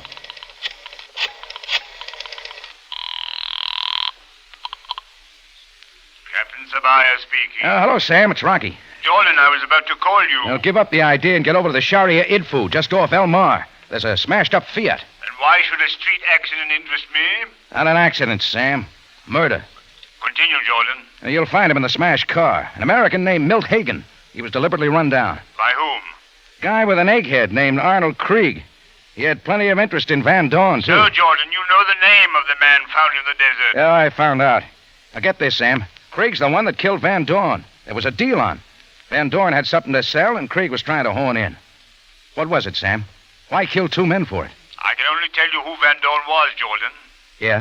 He was a criminal wanted by the British. A confidence man, smuggler, counterfeiter. A Dutch, yes, from South Africa. But tell me, how do you know that Krieg killed Van Dorn? Because I have the girl who was with Van Dorn last night. She saw Krieg and a helper dump Van Dorn into a truck and take him away. Jordan, I think you had better come to headquarters now and complete your report. Sit tight, Sam. We'll be right there. All right, let's go, Sandra. No, Mr. Jordan. You must let me go now. Nothing doing. Sam's waiting for us. You only want to turn me over to the police. It's for your own good. They want to clear it up for you. Please. I only want to get away before that terrible man finds me again. And just where do you think you'll go? To the plane. Away from Egypt, any place. Try thinking straight, Sandra. Do you actually suppose that plane's waiting for you now? That is what Krieg said. That is all he wanted. You still don't know the man we're up against, do you? You saw what he did to Hagen. Of course I saw. Remember what he told us? He gives everybody just one chance. Our chance is just played out, unless we get to the police quick. How do you know we will ever get there? Well, we've got to take that chance. Now listen, Sandra, supposing you did get out of Egypt. Krieg wouldn't let it go at that, not after what we know. You'd never get back here, and you'd never be safe. Rocky, do not let that man find me again. All right, Sandra. We got to learn why he killed Van Dorn, and see to it that he never kills anybody again. Sandra finally saw it my way. I flagged down a taxi that took us to my car, still parked near Sandra's hotel. Then we started for headquarters. It was well after sundown by now. It seemed like a long time since I'd looked down at Van Dorn's body in the desert that morning and found out how he died. We were spinning along one of the residential streets when suddenly my foot hit the brake pedal. Why are you stopping? Sandra, look at that card there in the window of that house. Does it mean anything to you? Why, the red triangle. It is just like the sign I saw on Krieg's truck. You know what the card is? An ice card. Then it was an ice truck. Of course. Why didn't I think of that before? Well, Sam's going to have to wait. We're paying a visit to the Delta Ice Company. I made a U-turn, bumped the opposite curb, and headed back the other way. And not 10 minutes later, we'd found the Delta Ice plant and were driving slowly past. By now, Sandra was almost enjoying it. Those trucks lined up along the side, Rocky. Yellow with red triangle signs, including the one parked there at the dock. Yes. Someone is there. 2 men. Yeah, and they're loading something on the truck fast from inside the building. You still with me, Sandra? Yes, Rocky, of course. There's a filling station at the corner. Get down there and call Sabaya. Tell him to get here with some men the quickest way he can. Sandra hurried away, and I went back to watch. I kept close to the building. Somewhere inside, I knew Van Dorn had died the night before. I got as close to the dock as I could, hiding in the shadows.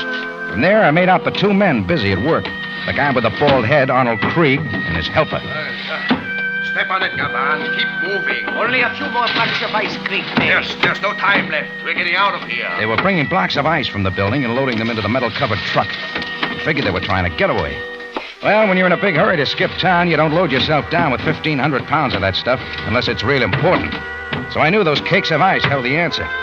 They both went back inside the building. I moved in closer. In a few seconds, they were back, each dragging at a big cake of ice. Don't lag, Gavan. They are the last. This block of ice must... Careful with it. It is heavier than the others, eh? Much heavier, yes, but only we know that. Yeah, hurry now. I held it till they both got well into the truck to complete the load. Then I was silently moving up onto the dock to the back of the truck. I had one side of the metal door and swung it shut. And before they could move, the other one. The bar dropped in place, and they were both locked inside. Gavan.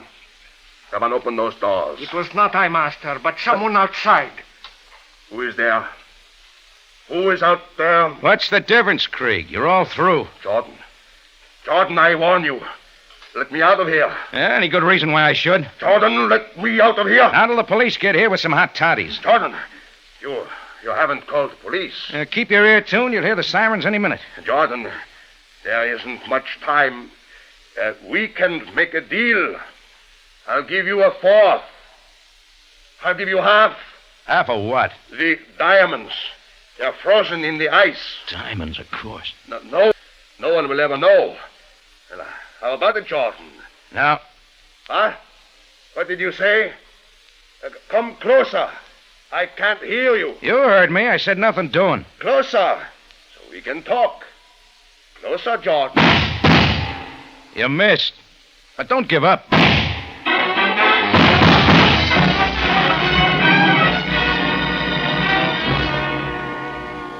Well, Krieg kept firing into the metal door till his clip was empty. Then I walked over and sat down on a step to wait for Sam Sabaya. I was kind of sorry I hadn't sent word for him to bring an ice pick.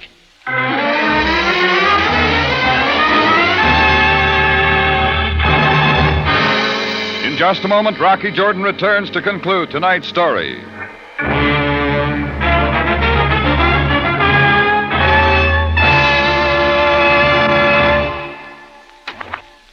When the gang gets together for a steak fry, chances are you'll hear a lot of opinions on how it should be done.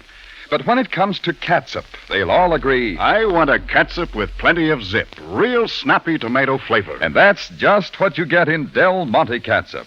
Zesty, lively, real tomato flavor at its best. Yes, that wonderful flavor you find only in the best tomatoes, fully ripened on the vine. And that specially good flavor is brought to perfection with pineapple vinegar. Pineapple vinegar. There's the big secret of that marvelous Del Monte catsup flavor. Pineapple vinegar is superlative vinegar. It brings out all the best flavor of the other ingredients, especially tomato flavor. And only Del Monte catsup has pineapple vinegar. So remember, when you want a hearty, spiced tomato flavor, when you want a real He-Man catsup, when you want tomato flavor at its best, you want Del Monte catsup. Try Del Monte catsup soon. You'll like it. And for all its goodness, Del Monte catsup costs less than many other quality brands. Back now to Rocky Jordan for the conclusion of tonight's story.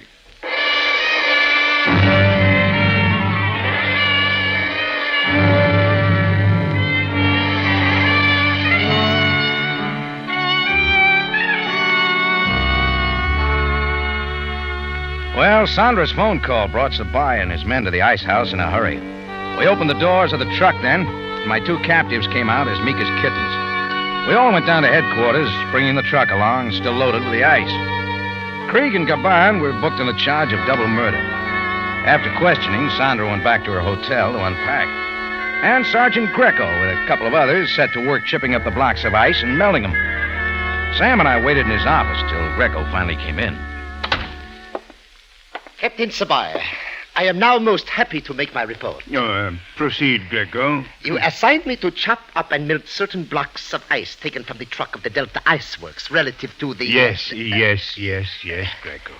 What did you find? In the first 3 blocks of ice, I found nothing. But in the 4th, I made a most remarkable discovery. In the ice, they could not be detected, but through the process of melting, I discovered these. Place them on the desk. Let me see. Diamonds, Capitan. Surely of great value. That is my discovery. Yeah, there they are, Sam, just like Krieg said. Yes, and all genuine. There is little doubt. I trust then, Capitan, that you are pleased? Just keep chopping the rest of the ice, Greco. You may find some more. Mr. Jordan, it may interest you to know that I take orders only from Captain Sabaya. Yes, and you take them very well, Greco. When you have finished with the ice, please report to me again. Your command, Capitan.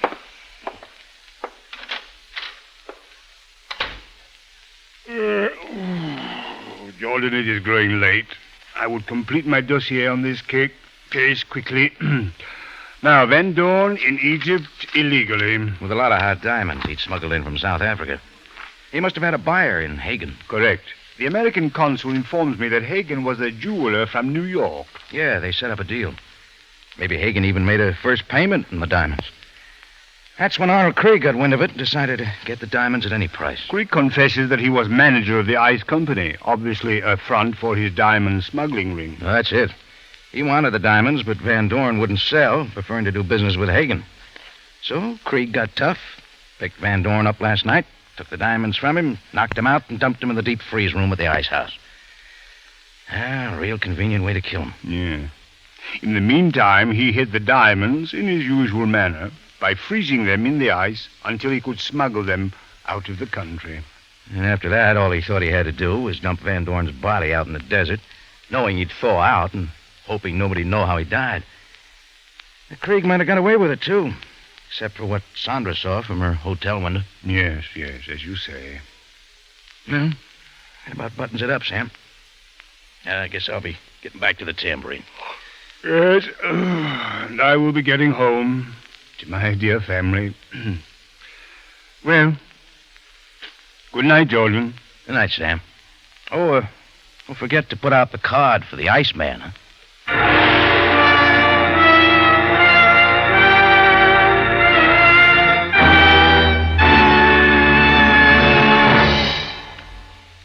For the finest in tomato flavor, enjoy the whole family of Del Monte tomato products. Del Monte catsup and chili sauce. Del Monte tomato sauce and canned tomatoes. And Del Monte tomato juice. Remember, buy wisely.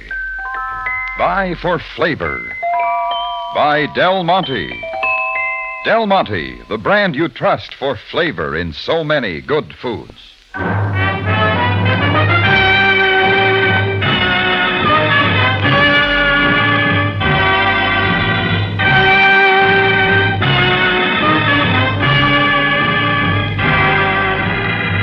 Rocky Jordan, written by Gomer Cool and Larry Roman, stars Jack Moyles in the title role with Jane Avello as Sam Sabaya, and is produced and directed by Cliff Howell, with original music composed and conducted by Richard Arant. Remember, you have a date next week at the Cafe Tambourine, run by Rocky Jordan. Same time, same station.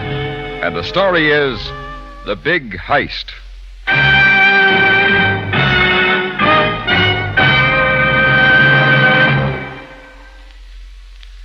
For pies and cakes that can't be beat, you want your raisins fresh and sweet.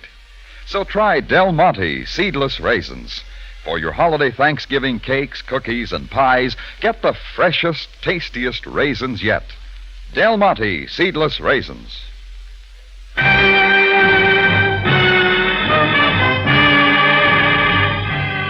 Larry Thor speaking. Rocky Jordan is presented over CBS, the Columbia Broadcasting System. Sunday is a big day on CBS. Still waiting in the wings to bring you a variety of entertainment are Rocky Jordan, Horace Heidt, Our Miss Brooks, Margaret Whiting, The Whistler, and Red Skelton.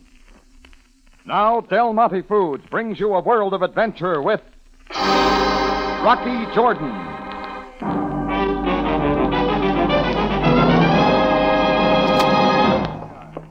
Step to the side, everyone. Out of my way. Quickly. Well, of all the nerve. Hey, stop pushing my customers around, Greco. Sergeant Greco, if you please, Mr. Joe. All right, Greco, the customers are impressed. Now, what brings you here? The authority of the Cairo police. It shows all over you. Enough. This time your insolent tongue avails you nothing. You will boast, of course, that it has taken me a long time to get you. But you find now that I was not one to give up so easily. Come on. What's it about? About, indeed. You have gone a step too far, Mr. Jordan. Do not be so stupid as to deny your guilt. Guilt? Okay, so I double park. It is my duty to warn you that whatever you say will be held in evidence. Supposing we get to the point. Very well. The point is this, Mr. Jordan, that you are taking your last look at your Cafe Tambourine for a very long time.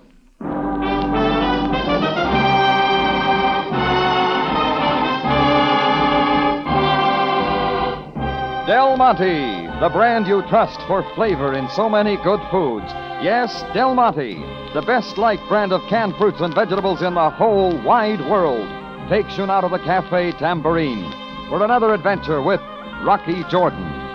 The Cafe Tambourine in Cairo, gateway to the ancient East, where modern adventure and intrigue unfold against a backdrop of antiquity. Tonight's Rocky Jordan story, Paid in Full.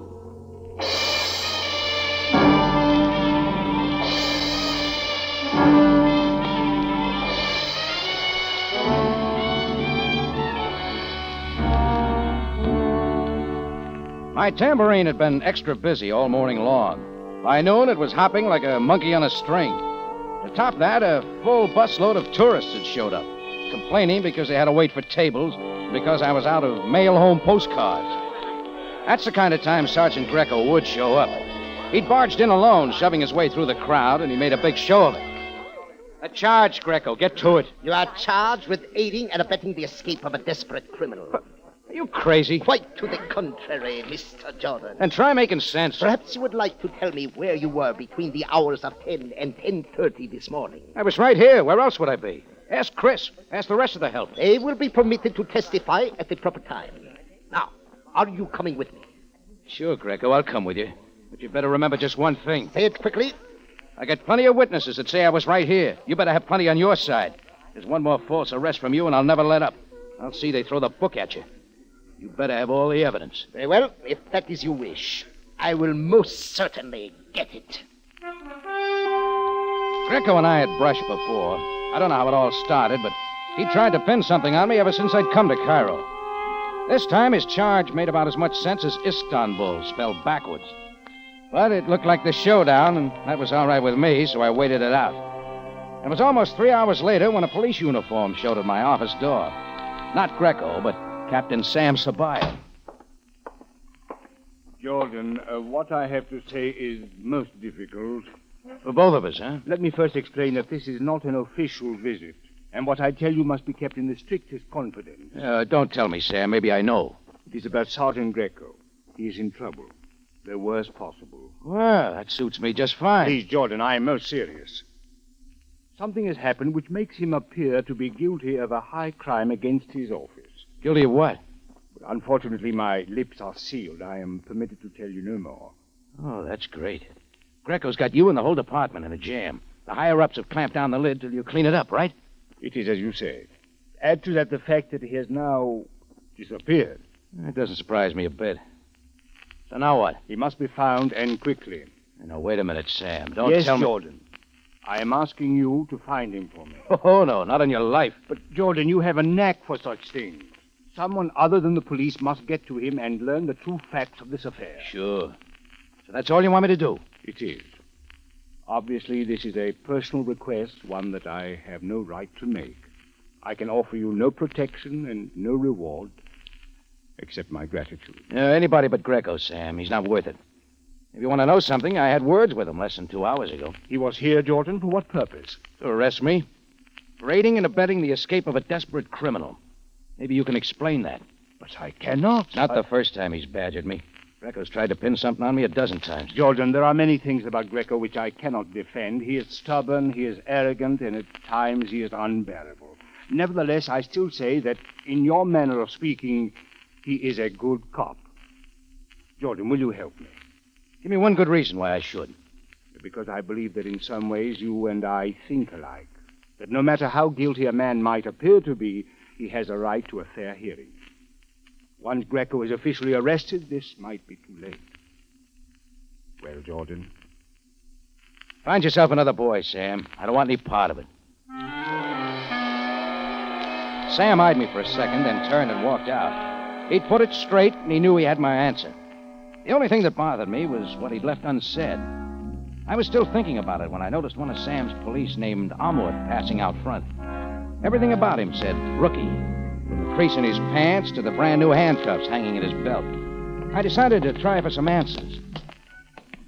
Oh, this your beat now, Amud? Oh, Mr. Jordan.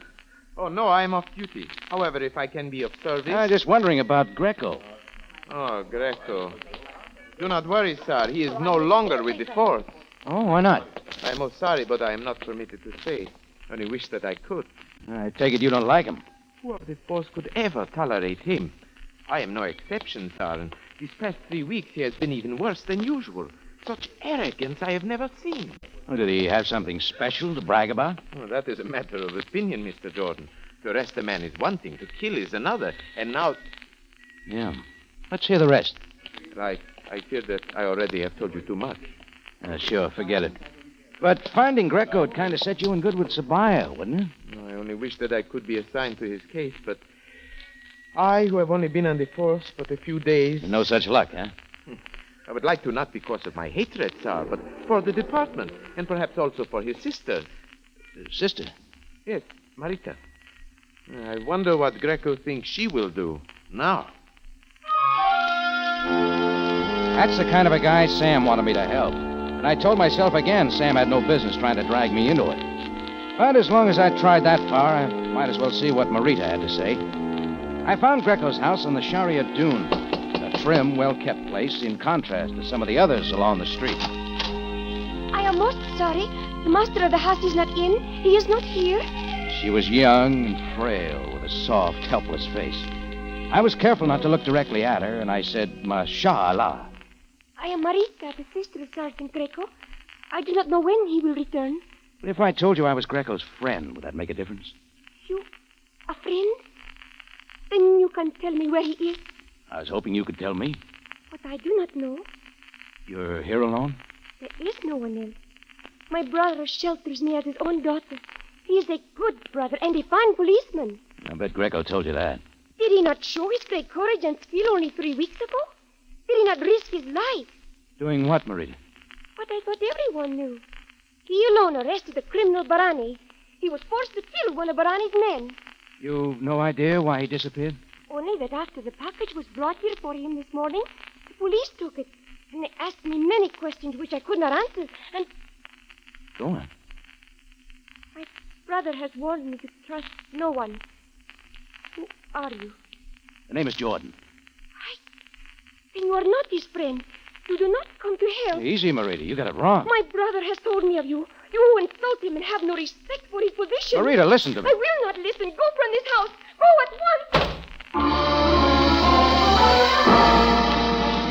I hit the street and moved away fast.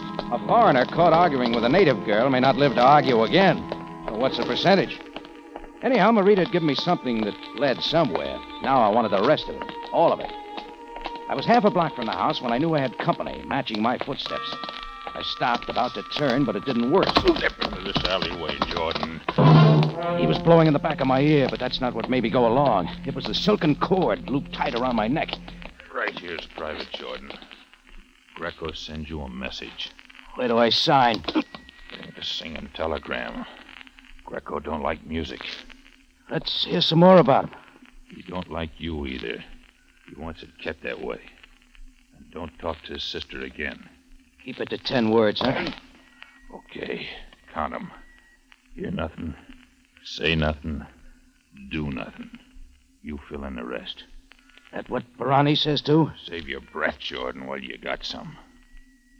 So what are you waiting for? A tip? I got one for you. Get back to your tambourine and stay there.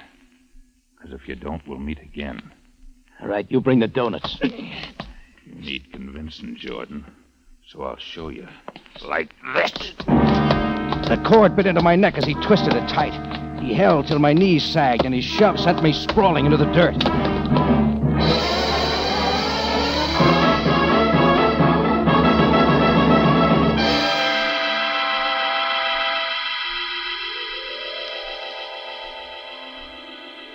The roaring had come in like a calm scene and then faded as I got my breath. When I was up again, my messenger boy was gone.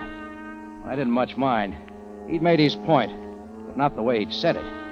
I knew now I had a big score to settle, and Sam Sabaya was getting his way. I had to find Sergeant Greco.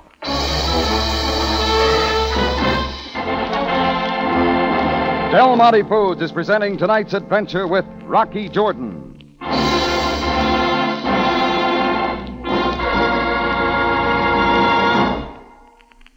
Friends, if I could look over your shoulder next time you're planning meals, I bet I'd find that you were wondering what kind of thrifty dish to spring on the family next week. Cutting down on the food budget is always a problem with homemakers, Larry. But that's where Del Monte tomato sauce is such a help. Yes, probably most of you smart homemakers listening in know how easily the rich, delicious spiced tomato flavor of Del Monte tomato sauce can turn even leftovers into a dish your family will always welcome. That's why good cooks have depended on Del Monte tomato sauce for so many years. After all, it's the original tomato sauce with a flavor that's never been matched. It's a flavor that comes from a secret recipe, all Del Monte's own. Then you know what women mean when they say, I'll take the brand of tomato sauce I know stands for flavor. So when the recipe calls for tomato sauce, always cook with Del Monte tomato sauce.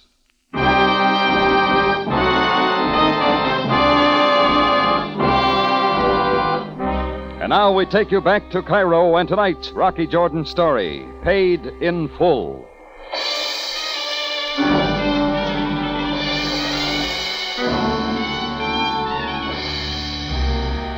The least of my problems was that Sergeant Greco was in a big jam and AWOL, except that Sam Sabaya wanted me to play bloodhound and track him down. So I said no and was off for the chase. The best I had for my trouble was a hunch that Greco's recent arrest of the criminal Barani figured in plenty.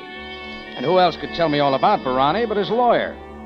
A newspaper office told me his name, H.L. Markham. It was after office hours, so I used a phone book to find his home address, a top-floor apartment off the Izbikia sector. I had to lean on the buzzer, but the door finally opened, and a stocky, lean-faced man in a gray business suit stood staring at me.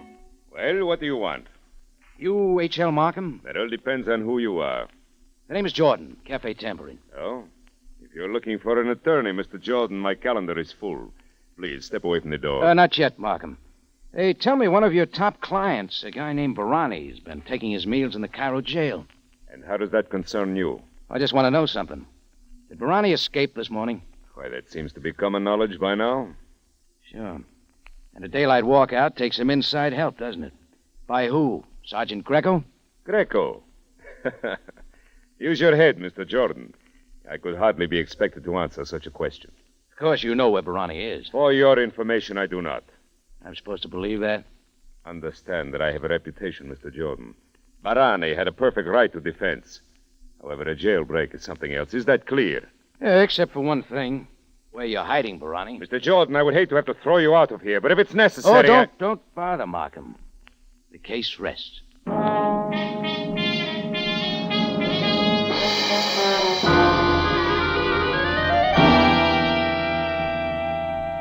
Jordan, I do not think it wise that you come to headquarters about this. Well, I think different, Sam. Barani escaped jail this morning. A sellout by somebody on your force. Everything points to Greco, doesn't it? He was here on duty. Jordan, I do not know where you learned this, but... So I get tailed, kicked out of places, choked. How much do you want for nothing? Now, clear it up, Sam. Very well, Jordan. As you say, Greco was on duty. From all indications, he moved the guard away from the cell block, but he was there when Barani walked out. This much I was told. Well, I can top that. Greco came right to me this noon, accusing me of the very thing he did himself. But we cannot be sure... What was in the package you found at Greco's house? It contained money. 100 pounds, with a note saying paid in full, signed only with a B. Barani. Look, Sam, even Barani's lawyer practically admits Greco engineered the job. Isn't that enough to convince you? Does it convince you, Jordan? I'll let you know. Sam knew now I wasn't dropping it, but he didn't know why. It was just that some of the pieces in the jigsaw puzzle were fitting into place, and I didn't like the picture that was coming out. The dark had set in when I left headquarters. I wanted a taxi, and that meant getting over to the main Sharia Misan. I kept making sure nobody was tailing me this time, but the little MG car that suddenly hit the curb was something else. It was the big messenger boy again, and he still had the silken cord. Only this time it didn't reach my neck. I twisted away, grabbed hold of it, and then drove in on him. He was even bigger than I thought and just as strong. Oh, have it your way, Jordan. Another message from Greco, Buster? No, one that you won't remember. We were down and rolling when the police whistle sounded, and all at once my sparring partner was up and in the car. It was in gear and gone as the man with the busy whistle came running up. I saw then it was Ahmed. Stop! Stop it! Yeah, put the gun back in your holster, Ahmed. Let him go. Oh, it is you, Mr. Jordan. Are you all right? Oh, never better. Who was that man? You know, I must make a full report of this. Thanks, Ahmed, but some other time. He'll be around.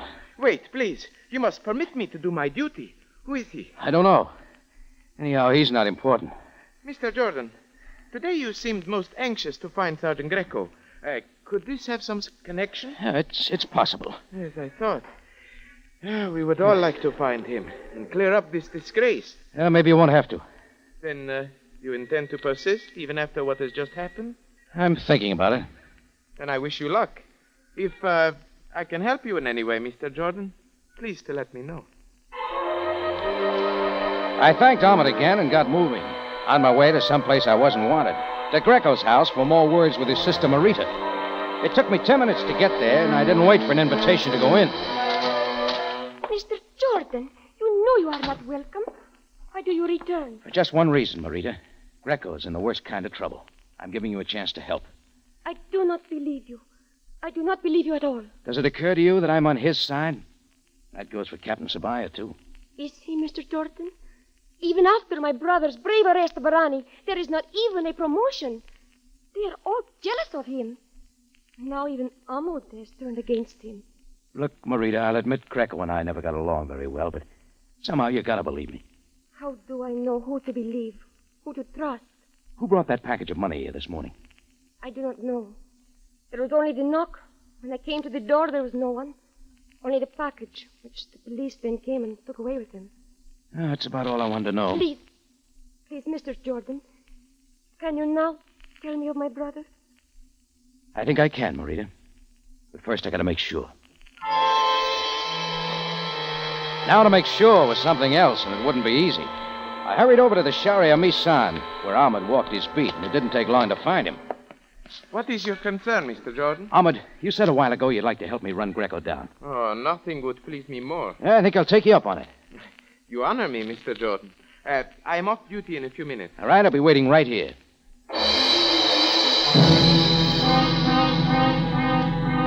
Ahmed made it in a hurry, and we were off. He offered a few ideas, and I had some contacts of my own.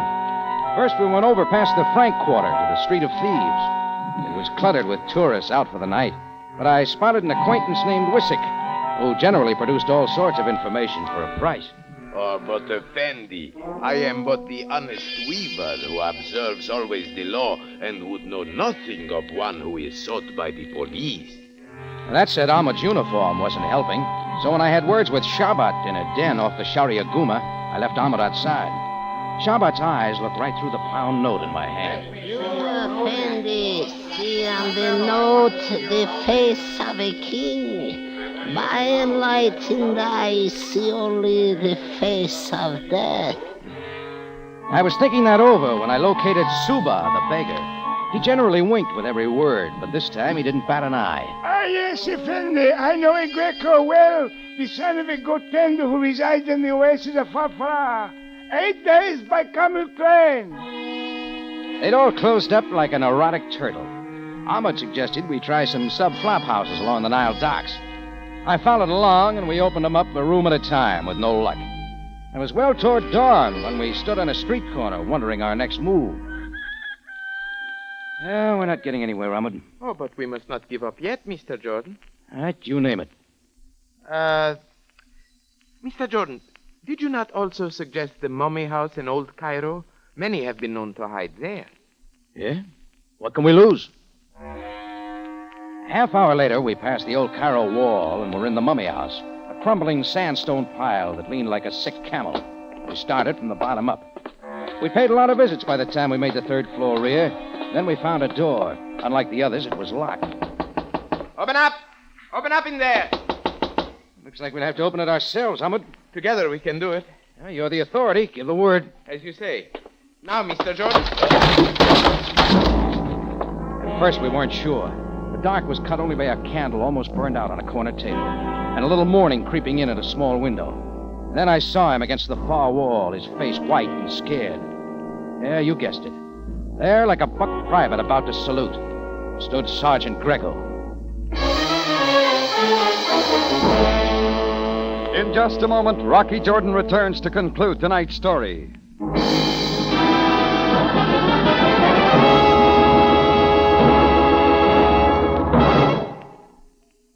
Friends, if you really and truly want to do right by the hamburgers around your house, here's what you'll do. You'll introduce them to rich, lively-tasting Del Monte catsup, and the sooner the better, too. And I can say from experience, the sooner you taste that zippy, zesty Del Monte catsup, the better for all your plain foods.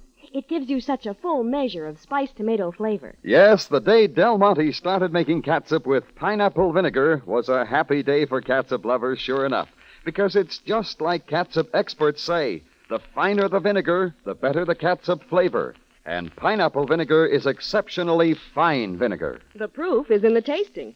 Del Monte catsup is a zestier, livelier catsup. It has the kind of flavor the men folks always enjoy. No doubt about it. Pineapple vinegar really does justice to the superb flavor of the plump, ripe tomatoes Del Monte uses. And those taste-teasing spices, too.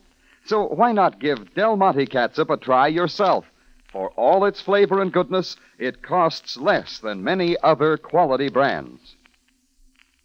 Back now to Rocky Jordan for the conclusion of tonight's story.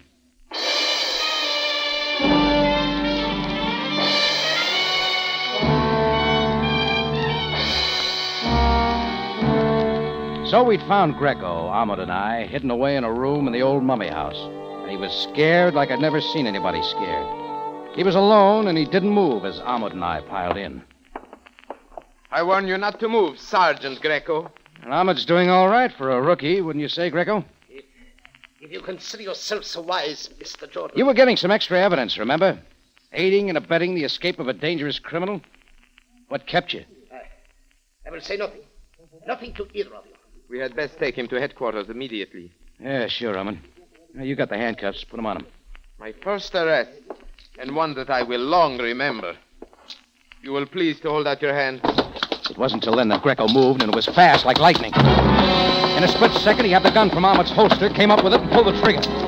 The gun was empty. It was then I dived in, not at Greco, but at Ahmed, whose hand was already coming out of his coat with another gun. I slammed it across the room. Before Ahmed could recover himself, I was up with it. Mr. Jordan! Cut it, Greco. How dumb can you get? But I do not understand, Mr. Jordan. Greco tried to kill me. You saw him. Wasn't that what you wanted? Great setup, wasn't it? Greco killed in an attempted escape. I do not know what you mean. Oh, you're a happy man with a gun. Why didn't you draw it when you first came in here? I'll tell you. Because you'd emptied it. You gave Greco every chance to grab for it. But that is not true. Oh, isn't it? You led me to Greco. It took time, but you made it. Mr. Jordan. You still got nothing to say, Greco. Leave that to me. Ronnie's escape had to be an inside sellout, but somebody else was at headquarters when it happened. Was Ahmed there? He was there, but... Sure. Maybe he even told you he saw me in the escape car. You got real anxious and came right to me. Then the whole game began, including the £100 sent to your house.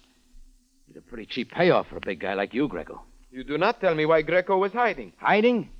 Or snatched by Barani before he could get back to headquarters to set up a revenge for his arrest and the killing of one of his men. Yeah, real smart plan. A plan that included a guy with a silken cord to keep the plant on Greco. No, it is not true. Greco will tell you that I was his friend, his best friend, until this... Marita said as much. Only you told me you'd always hated him. All right, I'll take those handcuffs, too. We can still use them. Mr. Jordan. It is time you drop the gun, Jordan. When I have it enough, drop it. Oh, Barani. I did not Hold your know... tongue, Ahmud. I knew you did help. Ronnie, did he say? You gave the name Markham. That was your idea, Jordan. It was a little inconvenient your finding me at my lawyer's place. I just gone there to wait for him.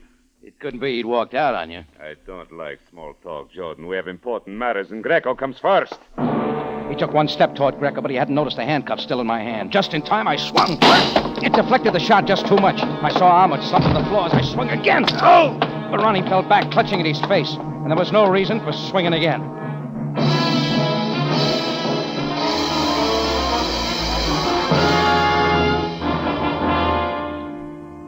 Well, it was a jolly ride from there down to headquarters. Greco, Barani, and me. They got Ahmed later. Greco sat slumped outside the office as I gave Sam a quick run-through. Jordan, I again regret that what I asked of you could promise no reward. Oh, forget it, Sam. I got it all straight. But I did promise my gratitude. You have that. And nobody's hurt much except Ahmed. And a certain portion of my pride. Hiring such a man as he was my mistake. How long had he been with you? But a few days after Barani's arrest. Quite obviously, he was one of Barani's gang, intending to remain on the force only long enough to aid in Barani's escape. And set up a revenge on Greco. Greco sure took the hook. He is fully aware of his error. But one cannot help but feel sorry for him. Yeah, it goes here, too. I know what he's going through. Jordan, perhaps you might have a word with him before you go. I will remain here. I'll do that, Sam. Well, see you later. Well, Greco, I'll be going now. Do not let me keep you. I'm glad Sam had you figured right. If there's anything I can do for you or your sister... Mr. Jordan. Yeah? You are most proud of yourself, are you not? Oh, wait a minute. I got no grudges. All I wanted was to... I know full well what you wanted. What you have always wanted. To have a hand in my humiliation. Sam. Well, it seems that you have accomplished your purpose. And now you come to taunt me. Sam. But listen to me, Mr. Jordan. I asked for no help from you. I wanted none. Now I will tell it time. Sam! Jordan, what is the matter? Get him out of here. Get this guy out of here before into my office, quickly. You come on, Captain Savaya. Help me, Sam, if I Jordan, we must not condemn him too much. Condemn him? Look, all I wanted to do was... Yes, I know. But is it not as I said? Greco is stubborn, he is arrogant, and at times unbearable. But still, in your manner of speaking, he is a good cop. Sure, Sam, sure. And you can have him. After all, had you lost and not won every encounter with him, might not you feel the same as he?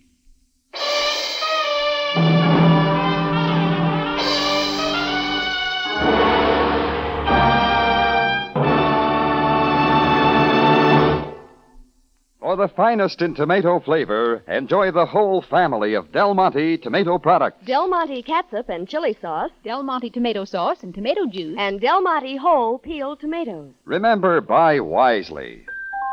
Buy for flavor. Buy Del Monte. Del Monte, the brand you trust for flavor in so many good foods.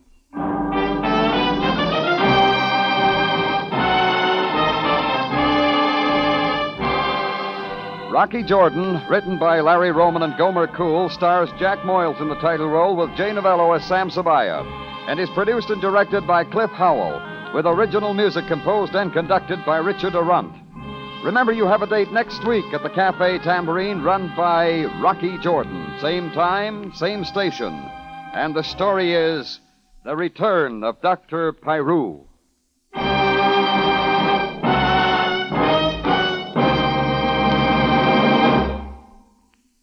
For the best peaches and cream you ever ate, buy Del Monte peaches, sliced or halves. Yes, whenever you want ripe, mellow, truly magnificent peaches, look for the world's favorite brand of peaches, Del Monte.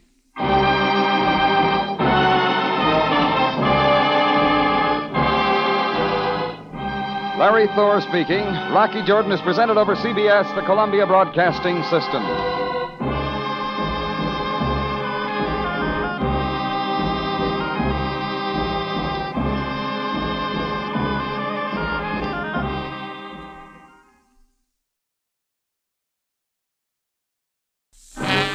Time now for Rocky Jordan.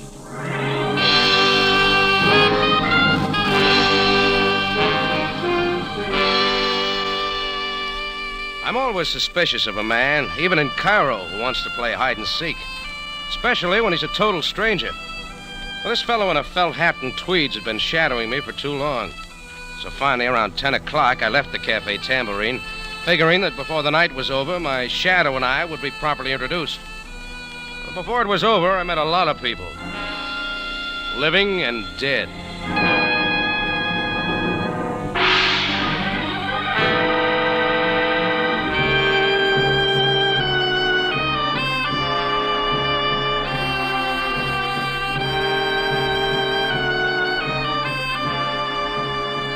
Again, we bring you a story of adventure with Rocky Jordan, proprietor of the Cafe Tambourine, which stands in a narrow street off Cairo's native quarter within sight of the Mosque Sultan Hassan. The Cafe Tambourine, crowded with forgotten men from the world's waterfronts, alive with the babble of many languages. Now, Rocky Jordan, and tonight's story, Strangers Three.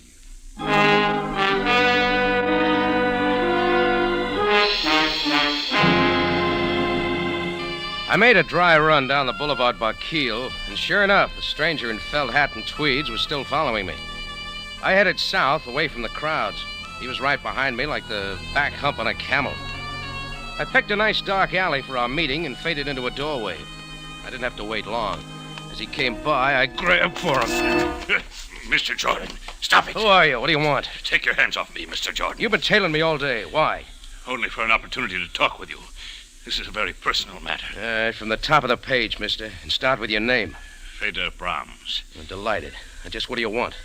After I explain, you will understand why I did not wish to show myself. You see, I knew you were a good friend of Angus Morgan. Angus Morgan? You and he were once partners in Istanbul, I believe. What about it? Mr. Jordan, I've been trailing him for over a month. Well, then stick to him. Why trail me? A short time ago, I lost him. But I have reason to believe he is now in Cairo. At first, I hoped that you would unwittingly lead me to his hiding place. Perhaps even your Cafe Tambourine. Want to stay with that story or try another one? Mr. Jordan, would $500 be a decent sum for Angus Morgan's address? You can have it for free. Angus Morgan's been dead for 3 months. Now, you take it from there. $1,000, then? Look, I'll play it once more. Angus Morgan is dead. Not dead, my friend, but very much alive. All right, let's say I buy your story for the moment. Why is Angus's address worth all that dough? You are very cute, Mr. Jordan. Well? You have the dough with you? Certainly not. This is hardly the place for a financial transaction. Shall we say your cafe In 2 hours? Let's say that. I'll have the money there. You will carry out your part of the bargain? I didn't make a bargain. I think you will. In 2 hours, Mr. Jordan. At the Tambourine. I watched Brahms fade off up the street and then detoured by way of the Cairo News-Gazette. It was true, Angus Morgan and I had once been partners in Istanbul. Only Feder made one mistake. Angus and I were not friends, not even poor ones. Angus had double-crossed me and run out, owing me $15,000. If Angus was alive, only one thing interested me, my 15 grand. It took some fast talk and 20 piastres to get me into the newspaper morgue that time of night. But from then on, the night clerk was cooperative. And what was that name again? Morgan. Angus Morgan. Oh, yeah. Moody, I wouldn't mind this night job if it wasn't for my wife. You married? No. There was a story in the paper about his death about 3 months ago. Don't ever get married, not if you work nights. What'd you say that name was? Morris? No, Morgan. Now, take my wife. Always wants to know what happened. What? Oh, wait. That's the one I want right there. No, that's Morgan. Angus Morgan. Give it to me. Okay. What can I say to her? She wouldn't believe me anyhow. Angus Morgan, killed in mysterious explosion, salvaging operation off coast of Ras El Had. Yeah, then she says, why can't an alert, energetic man like me get a day job? Sure looks dead, all right. Yeah, she's just that way. Huh? My wife. Oh, yeah. Well, thanks for everything. Here, file this back under Rocky Jordan. Sure. Good night, Mr. Morgan. I decided to make one more call before keeping my date with Feder Brahms at the Tambourine. The authorities seemed sure Angus Morgan was dead. But if he was alive and in Cairo, he was here for one reason. A reason named Sabina. She wasn't too much to look at now, but at one time she was the toast of Istanbul. These days, she ran a Turkish bath near the Sharia El Mudafar. It was late, but her office door was open and the sign said, "Come in." So I did. I can't believe it. When can I see him? He's waiting at the Sharon Sanitarium. Philip, wait. Hello, Sabina. Did I interrupt something? Rocky Jordan. Yeah, we meet again, Sabina, like old times. Don't tell me you want to lose weight. No. There's enough hot air over at the Cafe Tambourine to keep me in shape. I'd like a word in private with you, Sabina, as soon as you're through here. Why, I am in no hurry, Sabina, so suppose you go ahead and see what Mr. Jordan wants. I will wait for you. Why, that's very kind of you, Mr. Tournay. Yeah, thanks. We'll only be a minute. Yes, Rocky? Who's the overgrown Frenchman? Oh, Mr. Tournay was arranging for me to give someone a massage at the sanitarium. Please, Rocky, what do you want? Sabina, what do you hear from Angus Morgan? Angus? What are you talking about? You know I've got a hunch he's alive. What kind of a cruel joke is this? I got reasons for believing it. Rocky, I know how you hated Angus for double-crossing you. What good can this do you? Can't you let the past sleep? Still do anything for Angus, wouldn't you? Get out of here, Rocky. Sure, Sabina. Get out! I got out. If Sabina was putting on an act, she wasn't doing a good job of it. But I knew my visit with her was a sure way of making Angus show his hand, if he was around. I went back to my Cafe Tambourine. It wasn't yet time for Feder Brahms to show up, so I sat down in my office to try and decide how I could handle him. Hello. Hello. Is this Mr. Jordan? Yeah? Good. I want to speak to you, Mr. Jordan. It is very important. Who is this? Oh, yeah. We have never met. My name is Svensson. Swenson? Jan Svensson. Oh, naturally. Mr. Jordan, I saw you talking to a man named Feder Brahms. Well, nice of you to tell me. I don't know what he offered to pay for information leading to Angus Morgan, but I can guarantee you I will double his price. I didn't know a dead man was worth so much. Mr. Jordan, a man does not yoke when he is 40 fathoms under. Look, drop the salty talk and get to the point, huh? I am staying at the Hotel Mala, room 6. Will you come see me right away? How much money did you say? I'm sure we can strike a bargain. Well, then get ready to bid, Swenson. You got competition. I hung up knowing that Feder Brahms wasn't the only one who'd been following me. Add one Jan Swenson. I figured Feder and his appointment could wait. 2 heads were better than 1, and if my 15 grand was around, I wanted to be sure of it. The Hotel Mala wasn't far, and I was there in 5 minutes. Room 6 was on the first floor. There was a light on inside the room, and I knocked on Jan Svensson's door. No answer. I tried the door, but it was locked. So I called the hotel manager, and we went in. Oh, what has happened? That bed does not belong in the center of the room, and the dresser upside down. It looks like somebody went through here with a bulldozer. There has been a fight. But Mr. Svensson's clothes are still here. Yeah, a few of them. Yes. What are these? Heavy rubber gloves, like a deep-sea diver's, maybe. Nice and new. Oh, this is terrible. Dust all over everything. Yeah, even the phone. We must call the police. Yeah, do that. I left the hotel manager wringing his hands and got outside. I checked my watch. It was time for my date with Fedor Brahms at the Tambourine, and this time I really had some questions. As I turned to go, I felt something tugging at my coattail. It was a small native boy. He handed me a white envelope and dodged away into the crowd. I opened the letter, and it read, Mr. Jordan, before you see Angus, see me. I will meet your price. Signed Captain Maury.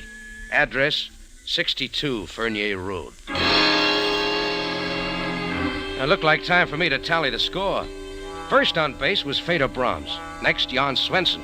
Now coming up to bat, Captain Maury. I figured that Fedor could wait for me at the Tambourine, and I caught a taxi to 62 Fernier Road. It had all the earmarks of a sedate rooming house. The skinniest woman I've ever seen opened the door. I'm Mrs. Phipps. May I help you? Yes, I'm Rocky Jordan. Shh. You'll have to keep your voice down. My guests have been asleep for hours. Oh, sorry. Captain Maury's expecting me. Captain Maury? You don't say so. Well, I can't imagine... Look, I got a letter from him. Shh, please. I've got to see him tonight. I'm so angry I could scream. It couldn't have been 10 minutes ago. He skipped out of here bag and package. Out the window, if you please. And not paying me 1 cent for his board and room. Take his clothes with him? Yes, everything except these awful rubber boots. Here, you can have them. Forgot his sea boots, huh? Better give them to the police. The police will be here. I've already called them. Oh, just one more thing. What did Captain Maury look like? Simply horrible. Grotesque and horrible. Oh, thanks. Shh. I left Mrs. Phipps standing there, a big new sea boot in each hand, and moved out onto the dark street. I got to the nearest payphone and called Chris at the Tambourine.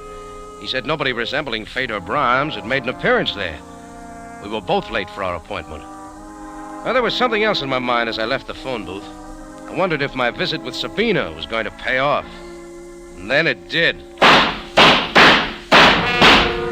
The shots were wild, and there were holes in the wall all around me. I dropped to the ground, rolled up in a dark corner.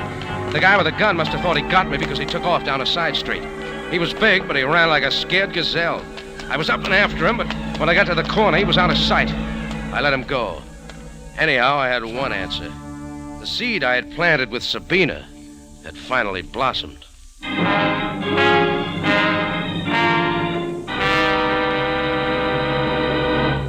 Rocky Jordan returns in just a moment. On CBS, My Friend Irma is now one of the most popular comedies on the air, and the two characters, Irma and Jane, are familiar to millions. You'll enjoy Irma to her last dumb remark on My Friend Irma, following CBS Radio Theater Monday night.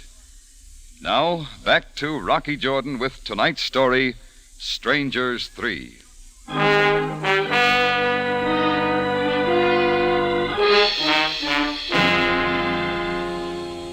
Angus Morgan was supposed to have died 3 months ago.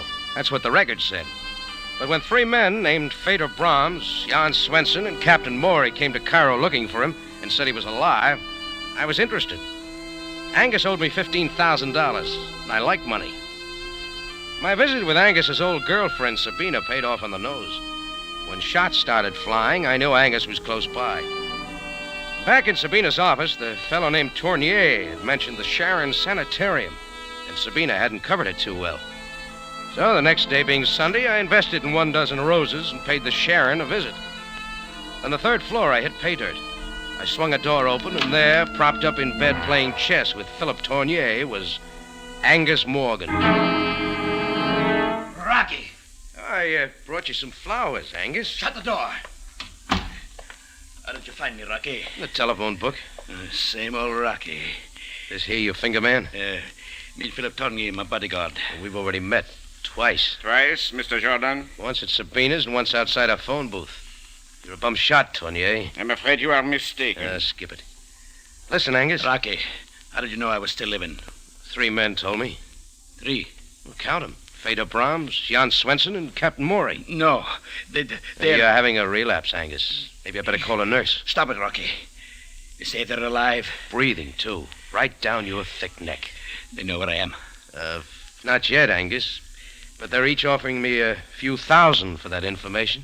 I'm beginning to see what you mean. Seems there was a debt. I'll refresh your memory. $15,000. Rocky, I'll pay you every cent if you promise to leave immediately and forget you've been here. As far as I'm concerned, Angus, you're resting where you so justly deserve. Got it with you? Yes. Philip, this is just between Rocky and me. So if you leave the room... But, Angus, you are sure... I can trust Rocky. You can get me some cigars while you're out. Go on. Very well. I will be back shortly. Well, Rocky, it's been a long time. The money, Angus, remember? Very well. Will you hand me that valise on the lower shelf of the cart there? Oh, sure. Well, feels loaded. I'll have a little left. Here you are. $15,000. Cut it if you like. Don't worry, I'll be back if it's not all here. Angus, I'm overwhelmed. You're paid. Just keep your promise and get out. Sure, I know when I'm not wanted. Just one more thing. Yes? Tell Tournier to stop using me for a clay pigeon, or I'll have your 3 friends up here next. I can assure you, Rocky, you'll never hear from me again. Angus put his valise back where it was, and I got out. I walked slowly down the stairs, trying to decide what I was going to tell Feder Brahms. He still hadn't kept his date with me. Well, I had my dough. I promised Angus to keep my mouth shut, and that's the way it was going to be. I just about reached the main floor when Bedlam broke loose. It was coming from the 3rd floor. I raced back up the steps, 2 at a time. Down the hall, a crowd was gathering in front of Angus Morgan's room. I saw Philip Tournier come out of the elevator when we reached the room together. We pushed through the crowd of Sunday visitors and into the room. And there was Sabina. Angus. Sabina, what is it? Pull yourself together, Sabina. What happened? I walked into the room and there he was. There's no doubt about it this time. Angus is dead. Stabbed to death. From there on, things moved fast. Sam Sabaya, captain of the Cairo police, took over. A very thorough man, he rounded up everyone connected with the case. Down at headquarters, I was kept cooling my heels while Sam talked to Sabina and Tournier. He called me in last. Well, Jordan, I'm afraid you have a great deal to explain. Well, by this time, Sam, I thought you'd have the murder solved. Jordan, this time, let's get to the point.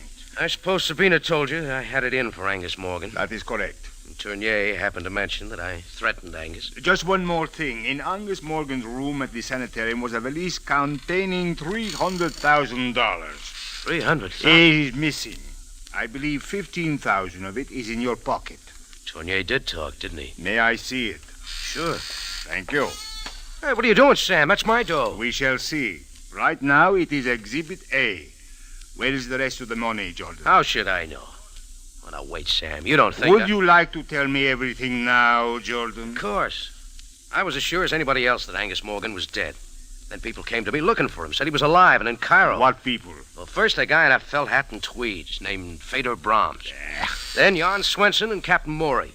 They both skipped out, but I'll give you their former addresses. You better look them up, Sam. Getting back to Angus Morgan, how did you find him? Philip Tournier let his whereabouts out of the bag when I went to see Sabina. Oh, and by the way, an hour later, somebody tried to kill me. I think it was Tournier. But about that 15 grand, Angus owed it to me. I will do my best to find this threesome you speak of, but, Jordan, the facts remain incriminating. I was halfway out of the building when the murder took place. Save that part of your story for the inquest tomorrow. We will notify you of the time. Okay, Sam, we'll play it your way. Good night, Jordan. Good night, Sam. Oh, and by the way, when you give me back my money, I'm going to buy you a present. Oh? What, Jordan? A can of oil. Your chair squeaks. I went out into the street, and when the air hit me, I knew I was sweating. If we were all released, that meant Sam was playing cat and mouse with us. and everything pointed in my direction, much too conveniently. I had to act quickly while I still had a few hours of freedom. I had a hunch the police were following me, but I didn't care. I had nothing to hide. Sabina was first on my list. She took my bait once before, and she might again. When I reached Sabina's Turkish baths, she was already there. Rocky, what are you doing here? Who let you in? I've got to talk to you. Haven't you caused enough trouble? Leave me alone. Who's Feder Brahms? Jan Swenson, Captain Maury. Why don't you ask Philip Dorn? I will. Where is he? He's staying at an apartment over the open-air market on Faran Street. Oh, thanks. I got a good hunch who killed your boyfriend, Sabina. Maybe you have, too. Who did it, Rocky? That's what I gotta find out, Sabina. Or I may be next. I went to the open-air market on Faran Street. Philip Tournier's room was on the second floor. I knocked. When he finally opened it, he was either out of breath or awfully scared. Jordan! I'm coming in, Tournier. Yes, of course. I thought you were in jail. Oh, weren't we all? There is a policeman watching my apartment. 2 of them now. 1 for each of us. I'd start leveling with me, Tournier. You tried to kill me last night, didn't you? I could have, Rocky, but I shot wild, purposely. I was Angus Morgan's bodyguard, not his finger man. When did Sabina arrive at the sanitarium Sunday? I do not know. Did you ever hear of Feder Brahms? Why, I have never seen him. Well, try these for size. Jan Swenson, Captain Maury. Angus, Feder, and Swenson hired Captain Maury's boat. They salvaged an army payroll from an American freighter that had been sunk during the war. Where? Off the coast of Ras El Had. The 4 of them were supposed to split the money between them. Knowing Angus, he changed his mind, wanted all of it. That is right. After they had hauled up $300,000 of the money, Angus sneaked off the boat, leaving a time bomb behind. Everyone was reported missing at sea, including Angus. Well, they're not missing now. They're in Cairo. They will kill me. Sure, if you took the $300,000. But I did not. What can I do? Just sit tight and don't talk to anybody. Especially not to Sabina. Tournier was halfway to his phone before I got out the door, but I didn't mind. At least now I had something to work with, if I could believe anything he said. I went out onto the street wondering if I'd ever see Feder Brahms again, or Swenson, or Captain Maury. Why would anyone kill Angus, take the money, and stay around Cairo for the police to get at? I stood there trying to figure my next move, and then it was figured for me. The door of a car waiting at the curb swung open. Get in, Jordan.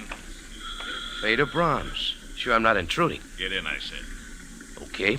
But take that shiny cannon out of my face. It hurts my eyes. I may have to use it. I want that $300,000, Jordan. Oh, you haven't got it? No. And I want every cent of it. Tell me something, Feder. How did it happen Angus Morgan didn't kill you like he planned? Perhaps I knew him too well. We were on the salvage boat, all 4 of us, lying 2 miles offshore. One night I heard a sound, went up on deck. Then I heard oars fading into the fog. It was Angus Morgan taking all the money we'd salvaged.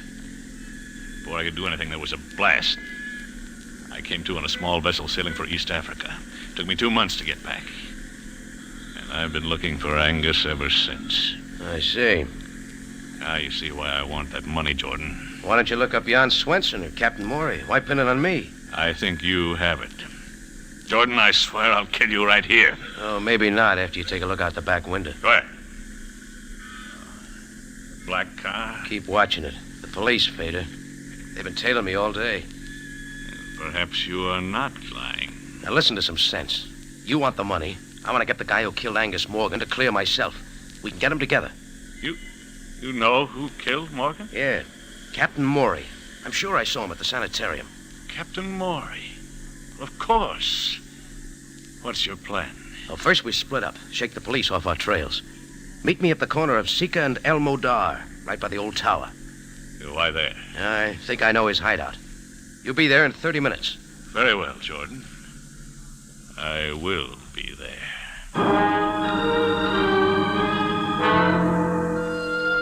I waited till Feder Brahms drove off around the corner. Then I got to a phone, called Sam Sabaya. It wasn't long till Sam's sleepy voice came on. Sabaya speaking. Listen, Sam, I think I got your man. You got, what is this? Captain Maury.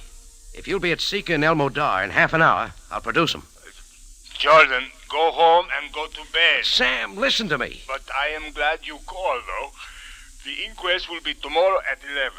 Will you be there, or should I send an escort? Sam, I told you where to be. Now, don't let me down. Good night, Joel. Listen, Sam. Sam! Okay, I'll go it alone. Sam was in no cooperative mood, but it was too late to change my plan now. My watch said 11 o'clock. That meant I had just 12 hours to dig up somebody to take my place at the inquest. I walked the whole way to our rendezvous spot, through the twisting, narrow streets that led to the old tower, a familiar, dismal landmark in the lower quarter of Cairo. I finally stopped at the tower. No one was there, but I was a couple of minutes early. Laughter sounded from an upper window across the way. It stopped, a light went out, and all was darkness and quiet. I leaned against the wall and waited. Once I thought I saw a figure in the shadows. I glanced back, and it was gone. Those shadows play tricks sometimes. Then I heard it, a quick rustling motion that resolved into a figure as I turned. I felt it coming, but I was too late. Pain stabbed my right shoulder. I tried to move, but the knife had me pinned to the wall. Through a blinding fight to keep my senses, I heard a confusion of sound. Pistol blazed almost in my face, and everything mixed into a whirlpool of shouts and footsteps and went spinning off into nothing. With Rocky Jordan right in the middle.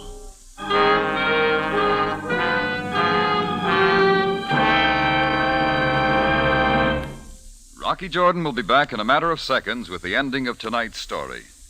Here's a mic memo from CBS for Monday night listening. The Foxes of Harrow comes to you Monday night on CBS Radio Theater with lovely Maureen O'Hara and John Hodiak. Don't miss The Foxes of Harrow, CBS Radio Theater, Monday night at 7 in California and 6 elsewhere in the West. Now back to Rocky Jordan for the ending of tonight's story.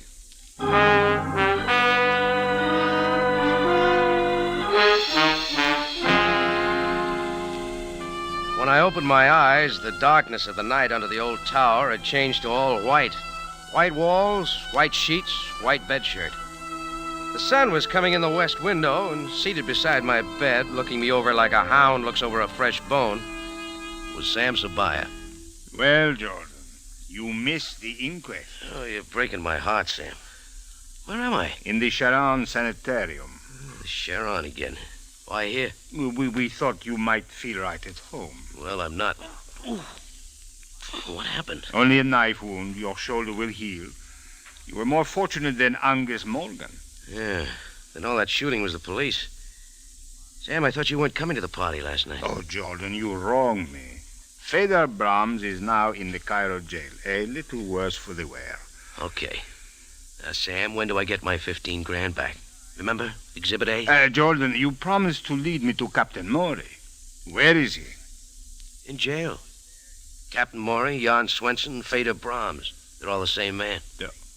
Oh? It's no wonder we couldn't find the other two. When did you know this? I should have known from the beginning. Fedor was too elaborate with his plans. I figured he invented the other two to keep me on my toes, make sure I didn't lose interest. Mm-hmm. And if a murder rap came up, the police would be out looking for Swenson and Maury. Dead men. But Jordan, that is hardly proof. No, I wasn't sure till Fedor Brahms came to me and demanded the money. I told him to ask Swenson and Captain Maury, but Fedor didn't bat an eye. Why? Because he knew they didn't exist. No doubt they were actually killed in the salvage boat. Sure. So when I told Fedor I'd produce Captain Maury, he knew I was lying. He decided it was time to get rid of me. There's just one thing I don't understand. Sam, about my 15,000... What don't you understand? Well, if Fedor Brahms killed Angus Morgan and took his money, why didn't he get out of Cairo? A very good question, Jordan. Brahms has confessed to the murder, but he did not get the money. What? Sabina came into Angus Morgan's room too quickly after the murder. In his haste to escape, Fedor left the very thing he was after. Then he really did think I had it. Oh, but where is the money? But that is a very strange thing, Jordan. After we brought you back here last night, the money was found in the third floor laboratory. How it got there, I don't know. Sam, of course. Angus set the money satchel on the lowest shelf of that little cart the nurses wheel around. It was still there when she wheeled it out. Ah, I see. Perhaps during the confusion after the murder. Well, that about settles everything. Oh, no, Sam. What about my 15 grand? My dough? Well, you see, Jordan, there will probably be an estate. You will have to put in a claim for it. Well, of all the... Hey, nurse! Nurse! Jordan, can I get something for you? Yes, Sam, a first-class lawyer. Calm yourself, Jordan. You will get your money. You always do.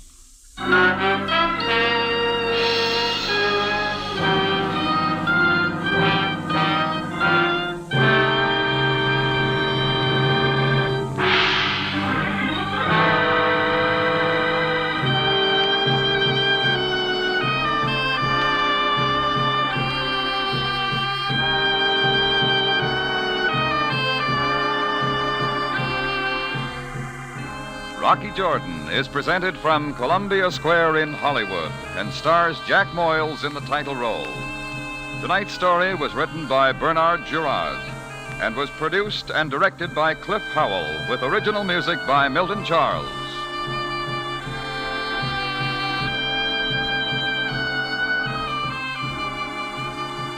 This is CBS, the Columbia Broadcasting System.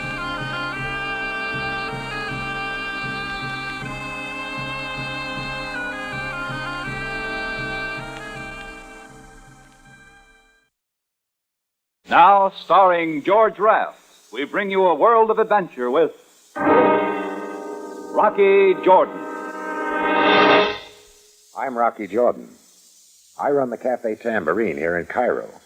They've got a saying out this way. He who has been frightened by a serpent fears the sight of a rope. I remember one piece of rope that had me squirming. It was around my neck.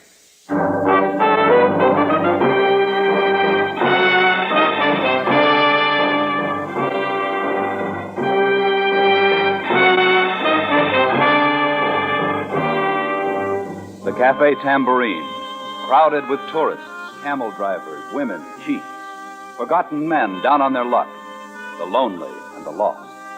For this is Cairo, gateway to the ancient East, where modern adventure and intrigue unfold against a backdrop of antiquity.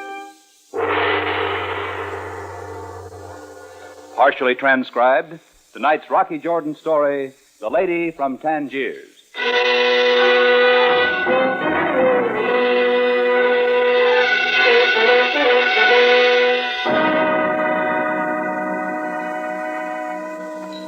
Hey, Rock. Yeah, what is it, Chris? Joe Spalvo's at the bar, wants one on the cuff. How is his back bill? Ooh, that long. Oh, let him have one more. Right. And Miss Dada's party wants another round. I'll be in the office. Yeah, that's the boss, Rocky Jordan. I'm Chris. I run the bar. I also handle most of the conversation. You know how bartenders are. Yeah, Rocky Jordan. Some guys in town will say he's got a cash register for a heart. I see the other side of him. You take that Chantel deal, for instance.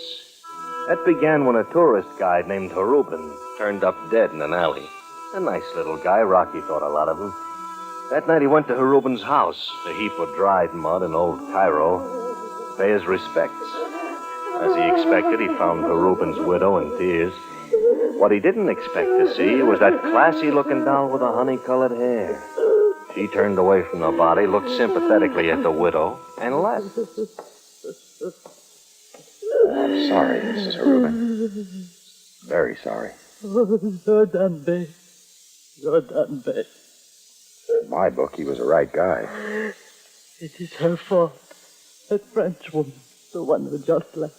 It is all her fault. What has she got to do with it? She gave him money. He was helping her. I had a feeling Jordan Bey things would not go well. Oh, my husband. Here. Here, Mrs. Harubin. 50 pounds. Jordan Bey. I just remembered. I owed it to him. He did me a big favor. Assalamu alaikum. Rocky left her staring down at that 50-pound note, and he went outside. Up the street, he could see the girl as she moved through the glare of a lamppost. Her hair was full, her legs were long, and she walked in a slow, easy kind of way, So he quickened his pace and he caught up with her. Excuse me. I saw you at Reuben's house. Mind if I walk along? Well, I was a friend of his. I take it you were, too. I knew him. He looks kind of lonely back there, doesn't he? The dead often look lonely. Sometimes so do the living. You, for instance. Excuse me, I must go now. Oh, just wait a minute, please. I'd like to talk to you. I do not have time. The name's Jordan. Rocky Jordan. I run a cafe here in town. Please excuse me, Mr. Jordan. We have nothing to talk about. I think we have. Reuben's death might be a good start. You know, it was a rope around his neck that did the job. I know. The police turned him up in an alley. There's nothing clear beyond that. Look, there's a coffee house up the street. A cup would do you good. Well, all right, Mr. Jordan. Why not?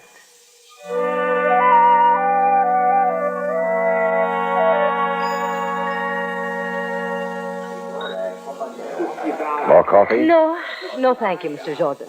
I got a first name, you know. I know. Reuben's wife said he was working for you.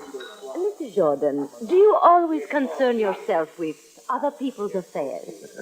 Hardly ever. I learned a long time ago to mind my own business. Then I am afraid I do not understand your interest in Reuben. Let's put it this way. Seeing him back there, he looked like he needed a friend. No longer, Mr. Jordan. Friends are for the living. I guess you're right. As a matter of fact, you look like you could use one yourself. Anyone can. How many true friends does one ever have? You shouldn't have any trouble. Nor should you, Mr. Jordan. Rocky. I think I'd better go. Wait a minute. You still haven't told me your name. Lorraine. Lorraine Chantel. Chantel. Sounds familiar. Yeah, there was something in the Cairo mail the other day. Fire in a cheap hotel over in the Citadel. Found a body. Amy Chantel. My husband. I'm sorry. I didn't know. I had not seen Emile in some time. We were separated. I was living in Tangiers when a wire came asking me to meet him at Shepherd's, here in Cairo. I came. I waited. He did not arrive. The next day I read of the fire. What about Reuben? Your friend Reuben knew my husband. After Emile's death, I naturally began to wonder what he had been doing lately. Why he had suddenly wired me and... Well, Reuben was helping me to find out. And he got a rope around his neck for his trouble. You can bet that Reuben's death is tied in some way with your husband's. Yes, that is what the police seem to think. I spoke to a mechanic agent. Well, they kept on talking, and pretty soon it was kind of clear they were a team, both interested in the same answers. And it was also kind of clear they were interested in each other. They spent the next several hours asking questions about Chantel and Reuben. The search took them through the Cairo that tourists seldom see. The dark, crooked streets, the haunts of the beggars, the blind, the thieves. The Cairo that Rocky also knows. 2 o'clock the next morning, they wound up back at Lorraine's hotel with a whole lot of nothing. Rocky ankled back to the cafe, went upstairs, and that's when the phone rang. Yeah?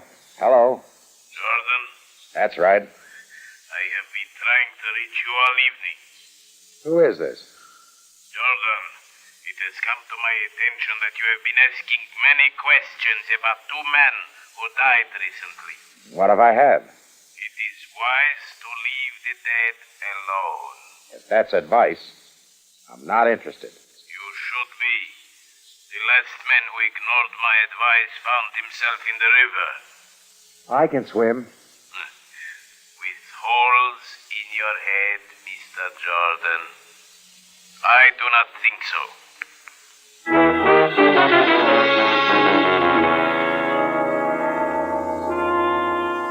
The next day, Rocky was with Lorraine again, but he didn't tell her about the phone call.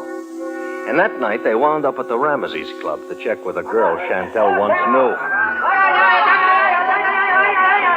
While the floor show was on and the featured act was fracturing the males, a wren with coal black hair was doing a specialty. Oh, the kind of a dance that makes a guy feel like he's running on AC current instead of blood.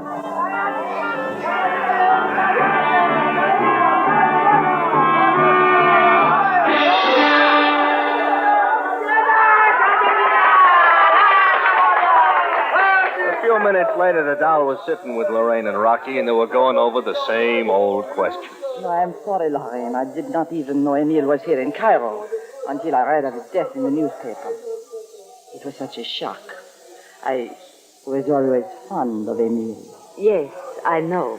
Zarita, you ever hear of a man named Harubin? Harubin? No, I do not believe so. A guide. He was a friend of Emile. No, I do not know this man. He might have come around to see you a few days ago. Oh? Why would he have done that? To ask about Emile. No. Now, if you'll excuse me, my next number. I really must go. Of course. Goodbye, Lorraine. Mr. Jordan. So long. Rocky, what is the matter? Nothing. Come on. Let's get out of here.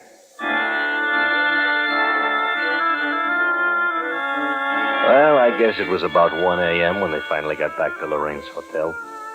It was a warm night. Rock had supper set up on the balcony. It was one of those desert nights, full of meaning. The stars were as big as watermelons. The moon threw a big shine down on the Nile.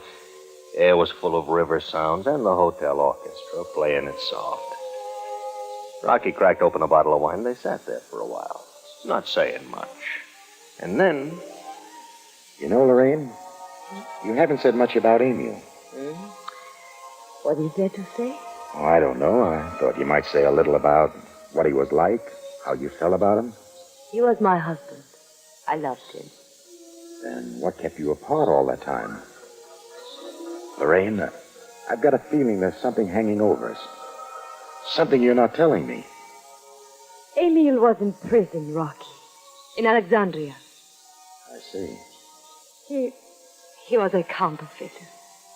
I did not know his occupation when we married. Later, when I found out my husband, someone I loved, was a criminal, was going to prison. Never mind. It's none of my business. But I want to ask you something else. What are you going to do now? I mean, where are you going to live? How are you going to get along? I have not made definite plans yet, Rocky. I've got a suggestion. Lorraine. Rocky, there was a man watching us at the Ramses Club, was there not? I didn't think you saw. Tall, wearing a beret. He followed us when we left. He may even have followed us here. He may. Oh, there will be trouble. You will be hurt like Harubin. It will be my fault. Oh, Rocky. Rocky, I do not want to bring any trouble on you. Lorraine. Oh, Rocky, there are things going on which we do not understand. There are things... Oh, you should not have. Rocky, Lorraine. No! Rocky, please go. But you... Please go. When will I see you again? I do not know. Tomorrow at the Tambourine, about noon. Yes. Now go, Rocky. Go. Well, Rocky decided to walk back to the Tambourine. He had some thinking to do, and the fresh night air felt good. He was coming up the Sharia Bendar, going slow, when it happened. The rope came up from behind and wound around his throat, and then a couple of arms shoved him forward into a wall. And he could smell the garlic coming over his shoulder as a buster moved in close behind him. You do not heed warning, Jordan. You do not heed warning at all. How many times must you be told to stop looking for Emile Chantel? Looking for Claude. Most certainly. Now you listen and listen well, Jordan. I'm not talking just to hear myself talk. Stop looking for Emile Chantel. Stop or you will never look for anything again. Oh, I seem to have held the rope too tightly. No matter, Claude. Let him lay there for the dogs.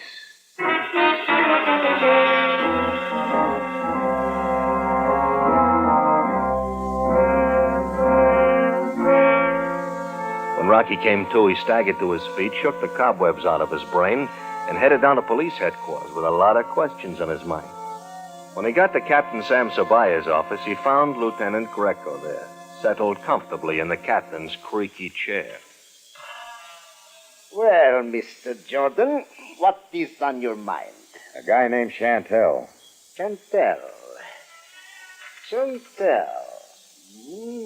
I'll refresh your memory. He died in a hotel fire a week ago. Oh, yes. An unfortunate affair. That depends. On what, Mr. Jordan?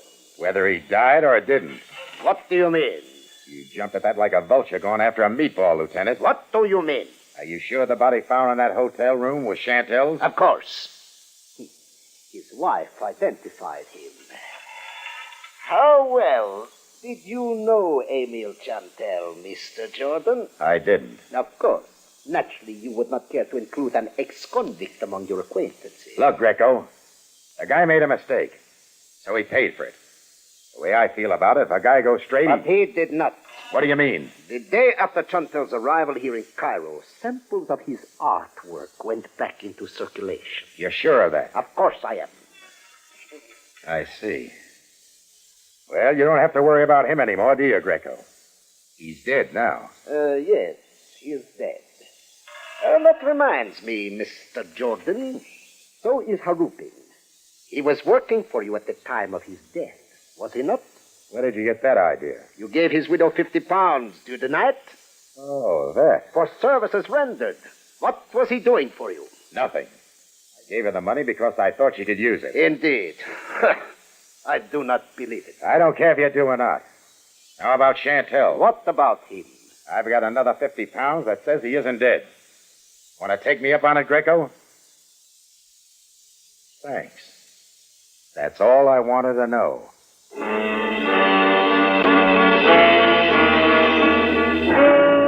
Well, Emil Chantel was alive, and everyone was in the know but Lorraine herself.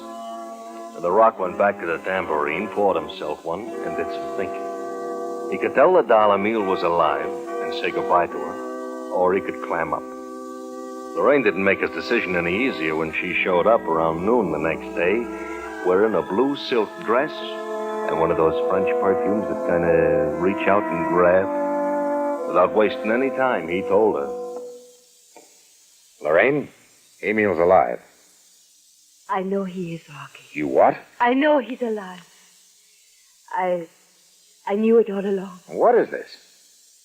Come on, Lorraine. Level it out. I'm not in the habit of making a play for women with husbands. The day after I read of Emil's death in the newspaper, I saw him in the Muski Bazaar. Before I could get to him, he disappeared into the crowd. So I knew he was alive, that he was in Cairo. And I hired Harubin to help me find him. You could have told me. No, Rocky, I could not. At first, I did not know who you were. I did not know you could be trusted. What about later? I could not tell you then. For another reason. For the same reason you got so angry when you found out my husband was alive. Rocky, we have been spending much time together. We have had certain feelings. Yeah, all right. That's ancient history. Forget it. Of course. I am sorry, Rocky. Me too. Well, what do we do now? Well, I don't know what you do, Lorraine, but I find your husband. But for why? Why should you wish to find him? You asked yourself why Emil is playing dead? Yes. And what answer did you get? No answer, Rocky. I do not understand. Well, then try this on for size. Emil's back in the counterfeiting up to his ears. He killed the guy in the hotel and made it look like he himself was dead. Why? So he could work free from the police. No, Rocky, no. Emil would not kill. He wouldn't, huh? If you ask me, also murdered Harubin because the poor devil was getting too close to some answers. No, Rocky. Emil is not a murderer. Everyone to his own opinion. Come on. I'll take you back to the hotel.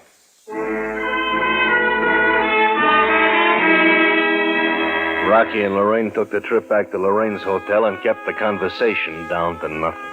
Whatever they were thinking, they kept to themselves. And then, as they opened the door to Lorraine's apartment and went in... Close the door, close it. Emile. Emile Chantel, gun and all. I was wondering when you were going to show. Emile, you're bleeding. What a very nice way to meet my lovely wife after all these years. With a bullet in me. Who is this man? His name is Jordan. He's a friend. That's a mistake. I'm not a friend of yours, Chantel. Emile, please. Put the gun away. No, not yet, Lorraine. Are you suggesting we have business, Mr. Jordan? A little. Some squaring to do on the life of a guide named Harubin. Mr. Jordan believes you killed him, Emile. That is not so. Tell him it is not so. Of course it's not so. Why should I kill Harubin? You tell me.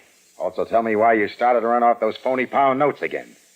2 weeks out of jail and you've already bought a return ticket. No, that is not so. Now listen to me.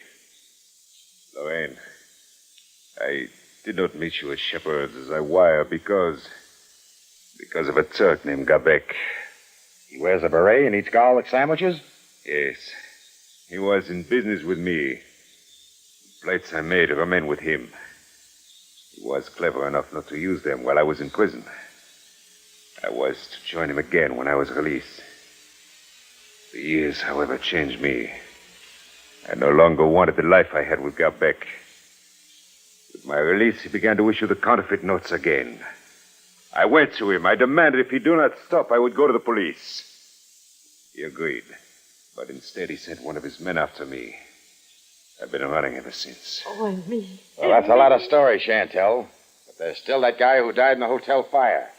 The one who was supposed to be you. Yes, he was supposed to be me. Gabek's man made a mistake. I took advantage of it, put my identification upon him. It's nice work. No, not nice.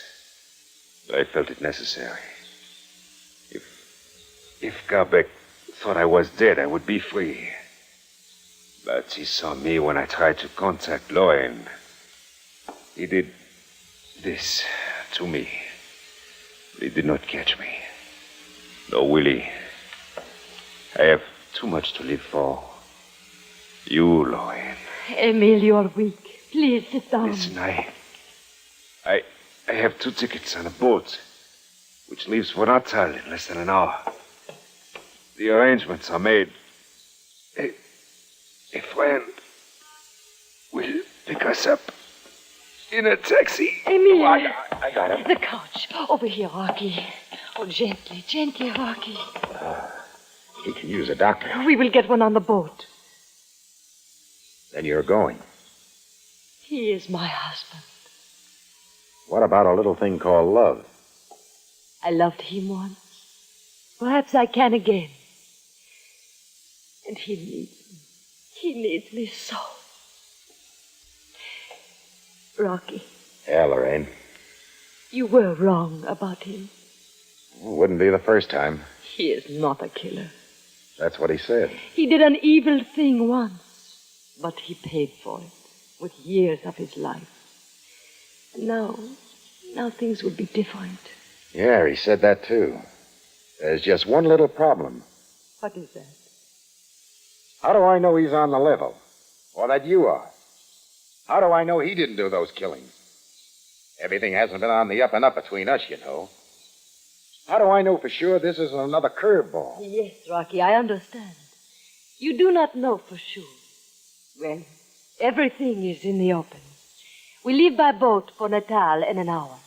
That gives you time to think. If you decide Emile is a liar and a killer, you can phone the police in time to apprehend him. And if I decide the other way? You can forget him and the last few days. This seems to be my day for decisions. Rocky. Yeah. Whichever you decide, I want you to know I will never forget you.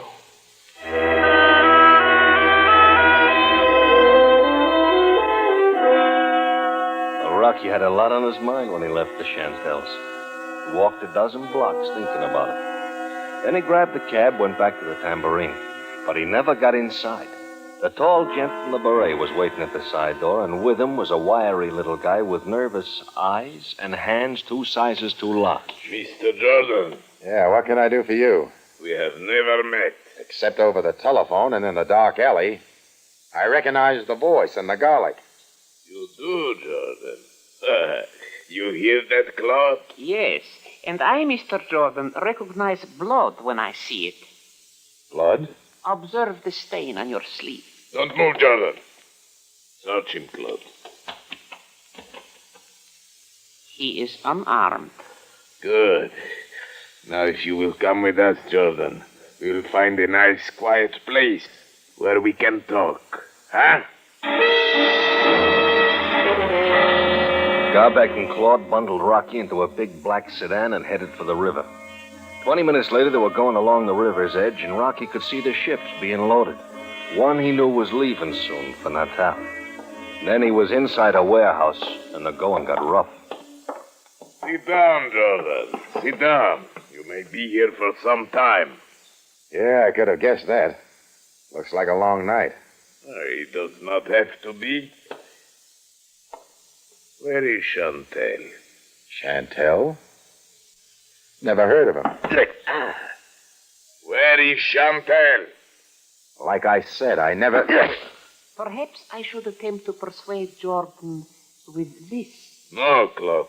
Remember what happened to Harubin. Tugged a little too hard with that rope, didn't you, Claude? Unfortunately, yes. You know, Garbeck, you do well to get yourself another boy. This kid isn't too reliable. Look at the mess they made of that killing in Chantel's room. You seem to know a great deal about all this, don't you? Pretty careless of you, Claude. Killing the wrong man. Yeah, it's a stupid mistake. But what is past is past. At the moment, I'm interested in finding Emile Chantel. And I told you I... Be sensible, Jordan. Be sensible. You want the girl, and I want Chantel. You can do us both a favor. Tell me where he is. We will get rid of him. Then the charming Lorraine will be all yours. It's as simple as that. Sorry, Garbeck. No deal. Well, they went to work on Rocky. They threw everything in the book, and some things that weren't. But Rocky held on. What he was waiting for was the boat whistle. And 10 minutes later... You find all this amusing, Jordan? The smile on your face. Buster, you just missed the boat. The boat? I do not understand. Skip it. It's a long story. Do not move. Wait, the police. Sergeant, cover the door. Swine! Door!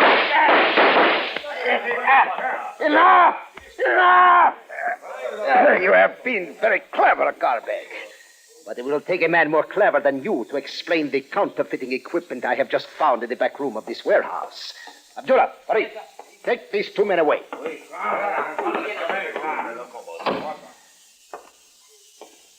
I don't mind admitting, Greco, this is the first time I've been glad to see you. Make no mistake, Mr. Jordan. I'd rather hope that I was coming to apprehend you. You had a couple of your boys tailing me, hoping to pin something on me. Right, Greco? That is right.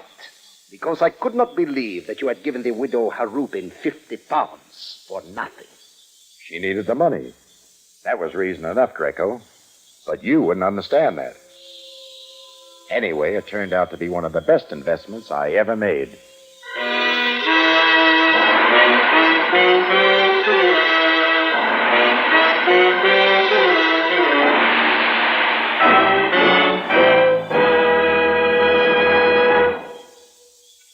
Our star, George Raft, returns in just a moment.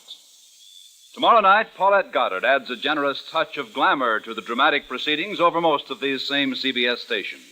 She plays the lead on the Broadway Playhouse production of Bachelor Mother. Later tonight, over most of these same CBS stations, the President of the United States will be heard on a full-hour CBS observance of the 175th anniversary of the Declaration of Independence. In addition to the President's dedicatory address, delivered at the Washington Monument Ground in the national capital, a host of noted personalities take part in this event, which touches off a full year of American rededication to the principles of American freedom and democracy. Tonight on CBS. Now, here again is our star, Mr. George Raft. Thank you.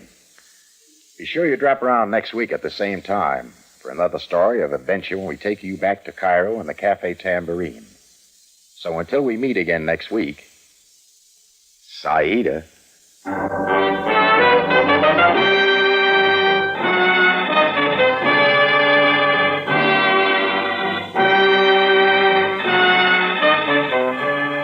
George Raft stars as Rocky Jordan. Larry Dobkin as Chris. In tonight's cast were Gene Tatum, Doris Singleton, Lou Krugman, Paul Frees, Byron Kane, and Gerald Moore. Original music is composed and conducted by Richard Arant. Rocky Jordan is written by Adrian John Doe and Larry Roman, produced and directed by Cliff Howell. Bob Lamont speaking. This partially transcribed program came to you over CBS, where you hear the FBI in Peace and War every Thursday night, the Columbia Broadcasting System.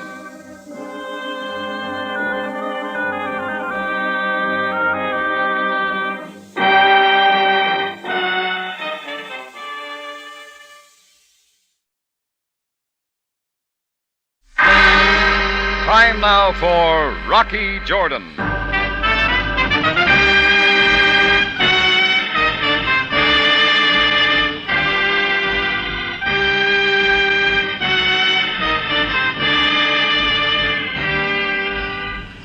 Not far from the Mosque Sultan Hassan in Cairo stands the Cafe Tambourine, run by Rocky Jordan. The Cafe Tambourine, crowded with forgotten men, alive with the babble of many languages. For this is Cairo, where modern adventure and intrigue unfold against a backdrop of antiquity. Tonight's story, The Map of Murder.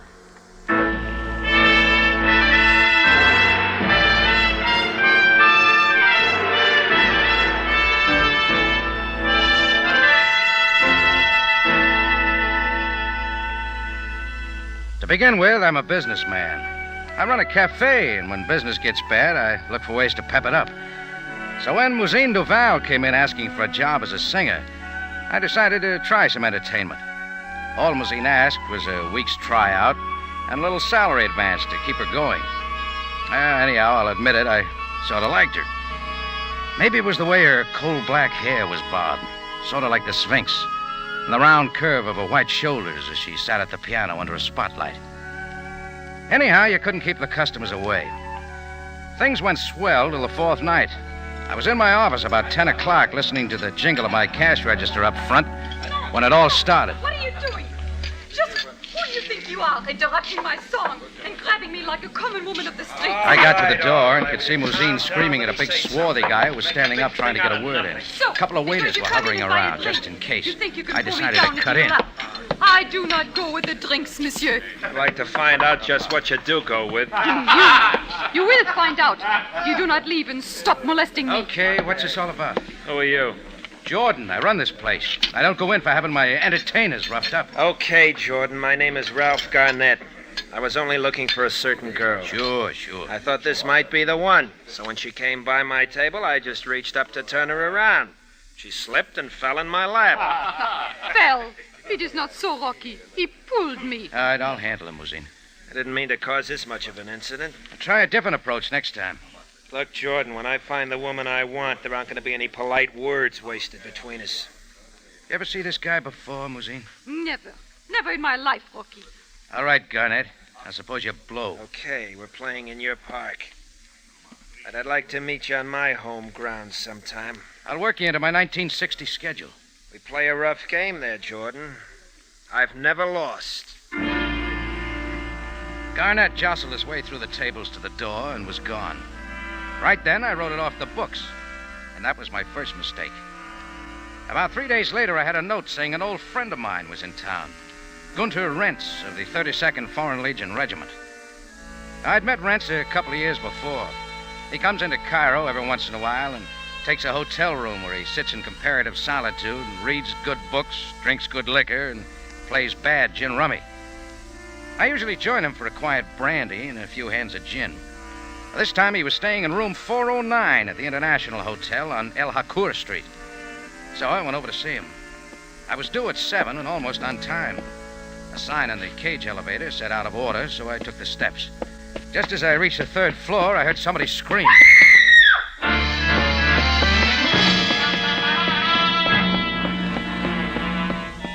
And nobody screams in Cairo for fun. It seemed to come from the room almost in front of me, so I got over to the door and knocked. No one answered, so I tried the doorknob and it opened. What I saw made me forget for the moment about my date with Rents. The phone began ringing, so I walked over and picked it up before I realized what I was doing. Hello? Is this room 309? Just a minute.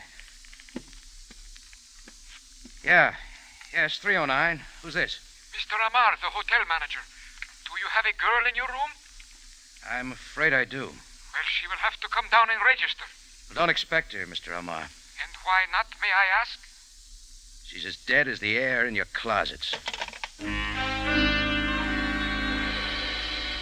I put down the phone and took another look at the girl. And it hurt. I was going to miss her at the tambourine. Yeah, it was Mousine Duval sprawled on the floor. Her beauty spoiled by a knife handle sticking from her chest. I started to look around, then changed my mind.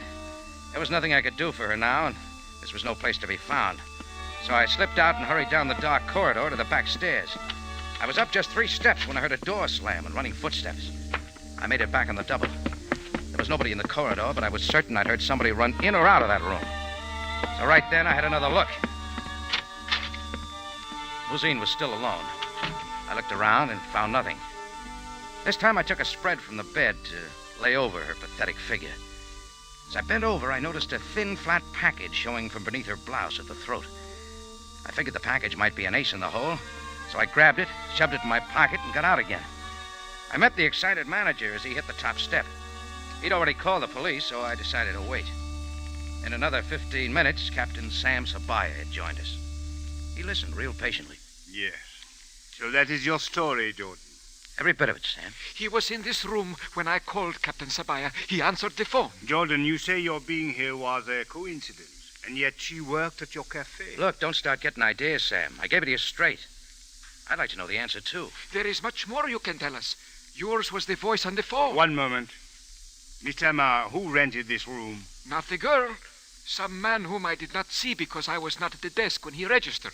Where are you when everything happens? At the time, I might have been counting linen. Do not pick at me. I am nervous enough. What was the man's name? The register says John Smith. I cannot read the city. It is blotted. Take care of her, Sam. Indeed I shall, Jordan. And as for you, I will get in touch with you soon.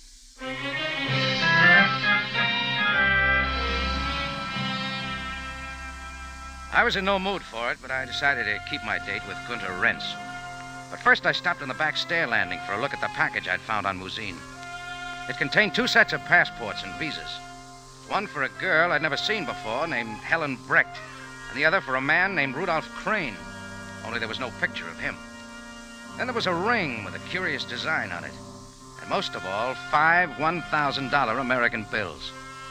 I put the bills in one pocket and the rest of the stuff in the other. And I went up and knocked on Rentz's door. Ah, my good friend Rocky Jordan. Come in, please. Hello, Rents. Welcome to the big city. Well, the city is good only because I can get away for a while from the confinement of the barracks. To the confinement of a hotel room? Yeah, but in this room, I can pick my friends, well, like you, Rocky. Yeah. Yes, please, sit down. Thanks. Well, come, Rocky. Are you not glad to see me?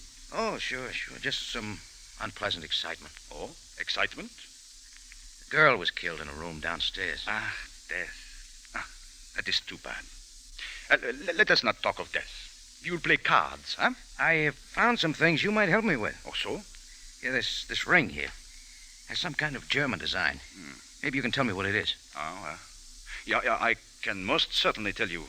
This is a ring worn by the members of a certain German regiment during the last war. The 274th Schutzstaffel, to be precise. Well, I found it on the girl. And these passports, too. Well, let me see. Well, no. These are nothing.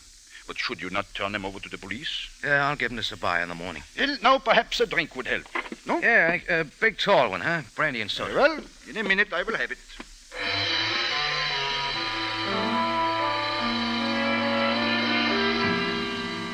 While Rance was in the washroom to fix a drink, some kind of intuition told me I'd better get rid of the stuff I'd found before somebody came digging around. I got up quickly, tried one of the knobs on the brass bedpost. It slipped off. I dropped the $5,000 down inside.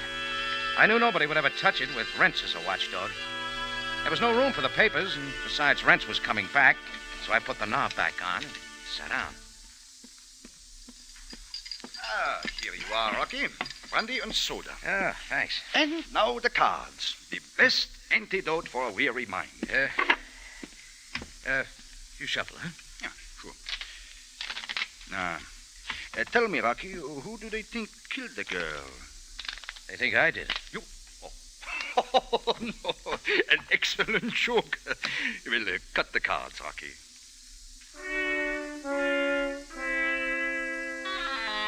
Well, I stayed late playing gin with Rance and started home long about midnight. The taxis were scarce, so I caught a trolley as far as I could, walked the deserted streets the rest of the way to the Tambourine. I was a couple of blocks from the cafe when it happened. I couldn't see who it was or where he came from. All I could hope for was a lucky punch, but it was no good. He kept behind me. And the old silken cord treatment is one thing you can't fight.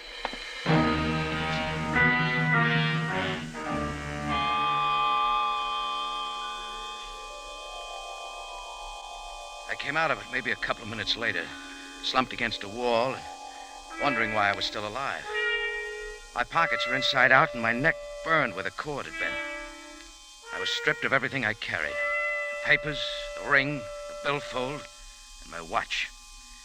Now I knew there was a killer in Cairo I had to meet again.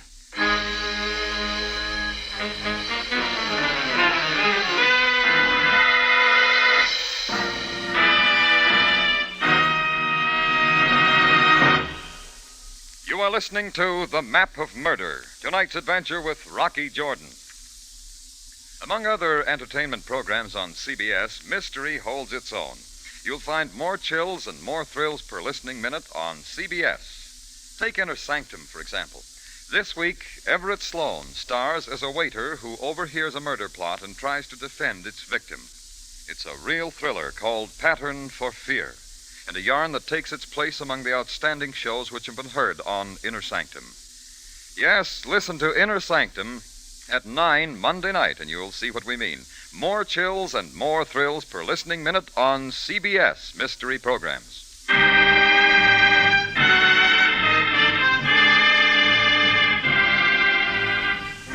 And now we take you back to Cairo and tonight's adventure with Rocky Jordan, The Map of Murder.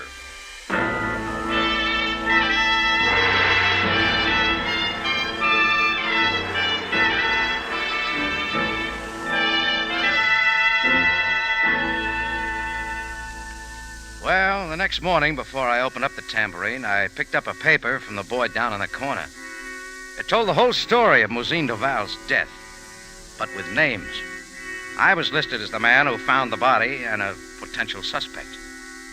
Then I went back in the cafe by my back office door, and just in time, someone was going through my desk drawers. Before he had a chance to straighten up, I tackled him. He rolled, and I rolled with him. He brought his knee up. I moved aside and gave him an elbow.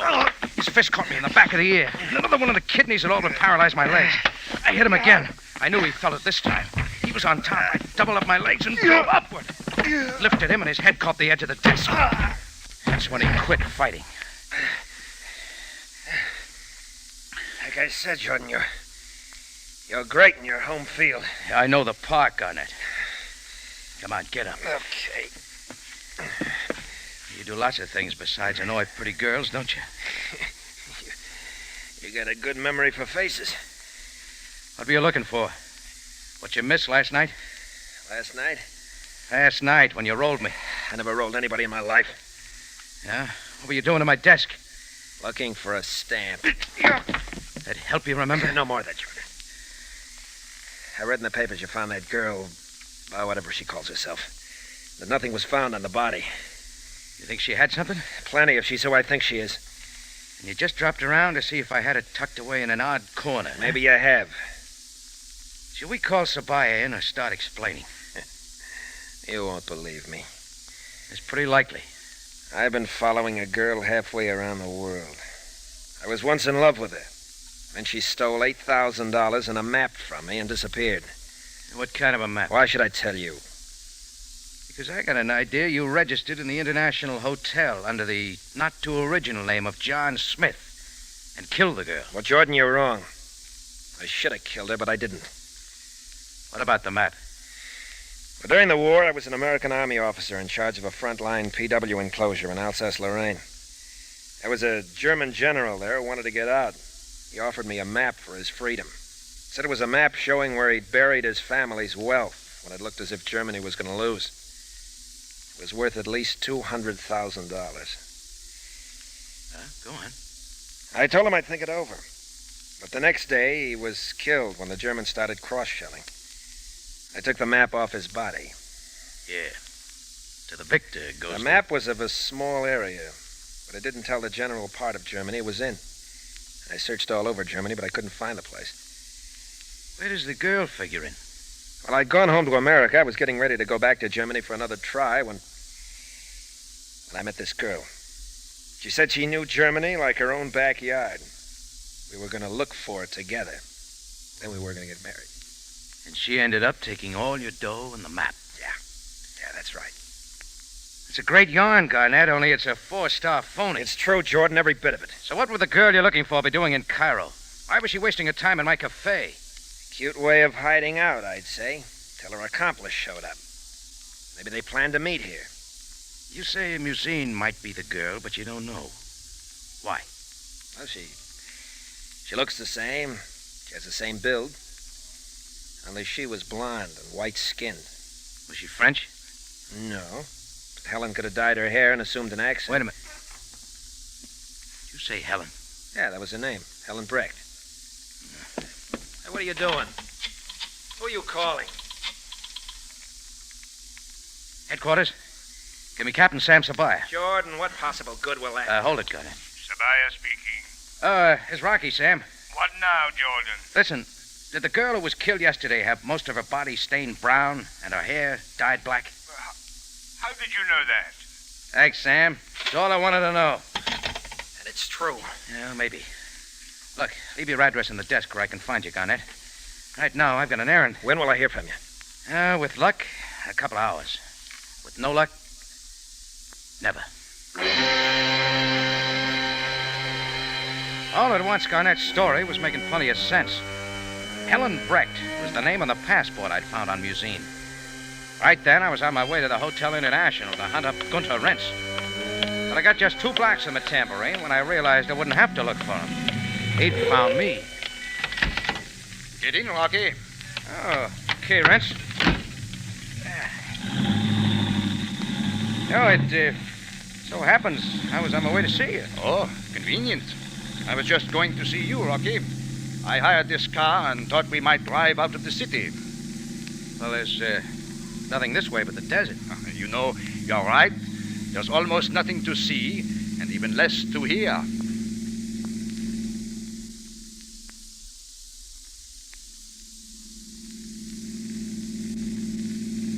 Rentz, didn't you once tell me you came from Schweigshaven? I admire your memory. What next, Rocky? Also that your name isn't Rentz.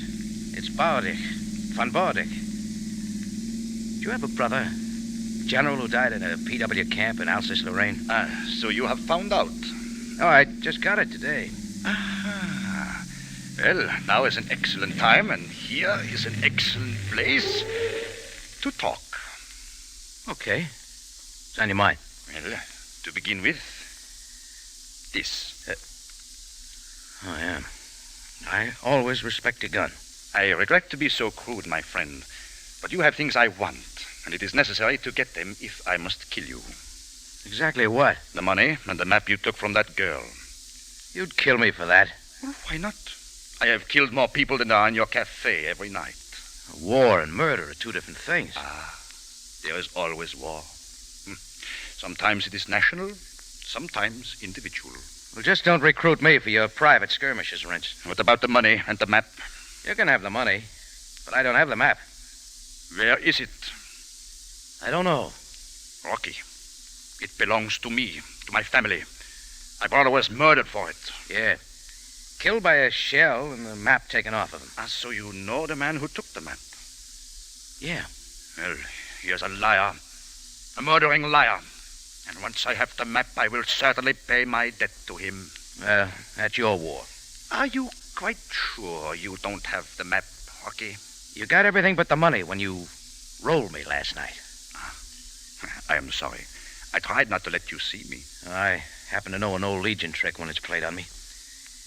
Tell me, how'd you know the girl had the stuff? It's very simple. I commissioned her to get it for me. Well, okay. Take me back to town. I'll deliver the money to you. Well, how can I trust you? Look, Rance, I never let a friend down, even if he's turned into something else. So, yeah. Very well. But if you fail me, Rocky, nothing will stop me from reaching you. It's a deal. And, Rocky, this is only between us, huh? Sure, Rance. Just between friends.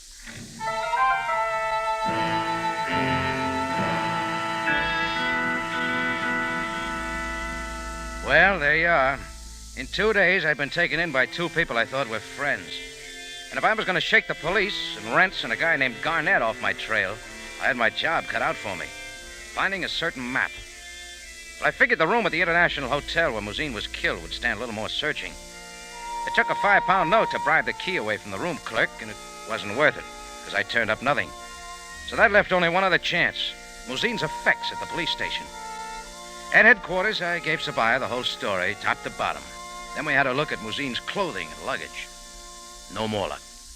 There is no map, Jordan. But it's gotta be Sam. She wouldn't let a thing as valuable as that map get 2 feet away from her. If there ever was one. Well, I'm betting on it.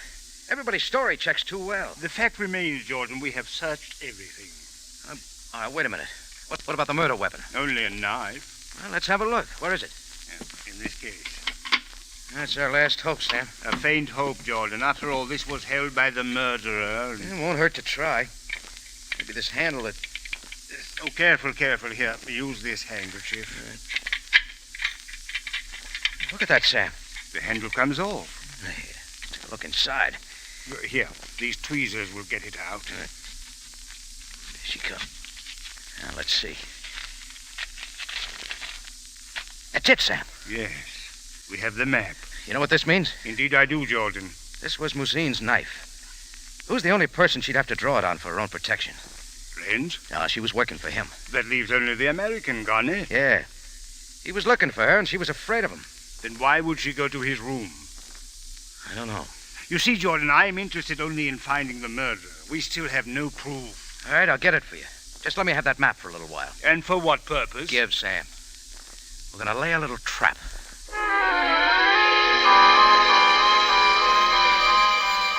Sam finally saw it my way.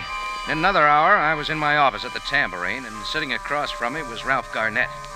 He'd received my call and gotten there in a hurry. Okay, Jordan, what's this about? You want the map, don't you, Garnett? You found it? Yeah. The map and $5,000 of the money Mousine took from me. Where, Jordan? Let's see it. I went to a lot of trouble to find the stuff, Garnett. Oh. A deal, huh? Don't think I risk my neck for nothing, do you? Jordan, you're my type of man. You know, we could work well together. What are your terms? You get 40% of anything we find and dig up. That's fair enough. Except for one thing. Yeah? When I'm working with a guy, it's got to be an open book. Did you kill Mousine? No, Jordan. After that night in your cafe, I cornered her on the street. She admitted she was Helen Breck. She promised to come to my room at the hotel and make a deal. You were there when she got there? No, I was late. And when I arrived at the hotel, the police were around, and I stayed out of sight. I don't know how she got into my room. All right, Garnett, do you want the map or don't you? What does it take to get it? A confession? Right down the line. Just between the two of us? It won't change the deal. Just so I know. All right. All right, I killed her. I was scared away before I could find the map of the money. That good enough? You swear to that? Yes, I swear to it. He's all yours, Sam. What? Mr. Garnett, you are under arrest. Why, Jordan, you cheap, lousy liar. Move, Garnett. You had the cop planted in your closet just to dig a confession. Yeah, it worked. Well, I didn't kill the girl. I just said that so you'd give me the map. I find that very hard to believe. Why would I follow her halfway around the world and then kill her before I got the map? Oh, take him away, Sam. Get him out of here.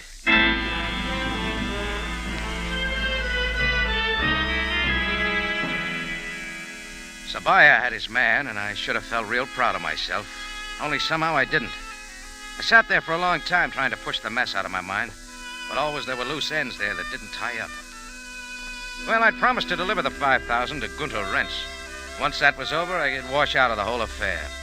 So I went back to his hotel, and he was waiting for me. Well, come in, Rocky. You surprised I kept my promise, Rentz? Oh, I never doubted you would come. You are too intelligent to underestimate my determination. Thanks. My gun remains on the bureau, Rocky. Oh, don't worry. I'm just making sure it's not used. Now we're even, Rentz.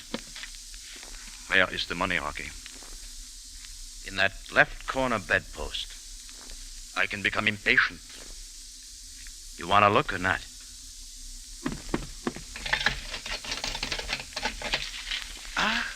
So it is $5,000. Well, your cleverness amuses me. Now, if you want the map, go talk to Sam Sabaya. The map? He has it? That's right. Well, I have every right to it. He will give it to me. And he has something else. A guy named Garnett who just confessed to Muzin's murder. Ah, so the killing is finally solved. Yep, only for a while it figured kind of different. What? With me as a suspect, perhaps? It sure looked that way. Let's say you found out she had a deal with Garnett. Yeah? Playing his offer for the map against yours. Oh, well, that much is true. All right, Garnett's room was directly below yours, so you went down to talk to him. Just then the girl came in. You argued, she pulled the knife, and you killed her. Well, it is over now. As you say, Garnett has confessed all. So, now let us have a drink together. Yeah, sure. Mix them up, Rentz. It will only take a moment. Oh, Rentz. Yeah, Rocky? This fire escape outside the window. You been on it recently? Oh, certainly not. Why do you ask? The footprint in the flower box. Somebody's been out here. Well, what of it, Rocky? If I didn't know different, I'd say that explained how you got into Garnett's room. Ach, now, please. Why do you not forget all about this Rocky, where are you going? To police headquarters, Rentz. And tell Sam Sabaya you killed Muzin Duval. And with that, I took off down the hall, running as fast as I could. I knew if that got a rise out of Rentz, I was finally right about the whole thing. It didn't take me long to find out. Rocky, come back here! Rentz was out of the room and down the corridor after me faster than I could believe, with speed born of a lifetime of military training. He caught me from behind just as we reached the top of the stairs. Hit hard, we rolled down the whole flight of stairs. We hit the landing and kept rolling. Then there was a loud crash of splintering glass. Rentz disappeared through the low window. A second later, I heard him hit the alleyway, 3 stories below.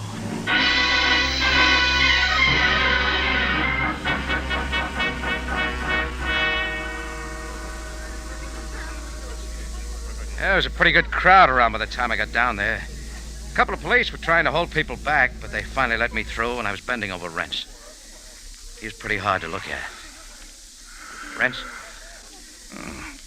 Rentz, it's Rocky. Oh, Rocky. You're not going to make it. You know that, don't you? Rocky. Rocky. My true name will be known only to you. My family must never know. That's a promise, Rentz. You killed Musin, didn't you? Didn't you? Yeah. As you said, Rocky, I killed her.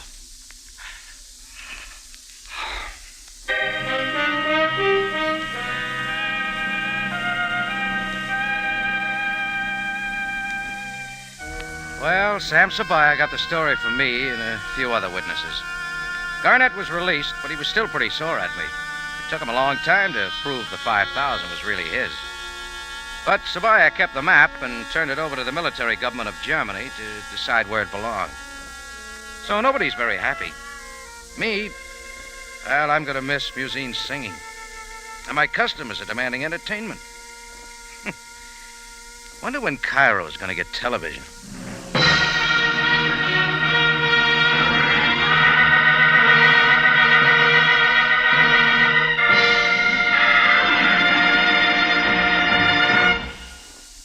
It's CBS, again at this same time, next week, for another story of adventure and intrigue, when we take you back to Cairo and the Cafe Tambourine, run by Rocky Jordan.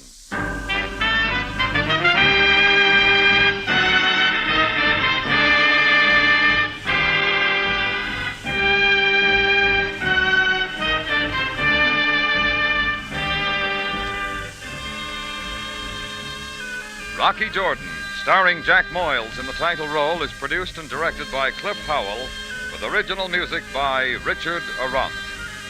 Tonight's story was by John Michael Hayes, edited by Gomer Cool and Larry Roman.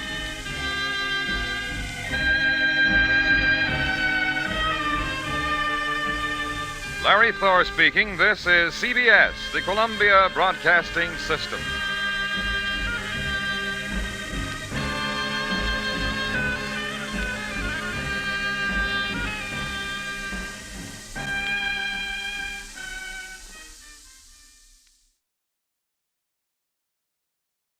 Buy wisely. Buy for flavor. Buy Del Monte. Del Monte, the brand you trust for flavor in so many good foods. Time now for Rocky Jordan, brought to you by Del Monte Foods, the brand preferred by more women than any other line of canned fruits and vegetables in the world.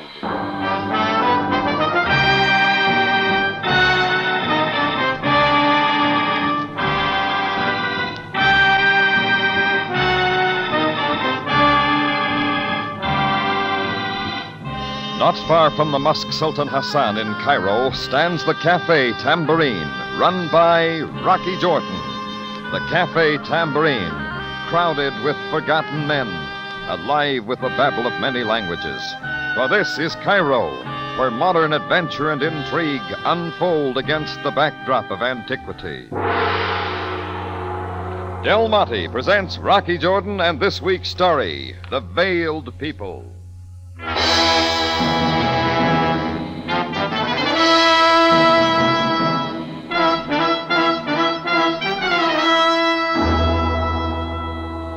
The Tambourine gets all sorts of people, but this kind of man was new to me.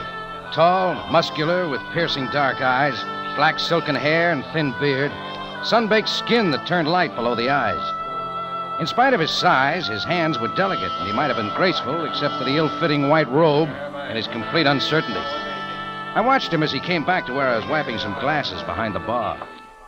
My name is Gerard.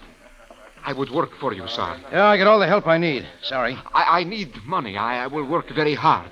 For only a few francs. They don't pay in francs around Cairo. Where are you from, anyway? If I do good work, you do not care. Well, you ought to be a good caravan driver. Why don't you look up Ali Ben down at the camel stalls? I do not want to drive camels. I would work hard for you. Scrub floors, sweep. With this broom, I will show you. Stay on the other side of the bar. I said nothing doing. I clean up very good. You will see. Cut it, will you? Look out with that broom. Gerard! Oh, I am most sorry. I'll bet you are. That was expensive liquor. It'll cost you plenty. Oh, but there is no money. So, now you see, I have to work for you. Is that not so, sir? Yeah. All right, get busy, Gerard.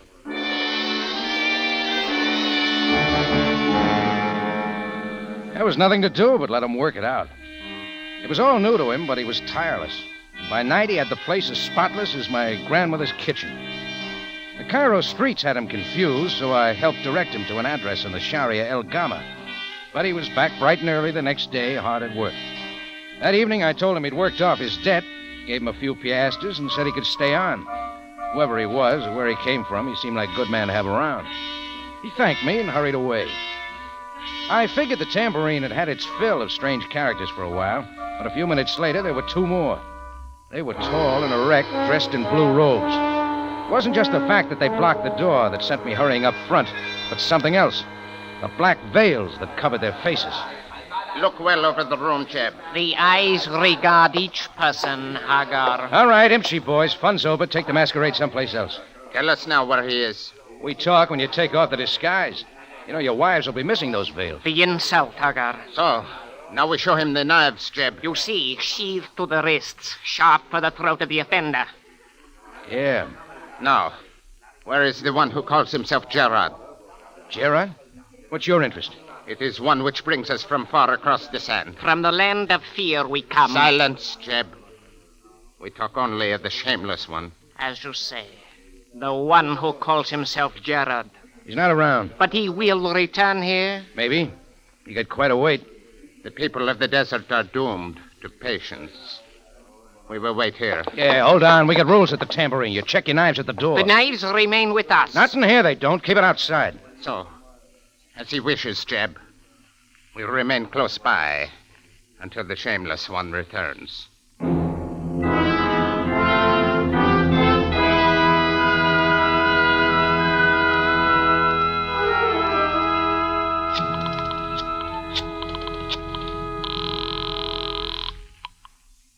Police headquarters. Sergeant Greco speaking. Hello, Greco. This is Rocky. Put Sam on. The Captain Sabaya is not here, Mr. Jordan. And where do I find him? He is in Port Said on an extradition matter. Now, kindly state your business. I want some of your men over here on the double. And why? A bunch of characters are scratching around outside, a little too anxious with knives. Indeed. Your tambourine has a way of attracting the disreputable. All right, just get them out of here, Greco, before they make trouble. Proceed, please. Describe them quickly. Oh, you can't miss them. There's 3 of them, tall, wearing blue robes. You fear the Falahin? Well, these aren't just farmers, Greco. They're different. Hey, and get this. They all wear veils. Mr. Jordan, listen to me. You will leave them alone. Do not so much as look at them twice. Oh, cut it, Greco. They aren't women, they're men. Men wearing veils, Mr. Jordan? Well, you figure it out. Now get busy. Mr. Jordan, it appears that once again your mind is clouded from the wares of your cafe. I suggest you get some sleep. When you awake, you may call me again if you remember anything.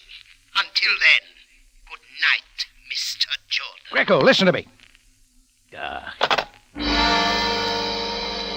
Well, that meant I had no help from the police. Not with Greco on duty. As though that wasn't enough, Chris popped his head in the door just then with some news. He'd just been checking the cash in the register up front. It was almost 100 pounds short. In spite of all the confusion, Gerard had been gone only 15 minutes. Chris had an idea, and so did I. That gave me one more good reason to look up Gerard. I ducked out the back way and headed east up the hill into the native quarter on my way to the Sharia El Gama. I thought I'd shaken the veiled characters, but the blue robe flapping half a block behind told me different. I stepped it up, then hopped into a doorway and waited. As he came by, I was out, twisting his robe around the throat. Which one are you, Buster? It is the offender. So be it. Now talk fast. What's it all about? Why do you want Gerard? The knife will answer. He suddenly twisted away, and I couldn't hold. His hand went for the sheath on his left wrist. My punch landed right below the ribs. He doubled but had the knife. I swung again. The knife clattered away. That's when I yanked the veil off his face. No, not the veil. No. In the struggle, I had a good look at his face. Black, silky, thin beard, pale skin below the eyes. Not the face of Gerard, but a lot like it. By then, the noise of the fight was bringing a lot of people. Smart foreigner doesn't get caught rolling in the native quarter, so I let him have one right on the button. He went down. I stuffed his veil in my pocket and dug for an alley. Kept it up till I was sure I was safe. Then I went on to the Sharia El Gama.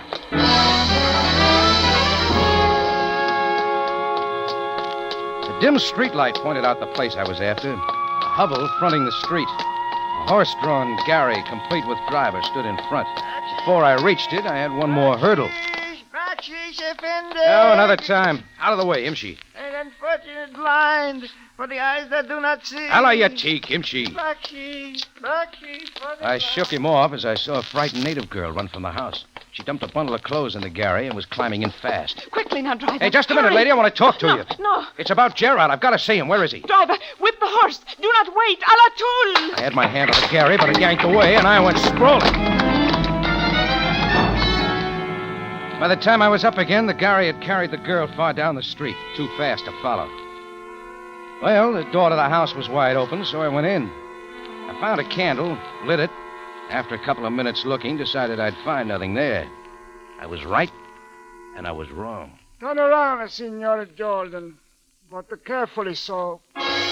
I turned and faced the voice. He stood in the doorway, wearing a black flop hat over a mottled face. His crooked teeth were showing, but the grin wasn't pleasant. And he held a gun. Sit down, Senor Jordan. We will talk about her now. Sit down. Sure. Now, tell me all about her. But I must ask you, where did she go? I don't know. Obviously, you too have an interest in her. Else, why are you here? I came looking for Gerard. Only because he might lead you to her. Is that not so? No, I knew nothing about her. It happens Gerard works for me at my cafe. Yes, I know. I follow him for a time from your cafe tonight, but the wily one, he read me. That's how you know my name. I didn't get yours. Antonio Scorpio, senor. Now, how does Gerard concern you? Oh, none at all, except as excellent bait. Now, let us forget him. And while you're about it, maybe you can explain a bunch of guys running around Cairo with veils over their faces. Let them return to their beds of sand where they belong. That's no affair of mine. But the girl is. Why? Senor, I'm beginning to wonder if you do know anything of this. Is it possible you do not know who she is? You got it right. Then you don't know her worth in gold or silver. I'm waiting for you to tell me. I believe I will offer you something even better, my friend. This begins to shape up like a deal. Well, perhaps it is. It seems that you have won the confidence of this Gerard. It is possible that he places a certain trust in you. You will wait here for him. Yeah? You have only to obtain the whereabouts of the girl whose name is Sheila. Bring the information to me, and you shall be well repaid. What happens to her and Gerard? That need never concern you. Well, senor? You think I'd go for a deal like that? Well, we who for reasons cannot return to our own country must live as best we can. You answer. Tell me all of it. I'll decide then. Then you will get out of here. I will wait alone and you will get nothing. Have it your way, Scorpio. Yes. Arrivederci, signor. But mark you, keep your lips sealed. Your life means no more to me than those of the desert. Now get out.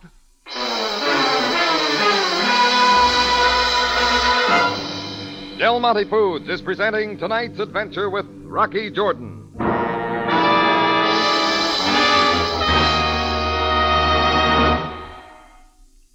With jolly old St. Nick due for his annual visit in just 2 weeks, there's a festive spirit pervading the land. Yes, it's the time of year for entertaining. And that, as you ladies know, means a lot of meals to plan. So here's a timely suggestion. Start your meals off on the right note of enjoyment with the perfect appetizer. Del Monte tomato juice. Yes, Del Monte tomato juice is the perfect appetizer. Its just right tang and rich tomato flavor really whets the appetite. Get your meal off to a flying start. That's because Del Monte tomato juice is fresh tasting. Right. All of the sunny flavor of juicy red tomatoes fully ripened right on the vine. Del Monte tomato juice is natural tasting. Del Monte tomatoes are rushed direct from the field to the cannery to protect their fresh, natural taste. And Del Monte tomato juice is refreshing. That's right. The fresh, natural flavor of Del Monte tomato juice means real refreshment. So remember, for the perfect appetizer to start your meal off on the right note of enjoyment, it's Del Monte tomato juice every time. Buy several cans at your grocer's. You'll find they'll come in mighty handy.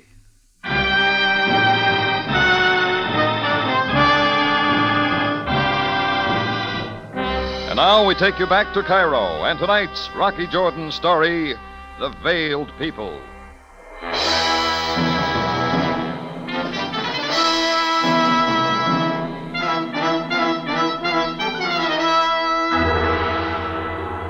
Well, I went back to the tambourine and tried for some sleep, but it was filled with nightmares and a lot of unanswered questions.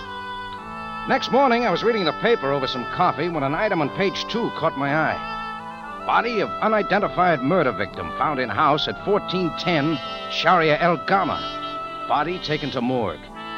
That was all, but not for me. 1410 Sharia El Gama was the house I'd visited the night before. I went to headquarters to pay my last respects to Gerard. Greco was still sitting at Sam's desk. I repeat, Mr. Jordan, the Captain Sabaya is in Port Said. I am in command. All right, you'll do, Greco. You brought in a body from a place on Sharia El Gama last night. I'd like to see it. You seem to have a special zest for the dead. Oh, cut it, Grego. Just take me to the morgue.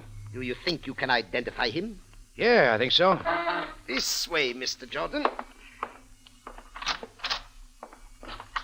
You seem most tired. Perhaps the affairs of the night. Yeah. Would it be that you saw more of the men with veils? Or perhaps the masks on their faces? Yeah, that's right.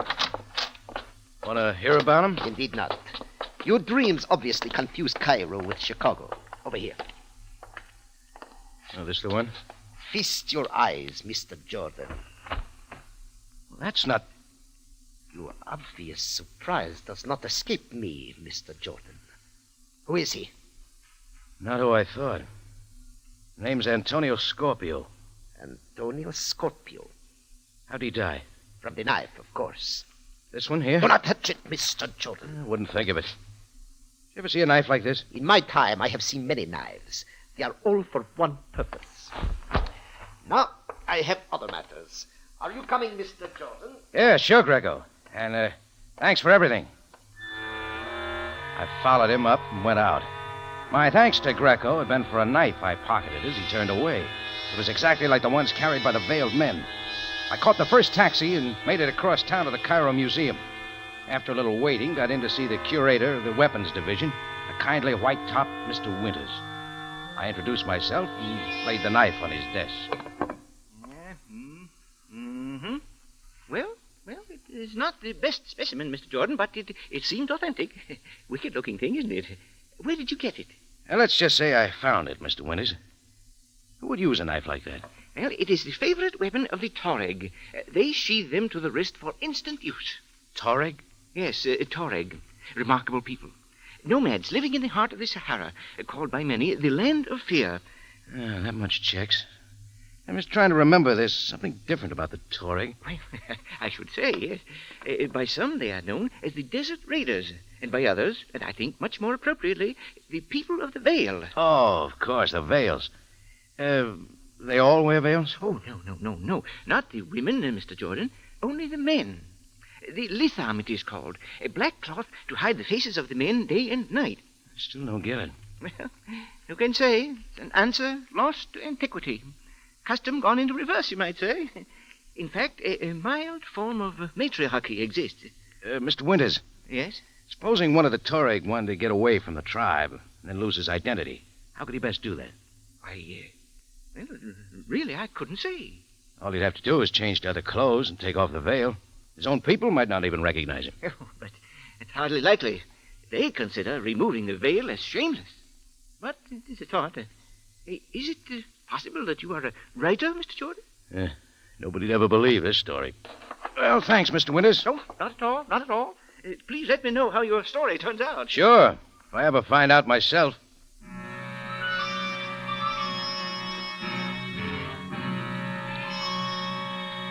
Well, I suppose I could have dropped it right there. But I was thinking about the frightened native girl I'd seen running from Gerard's house. And maybe I remembered the 100 pounds Gerard had snatched from my till. Anyhow, I decided to try for more. And that took me back to the native quarter. I found the blind man not far from where he'd been begging the night before. Backsheesh, Effendi, backsheesh for the blind. Hey, we met last night, remember? The voice of the foreigner. He who offered no piastre. I got plenty today. Allah will bless you. A native girl got into a gharry here last night. There was a driver. My ears heard the sound, but my eyes knew nothing. This whole handful of piastres for the name of the driver of that gharry. Effendi, the driver, I do not know, but on the gharry, the number, in English, it would be 27. Thanks. Here. Go buy yourself some carrots. Buta Shakir, Effendi, backsheesh.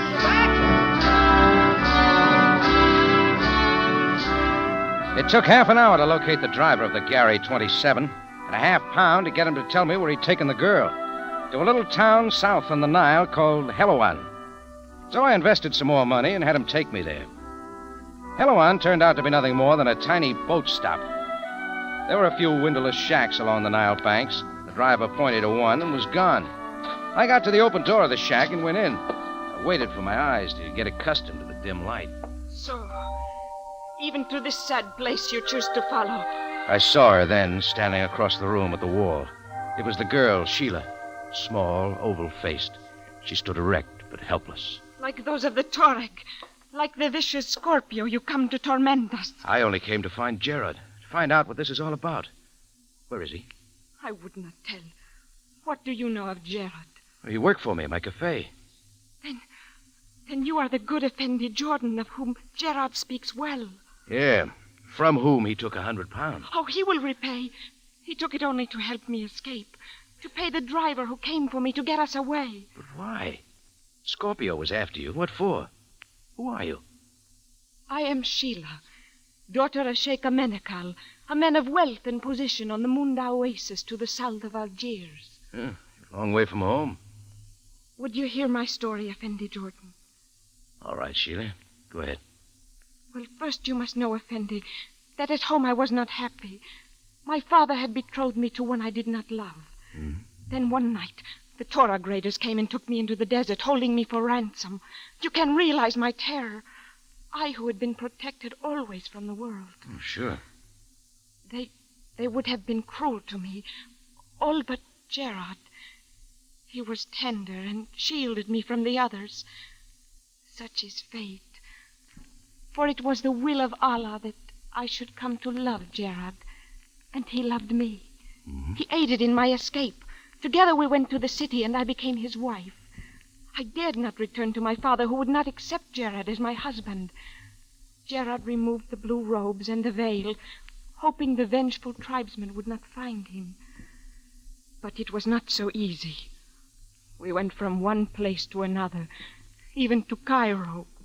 But still they followed. Well, that's quite a story, Sheila. But what about Scorpio? Somehow he learned of me, perhaps for reward, perhaps for the ransom he would take me. I'm not sure. That's why Gerard killed him? Oh, no. No, Effendi.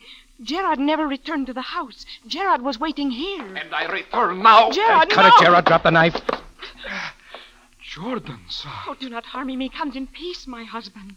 Only you come, Jordan, sir? That's right, Gerard. Sheila's told me everything.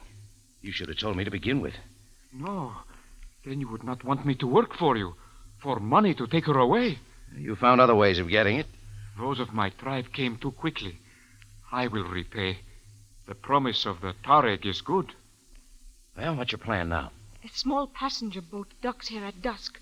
We would board it and travel far south to the interior. Where we trust they will not find us again. You would not stop us, Effendi Jordan. No. Not even if I could. We are eternally grateful.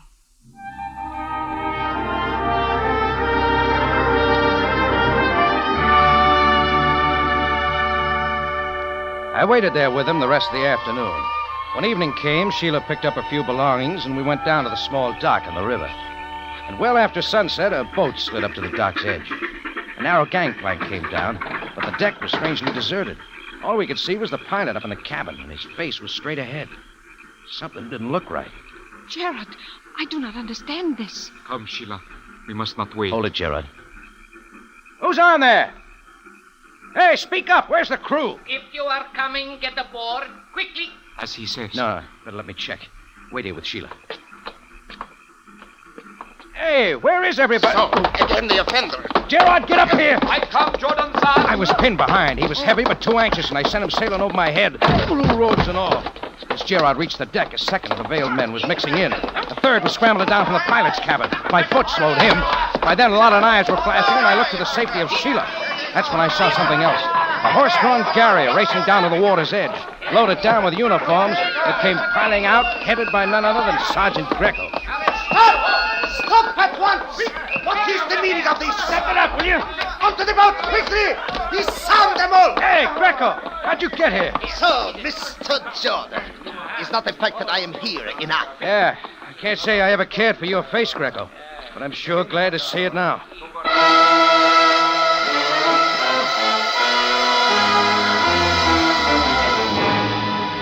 In just a moment, Rocky Jordan returns to conclude tonight's story.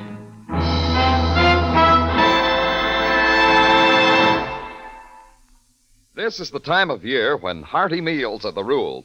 And since one good rule deserves another, here's one you'll want to keep. Keep a bottle of Del Monte catsup on your table. You'll find its zippy, zesty flavor makes so many foods extra tempting, extra delicious. Yes, Del Monte catsup has a satisfying, rich tomato flavor that does justice to the finest steak.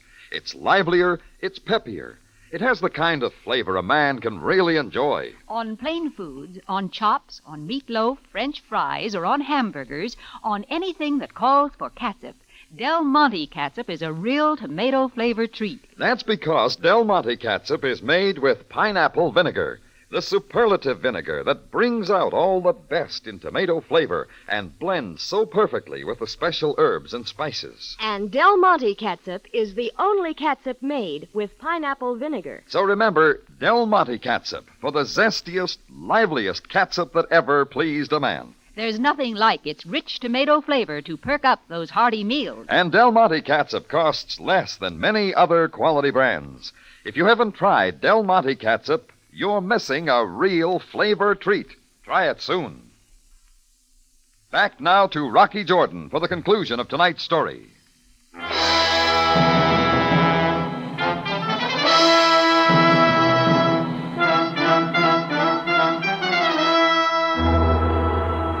Well, with Greco and the police swarming around, the veiled men gave it up before too much damage was done to anybody. About that time, the pilot of the boat, who'd been held at the wheel by the Torig's knife, came scrambling down. He was glad enough to turn the boat around, and with all of us aboard, he went back down the Nile and docked at Cairo. The three veiled men got a cell apiece. Gerard and Sheila waited outside as Greco commanded me into Sam Sabaya's office. I will now complete the dossier on this case. Sit there, Mr. Jordan. Sure, Greco. Oh, by the way, Sam always has coffee. It can wait.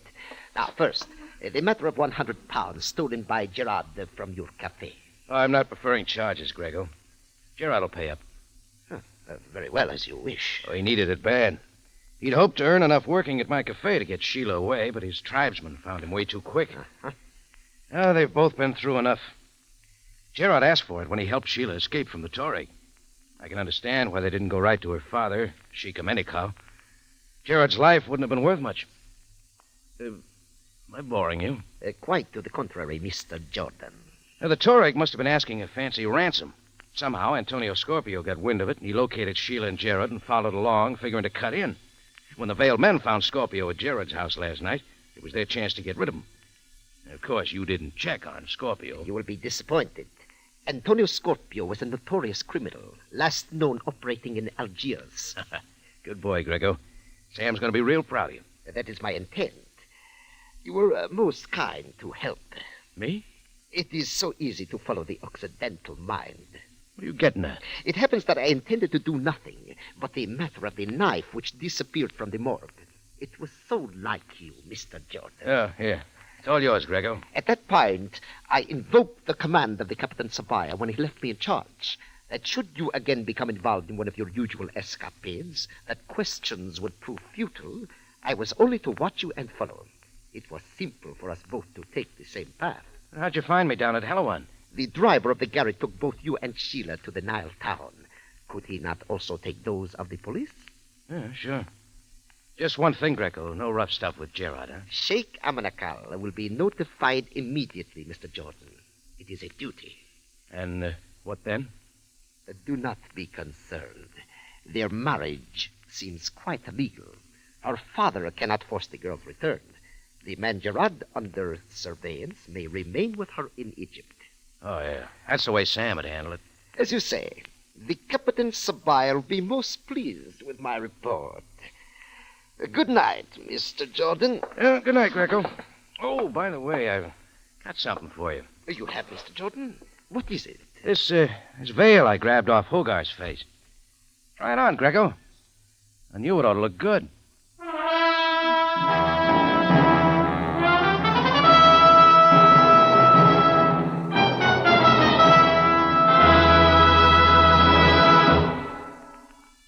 For the finest in tomato flavor, enjoy the whole family of Del Monte tomato products. Del Monte catsup and chili sauce. Del Monte tomato sauce and canned tomatoes. And Del Monte tomato juice. Remember, buy wisely.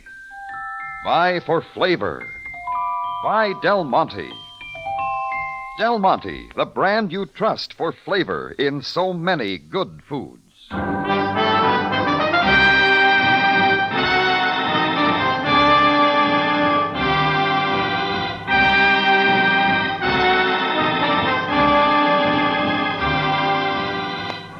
Jordan, written by Larry Roman and Gomer Cool, stars Jack Moyles in the title role with Jay Novello as Sam Sabaya.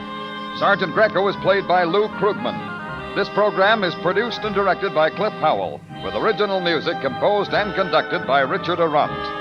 Remember, you have a date next week at the Cafe Tambourine, run by Rocky Jordan. Same time, same station. And the story is The Late Mr. Maru.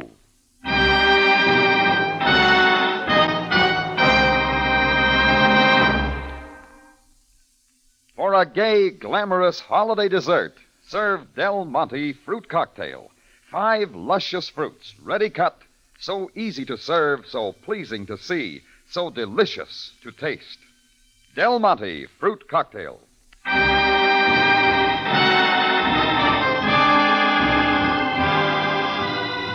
Larry Thor speaking. Rocky Jordan is presented over CBS, the Columbia Broadcasting System.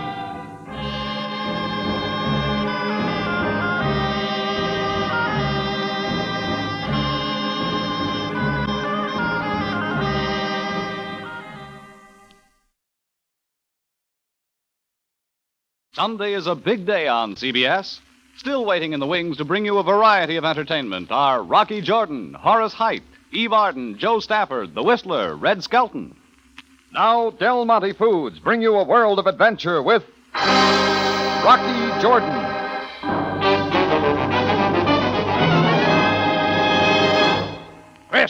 Chris! I'm right here, Rock. You want something? I sure do. How'd she get in there? She? Who? That Lady Godiva with the short bob. What Lady Godiva? Oh, as if you didn't know. Come on, take a look. But nobody could have gotten in here without the... Well, Rocky. All right, Chris, cut it out.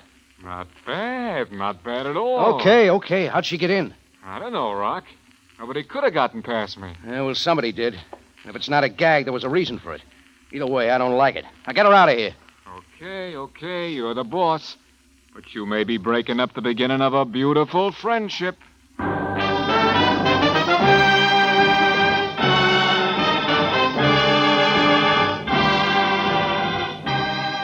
Del Monte, the brand you trust for flavor in so many good foods. Yes, Del Monte, the best-liked brand of canned fruits and vegetables in the whole wide world, takes you now to the Cafe Tambourine for another adventure with Rocky Jordan. The Cafe Tambourine in Cairo, gateway to the ancient East, where modern adventure and intrigue unfold against a backdrop of antiquity. Tonight's Rocky Jordan story... The Face of Diana.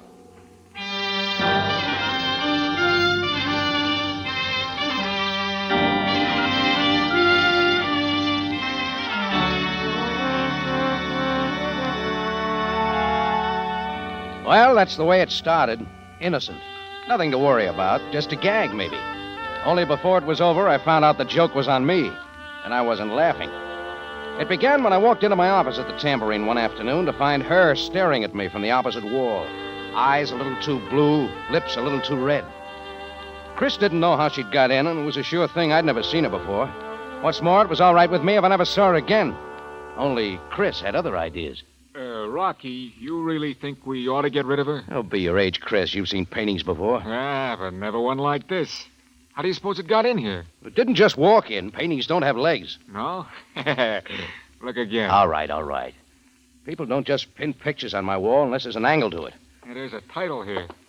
Diana at the Fountain. It may be the artist's signature.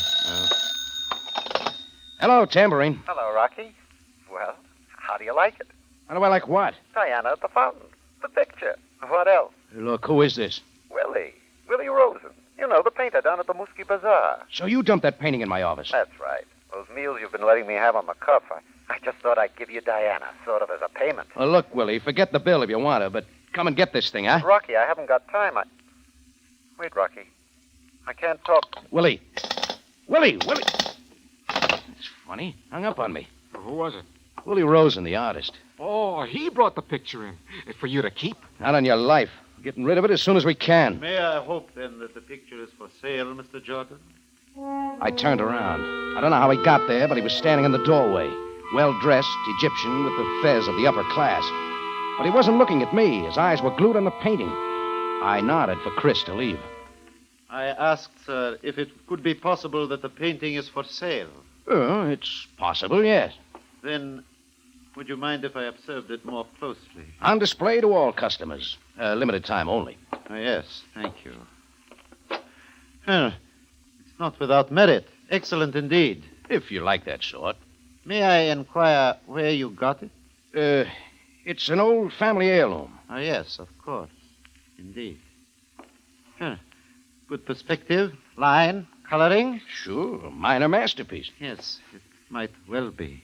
Oh, you know how it is. All the best artists bring their stuff in here for me to handle. Mr. Jordan, I do not intend to pry into where you obtained the picture, but I am quite serious about buying it. What is your price? Price? Oh, it's way too high. Obviously, you do not recognize me. I am Kasha Bey, and I am well able to meet your figure, Mr. Jordan. Okay, I'll go along. You name it. 100 pounds cash. 500. Agreed, Mr. Jordan. The picture is mine. Kasha Bey pulled out a fat roll of bills, paid the 500 pounds, took the picture, and was gone. The price was too high, and it happened too fast, much too fast. I decided to check on Kasha Bey. He was in the phone book, all right. Address on the Nile front in the right part of town. That made me wonder about Willie Rosen again, so I headed for his stall in the Muski Bazaar. That's when I got another surprise. Willie and his paintings were all gone, but somebody else was there. Wax mustache and goatee, spotless white suit, flop-brim Panama hat. And he guessed what I was after. Ah, senor. Do I perceive that you also are looking for Willie Rosen? As a matter of fact, I am. You know where he's gone? I know only that the weaver across the way just told me that he gave up his stall this morning and his painting have gone in payment of debts. He owed you money, of course. Oh, no. It's the other way around. Oh? But he did owe you money, huh? Me? Oh, no, not at all. Purely a professional interest. I will explain that I am Carlo Veroni, senor, an art dealer. Oh, I see. And you're very anxious to buy one of Rosen's paintings. Hell, I'm afraid not, senor. He's an old friend of mine. I have purchased one or two of his sketches at a small price, but only to encourage him, you understand. Oh, sure. Any idea where Willie lives, Signor Veroni? His studio is not far from here. As a matter of fact, I was thinking of trying there. If you would like, Sure, senor... Mr. Veroni. Let's go find him.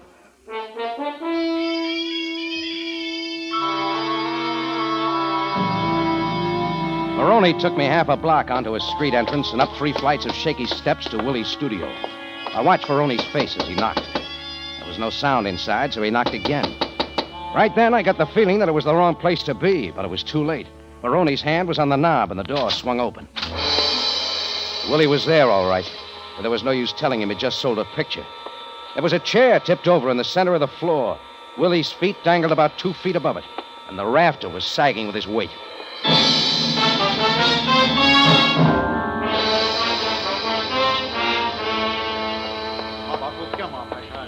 Abdullah, keep this room clear. Well, Jordan? It's like I said on the phone, Sam. Mr. Veroni and I walked in here and found him like that. Very well.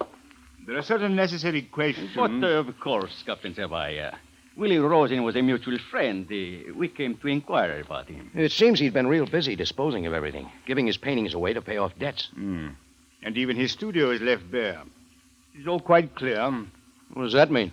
A man unable to face his own seeming failure, his last effort being to set his affairs in order before this. Suicide?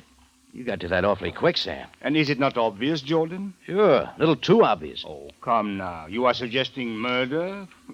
And for what purpose? Robbery? Obviously the man had nothing. I talked to him on the phone this afternoon, Sam. He was in good spirits. Hardly sufficient evidence. People are given to heroics at such a time. Yeah, maybe they are. Just the same, you'd better check. Check what, Jordan? I don't know. As I thought. You have no facts. None at all. I just have a feeling, You Sam. just have a feeling. And may I point out you've had feelings before?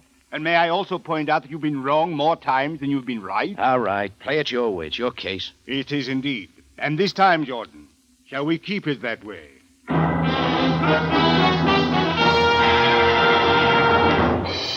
Del Monte Foods is presenting tonight's adventure with Rocky Jordan.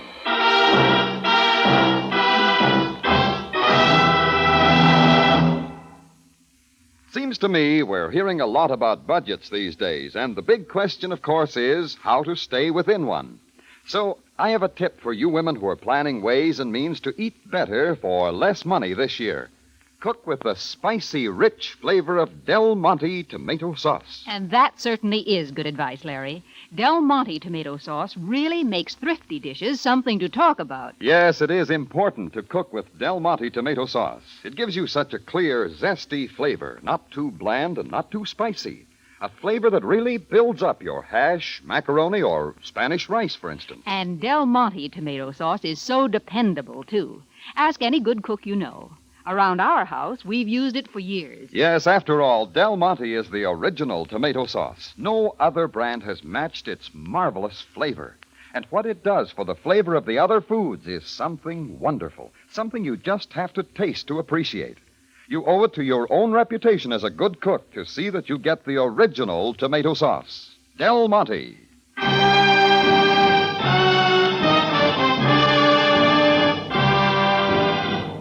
And now we take you back to Cairo and tonight's Rocky Jordan story, The Face of Diana.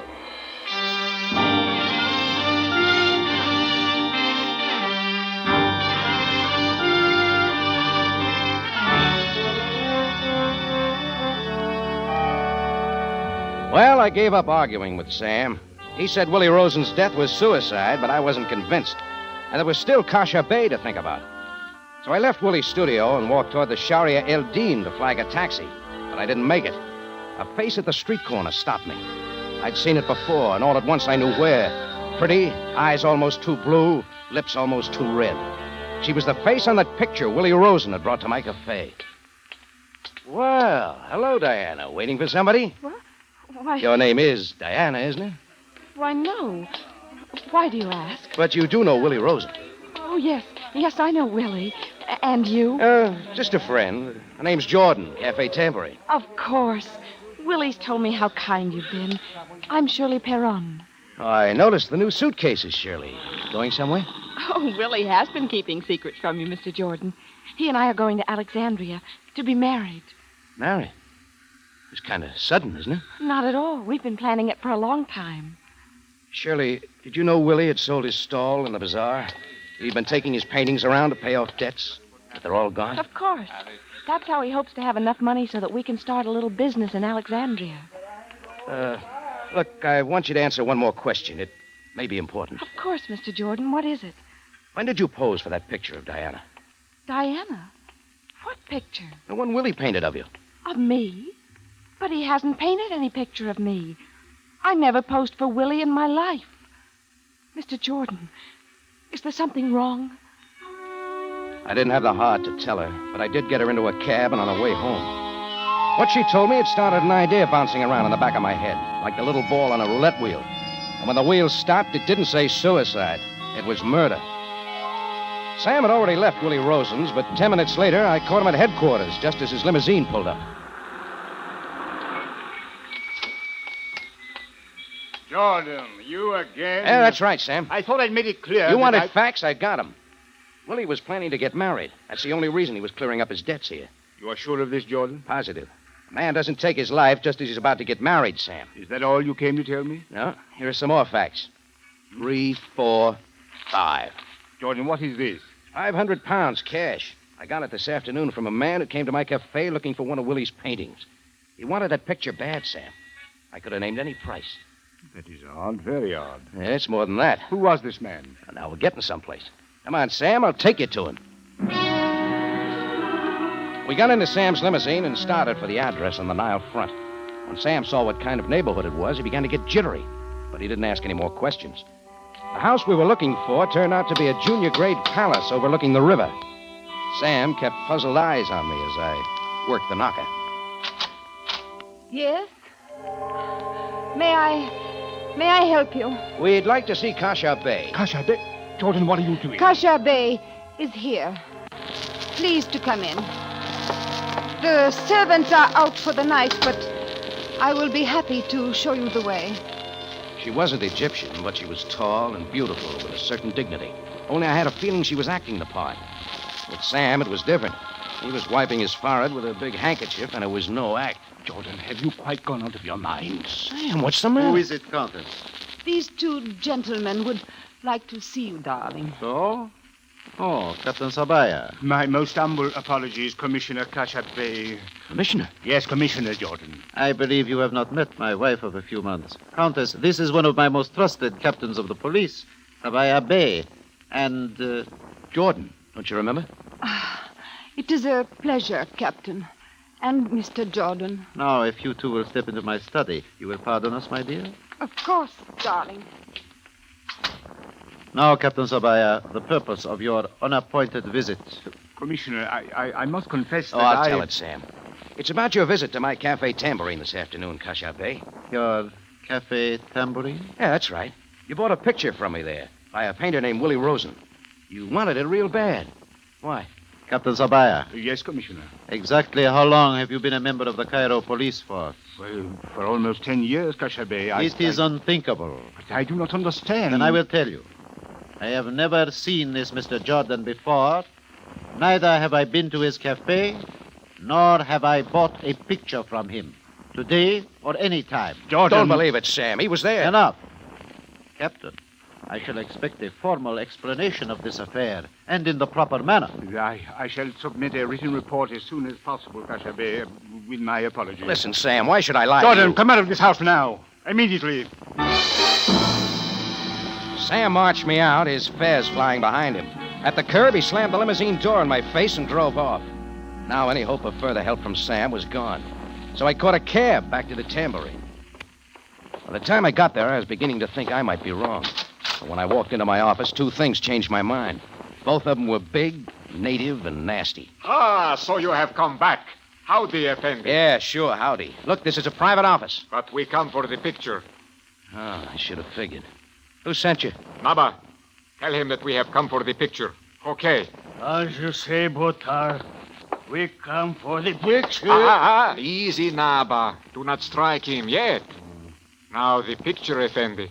Okay. You're several hours too late. I think the time has come that I No, Naba. Do not hit him yet. Now, search, Naba. Search.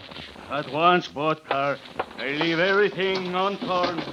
Hey, have you two ever thought of trying this routine in vaudeville? Picture is not here. I do not find it. Satisfied now, Botar? Perhaps. But if the one who commands is not satisfied, we return. And when we return, we will... No, Naba. Do not hit him yet. Come. We go now. Howdy, Effendi. Okay. Sure. Okay to you, too. I forgot to thank them for telling me I was right. The painting Willie had given me held all the answers. I was off to try and find them, first to the art gallery of Willie's friend, Carlo Veroni, on the Sharia Mildan. The hour was late, but the place was still open. It was full of the usual statues and cheap prints of famous pictures along the wall. Veroni was there, and somebody else. The girl I'd met on the street that afternoon, Shirley Perron. Oh, Senor Jordan, it is good that you came. I've been consoling Miss Perron on Willie's death. Yeah, sure. Hello, Shirley. Sorry I didn't tell you about Willie. It doesn't matter, Mr. Jordan. It's just that I can't understand. The police think Willie did it himself. No, that's impossible. We were so happy. Let's clear up something, Shirley. You told me Willie hoped to have enough money to start a business in Alexandria. He wasn't going to get it by selling his paintings. But he was. He had one painting he treasured, not his own, but an original Degas he'd had for a long time. Degas, Miss Perron? Surely not genuine. Yes, I'm certain. And he must have sold it because it wasn't in his room when they found him. There wasn't any money there either. I hadn't thought about that. Suppose somebody was after the Degas. Where would Willie be able to hide it? A momento, Senor Jordan. There is a way used by many to hide a valuable painting. Let's hear it, Mr. Veroni. Well, an artist has only to apply a coating of shellac on the original and then paint another picture over it. Meaning maybe the painting Willie gave to me... I thought, Senor. Yeah, there's only one way to find out. I'll see you later. Whether Veroni's hunch was right or not, it took me back to the house of Kasha Bey on the Nile. There was a light in one of the upper windows, but the lower floor was dark. I scouted the side windows till I found one that came open. I hit the jackpot. The room was used for storage, full of odds and ends of furniture. I lit a match and went to work. Finally, in a far corner covered by a tapestry, I found it. Diana at the fountain. That's as far as I got. You will observe the gun, Mr. Jordan. I always do. I had hoped you would not return. Now I ask why. Only to find something, Kashape. A valuable Degas painting. I fail to understand. Sure, but you didn't give me 500 pounds just for Diana at the fountain this afternoon. The Degas underneath, right? Let's have a look. Do not touch the picture. You won't use that gun, Kashape. I regret that you make it necessary. I paid you for the picture, a fair price. Now you have broken into my house, and I have every right... Kasha, no! Countess! What are you doing? Do not come in here. There is no other way. No, give me the gun, Kasha. Give it to me. Very well. Oh, I suppose I owe you some thanks, Countess. Yes. Yes, you do. However, I think it is best that you now know the truth. No, my dear, no. Yes. It is too late to do otherwise. Wait here, Mr. Jordan. She left the room, and in a moment she was back with a bottle that held some kind of liquid. She stepped to the painting and with a cloth began carefully rubbing the liquid on the face. Slowly, the face of Diana faded, and in its place, another one came through. Only it wasn't anything painted by Degas. It was the face of the Countess, Kashape's wife. So now you know, Mr. Jordan. I see. Countess, hmm? Only you're really just an artist model. You posed for that picture yourself. Yes. I lied to become Kashabe's wife. I bought up every picture ever painted of me, except this one. To keep your husband from finding out. I did not know that he had learned my secret long ago. So you were both after the painting. Only Kashabe got it first. You must understand, Mr. Jordan. I forgave my wife the moment I learned of her lie. But there were others who... Oh, sure. It wouldn't be good if the right people found out. I had presented her as one of station. My position, my future were in jeopardy. And it was even worth strong-arm methods, huh? Who paid Botar and his pal, anyhow? You or the Countess? No. They were in my employ. And did you have them kill Willie? Wait, Mr. Jordan. The Countess had nothing to do with that part. I killed Willie Rosen. No, it is not true. But it is. I went to his studio. You must believe me, Jordan. It's a good try, Kashabe, but it won't work. Willie was killed not more than 10 minutes after I talked to him on the phone. You were in my office then, buying his picture. Remember? But it could not have been my wife. It could not have been. It could have, but I don't think it was. Yeah, the answer this time's in another painting. Another painting, Mr. Jordan? A Degas. An original Degas. All of a sudden, I think I know exactly where to find it.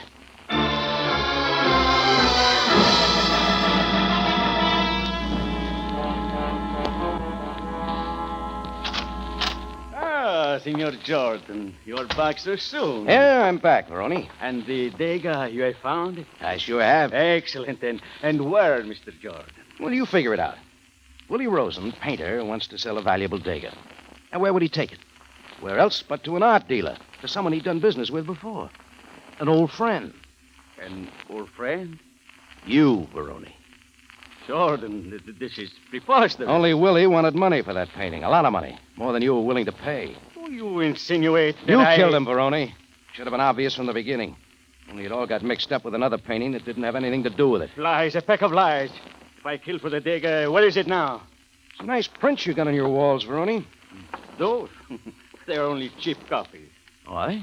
Then I'll buy them. Jordan, what are you doing with it? With this jackknife? It's not for you, Veroni. It's for these pictures. Like this.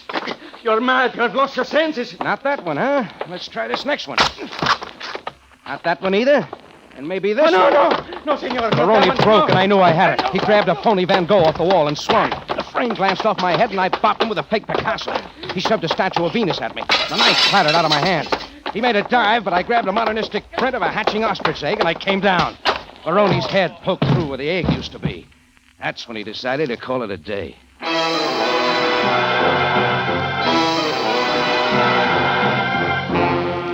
In just a moment, Rocky Jordan returns to conclude tonight's story.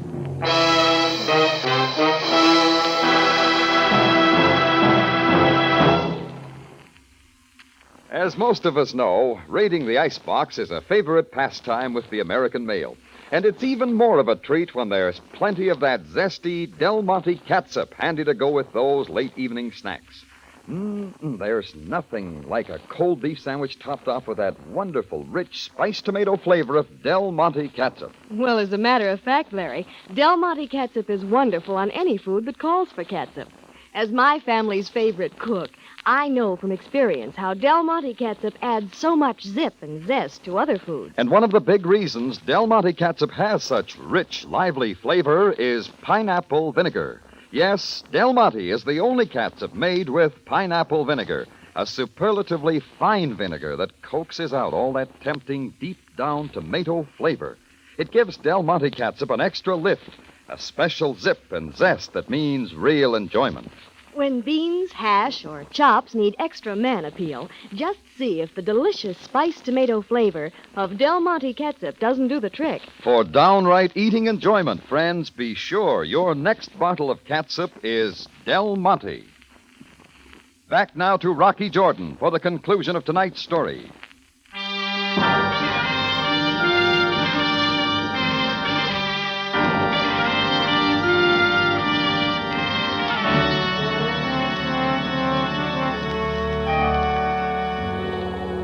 Well, my game of pictures with Veroni had stirred up a big noise. The police came and hauled Veroni and me both down to headquarters. Sam took over then, talked first with Veroni for a while. Next, he had me brought into his office, and we were alone. He gazed at me through his horn-rimmed glasses, but I wasn't sure what was going on behind them. Jordan. Yes, sir? Have I not read that the Indian people of your country had a charming custom to mark the end of hostilities? The offering of the peace pipe? Yeah, that's right. Have you got one? No. All that I can offer is a cup of coffee. Will you join me? Don't mind if I do, Sam. Thanks. That's very good. Now, just for the record, there are perhaps a few things you would like to tell me. Oh, now he listens. I deserve that, Jordan. Forget it. Yeah, it's not bad coffee, Sam. Well, it seems there was an Egyptian official. I can't remember his name. Can't remember? Oh, yes, of course, naturally. Yes. He married a woman who posed as a countess. But then he got wind of a painting that proved she was a phony. Only trouble was, this got mixed up with another painting that wasn't faked. An original Degas. The one Veroni killed Willie Rosen to obtain. That's it. The motive was simple robbery from the beginning. Only a certain official and his wife stumbled in on it. That, of course, made Veroni think he was very much in the clear. That, plus your suicide theory. Very well, Jordan. Yes, very well. Actually, Veroni tripped himself. In trying to lead me off the track, he suggested the idea of one painting over the other. That did it. Jordan, you still do not recall the name of this, official? Funny, it still escapes me. All I remember is that he loved his wife an awful lot. Enough to protect her by confessing to a murder he didn't commit. Love is a strange emotion, Jordan. Is it not? Well, that reminds me, Sam. I gave you 500 pounds belonging to Willie Rosen. There's a girl named Shirley Perron. Willie would want her to have it. And the Degas painting, too. Well, as you say, Jordan, you will find me quite amenable. After all, you have taken a most disagreeable task from my shoulders. Oh? What's that, Sam? The necessity of making a formal apology to... Isn't that odd? Huh. It seems that I, too, have forgotten his name. Well, good night, Jordan.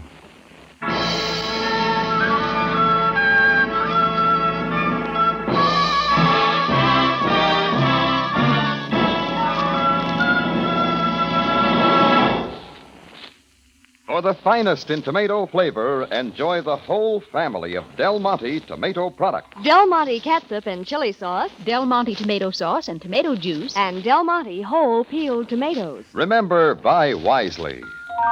Buy for flavor. Buy Del Monte. Del Monte, the brand you trust for flavor in so many good foods.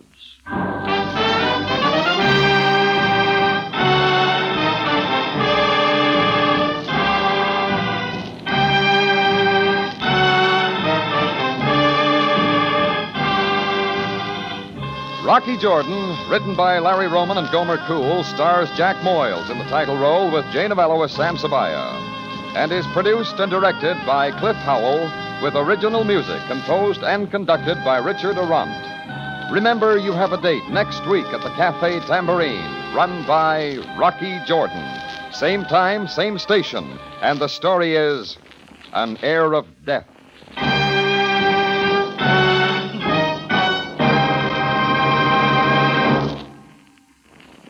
Whenever you want a quick dessert or a wonderful salad, think of Del Monte peaches. Sliced or halves, they have the luscious tenderness, the natural sweetness you find only in tree-ripened fruit. Yes, for superb peaches, buy Del Monte, the best-liked peaches in the whole wide world.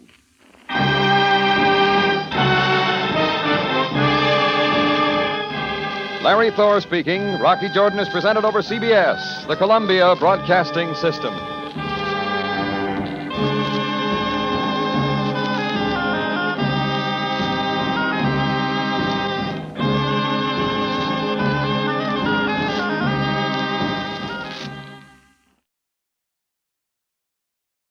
Sunday is a big day on CBS. Still waiting in the wings to bring you a variety of entertainment are Rocky Jordan, Horace Heidt, Our Miss Brooks, Evelyn Knight, The Whistler, Red Skelton.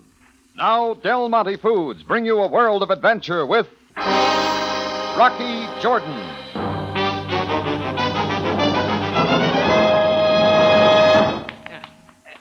All right, ease off, Hassan. I've had enough rubbed on. But, Effendi Jordan, my salt rubs do most excellent things to the body. You're like raising welts. You're about as tender as a pile driver. Excuse me, please, but could you tell me which of these corridors lead to the steam room? I'm new to this bath. Oh, a second. Come on, I'll show you. I can use a steam bath myself. Thank you. Stefan Miller is my name, sir. Oh, Jordan. Rocky Jordan. Most pleased to meet you. You are a visitor to Cairo, as I am? Oh, I'm in business here. I run a cafe. Oh, that's the door to the steam room. Allow me to open it. The door does not seem to open all the way. Something is blocking it. Pull it shut, Mailer. What? Slam it. Huh? Now, stay here, Mailer. Don't let anyone in that steam room, and don't go in yourself unless you're tired of living. I'll be right back.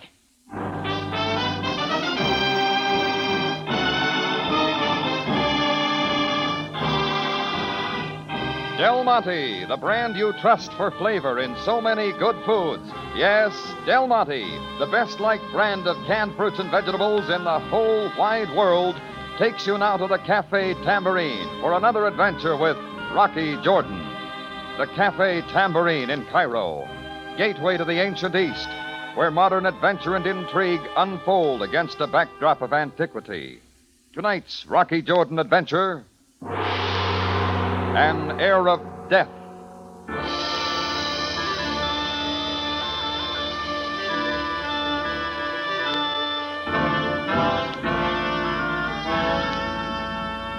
It all started with a door that wouldn't come full open and a hiss of steam. Stefan Mailer and I had walked down the corridor to Hassan's steam room and pushed at the door. It came open part way and then stopped, and a quick look told me why. I slammed the door shut and moved to the front office fast to find a phone. Effendi Jordan, what seems to be the matter? You'll find out soon enough. Captain Sam Sabaya. Sam, Rocky, there's a dead guy sprawled out in Hassan's steam room. You better get over here and bring along a suction pump. Suction pump? Jordan, what When you see a dead guy and smell burnt almonds in the air, what do you think of? Cyanide. That's right, cyanide vapor. And Hassan's steam room's full of it. Just thought you might want to know.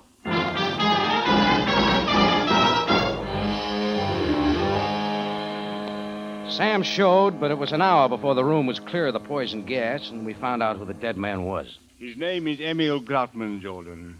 Oh, yeah, runs a small tobacco shop in the Caliph Arcade. Hassan, do you have the names of the men who were in your bath today? Yes, Captain. I shall prepare a list for you immediately. Hey, Sam, get a load of this water bottle. I found it sitting in the corner. Smell it. Acid. Yeah. Looks like this is what made the cyanide gas. The cyanide tablet with a protective coating dropped in the acid. First, the acid had to eat away the coating, giving the killer time to get away. Then it went to work on the tablet, making the poison gas. You know, your knowledge of so many things sometimes astounds me. Well, I shall get a list of names from Hassan. Jordan, and you too, Mr. Mara, I wish you to know that your name shall be on the list also. So we will meet again. Mr. Jordan, I want to thank you for what you did. If you had not shut the door to the steam room... Oh, forget it, Mailer. I didn't do it just for you. It was my life, too. I'm most indebted to you. If there is ever anything that I, in my humble way, may do for you, please feel free to ask. Okay. Who knows? I may take you up on it sometime. Oh, I'll see you later, Mailer. Drop in at the tambourine. Yes, I shall be most happy to.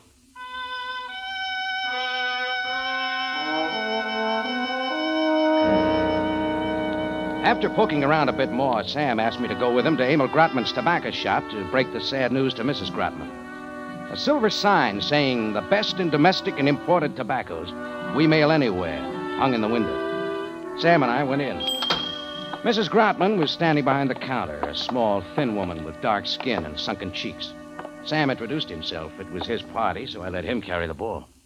Mrs. Grotman, I'm afraid that I have sad news for you. Sad news, good Captain Sabaya, is not far into me. Your husband, Mrs. Grotman, is dead. Didn't you hear, Mrs. Grotman? Emil's dead. I heard the good Captain. You do not seem surprised at the news. Perhaps that is because I am not. Look, I found him in Hassan's steam room. He was murdered. Thank you for telling me. I shall make any arrangements necessary for the funeral. You indicate very little feeling for your husband. Does it seem so to you? Mrs. Grotman, I suggest that you make arrangements to close your shop and appear at headquarters as soon as possible. I have many questions to ask you. As you wish, Captain. Come along, Jordan. I'll see you later, Sam. I want to buy some tobacco. Tobacco? As you wish, Jordan. Goodbye. What tobacco do you wish, Mr. Jordan? You didn't leave a good impression with Sam, Mrs. Grotman. News like Sam gave you usually ends up in tears. Why are you so concerned? I almost stepped into that death chamber myself. What's it all about, Mrs. Grotman? Who killed Emil and why? Good afternoon, Mother. Good afternoon, Anna. You are home early? Mother, I saw a police car parked in front of the shop. I saw the captain leave. What is the matter? Nothing to talk about now, daughter. Go to your room and wash for lunch. But, Mother, please Go tell me into what... your room and wash your face. It is dirty. Yes, Mother. Aren't you going to tell her? What tobacco is it that you wish, Mr. Jordan? What are you made of? Your husband's killed and your eyes don't even turn up damp. Your daughter comes home and you play it like nothing happened. You will please to leave now, Mr. Jordan. The shop is closed for the day. All right, I'll go. It's pretty cold in here anyway. I went back to the tambourine, tried to get the bad taste out of my mouth, and marked the afternoon up for forgetfulness. I didn't get off that easily. That evening, I had a visitor, little Anna Grotman. Please, Mr. Jordan, why was my daddy killed? I don't know, Anna. But who would want to kill him? No one disliked him, and he disliked no one. Except who? It is true, Mr. Jordan, that adults in a family often argue. Did your mother and father argue a lot? I have spoken to my friends. At times, their parents argue, too. Well, that doesn't answer my question. What about your mother and father? She is not my mother, Mr. Jordan, though I call her mother as Daddy wished. My real mother died when I was born. Stepmother. Daddy married her 2 years ago. Have you talked to Captain Sabaya? No. Come on, I'll take you home. And I want to go over to the police station and talk to him. The Grotman house was in back of the shop, but a few moments later, I was walking Anna down the dirt path toward the back door. We were just stepping out of the darkness into a ray of moonlight when something stopped me. A man had stepped out of the back door of the Grotman house carrying something under his coat. Who is he, Anna? His name is Gerard, Mr. Jordan. He works for Mother. He walked to the incinerator, stuffed the package he was carrying into it, set a match to the bundle. Then he went back into the house. Well, the package figured to be worth looking at. Anna and I made it over to the incinerator, pulled the bundle out, slapped at the burning edges. What is it, Mr. Just Jordan? a second. Yeah, there's an uncanceled stamp on the bundle. It was wrapped for mailing. The shop mails tobaccos to any part of the world. The address is mostly burned off. All I can see is EVA, Switzerland. It could be Geneva. There's still some of the contents stuck to the paper. It's tobacco. I wonder. Why would Gerard want to burn a bundle of tobacco? If that's all it is... Come on, Anna. Who's out there? Stop thief! It's Gerard, Mr. Jordan. He sees us. Anna, duck around that building and then go back home. Meet me at the tambourine later. But what of you, Mr. Jordan? Gerard has the knife. Gerard wants this package. He's not going to get it. I'll lose him. Now go on, beat it. Well, Gerard, with that 8 inches of knife he waved over his head, looked like impending doom. It turned out to be Abbott and Costello and his Sultan's harem. Gerard was big but slow. I had to ease off to a trot to keep him after me until Anna got out of sight. Then I turned on some speed and headed down an alley to lose Gerard for good. That was a mistake. The alley went about 10 yards and then stopped. There were buildings to the right of me, buildings to the left of me, and likewise in front. It was like the charge of the Light Brigade. Only Gerard was the brigade, and he was doing the charging. So there you are, Steve. He roared down the alley after me, his knife arm real limber. That's when I spotted a fire escape and started to go up it. I made a few steps, but that was all. Gerard's knife by then was slashing at the seat of my pants, and I knew I had to do something quick. Give me back my package. Instead, I lifted my heavier foot and gave him that, right in his face. I tried my other foot with a little English. That caught him under the chin. He stumbled backwards and flopped into a puddle of water and lay still. I left him there. Under a street lamp, I examined the package. Mixed with the tobacco were the grains of a white powder. Cyanide? Maybe. 5 minutes later, I was heading for a chemical laboratory to have the white powder analyzed. I figured that was going to blow up the Grotman killing like a keg of dynamite. And it might just as well be me who set off the charge.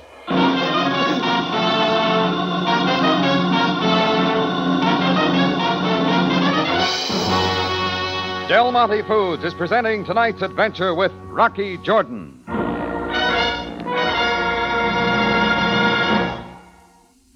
As the saying goes, friends, there are always two sides to every question. But when you stop to think about the catsup buying question, you might say there are 4 sides to it: quality, flavor, dependability, and price. And I've found that those 4 things are so important, especially when I'm faced with the problem of staying within my food budget and yet serving satisfying meals to my family. You'll find Del Monte catsup is 4 good things rolled into one. Everybody knows Del Monte means quality in any food. And as for flavor, why, Del Monte is the only catsup made with pineapple vinegar, the sparkling extra fine vinegar that brings out so much fine tomato flavor in catsup. Talk about extra lively spiced tomato flavor. Del Monte catsup really has it. And as for dependability, well, what could be more dependable than a catsup packed by the world's largest-selling, best-liked brand of canned fruits and vegetables, Del Monte. As a homemaker, I've found price is important, too. That's another wonderful thing about Del Monte catsup. For all its dependable quality and flavor, Del Monte catsup actually costs less than many other quality brands. Yes, when it comes to buying catsup, you can't beat Del Monte for the big 4: quality, flavor, dependability, and price. Ask your grocer for Del Monte catsup tomorrow.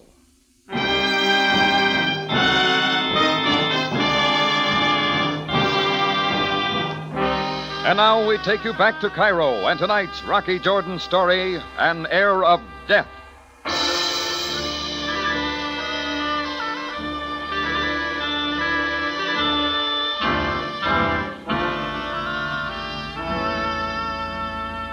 Well, it got off to a running start. Emil Grotman turned up dead from breathing cyanide fumes in Hassan's steam room. The how was easy to figure. Cyanide salts in acid. But the who was tougher. There were over a dozen men in Hassan's baths, including myself and Stefan Mailer, who found the body with me. And there was Hassan himself. Add to that list Grotman's wife, his daughter, and Gerard, a helper around the shop. The why wasn't easy to figure either. Well, the package Gerard wanted to burn could tell something, that was for sure. So I hustled it over to Joseph Schumer's chem lab and had him run some tests, hoping it would turn up cyanide. I came to Cairo to set up a chain. Red and yellow drugstores. Smiling Joe Schumar, everything from penicillin to itching powder. I was going to make a fortune. The test, Schumar. Look at me. I end up in a 2x4 store selling whorehound to a bunch of toothless natives. The test, Schumar. What tests? Oh, well, these. I finished them long ago. Cyanide? Cyanide, he says. Yeah, you layman. Okay, expert, tell me. Narcotics. Narcotics? Opium, to be specific. It fits. Grotman's shop was the ship-off place. We mailed to any part of the world. Tobacco flavored not too slightly with dream powder. And Emil's killing's tied in. Well, thanks, Schumar. I'm going to take the package in your report to Mr. Jordan, Sam. watch out, behind you. Huh?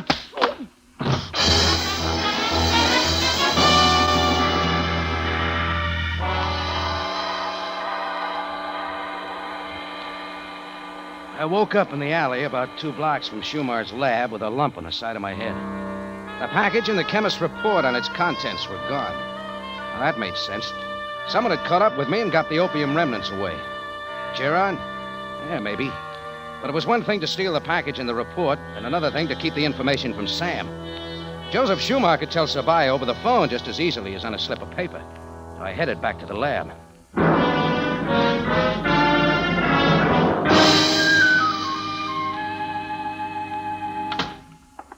Hey, who knocked me out, Schumar? The big guy with the knife? Who knocked you out? What are you talking about? The package is gone, Schumar, and so's your report to Sabaya. Now get Sam on the phone. What package, Mr. Jordan? What report? You know what package, the one with the opium in it.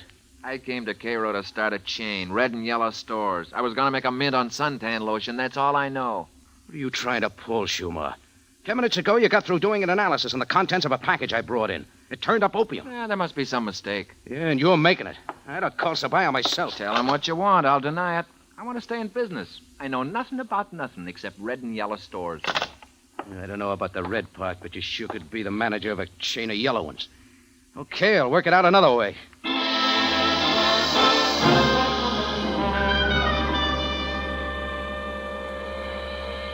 Well, Anna, after what happened to me, Schumar was afraid to talk, and wasn't anything I could do.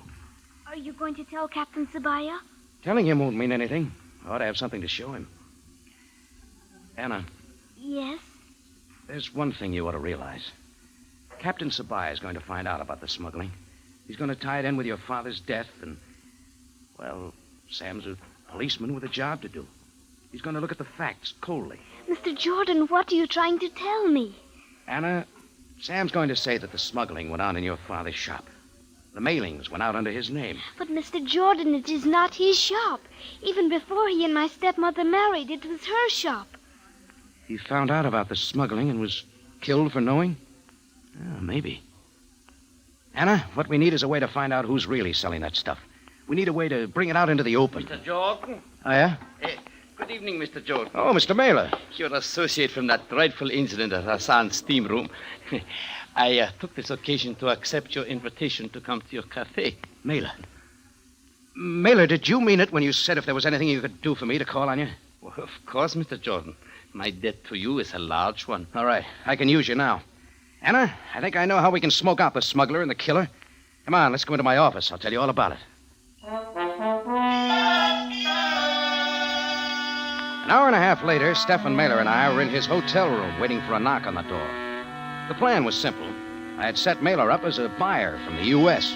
in Cairo to make contacts and to spend $200,000. That was a lot of bait, and it'd bring out the fish. Word was dropped at a waterfront bar. The Cairo underworkings were to bring the seller to Mailer and to me. So we waited. I have never done such a thing before, Mr. Jordan. We learn new things all the time. But this buyer of... I hope they do not find out about it in Johannesburg. As soon as this is over, I'm going to fly home. Well, Mailer started fanning himself with the envelope that contained his airplane ticket. He kept stewing, and we kept waiting. We met an assortment of small-time peddlers. I have here a quantity of quality stuff, which is for sale to a person with the proper amount of American dollars. The first 3 were minnows, and we threw them out. Number 4 was a dame, slightly wacky. A brand new type of stuff made from the colorful rainbow bush. Guaranteed dreams in technicolor. She went out like the rest, and it wasn't until 2 hours later that the real fish bit.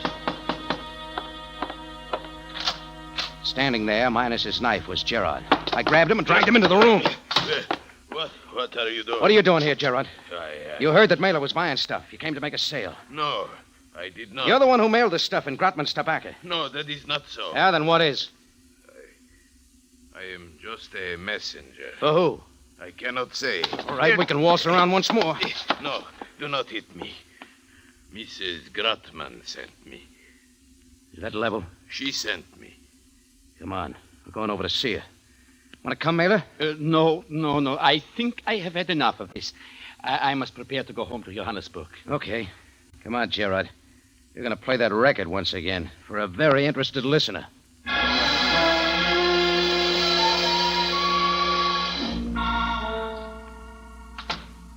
I did not expect to see you again, Mr. Jordan. Oh, our lives are full of surprises. I brought in a bird that wants to sing.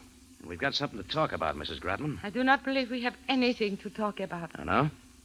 Your husband found out the opium was being smuggled out of the country in the tobacco bundles. That was too much information to have and to live. So you are of the opinion Emil was murdered because of that? He's got a lot of support.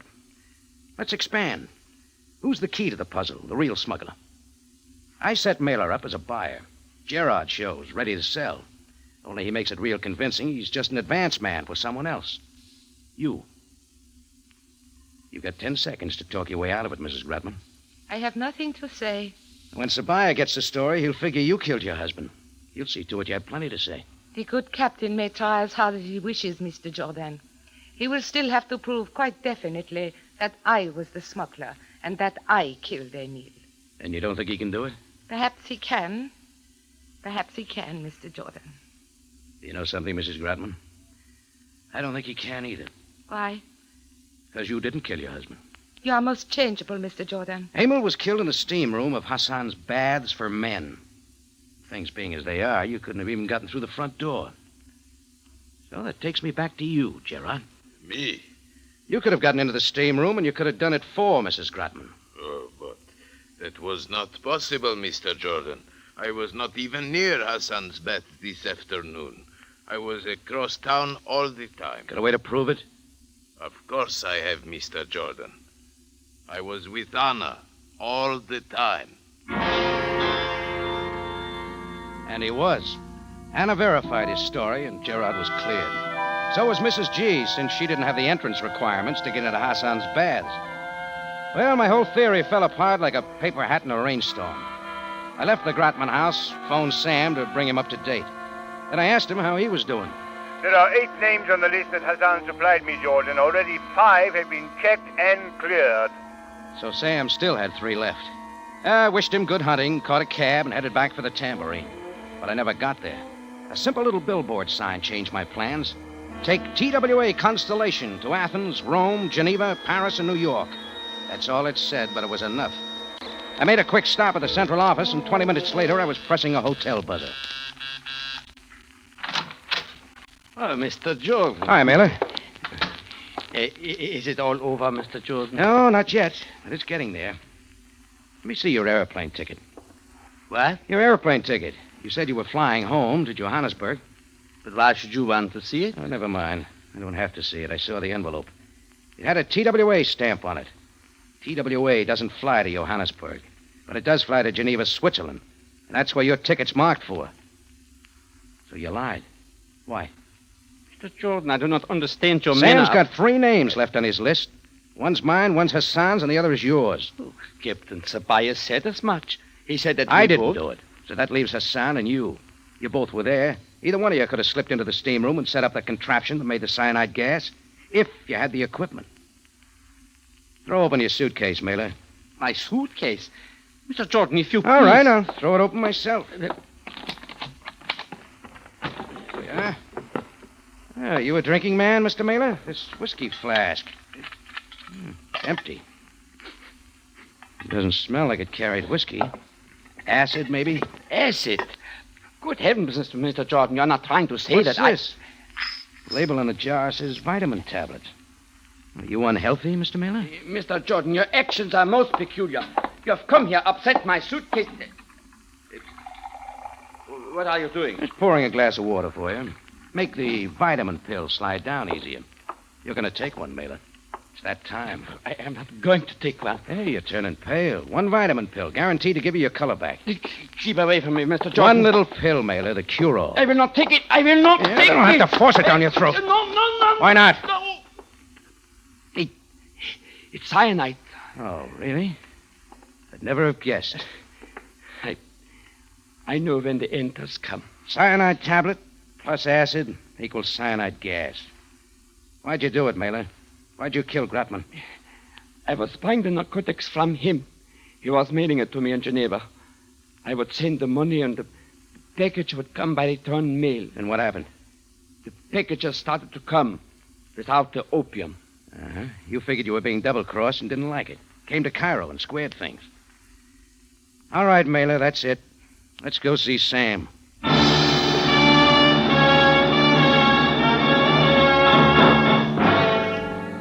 In just a moment, Rocky Jordan returns to conclude tonight's story.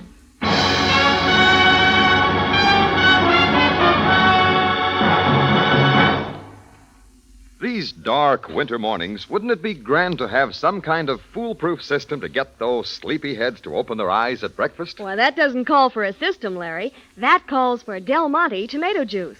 There's nothing like a big glass of that delicious summer tomato flavor to get folks to wake up and like it. Yes, and Del Monte tomato juice really opens your eyes to just how fresh-tasting and natural-tasting tomato juice can be.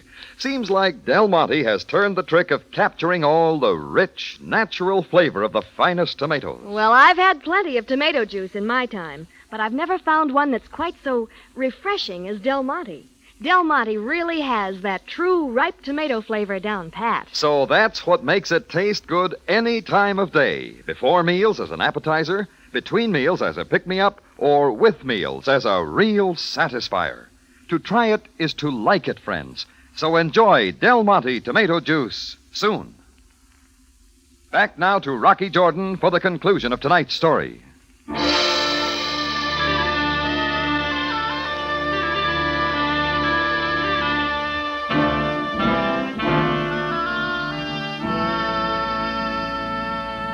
Well, I turned Mailer over to Sam and gave him all the details. Joseph Schumar's behavior at the chemist shop cleared up, too. Mailer had pressed him into saying he knew nothing about the opium analysis, and Schumar wanted to stay alive. And that was about it. Then I caught a cab and headed over to Mrs. Grotman's house. I got her and Anna out of bed and told them what had happened. Mrs. Grotman had something real interesting to say. Anna, would you please leave the room for a moment? Yes, Mother. Mr. Jordan, it may seem to you that I have been acting without feeling through this entire affair. Well, I can't say that it didn't occur to me. It is not that I have had no feeling in this matter, Mr. Jordan. In fact, it is because I have had too much feeling. I'm afraid you'll have to clear that up. It is not that I loved my husband. I did not. After we were married some time, I found out what he was doing. Using my shop for the smuggling. We argued much, but he would not change his ways. I knew it would lead to serious trouble, and that it would certainly affect Anna. I'm still listening. Mr. Jordan, I killed my husband, Emil. What? The packages he was fixing for mailing to Geneva, I had Gerard burn. I mailed another package just of tobacco in its place. So you see, I am indirectly responsible for his death. No, you're not, Mrs. Grotman. You may feel you are, but you're not. You were trying to protect yourself and Anna. That it worked out this way isn't your fault. I wish I could believe it. You can and you should. I can figure out another thing, Mrs. Grotman. I know why you didn't tell Sam anything about the smuggling after Emil's death. You didn't want anyone to know Emil was a smuggler. I did not want Anna to know. That's what I meant. You must think a lot of her. Oh, I wish she thought as much of me. I am learning to, Mother. You've got thin doors, Mrs. Grotman. But I guess it's a good thing. Good night.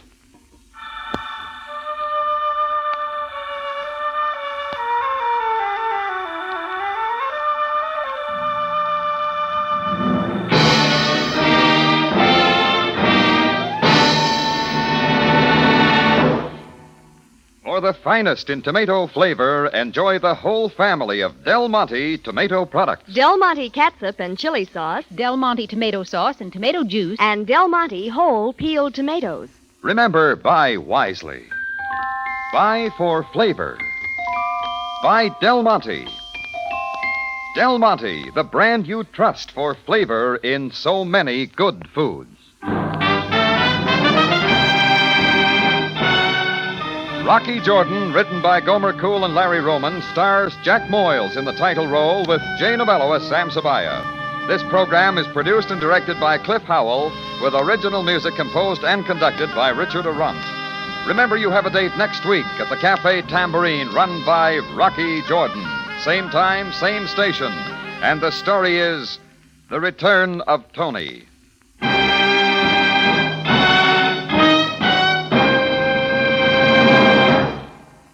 When it's real country corn flavor you want, just ask for Del Monte corn, golden cream style or golden whole kernel. Yes, if you want rich, sweet, melt-in-your-mouth, butter, tender corn, it's easy to get Del Monte, the brand that always puts flavor first.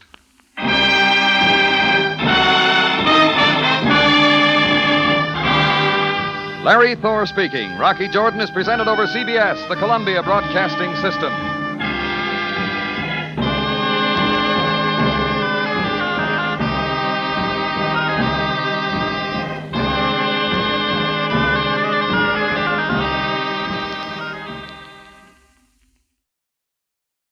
Buy wisely.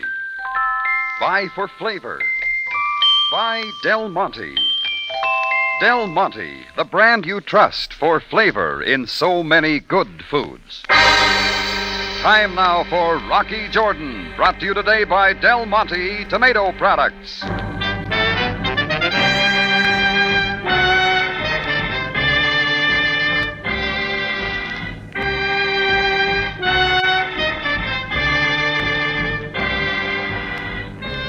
Not far from the Mosque Sultan Hassan in Cairo stands the Cafe Tambourine, run by Rocky Jordan.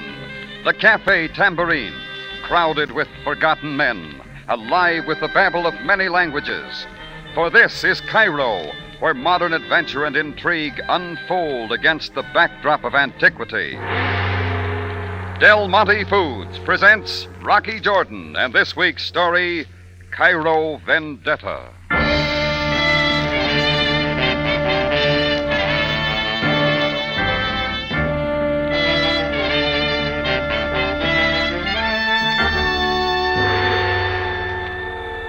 Cairo is a city of strange contrasts in many ways. The blinding heat, the noise and confusion of the day. Compare that to the cool, restful quiet of the night. Well, on this particular night, I was in my room up over the Tambourine, about as sound asleep as a man can get. But it couldn't stay that way. A rock clattered across the floor, and all at once I was wide awake, piling out of bed, grabbing my slippers, and on my way across the room to the shattered window. Jordan Bay! Wake up, Jordan Bay! Wake up! Who is that down there? It is I, Shiva. You make a habit of smashing people's windows, Sheba? I could not wake you up any other way. Well, I'm awake now. What's this all about? I must see you. Please, Effendi. It is most important. You can tell me from there. No, I cannot. Come down, Jordan Bay. Come down quickly. Oh, all right, I'll come down. This had better be good. I cut on a light, got dressed as quick as I could, and hurried down through the cafe. Shiva wasn't the usual type of boy that makes trouble around the native quarter. He sold papers not far from the Tambourine, and he and I had become good friends. So just what he was up to had me wondering. He was waiting at the door. I have to see you, Jordan. All right, Sheba. First we talk about that broken window. No, there is little time. Please, we must hurry. Now that we get it clear. What are you talking about? You must come with me. Who says so? This way, Jordan Bay. I will show you. Sheba was off and running excitedly down the deserted dark street with me after him. He led me past the mosque and under the minaret tower, then turned down the narrow Sharia Yuran. Not far on, he suddenly stopped, pointed to the black end of an alley, and drew away. I moved slowly back beneath the overhanging buildings. A groan came from somewhere. I stiffened until my eyes made out a heap lying near a garbage can. As I bent over, it moved. So then it was a man in native dress, badly beaten and suffering from knife wounds. I dragged him to where a thin moonbeam could play on his face. He was the last man I ever thought I'd find like this. Captain Sam Sabaya of the Cairo Police Force.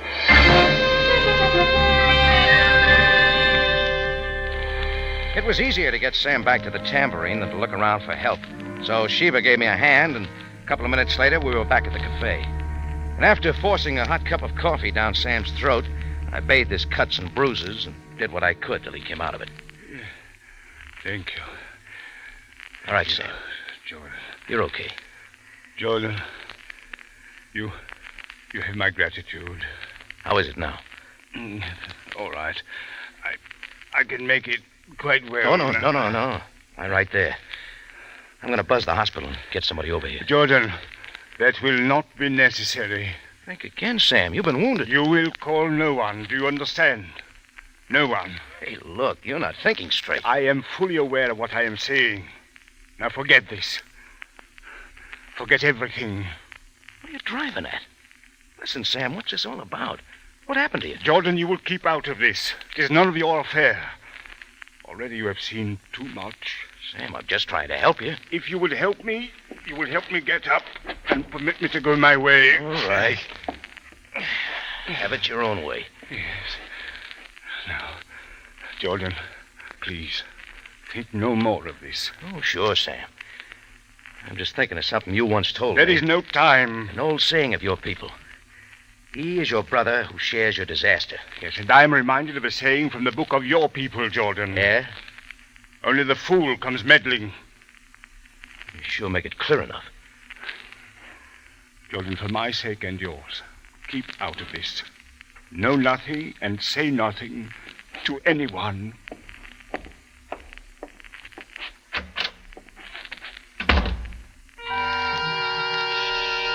Well, if that's the way Sam wanted it, fine. It was his affair, and he could keep it that way. I'm not the kind that goes sticking his nose in other people's business, especially around Cairo. But in spite of all that philosophy, I found myself asking the little newsboy questions. I sell the papers tonight in the British sector, Effendi. Why are you up this time of night? It is a long way to my home. I live only a few doors beyond where you found him. All right, tell me exactly what happened. I passed the captain walking down the dark street. I knew he was your friend, that he comes often to your cafe. Yeah, sure. Go on. It is very strange, Effendi.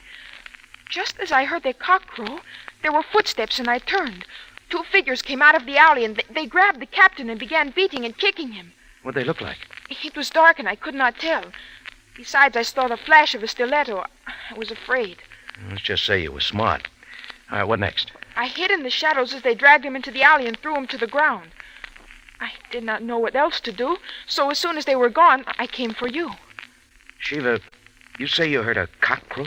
Yes, but I cannot understand. I never heard one there before. Doesn't make sense. Cock doesn't grow at night. I do not know. Jordan Bay, about the window, I am most sorry. Oh, forget it, son. You better run along home now. As you wish, Effendi. Oh, just one thing, Shiva. Like Sam said, keep it to yourself, right? That is my promise, Jordan Bay. Good night.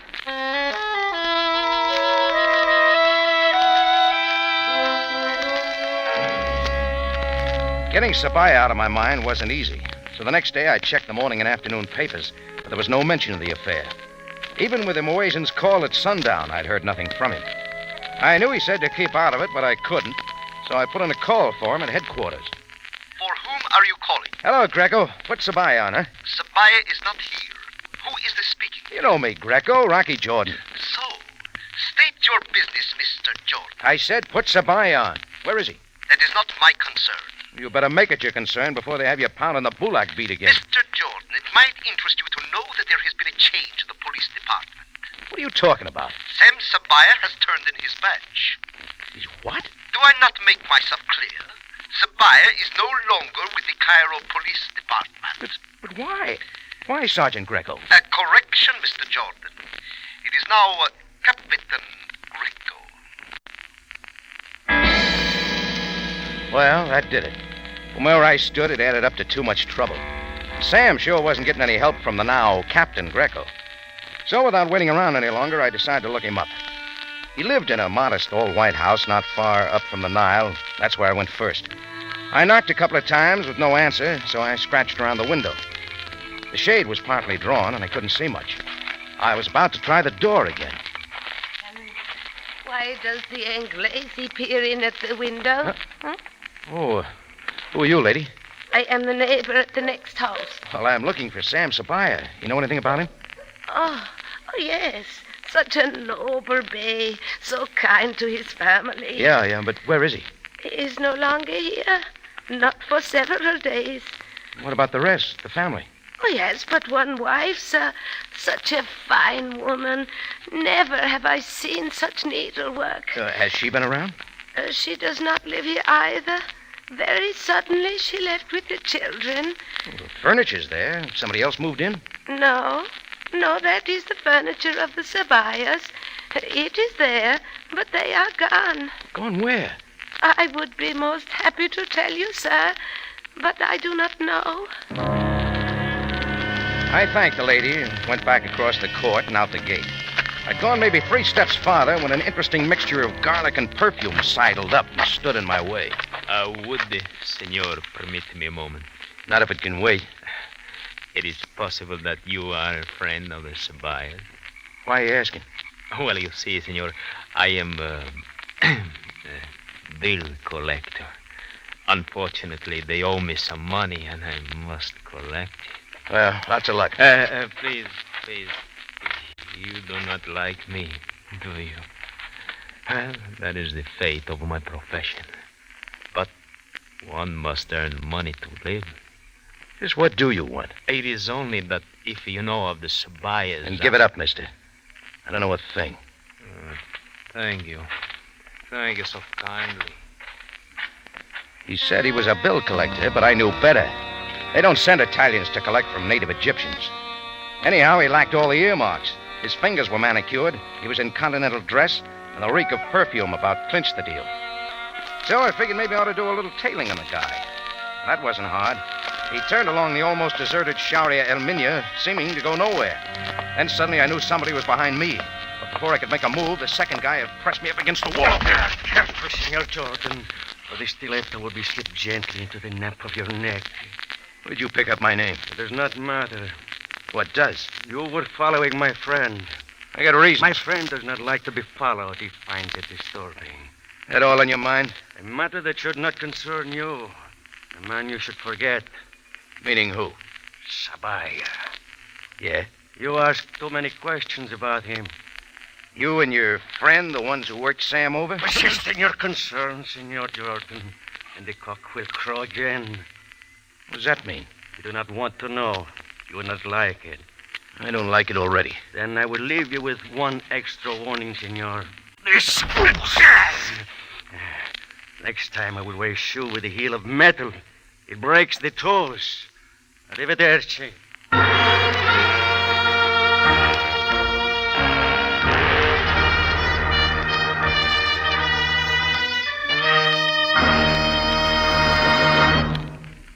Del Monte Foods is presenting tonight's adventure with Rocky Jordan. Let's pay a little call on the Cronins. It's along about dinner time, and Don is just coming in from the yard. Let's listen. Hi, honey. Say, I'm as hungry as that bear people are supposed to be as hungry as. What's for dinner? Oh, it's corned beef hash tonight, dear. See? Mm-hmm. I fixed it up special. Just the way you like it. Yeah, that's for me. Corned beef hash and plenty of catsup. That catsup with a special flavor I like so much. That's Del Monte catsup. I just wouldn't be without it. You can't beat it for flavor. Oh, Mrs. Cronin, you're so right. Friends, it's a fact. You just can't beat Del Monte catsup for real, satisfying flavor. Just pour some over hash or meatloaf or chops. You'll find that appetizing tomato flavor makes you want to come back for more.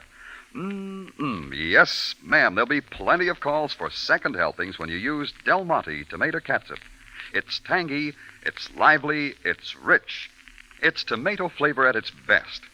Look for Del Monte at your grocer's. You'll be surprised at its low cost. Try Del Monte catsup. Then, just like Mrs. Cronin, you'll be saying... You just can't beat Del Monte catsup for real tomato flavor.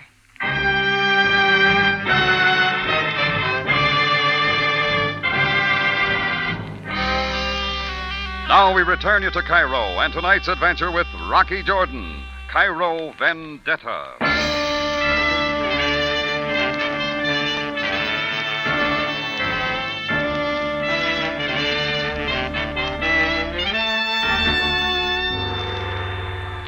I hadn't forgotten Sam Sabaya's warning to me to keep out of his trouble, whatever it was. But when a couple of guys, one waving a stiletto, crossed my path with a similar warning, I decided to poke around some more. Sam had been wounded by a stiletto. The 2 guys I'd mixed with were Italians, so that sent me down to the Italian sector. I figured Giuliano Bassetti, who edited the Italian-language newspaper in Cairo, might be of some help. I spotted him in a coffee shop and went over to his table. Well, Signor Jordan. Will you join me for coffee? I don't mind if I do, Mr. Bassetti. It's been a long time. Yes, indeed it has. Servo, coffee for this gentleman here, please. I can use some. What brings you to the Italian sector, my friend? Oh, looking for new faces, you might say. I hear there are a few around. They come and go. With an eye out for the next edition, I guess you'd be the first to notice. Perhaps it is as you say. Here is your coffee, Signor Jordan. Thanks. As it happens, there is a new element in our sector most recently. Where they come from? Most of them from the home country. Why certain of them come is hard to say. Sounds like there's been trouble. I wish I could deny it. Yes, there have been numerous incidents of violence in the sector, and deeply disturbing. Well, makes good news, doesn't it? Yes, true, but what is good for my paper is not always the best for my people. Any idea what's behind all this? Perhaps. The incidents seem to follow a pattern. Monday night, a man dies by the stiletto. Another Tuesday night in the same manner. Knifing, shootings, beatings, and always certain key figures in the community. You said you might have some idea what's behind it. I'm listening. The Camorra. Let's have that again. The Camorra. You never heard of it? No. A secret society once powerful in southern Italy that has since spread to Italian communities throughout the world. You have heard of the Mafia? Yeah. The Camorra is similar, but it was thought to have died out some years ago. Oh, sort of a rebirth, huh? Yes, I'm afraid so. They are an evil clan, always seeking to gain their objectives by violence. You know, Bassetti, I think I know someone who's tussling with them right now. His name? Not for publication. Oh, I understand. Mr. Jordan? I pity him, whoever he is.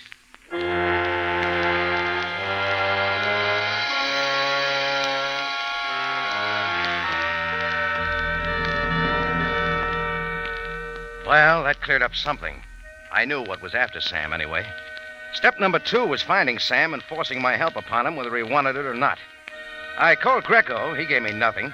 I tried the police commissioner and a lot of Sam's relatives. Nobody knew a thing.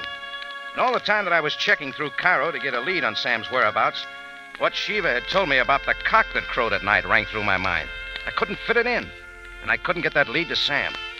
Then I started thinking about Sam's wife and his family. He had covered up the big things real well, but how about some of the little items? That sent me on a new tack. I found out their laundry and called the manager and got him out of bed. Yes, hello. Hey, what kind of a laundry do you run, anyway? What? Who is this? Never mind who this is. I'm calling for Mrs. Sam Sabaya. You treat all your customers like that? I do not understand. Don't you realize she's got 4 kids, 2 of them babies? What do you think they're going to wear? But please, Now, where's that laundry she told you to send on out to Giza? Giza. Oh, now she said to send it to her cousin's country home in Mukatem. Okay, thanks. Wait, who is this? I wasn't to tell. Wait! Mukatem is a suburb high above the Nile to the south of Cairo. I made it there in less than an hour. And a little later, I'd found the house, off in the hills, a little way out of town. As I went in at the court, I saw a dim light from inside, so I knew somebody was there. I kept knocking. It's Markai. Miss Sabaya, I've got to talk to you. Oh, go away, please. I've retired for the night. But you remember me, Rocky Jordan? It's about Sam. He's not here. You know Sam's in trouble, Mrs. Sabaya. Yes, I know. I know. You must not be here. My husband would not want it. I've got to help him, whether he wants it or not. You got to believe that. Very well. Come inside, Mr. Jordan. But only for a moment. The children here with you? They are here and safe. Now, what is the news of my husband? A couple of Italians are looking for him. That is what I feared. Where is he? I do not know. All I know is that he is alone. It is his wish, and his wife does not question. It's the Camorra, isn't it, Mrs. Sabaya? Then you know. It is the Camorra, yes. But even more than that. I'd like to hear more about it. I do not know if I should tell you. Look, Mrs. Sabaya, I can figure there's a lot more to this than shows. The Camorra alone is a police problem. Why did Sam turn in his badge and quit the force? Because it is also a personal problem. 3 years ago, my husband sent to prison the Baron Silvera for some act of violence in Cairo. Who's Silvera? He was the leader of the Camorra for the Italian Somaliland. His capture at the time seemed to put an end to the movement. Now Silvera's free with a vendetta against Sam, huh? Yes, Mr. Jordan. Silvera is a man of vengeance. He has sworn death to my husband, and we fear some revenge against the family. That is why my husband wished us to be hidden here. That still doesn't explain why he turned in his badge. Sam's not the kind to quit when things get tough. My husband requested a temporary release so that he might go after Silvera in his own way, unrestricted by his office. Oh, I've got it now. But what of my husband? Baron Silvera's vengeance knows no bounds. Indeed, you know me well, Senora Sabaya. Silvera! At last. Good evening, Senor Jordan. We haven't met before. Recall? Yeah. I see you're using a gun to collect bills now, Silvera. Shall we say, I've come to pay a debt. Where's your friend who likes to break toes? Ciano? Where he always is. But how did you find this place? My husband made certain we would not be found. Well, what could have been easy? We had only to follow the wily Senor Jordan. He did my work for me. Mr. Jordan. I'm sorry, Mrs. Sabaya. Looks like I've done plenty. And now Sabaya's family will lead him to us. But we know nothing of him. She's telling the truth, Silvera. Perhaps. My plan is most simple. Already word has spread throughout Cairo I am holding Senora Sabaya and her children hostages. I can take it from there. If Sabaya does not give himself up to me now, he will never see his family again.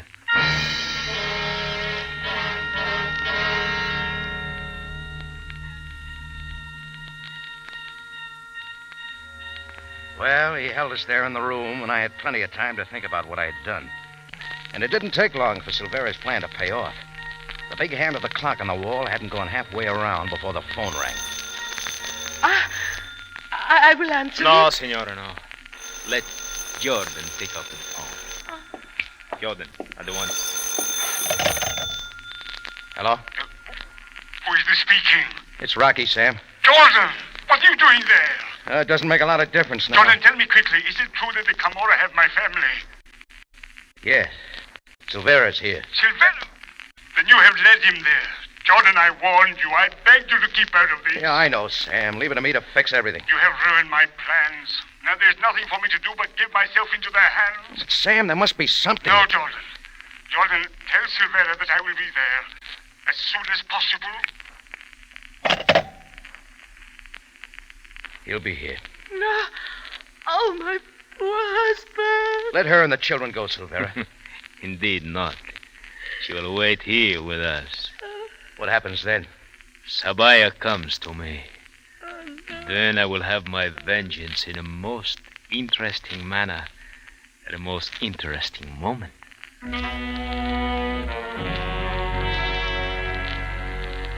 Well, we waited. Mrs. Sabaya, the 4 kids upstairs, Silvera and me waited for Sam to come. The Baron Silvera stood at the window, gazing out onto the courtyard through which Sam had to come, wetting his lips and weighing his gun in his hand. Then we heard footsteps coming up the winding path and across the court. Finally, the door opened and Sam was standing before us. I've come, Silvera. Sam, my husband. You will not approach him. Do as he commands, my wife. And may Allah be with you always. Sam, I know it's my doing. I should have had more sense. I should have realized. Be not disturbed, Jordan. He is a small man who considers not his brother's welfare. But, Sam... We are at peace, Jordan. Silvera, I ask only mercy for my family. Do with me what you will. To do with you what I will is my exact intention. I've thought of nothing else these past few years. Last night I failed. Tonight I shall not. Sabaya, the time is late. Now come.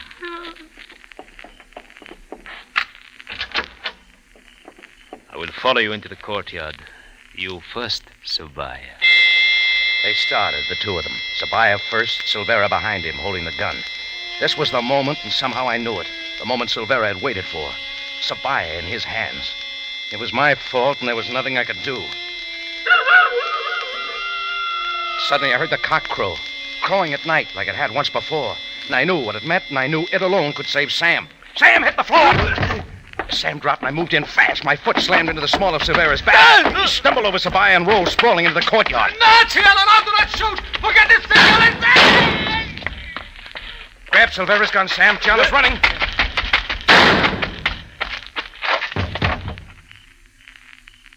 Sam's one clean shot dropped the fleeing Ciano in his tracks. And all at once, Sam and all his family was safe. Silvera and Ciano were dead.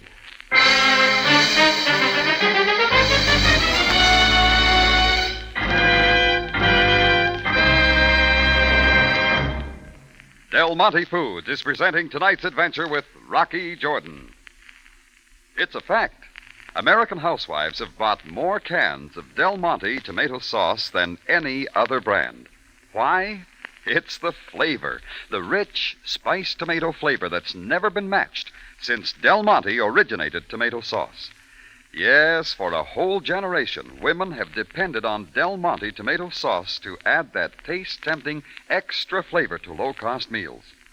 Here is what one of California's good cooks, Mrs. John Falkenrath of San Leandro, California, said. I'm an experimenter. Naturally, in 39 years of cooking, I've tried many sauces. So I speak from experience, and lots of it.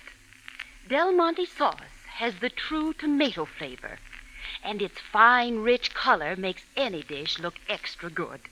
What's more, it's dependable. Always good and always the same. Thank you, Mrs. Falkenrath. Yes, you can depend on Del Monte tomato sauce, just as you depend on all Del Monte foods. It's always good and always the same, the original tomato sauce. A secret combination of field-ripened tomatoes and fine seasonings that gives extra special flavor in cooking economical everyday foods. Buy Del Monte tomato sauce next time you go shopping. Back now to Rocky Jordan.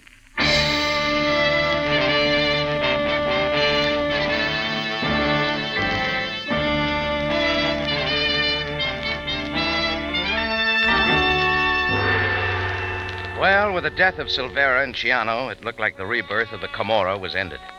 So after the smoke had cleared away, Sam's first thoughts were for his wife and kids back in the house. Well, that was no place for me, so I left after making a date to join him later at headquarters. Finally, I was sitting across from him at his desk as he enjoyed a hot cup of coffee in his usual way. So, Jordan, I think we need worry about the Camorra. No more. Anyhow, not Silvera and his buddy. Your family all right, Sam? Oh, yes. They are well and already back in Cairo. They and I wish to express our gratitude. Well, I got you into it, Sam. If you owe your life to anything, it's the crowing of the cock. And your ability to understand what it meant. Well, it wasn't hard to figure that Silvera wouldn't dirty his pretty fingernails with murder. He'd have his friend planted outside to do the work. And the crowing of the cock is the Camorra signal for the kill. If I am not in... Oh, come in, Greco. I have here a list of all those known to have participated in the Camorra uprising. Oh, good, Greco. We will act at once. Jordan, if you will pardon me. Sure, sir. And me, Mr. Jordan. Oh, think nothing of it, Captain Greco. Correction, Mr. Jordan. It is once again Sergeant Greco.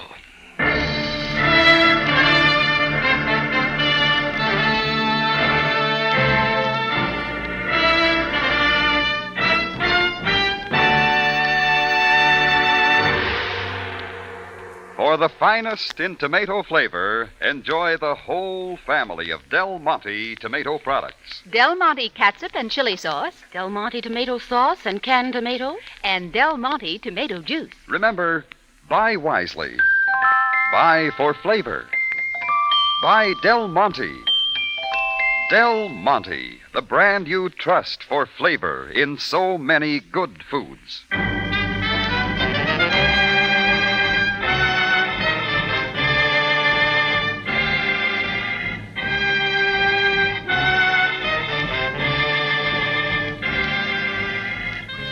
Rocky Jordan, written by Gomer Cool and Larry Roman, stars Jack Moyles in the title role and is directed and produced by Cliff Howell with original music composed and conducted by Richard Arant.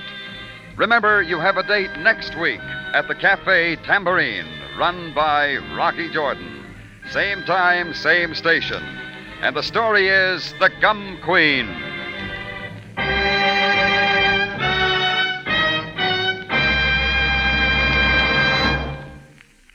Looking for a cool, luscious dessert? Serve your family tempting Del Monte crushed pineapple heaped on your favorite ice cream or sherbet. Oh, there's flavor. Flavor that's really super delicious. Del Monte crushed pineapple, the brand that puts flavor first. Larry Thor speaking. Rocky Jordan is presented over CBS, the Columbia Broadcasting System.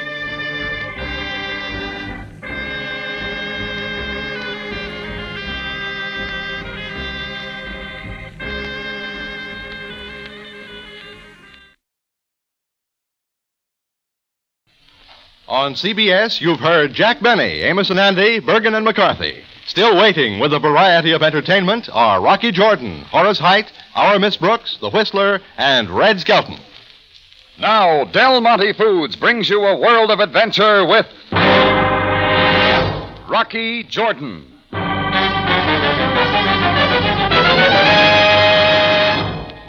I got to thinking how trouble always finds its way to my tambourine. Whether it walks in on nylons or soft oriental slippers or the dusty feet of a beggar. And this time the guy who brought it was as innocent as a day-old camel. He was the mailman. He didn't know when he handed me the mail he was giving me murder, sealed in a white envelope.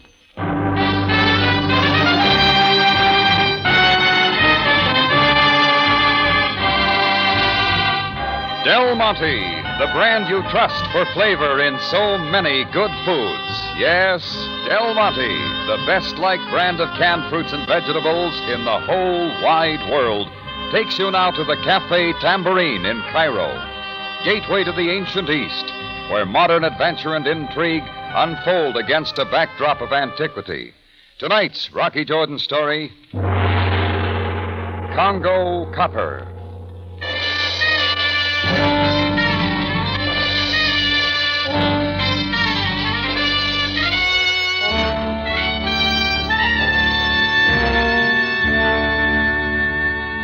It started off with the usual morning mail delivery to the tambourine.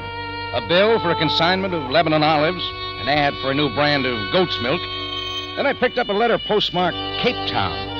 It was from Stanley Boucher, a mining engineer I'd known back in San Francisco.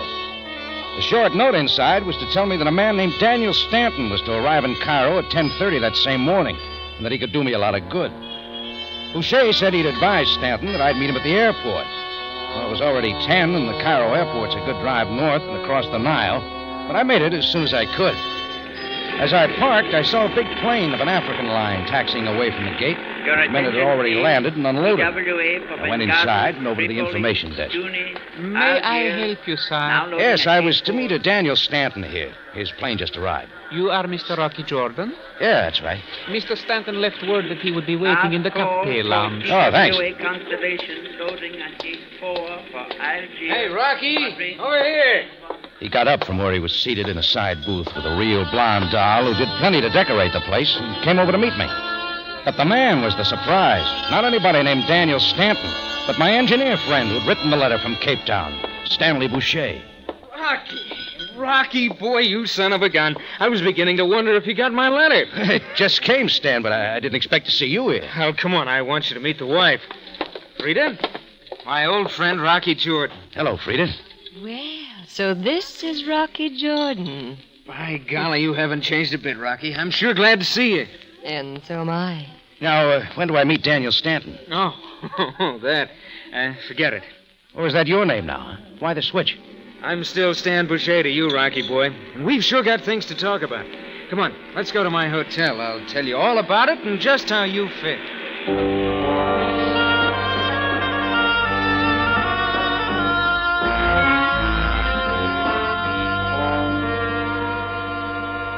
Just throw your hat on the bed, Rocky, if you're not superstitious. Sure. Make yourself at home, Rocky.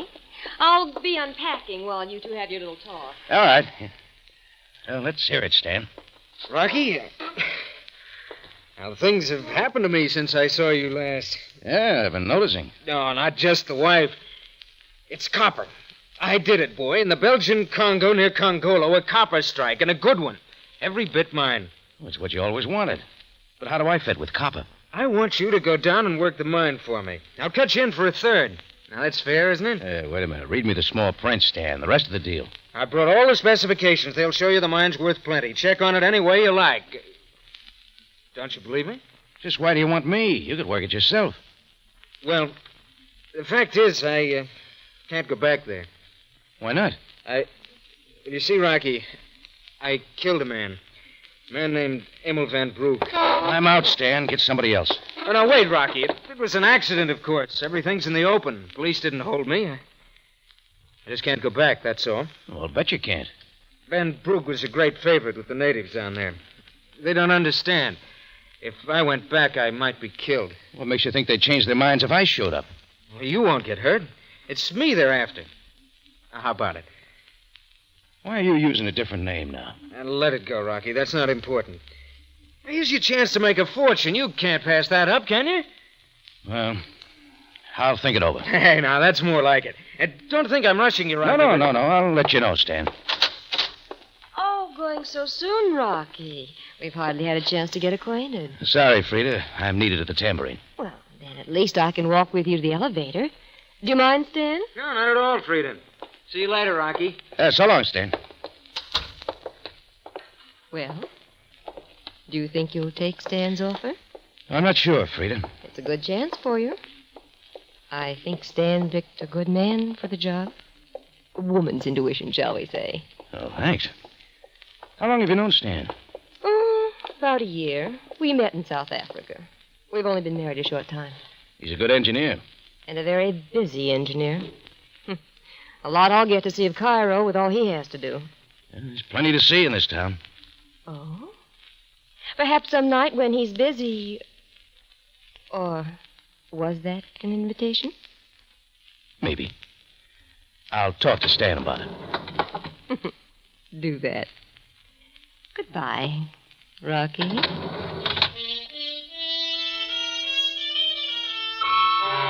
I rode the elevator down to the main floor and stepped out through the lobby. The way to the door took me past the desk, and a voice I heard there stopped me. Mr. Daniel Stanton. One moment, Effendi. I will see. Standing at the desk was a big red-faced guy, and with him somebody I took to be his servant. European dress, but the dark, powerful type that comes from Central Africa. Yes, here we are. Mr. Stanton and his wife arrived a short while ago. Room 415. Here's my card. Tell Stanton I'm on my way up. Come along, Jethro. Clerk. Yes, Effendi. The red-faced man was just here at the desk. Could you tell me his name? Why, sir, that information, that I... he looks like a friend of mine, but I'm not sure. Oh, I understand, sir. His name is Van Broek. Van Broek. The name of the man Stan had said he killed in the Congo. I passed up the elevator this time and took the stairs up to the 4th floor. And there I walked down the hall to Stan's room. On guard at the door was the powerful fellow Van Broek had called Jethro. I'm going in, Jethro. Wait, sir. It is best that you do not enter. Let me decide that. You must keep back from the door. No, Van Broek, stop it! Get out of my way. Sir, I cannot permit you. All right, cut it, Van Broek. Get out. Get out before I use the gun on you. Rocky, don't let him hit me with that gun again. Get out, I said. This is not your business. It is just mine and Stanley Boucher's. You asked for a different name downstairs. Yes, but I know his real name. As well I should. You came a long way to find him, Van Broek. Hans Van Broek, sir. The brother of the Emil Van Broek. This man accidentally killed. Rocky, it's the truth. It was an accident. Shut up, Boucher.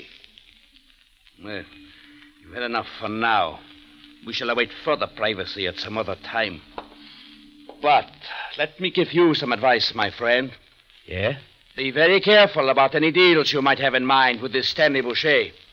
It could lead you to no good end.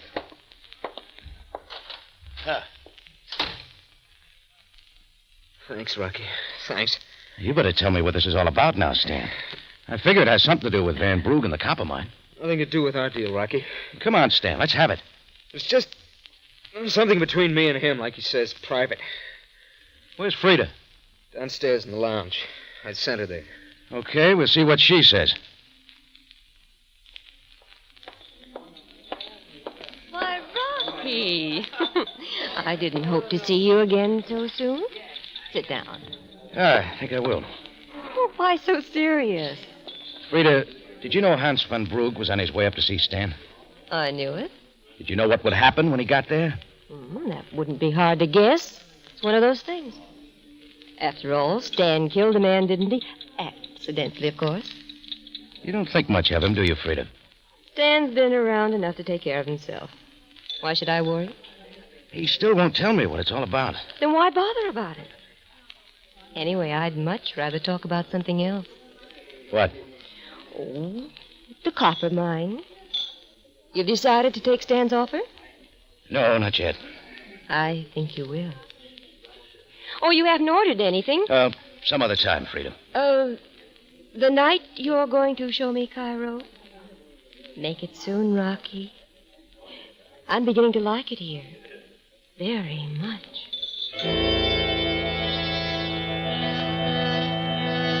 I bowed out and got to my car. And I did a lot of thinking as I drove across Cairo. Sure, the idea of a share in a rich copper mine had me interested, but I wasn't sure what came with it. Well, if Stan and the blonde doll he had for a wife wouldn't tell me, I'd have to get it someplace else. That took me to police headquarters for a talk with Captain Sam Sabaya. Well, come in, Jordan.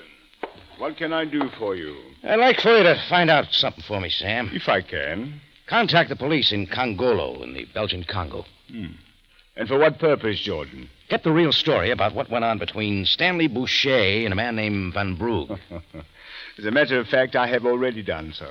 You've got a report, Sam? How come? Jordan, whenever persons come into Cairo under obviously assumed names, it is my task to know about them. What do they say about the killing? Accidental, or so the records say. Could Stan actually own a copper mine in the Congo? He does. Should that surprise you so much? A little. But there's no proof about the killing. No. Yet the feeling exists that it was anything but accidental. Somebody in Cairo agrees. Van Brugge's brother. And I will tell you that this man who calls himself Hans van Brugge is lying. The Van Brugge who is dead had no brother. And who is he? His identity is being traced. But now, Jordan... Oh, I can't tell you anything, Sam. Stan's just an old friend, that's all. Indeed. These men, both under assumed names, have been in Cairo less than 4 hours, and I find you already involved. It's not like that, Sam. I just wanted to know. You know now that it is not a vendetta for murder such as you've been led to think, but something quite different.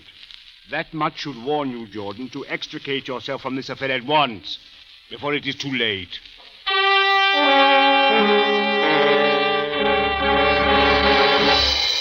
Del Monte Foods is presenting tonight's adventure with Rocky Jordan.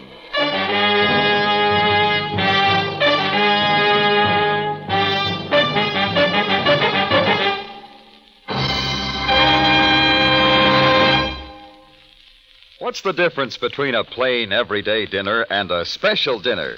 Lots of women say it's as simple as serving Del Monte fruit cocktail to start things off.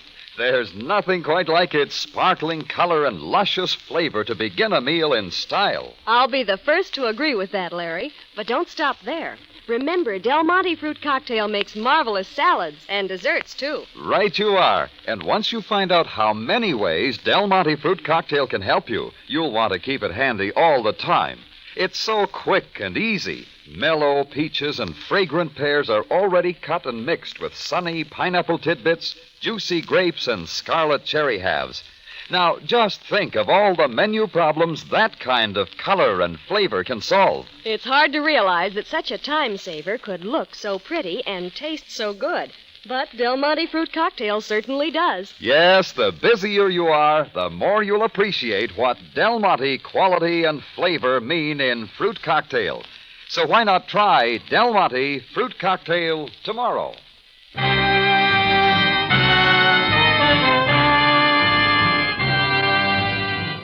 And now we take you back to Cairo and tonight's Rocky Jordan story, Congo Copper.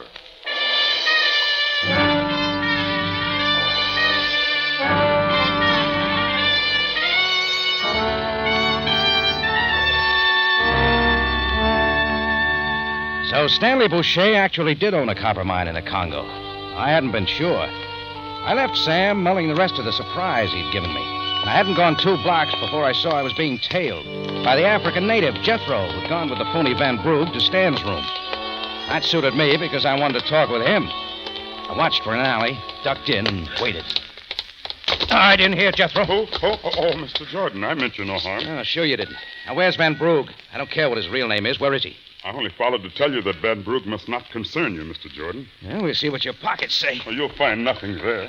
Not much, anyway. Well, fresh pack of matches from the Hotel Blue Nile. Give them to me. Is that where I'll find him? Mr. Jordan, I repeat that you are to leave him entirely alone, even if I must stop you. Don't try it, Jethro. Not that way. Jethro hung on and made it rough for a while. He didn't know all the tricks. One swing to the button did it again. After that, I bundled him up and took him to the tambourine. I got the gun I kept under the front counter, gave it to Chris, my bartender, and told him to hold Jethro in the office till I said to let him go. Then I made it over to the Hotel Blue Nile and found Hans Van Brugge's room.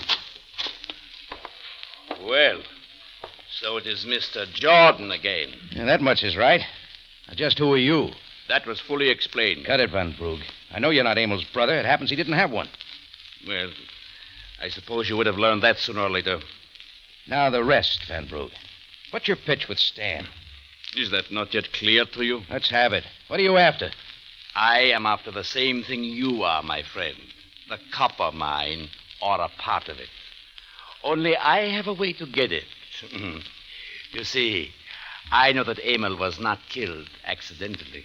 Yeah, that's all it takes for blackmail. Indeed it is. And I shall keep reminding Stanley Boucher of that fact until he sees fit to do what I say. Or until he kills me. Which he will not do. Don't be too sure of that, Van Brugge. Boucher, put that gun away. Not till I'm through with it. Move away from him, Rocky. You can't do it, Stan. It's a sucker's move. Get out, Rocky. Get out and get back to your tambourine. Van Brugge and I'll finish this ourselves. Won't work, I tell you. Give me the gun, Stan. No, Rocky. It's the only way out. Van Brugge told you as much. Give it to me. I made a grab for the gun, but Stan swung away. I kept moving to keep his aim from Van Brugge, and just as I grappled with him, the gun came down flat on my head. Right there, I dropped. As the blackness came pressing in, I heard shots right far off. After that, nothing.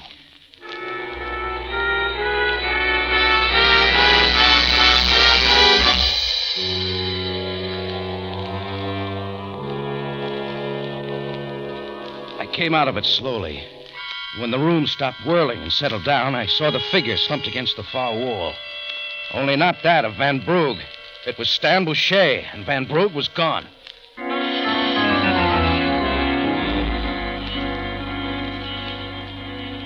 Well, there was a lot of activity after that, and it all led to headquarters. Sam had Frida brought in and grilled us for a while, but there didn't seem much more to tell. Well, Mrs. Boucher, at least we need not be concerned now regarding your husband's former guilt. You're very kind, Captain Tobiah. Hans Van Brugge will be found, rest assured of that. You're satisfied that Van Brugge did it then, Sam? Is that not your feeling, Jordan? While Stanley Boucher was getting you out of the way, Van Brugge had but to draw a gun and shoot him. How else could it be? Thanks to my help. Your intent was only to help him. I'm sure that Mrs. Boucher feels the same. Oh, of course, Rocky. Maybe go now, Captain? As you wish. Goodbye, Mrs. Boucher. Goodbye. Coming, Rocky? See you later, Sam. Well, Rocky, that's that. You're not too busy drying tears, Frida. He was a good guy. You knew the truth about him, didn't you? That part, it's over. Just as Tobias said. And Van Brugge is out of luck. The copper mine belongs to me now. But Van Brugge's still around. Do you think Tobias will find him? Sure, if anybody can. Maybe I do need a good bodyguard while I'm seeing Cairo. I still want to. You don't have to ask Stan now, Rocky. No, I don't. Let it rest for a while, Frida.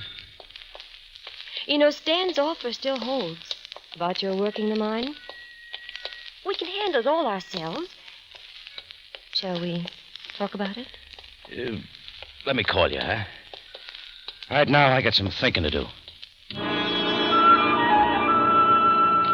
I put Frida in a taxi and drove back to the tambourine.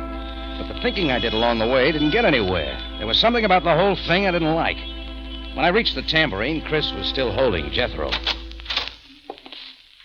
Sorry it took so long, Chris. No trouble at all, Rock. Jethro's been good company. I'll take the gun now. I presume, Mr. Jordan, that you've seen Van Brugge as you intended. Yeah, that's right. I've got news for you. Van Brugge's picked up something since you saw him last. A murder rap. Well, where's he now? I don't know. But you're going to the police. Out the back door, Jethro. It's unlocked. Very well. Rocky, stay with him. Jethro won't try anything.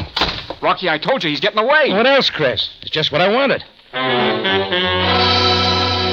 I gave Jethro a gentleman's lead and then followed after him.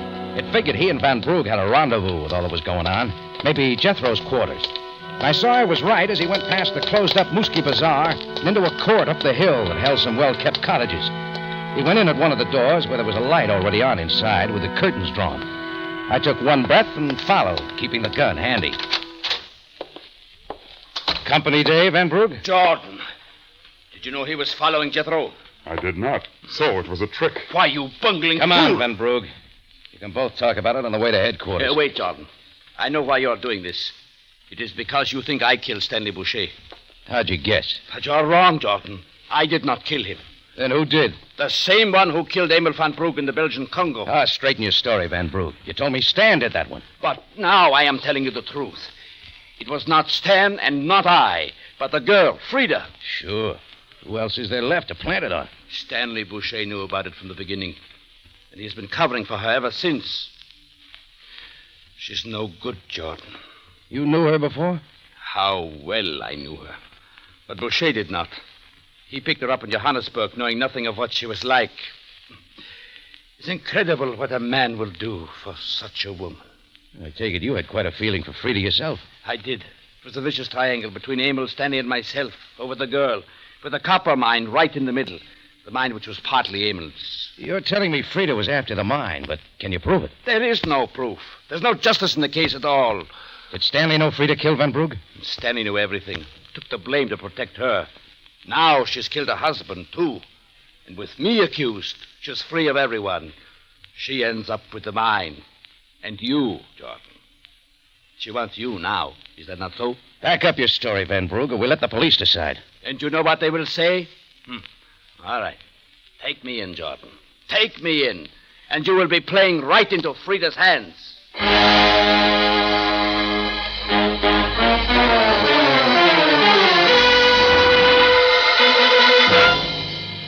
In just a moment, Rocky Jordan returns to conclude tonight's story.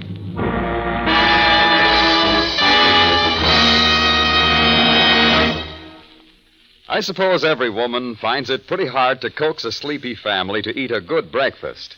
But it isn't half so hard if you tempt them with tall, frosty glasses of Del Monte pineapple juice. It's the sunniest, most refreshing juice that ever got a breakfast started right. And another thing, too. The tart, sweet Del Monte pineapple flavor goes so nicely with everything. From toast and jam to ham and eggs. Yes, the delightful balance of tartness and sweetness you find in Del Monte pineapple juice is yours to enjoy in the 4 other styles of Del Monte pineapple. Del Monte raises its own exclusive strains of pineapple, picks them ripe and rich in superb flavor. That means special enjoyment for you in Del Monte pineapple juice and in sliced, crushed chunks and tidbits, too. Well, judging from the amount of Del Monte pineapple juice my family drinks, it's especially good and refreshing. Del Monte pineapple juice is good for the whole family, too. Buy several cans today. Refresh yourself often. Back now to Rocky Jordan for the conclusion of tonight's story.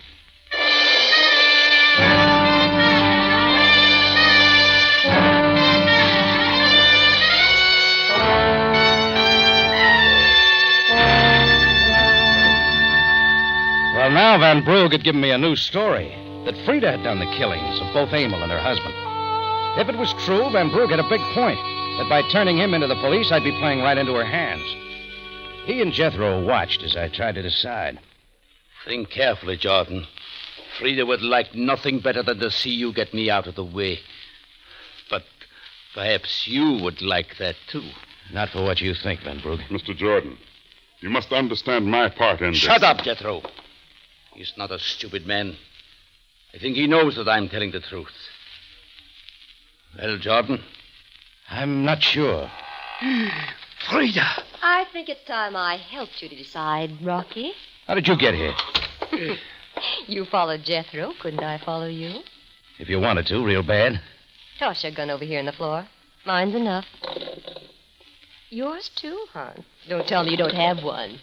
You afraid of mine, Frida? No. I'm just making sure that Hans Van Brugh goes to the police. You see, Jordan, it is just as I told you. Or supposing he tries to escape and I have to kill him. Frida, you would not dare. And why not? You did shoot my husband. I won't have any trouble. Frida, Yes, Rocky. exactly who did kill Emil and your husband? Well, Hans has been saying things, hasn't he? Tell me, Frida, was it you? That's something you'll never have to worry about. A third of the mine is yours if you want it. After all I know? I couldn't settle for less than half. You don't know anything, Rocky. Well, don't I? Come to think of it, a half's not enough. I might even take the whole mine. A half or nothing. Make up your mind. And it's all off. I'll have to tell Sabaya you killed your husband. Tell him. What do I care? There's no proof. What about ballistics? A check of that gun you're holding. Stan wasn't killed with his gun. Let them find out. Well, there's some bullets in the wall. It shows the shots were fired from the door. What about it? Van Brugh could have been standing there. Keep trying, Rocky. All right. I was there. I saw you kill him. What? No. Stan hit you. You were knocked out. Was I? You can't be sure, Frida. If you saw it, then why didn't you tell the police? Well, I can queer my deal with you. Anyhow, it's off. I can tell Sam now. Use your phone, Jethro? Mr. Jordan, I only advise you that she uses the gun well. Do I get the mine, Frida, or finish this call? Finish it. Why should they believe you? Police headquarters, Sabaya speaking. Oh, Sam, is Rocky. Yes, Jordan. I'm in a court at 1117 Sharia Samson. I've got Stan's killer here. And here's the name. Rocky! Mr. Jordan! I ducked, and it was Jethro who caught the bullet on his shoulder as he moved in. His other hand slapped her gun to the floor, and I'm the one who came up with it. I caught up with Van Brugh halfway out the door, and when he felt the gun in his back, he stopped in his tracks. Sam had already hung up his end of the phone, and it didn't take another call to get him there.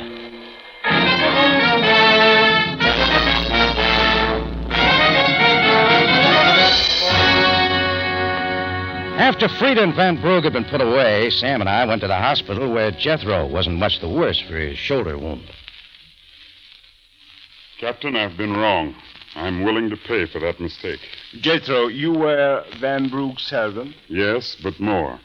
He had promised that together we would avenge the killing of Emil Van Brugh, a friend of my people. But he did not tell you that it was Frida and not her husband who was the killer. He led me to believe that it was Stanley Boucher, but I unknowingly shared in his effort to blackmail. Jethro, I make no promises, but after your risk in protecting Jordan's life... You've got no worries, Jethro. You'll get off somehow. You're both most kind. Jordan, come now. We must leave him. Well, Jethro is perhaps more fortunate than he knows, Jordan. In what way, Sam? With all the owners of the mine eliminated, it will possibly revert to the natives of the community. It's good enough for me. Jordan, I am most sorry that things did not turn out so well between you and the glamorous Frida. But perhaps someday another girl will come along. Stop thinking about it, Sam. I've had enough trouble.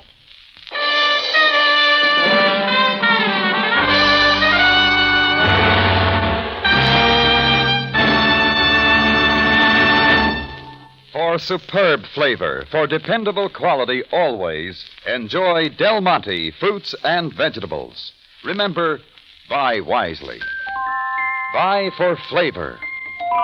Buy Del Monte, the brand you trust for flavor in so many good foods.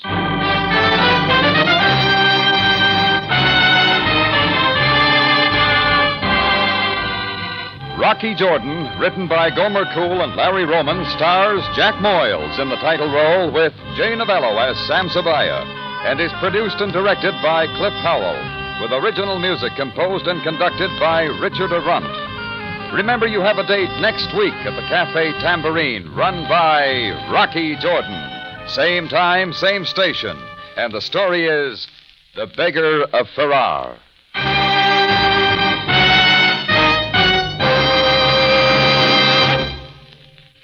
What's easy for dessert and thrifty, too? Del Monte peaches, the best liked peaches in the whole wide world. Try those tender golden halves in their own heavy, rich syrup. There's mellow, tree-ripe flavor if you ever tasted it. Get Del Monte peaches tomorrow.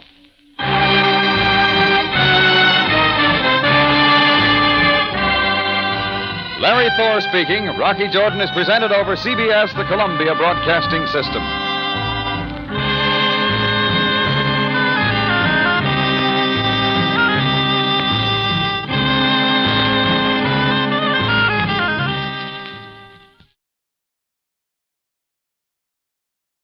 Now, Del Monte Foods brings you a world of adventure with Rocky Jordan.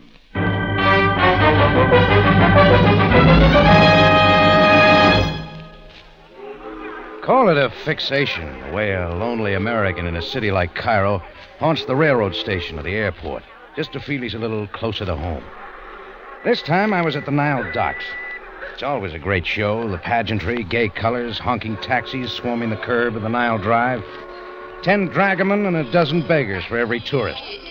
But it seemed like a picture that I wasn't a part of, till suddenly a girl ran out of the crowd toward me. Darling!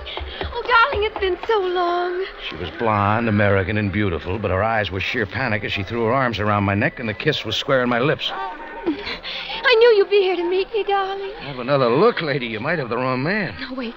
Hold me for just a moment. It was a pleasure, but what happens when the right fella shows up? Please, just hold. So I did. Her arms clung tightly to me, her head hidden on my shoulder. My eyes scouted the people around us. Then I saw Captain Sam Sabaya with a couple of his men standing on the curb, watching the crowd come down the gangplank of the steamer. Then, as fast as she'd come, the arm slipped from my neck and the strange girl was gone, swallowed up in the crowd.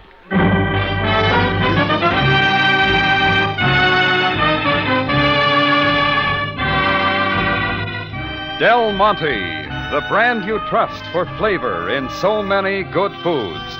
Yes, Del Monte, the best-liked brand of canned fruits and vegetables in the whole wide world, takes you now to the Cafe Tambourine in Cairo, gateway to the ancient East, where modern adventure and intrigue unfold against a backdrop of antiquity. Tonight's Rocky Jordan story, Cairo Tour.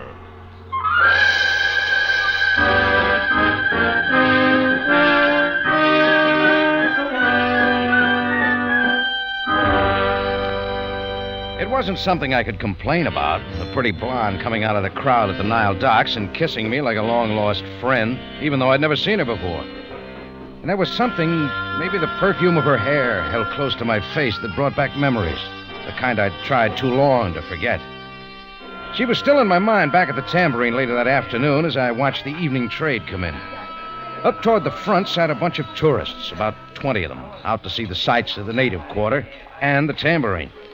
I was back at the counter when Chris, my bartender, came over. Hey, Rocky. Yeah, Chris? There's a woman back in your office waiting to see her. Oh? Take it easy, brother. I don't envy what you got coming.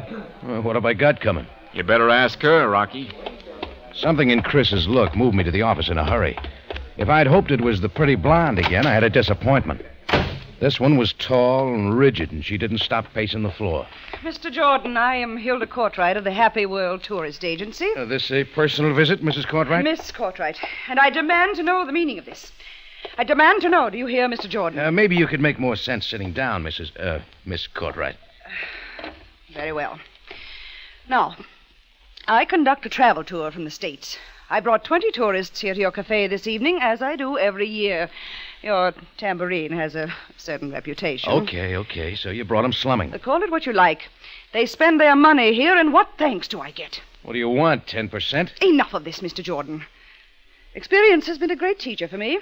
I know what happens to some girls away from home with preconceived ideas about desert excitement and romance. This is getting too good. The point is, Mr. Jordan, that one of my clients is missing. She took one look at you when you came in, ran out the Tambourine door, got in a taxi, and was gone. She's been acting strangely all day. Look, Miss Courtright, it's the rush hour. If you leave the name and address, I'll let you know what turns up. See that you do. My client is Marcia Palmer of Cincinnati. We're at Shepherd's Hotel. I'm personally responsible for my charges, and I intend... All right, describe the girl if you want to. Well, she's blonde and pretty. Very pretty. Mr. Jordan, Yeah?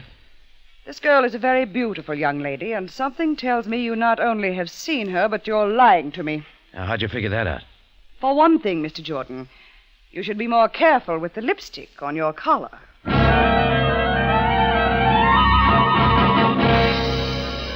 With that blast, Hilda Courtright scooted out into the cafe, took the 19-odd tourists under her wing like a mother hen, clucked them to the street, and was gone. It was a good guess. I had seen Marcia Palmer before, where she'd kissed me without saying why and left some of the lipstick. Just what she was hooking me into was worth finding out. I went out to the street, checking the taxi drivers who had stations near the Tambourine. All the native drivers were anxious for money, but couldn't tell me anything. Around 8 o'clock, another taxi drew up under a streetlight half a block down. Black body, white fenders. When I got to it, I saw the driver was an American. Somebody I hadn't seen around before. Hop in, Bub. Oh, I'm not sure I'm going anywhere. And save the space for the customers. Well, there's none around. How is business? So. How's yours? Oh, booming. Big flock of tourists in the cafe. Then why don't you go back and wait on them? One of them, a girl, took a taxi from in front of the Tambourine a couple hours ago. Maybe it was yours, huh? Who knows? I don't turn down tourists. She's blonde, pretty, a little scared. Some blondes look out for themselves. All I want to know is where she is, and double the fare if you'll take me to her. Get your foot off the running board. $5 American, if that interests you more. Her name's Marcia Palmer. I gotta find her. I said get your foot off the running board. He had the car in gear, and before I could get inside, the cab shot out from the curb, and the open door spun me to the sidewalk, rolling. Before I was back on my feet, it had skidded around the corner. I'd thought the cabbie knew something, and now I was sure. Well, what Marcia was caught up in was none of my concern. But I kept remembering the fear I'd seen in her eyes. Maybe that's what sent me to Shepherd's. For more explanation from Hilda Courtright. I spotted her in the lobby with a group of her clients. I'd like a word with you, Miss Courtright. Oh, Mr. Jordan, of course. If you'll pardon me. Oh, but wait! Isn't this the man who runs that cafe Tambourine? You should introduce us. Why, Mrs. Walker, Mr. Jordan. How do you do? How do you do? And Mr. Wade. Hi, Mr. Wade. Pleasure, Mr. Jordan. A genuine pleasure. Mr. Jordan, I must tell you how much I love your quaint cafe. It's utterly charming. Thanks, Miss Walker. But you can't fool me, you sly boy. Just why are you in such a place as Cairo? Secret Service? Well, not all secret. Now the others are waiting in the lounge. Toodaloo, Mr. Jordan. Do join us soon, Mr. Wade. Indeed, I will, Mrs. Walker. Well, Mr. Jordan, I've heard a good deal about you. For an American, you seem to have established yourself quite well in Cairo. Oh, with some people. Now, if you'll excuse me. No, Mr. Wade, I'm so sorry your wife isn't feeling well, but perhaps it was best for her to remain in the boat. Too much travel for her, perhaps. Oh, and Miss Courtright, if I can help in any way in locating Miss Palmer, let me know. We will see, Mr. Wade. Married to a woman twice his age and concerning himself about Marcia Palmer. How about Marcia Palmer? She still hasn't been found? She has not. Have you got any idea where she'd have gone? I would hardly have come to you had I known that. And by the way, why the sudden interest? You didn't show it at your cafe. Oh, just wondering. Look, had Marcia said anything that might explain her actions? Well, highly impressionable girl on vacation from an office desk in a strange, exotic country. What'd she tell you? She got me off to the side this afternoon and said someone was trying to kill her. Naturally, she didn't know who or why. I told her it was silly. Stop imagining things. Stay with the party and she'll be quite safe. I suppose somebody was trying to kill her. Oh, Mr. Jordan, I wasn't born yesterday. I think she was covering up for something quite different. What'd she say when she left you at my cafe? Oh, something about a headache, that she hadn't slept well the night before.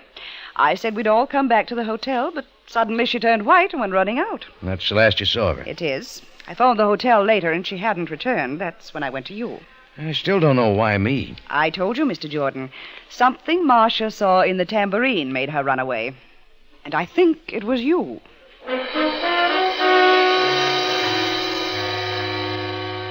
We said goodbye. I didn't want to go over all that again. Well, the thought of a pretty American girl lost in Cairo wouldn't help my sleep, so I started out looking. My one lead was an American driving a black cab with white fenders. It turned out to be one of a small fleet operated around the native quarters. A beggar near the tambourine told me he'd seen such a cab turn toward the Mooski sector. I drove my car that way and for an hour toured the dark, winding streets of the Mooski. Another beggar's tip sent me down the Sharia Gutan. Finally, I spotted a parked cab that looked familiar. I parked around the corner and walked carefully back, every step echoing against the overhanging walls. There was a man behind the wheel, and this time the cab's motor wasn't running. I moved up quietly on the driver's side. Sure enough, the driver was the same, the American. I want to talk to you, hear me? Come on, wake up, wake up. I pushed on his shoulder, and his body slumped hard across the wheel. The horn opened up, splitting the Cairo night like a keen-edged knife. But the driver didn't move. He never would again.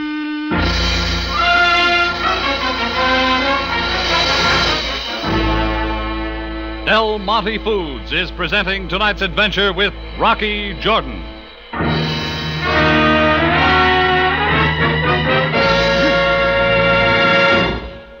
Here now is Larry Thor. And here's the perennial summer question. What's the tallest, coolest thirst quencher you can think of? And here is the perfect all-round answer, straight from the tropics. It's sparkling, refreshing Del Monte pineapple juice. All-around thirst quencher is right, Larry. For instance, I can't think of any other juice that goes so well with so many different foods. Well, that's because Del Monte pineapples are picked right when natural tartness and sweetness are in perfect balance. Exclusive Del Monte strains of pineapples, too. Talk about tempting refreshment. Take a sip of this richly satisfying flavor. Then go ahead and drink to your thirst's content. Del Monte pineapple juice is healthful.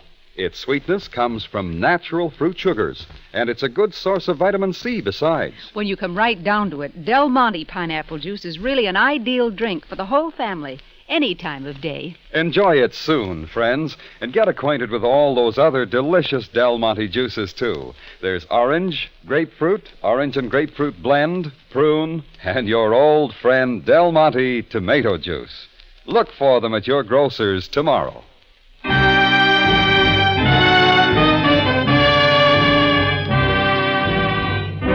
Now we take you back to Cairo and tonight's Rocky Jordan story, Cairo Tour.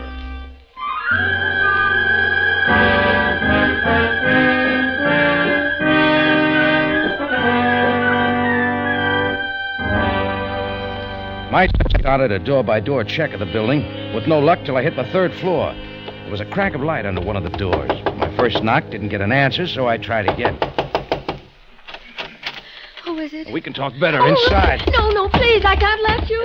No kiss for me this time, Marcia? What's happened between us? Oh, it's you again. I don't understand. A lot of us don't, Marcia. You and I were real romantic down at the Nile, but when you saw me on my tambourine, you beat it. Why? Well, it was seeing you so soon again. I was embarrassed.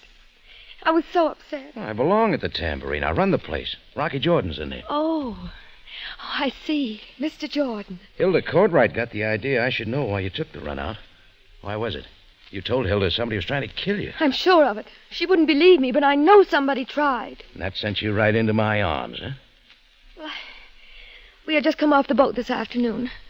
I got separated from the party and was standing in the crowds at the curb, waiting for a taxi when someone tried to push me in front of a car. Could be mistaken. Oh, no, I'm certain. I twisted away and ran. And then I saw you standing there, an American. I took refuge with you for a moment. I was frantic. I'm so sorry. You don't have to be sorry about that. But who in Cairo would want to kill you? Mr. Jordan, I don't know. There's no possible reason. Marcia, about a taxi driver, an American. I think he picked you up after you left the tambourine. How did you know about him? Just tell me who he is. I've never seen him before. But he saw that I was frightened. I told him somebody was trying to kill me. He's from Ohio, the same as I. So he just wanted to help, that's all. He found me this room where I could hide safely until I could decide what to do. What else do you know about him now? What do you mean, Mr. Jordan? You don't know that he's still in his taxi down on the street? That he's dead? Oh, no. But why? What does it mean? Somebody thought he was helping you too much, maybe. And just because he wanted to help me, he's dead. Mr. Jordan, what's going on? What is it? You sure you don't know? I swear I don't. But it proves I was right. Somebody did try to kill me. Well, the police will have to know about the driver. Yes, they will. You'll have to tell them about my being here? Oh, not necessarily. I don't think you killed him. But whoever did might be the one who's trying for you. Just sit tight here till you hear from me.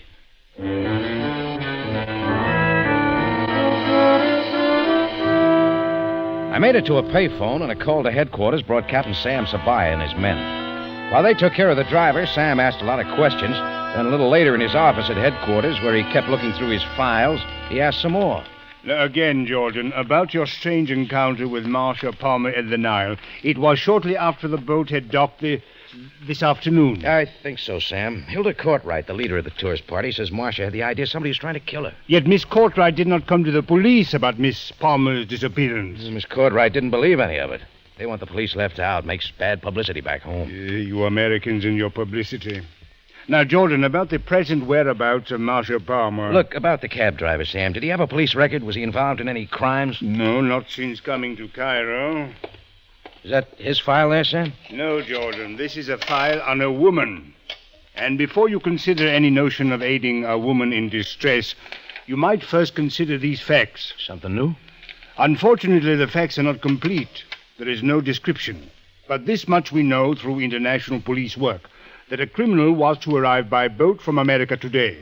One intent on an illegal oil manipulation with a fortune in American money. Big oil stuff, huh? Just what's that got to do with the missing secretary from Cincinnati? Jordan, it may interest you to know that the money behind this oil scheme is from a woman. Does it occur to you who this woman might be? The one who has disappeared, perhaps? Sam turned to put the file folder away, and I told him good night. Outside, I tried to walk it off along the Sharia Moss, wondering if I'd been wrong again. Wondering how I really felt about Marcia. Then matching footsteps half a block back told me I was being followed. So somebody had me marked, too. I started to duck for an alley. And that's what saved me. The shots hit the wall where I'd been a second before. I held it till I heard footsteps running the other way. As I got out into the street, the figure was already swallowed up in the darkness. It dawned on me then, if the killer could tail me so well, he might have found Marcia. I got back to my car and drove fast back into Mooskie's sector to where Marcia was staying. I knocked at her door, didn't get an answer. I smashed the lock and went in. The room was empty. Well, all I could do was drive back to the Tambourine, and I made it quick. Chris had closed up for the night. I parked and decided to go in the front way. Marcia. Rocky! Oh, Rocky! Ah, you're back to your first routine, Marcia. I'd like that better. So do I. Come on inside. I just came from your hotel. Why didn't you stay there? Oh, I just couldn't, Rocky. I was too frightened there alone. I knew if somebody could find that poor taxi driver, they could find me. So I slipped out the back way and came here. You know, you got to get a hold of yourself. I know. But it's been such a terrible trip. I wasn't well on the boat. I must have sleep. It's driving me insane. I haven't slept in 2 nights. Why not? Well, the people in the stateroom next to mine quarreled all night. I couldn't hear what they said, but it was loud enough to keep me awake. Now I guess I'm too keyed up. You've got to forget all that's happening for a little while, Marcia. I wish I could. But how can I, Rocky? You always find quiet on the desert. I'll take you there.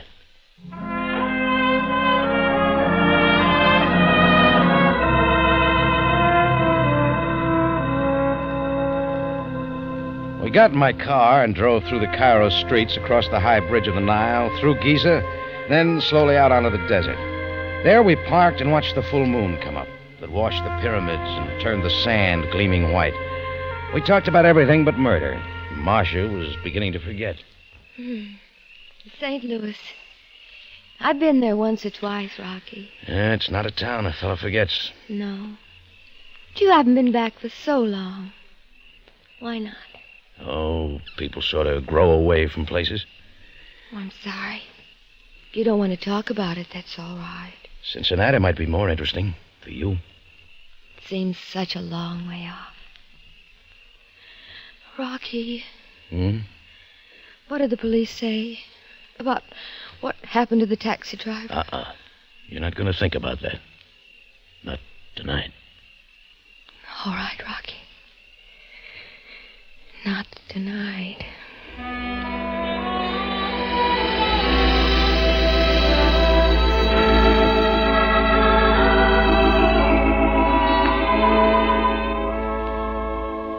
We talked on, but even a night like that had to end.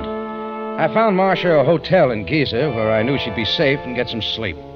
We made a date for a late breakfast, then I went back to the tambourine. First thing the next morning, I dropped in at Shepard's Hotel. My friend Archie was back at the desk. Well, Rocky, old boy. Out a bit early, eh? Yeah, sort of, Archie. Is Miss Hildecourt right in? Oh, I say. You are playing the field, aren't you? Just tell me about Hilda. Sorry. She and her party checked out early this morning. All of them, Archie? Well, Miss Marcia Palmer's still registered here. Also a Mr. and Mrs. Wade. Oh, thanks very much, Archie. Yeah?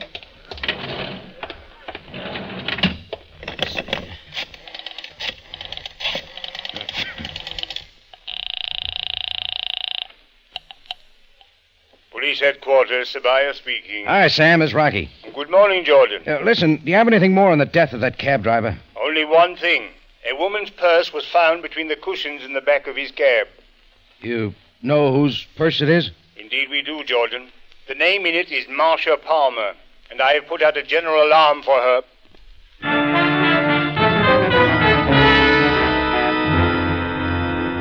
I knew it was only a matter of time before Sam found Marcia now, unless I found the answer to the threat on her life first. I stood in the lobby of Shepard's thinking about the scene there the night before. Hilda Courtwright and her party.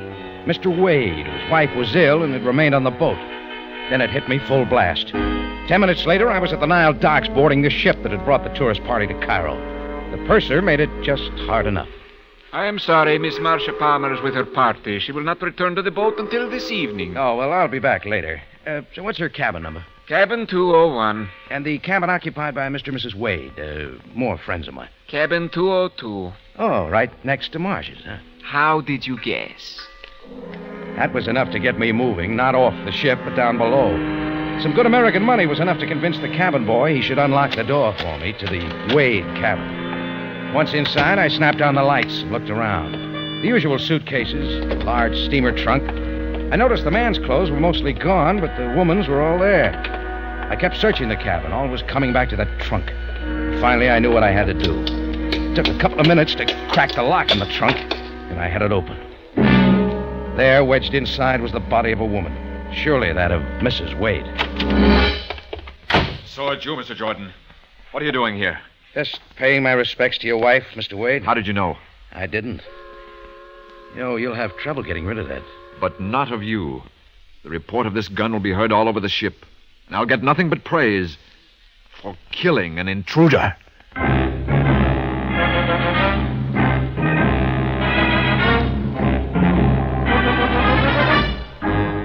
In just a moment, Rocky Jordan returns to conclude tonight's story.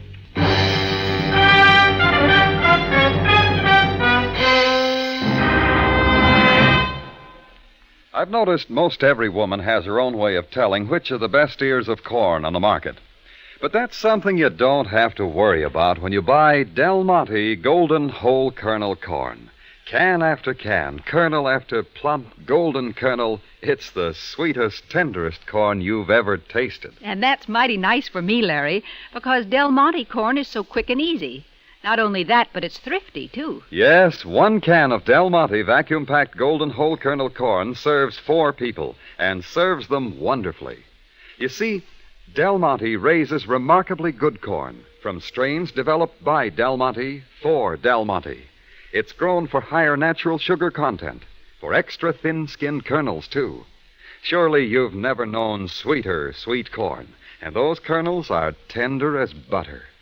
If you prefer cream style, then please don't miss Del Monte cream style corn.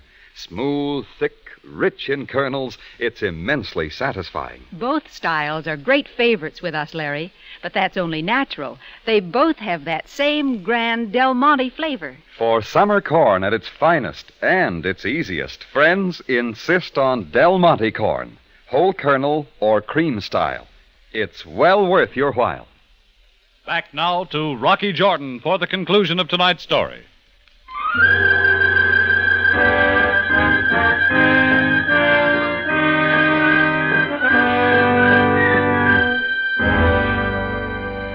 Wade forced me to close the trunk lid carefully over Mrs. Wade's lifeless body.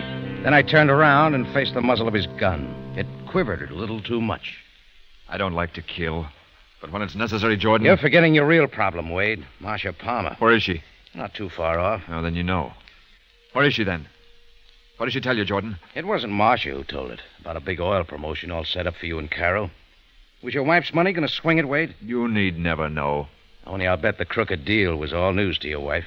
When she found out about it, a big quarrel started. When she threatened to queer everything by taking it to the police, you had to kill her. Then you were afraid Marcia had heard it all from the next cabin. The walls are thin. I heard her sobbing. Sure. So you stayed close to Marcia the next day. Tried to kill her by shoving her in front of a taxi. But she escaped that. I'm asking you where she is now. Later, you saw her get into that cab outside the Tambourine.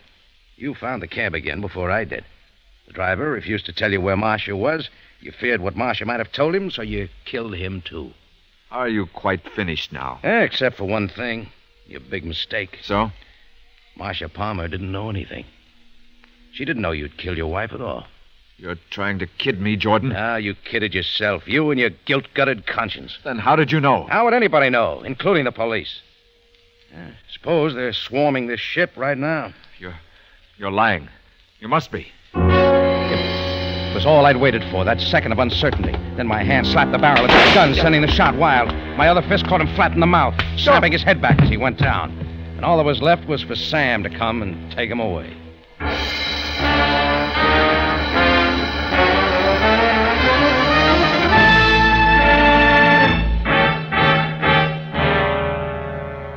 I made it for breakfast with Marcia right on time.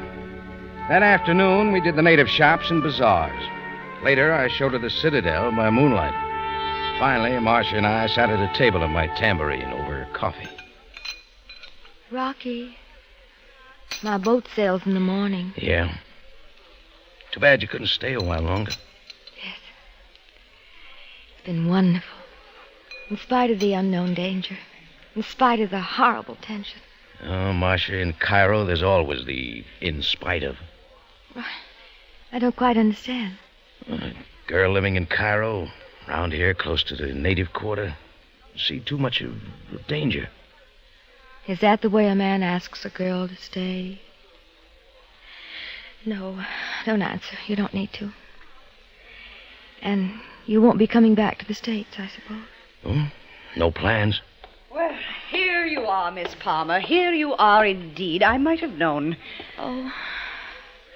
Yes, Miss Cartwright, here I am. Well, the party's ready. Come now. We've had enough of this dilly-dallying. Yes, Rocky. I suppose we have had enough of this. Sure.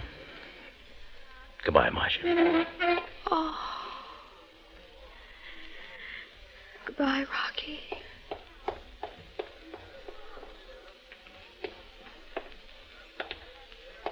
Well, Jordan? Oh, hello, Sam. Miss Palmer is a most fortunate girl. Yeah? Why? Well, after all, it is not every girl who gets the benefit of your personal Cairo tour.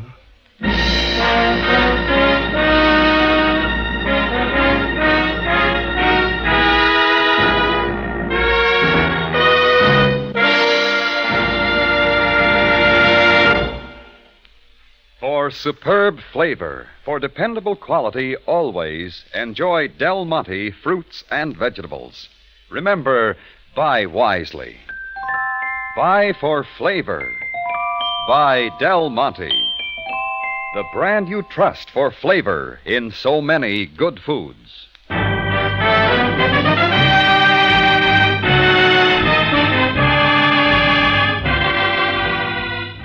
Rocky Jordan, written tonight by Gomer Cool from a story by William Frug, stars Jack Moyles in the title role with Jane Avello as Sam Sabaya, and is produced and directed by Cliff Howell, with original music composed and conducted by Richard Arant.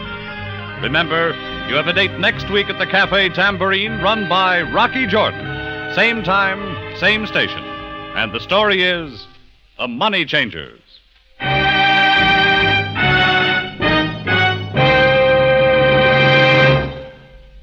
Have you tried Del Monte pineapple chunks? They're different, they're delightful, juicy, bite-sized pieces of superb tropic fruit, cooling and refreshing. Ask your grocer for chunks. Del Monte pineapple chunks. Ask him tomorrow.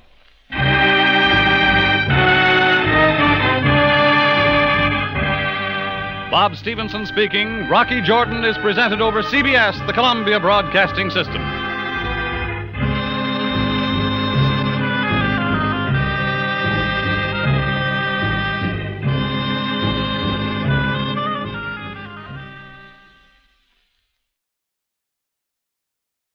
Buy wisely. Buy for flavor. Buy Del Monte. Del Monte, the brand you trust for flavor in so many good foods.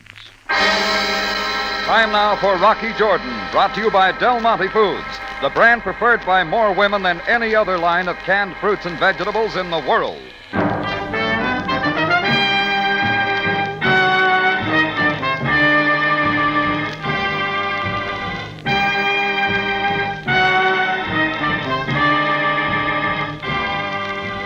Not far from the Mosque Sultan Hassan in Cairo stands the Cafe Tambourine, run by Rocky Jordan.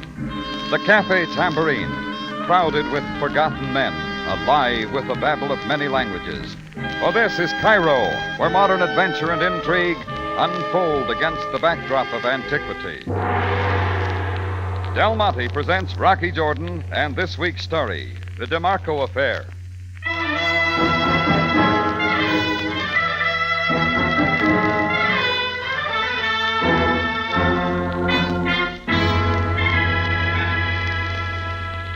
It was well after the dinner hour at the Tambourine. A couple of dock workers lingered at the bar, sipping arak. I was at the side table with the evening paper when the phone opened up in my office. As I went back, I made a note to close up early if business didn't pick up. It was a good night for some rest.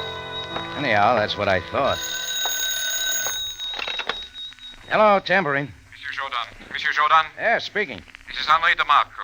Oh, what can I do for you, Mr. Demarco? It is about the photographic postcards of the Tambourine which you ordered from me. They are now ready. Oh, well, thanks for calling. You will come and get them now? Oh, no special rush, Mr. DeMarco. I still got a few on hand. Monsieur Jordan? Yeah? Could you possibly come to my shop and pick them up right away? You mean tonight? Yes, tonight. Well, I suppose I could if it's necessary. Then I will expect you, Monsieur Jordan. I will expect you very shortly. The click on the line told me he'd suddenly hung up. Well, maybe he just needed the money real quick, something like that. DeMarco had done my work for the past couple of years. Mail home picture postcards of the Tambourine that I kept up front for the tourists. And we'd come to know each other pretty well. So I decided I'd better drive over and see him. It took me into one of the sections of Cairo where the poorer Europeans live. I parked under a dim street lamp and walked down a dark passageway to his little photographic shop where I got my first surprise. The lights were out and the front door was locked. So I moved around, tried the back door. It was locked, too. That's when I heard it. A sharp chopping sound from inside. Getting to a low window, I peered in and made out the shadow of a man swinging away with an axe, hacking DeMarco's shop to pieces. I gave the window a couple of shoves. It slid up, and I went in to see what I could do about it. He whirled as he saw me, lunged and swung down with a hatchet. I ducked and then piled in, grabbing for his arms. He twisted half around, and I hung on, staying in close. He tried again. I half blocked his swing, but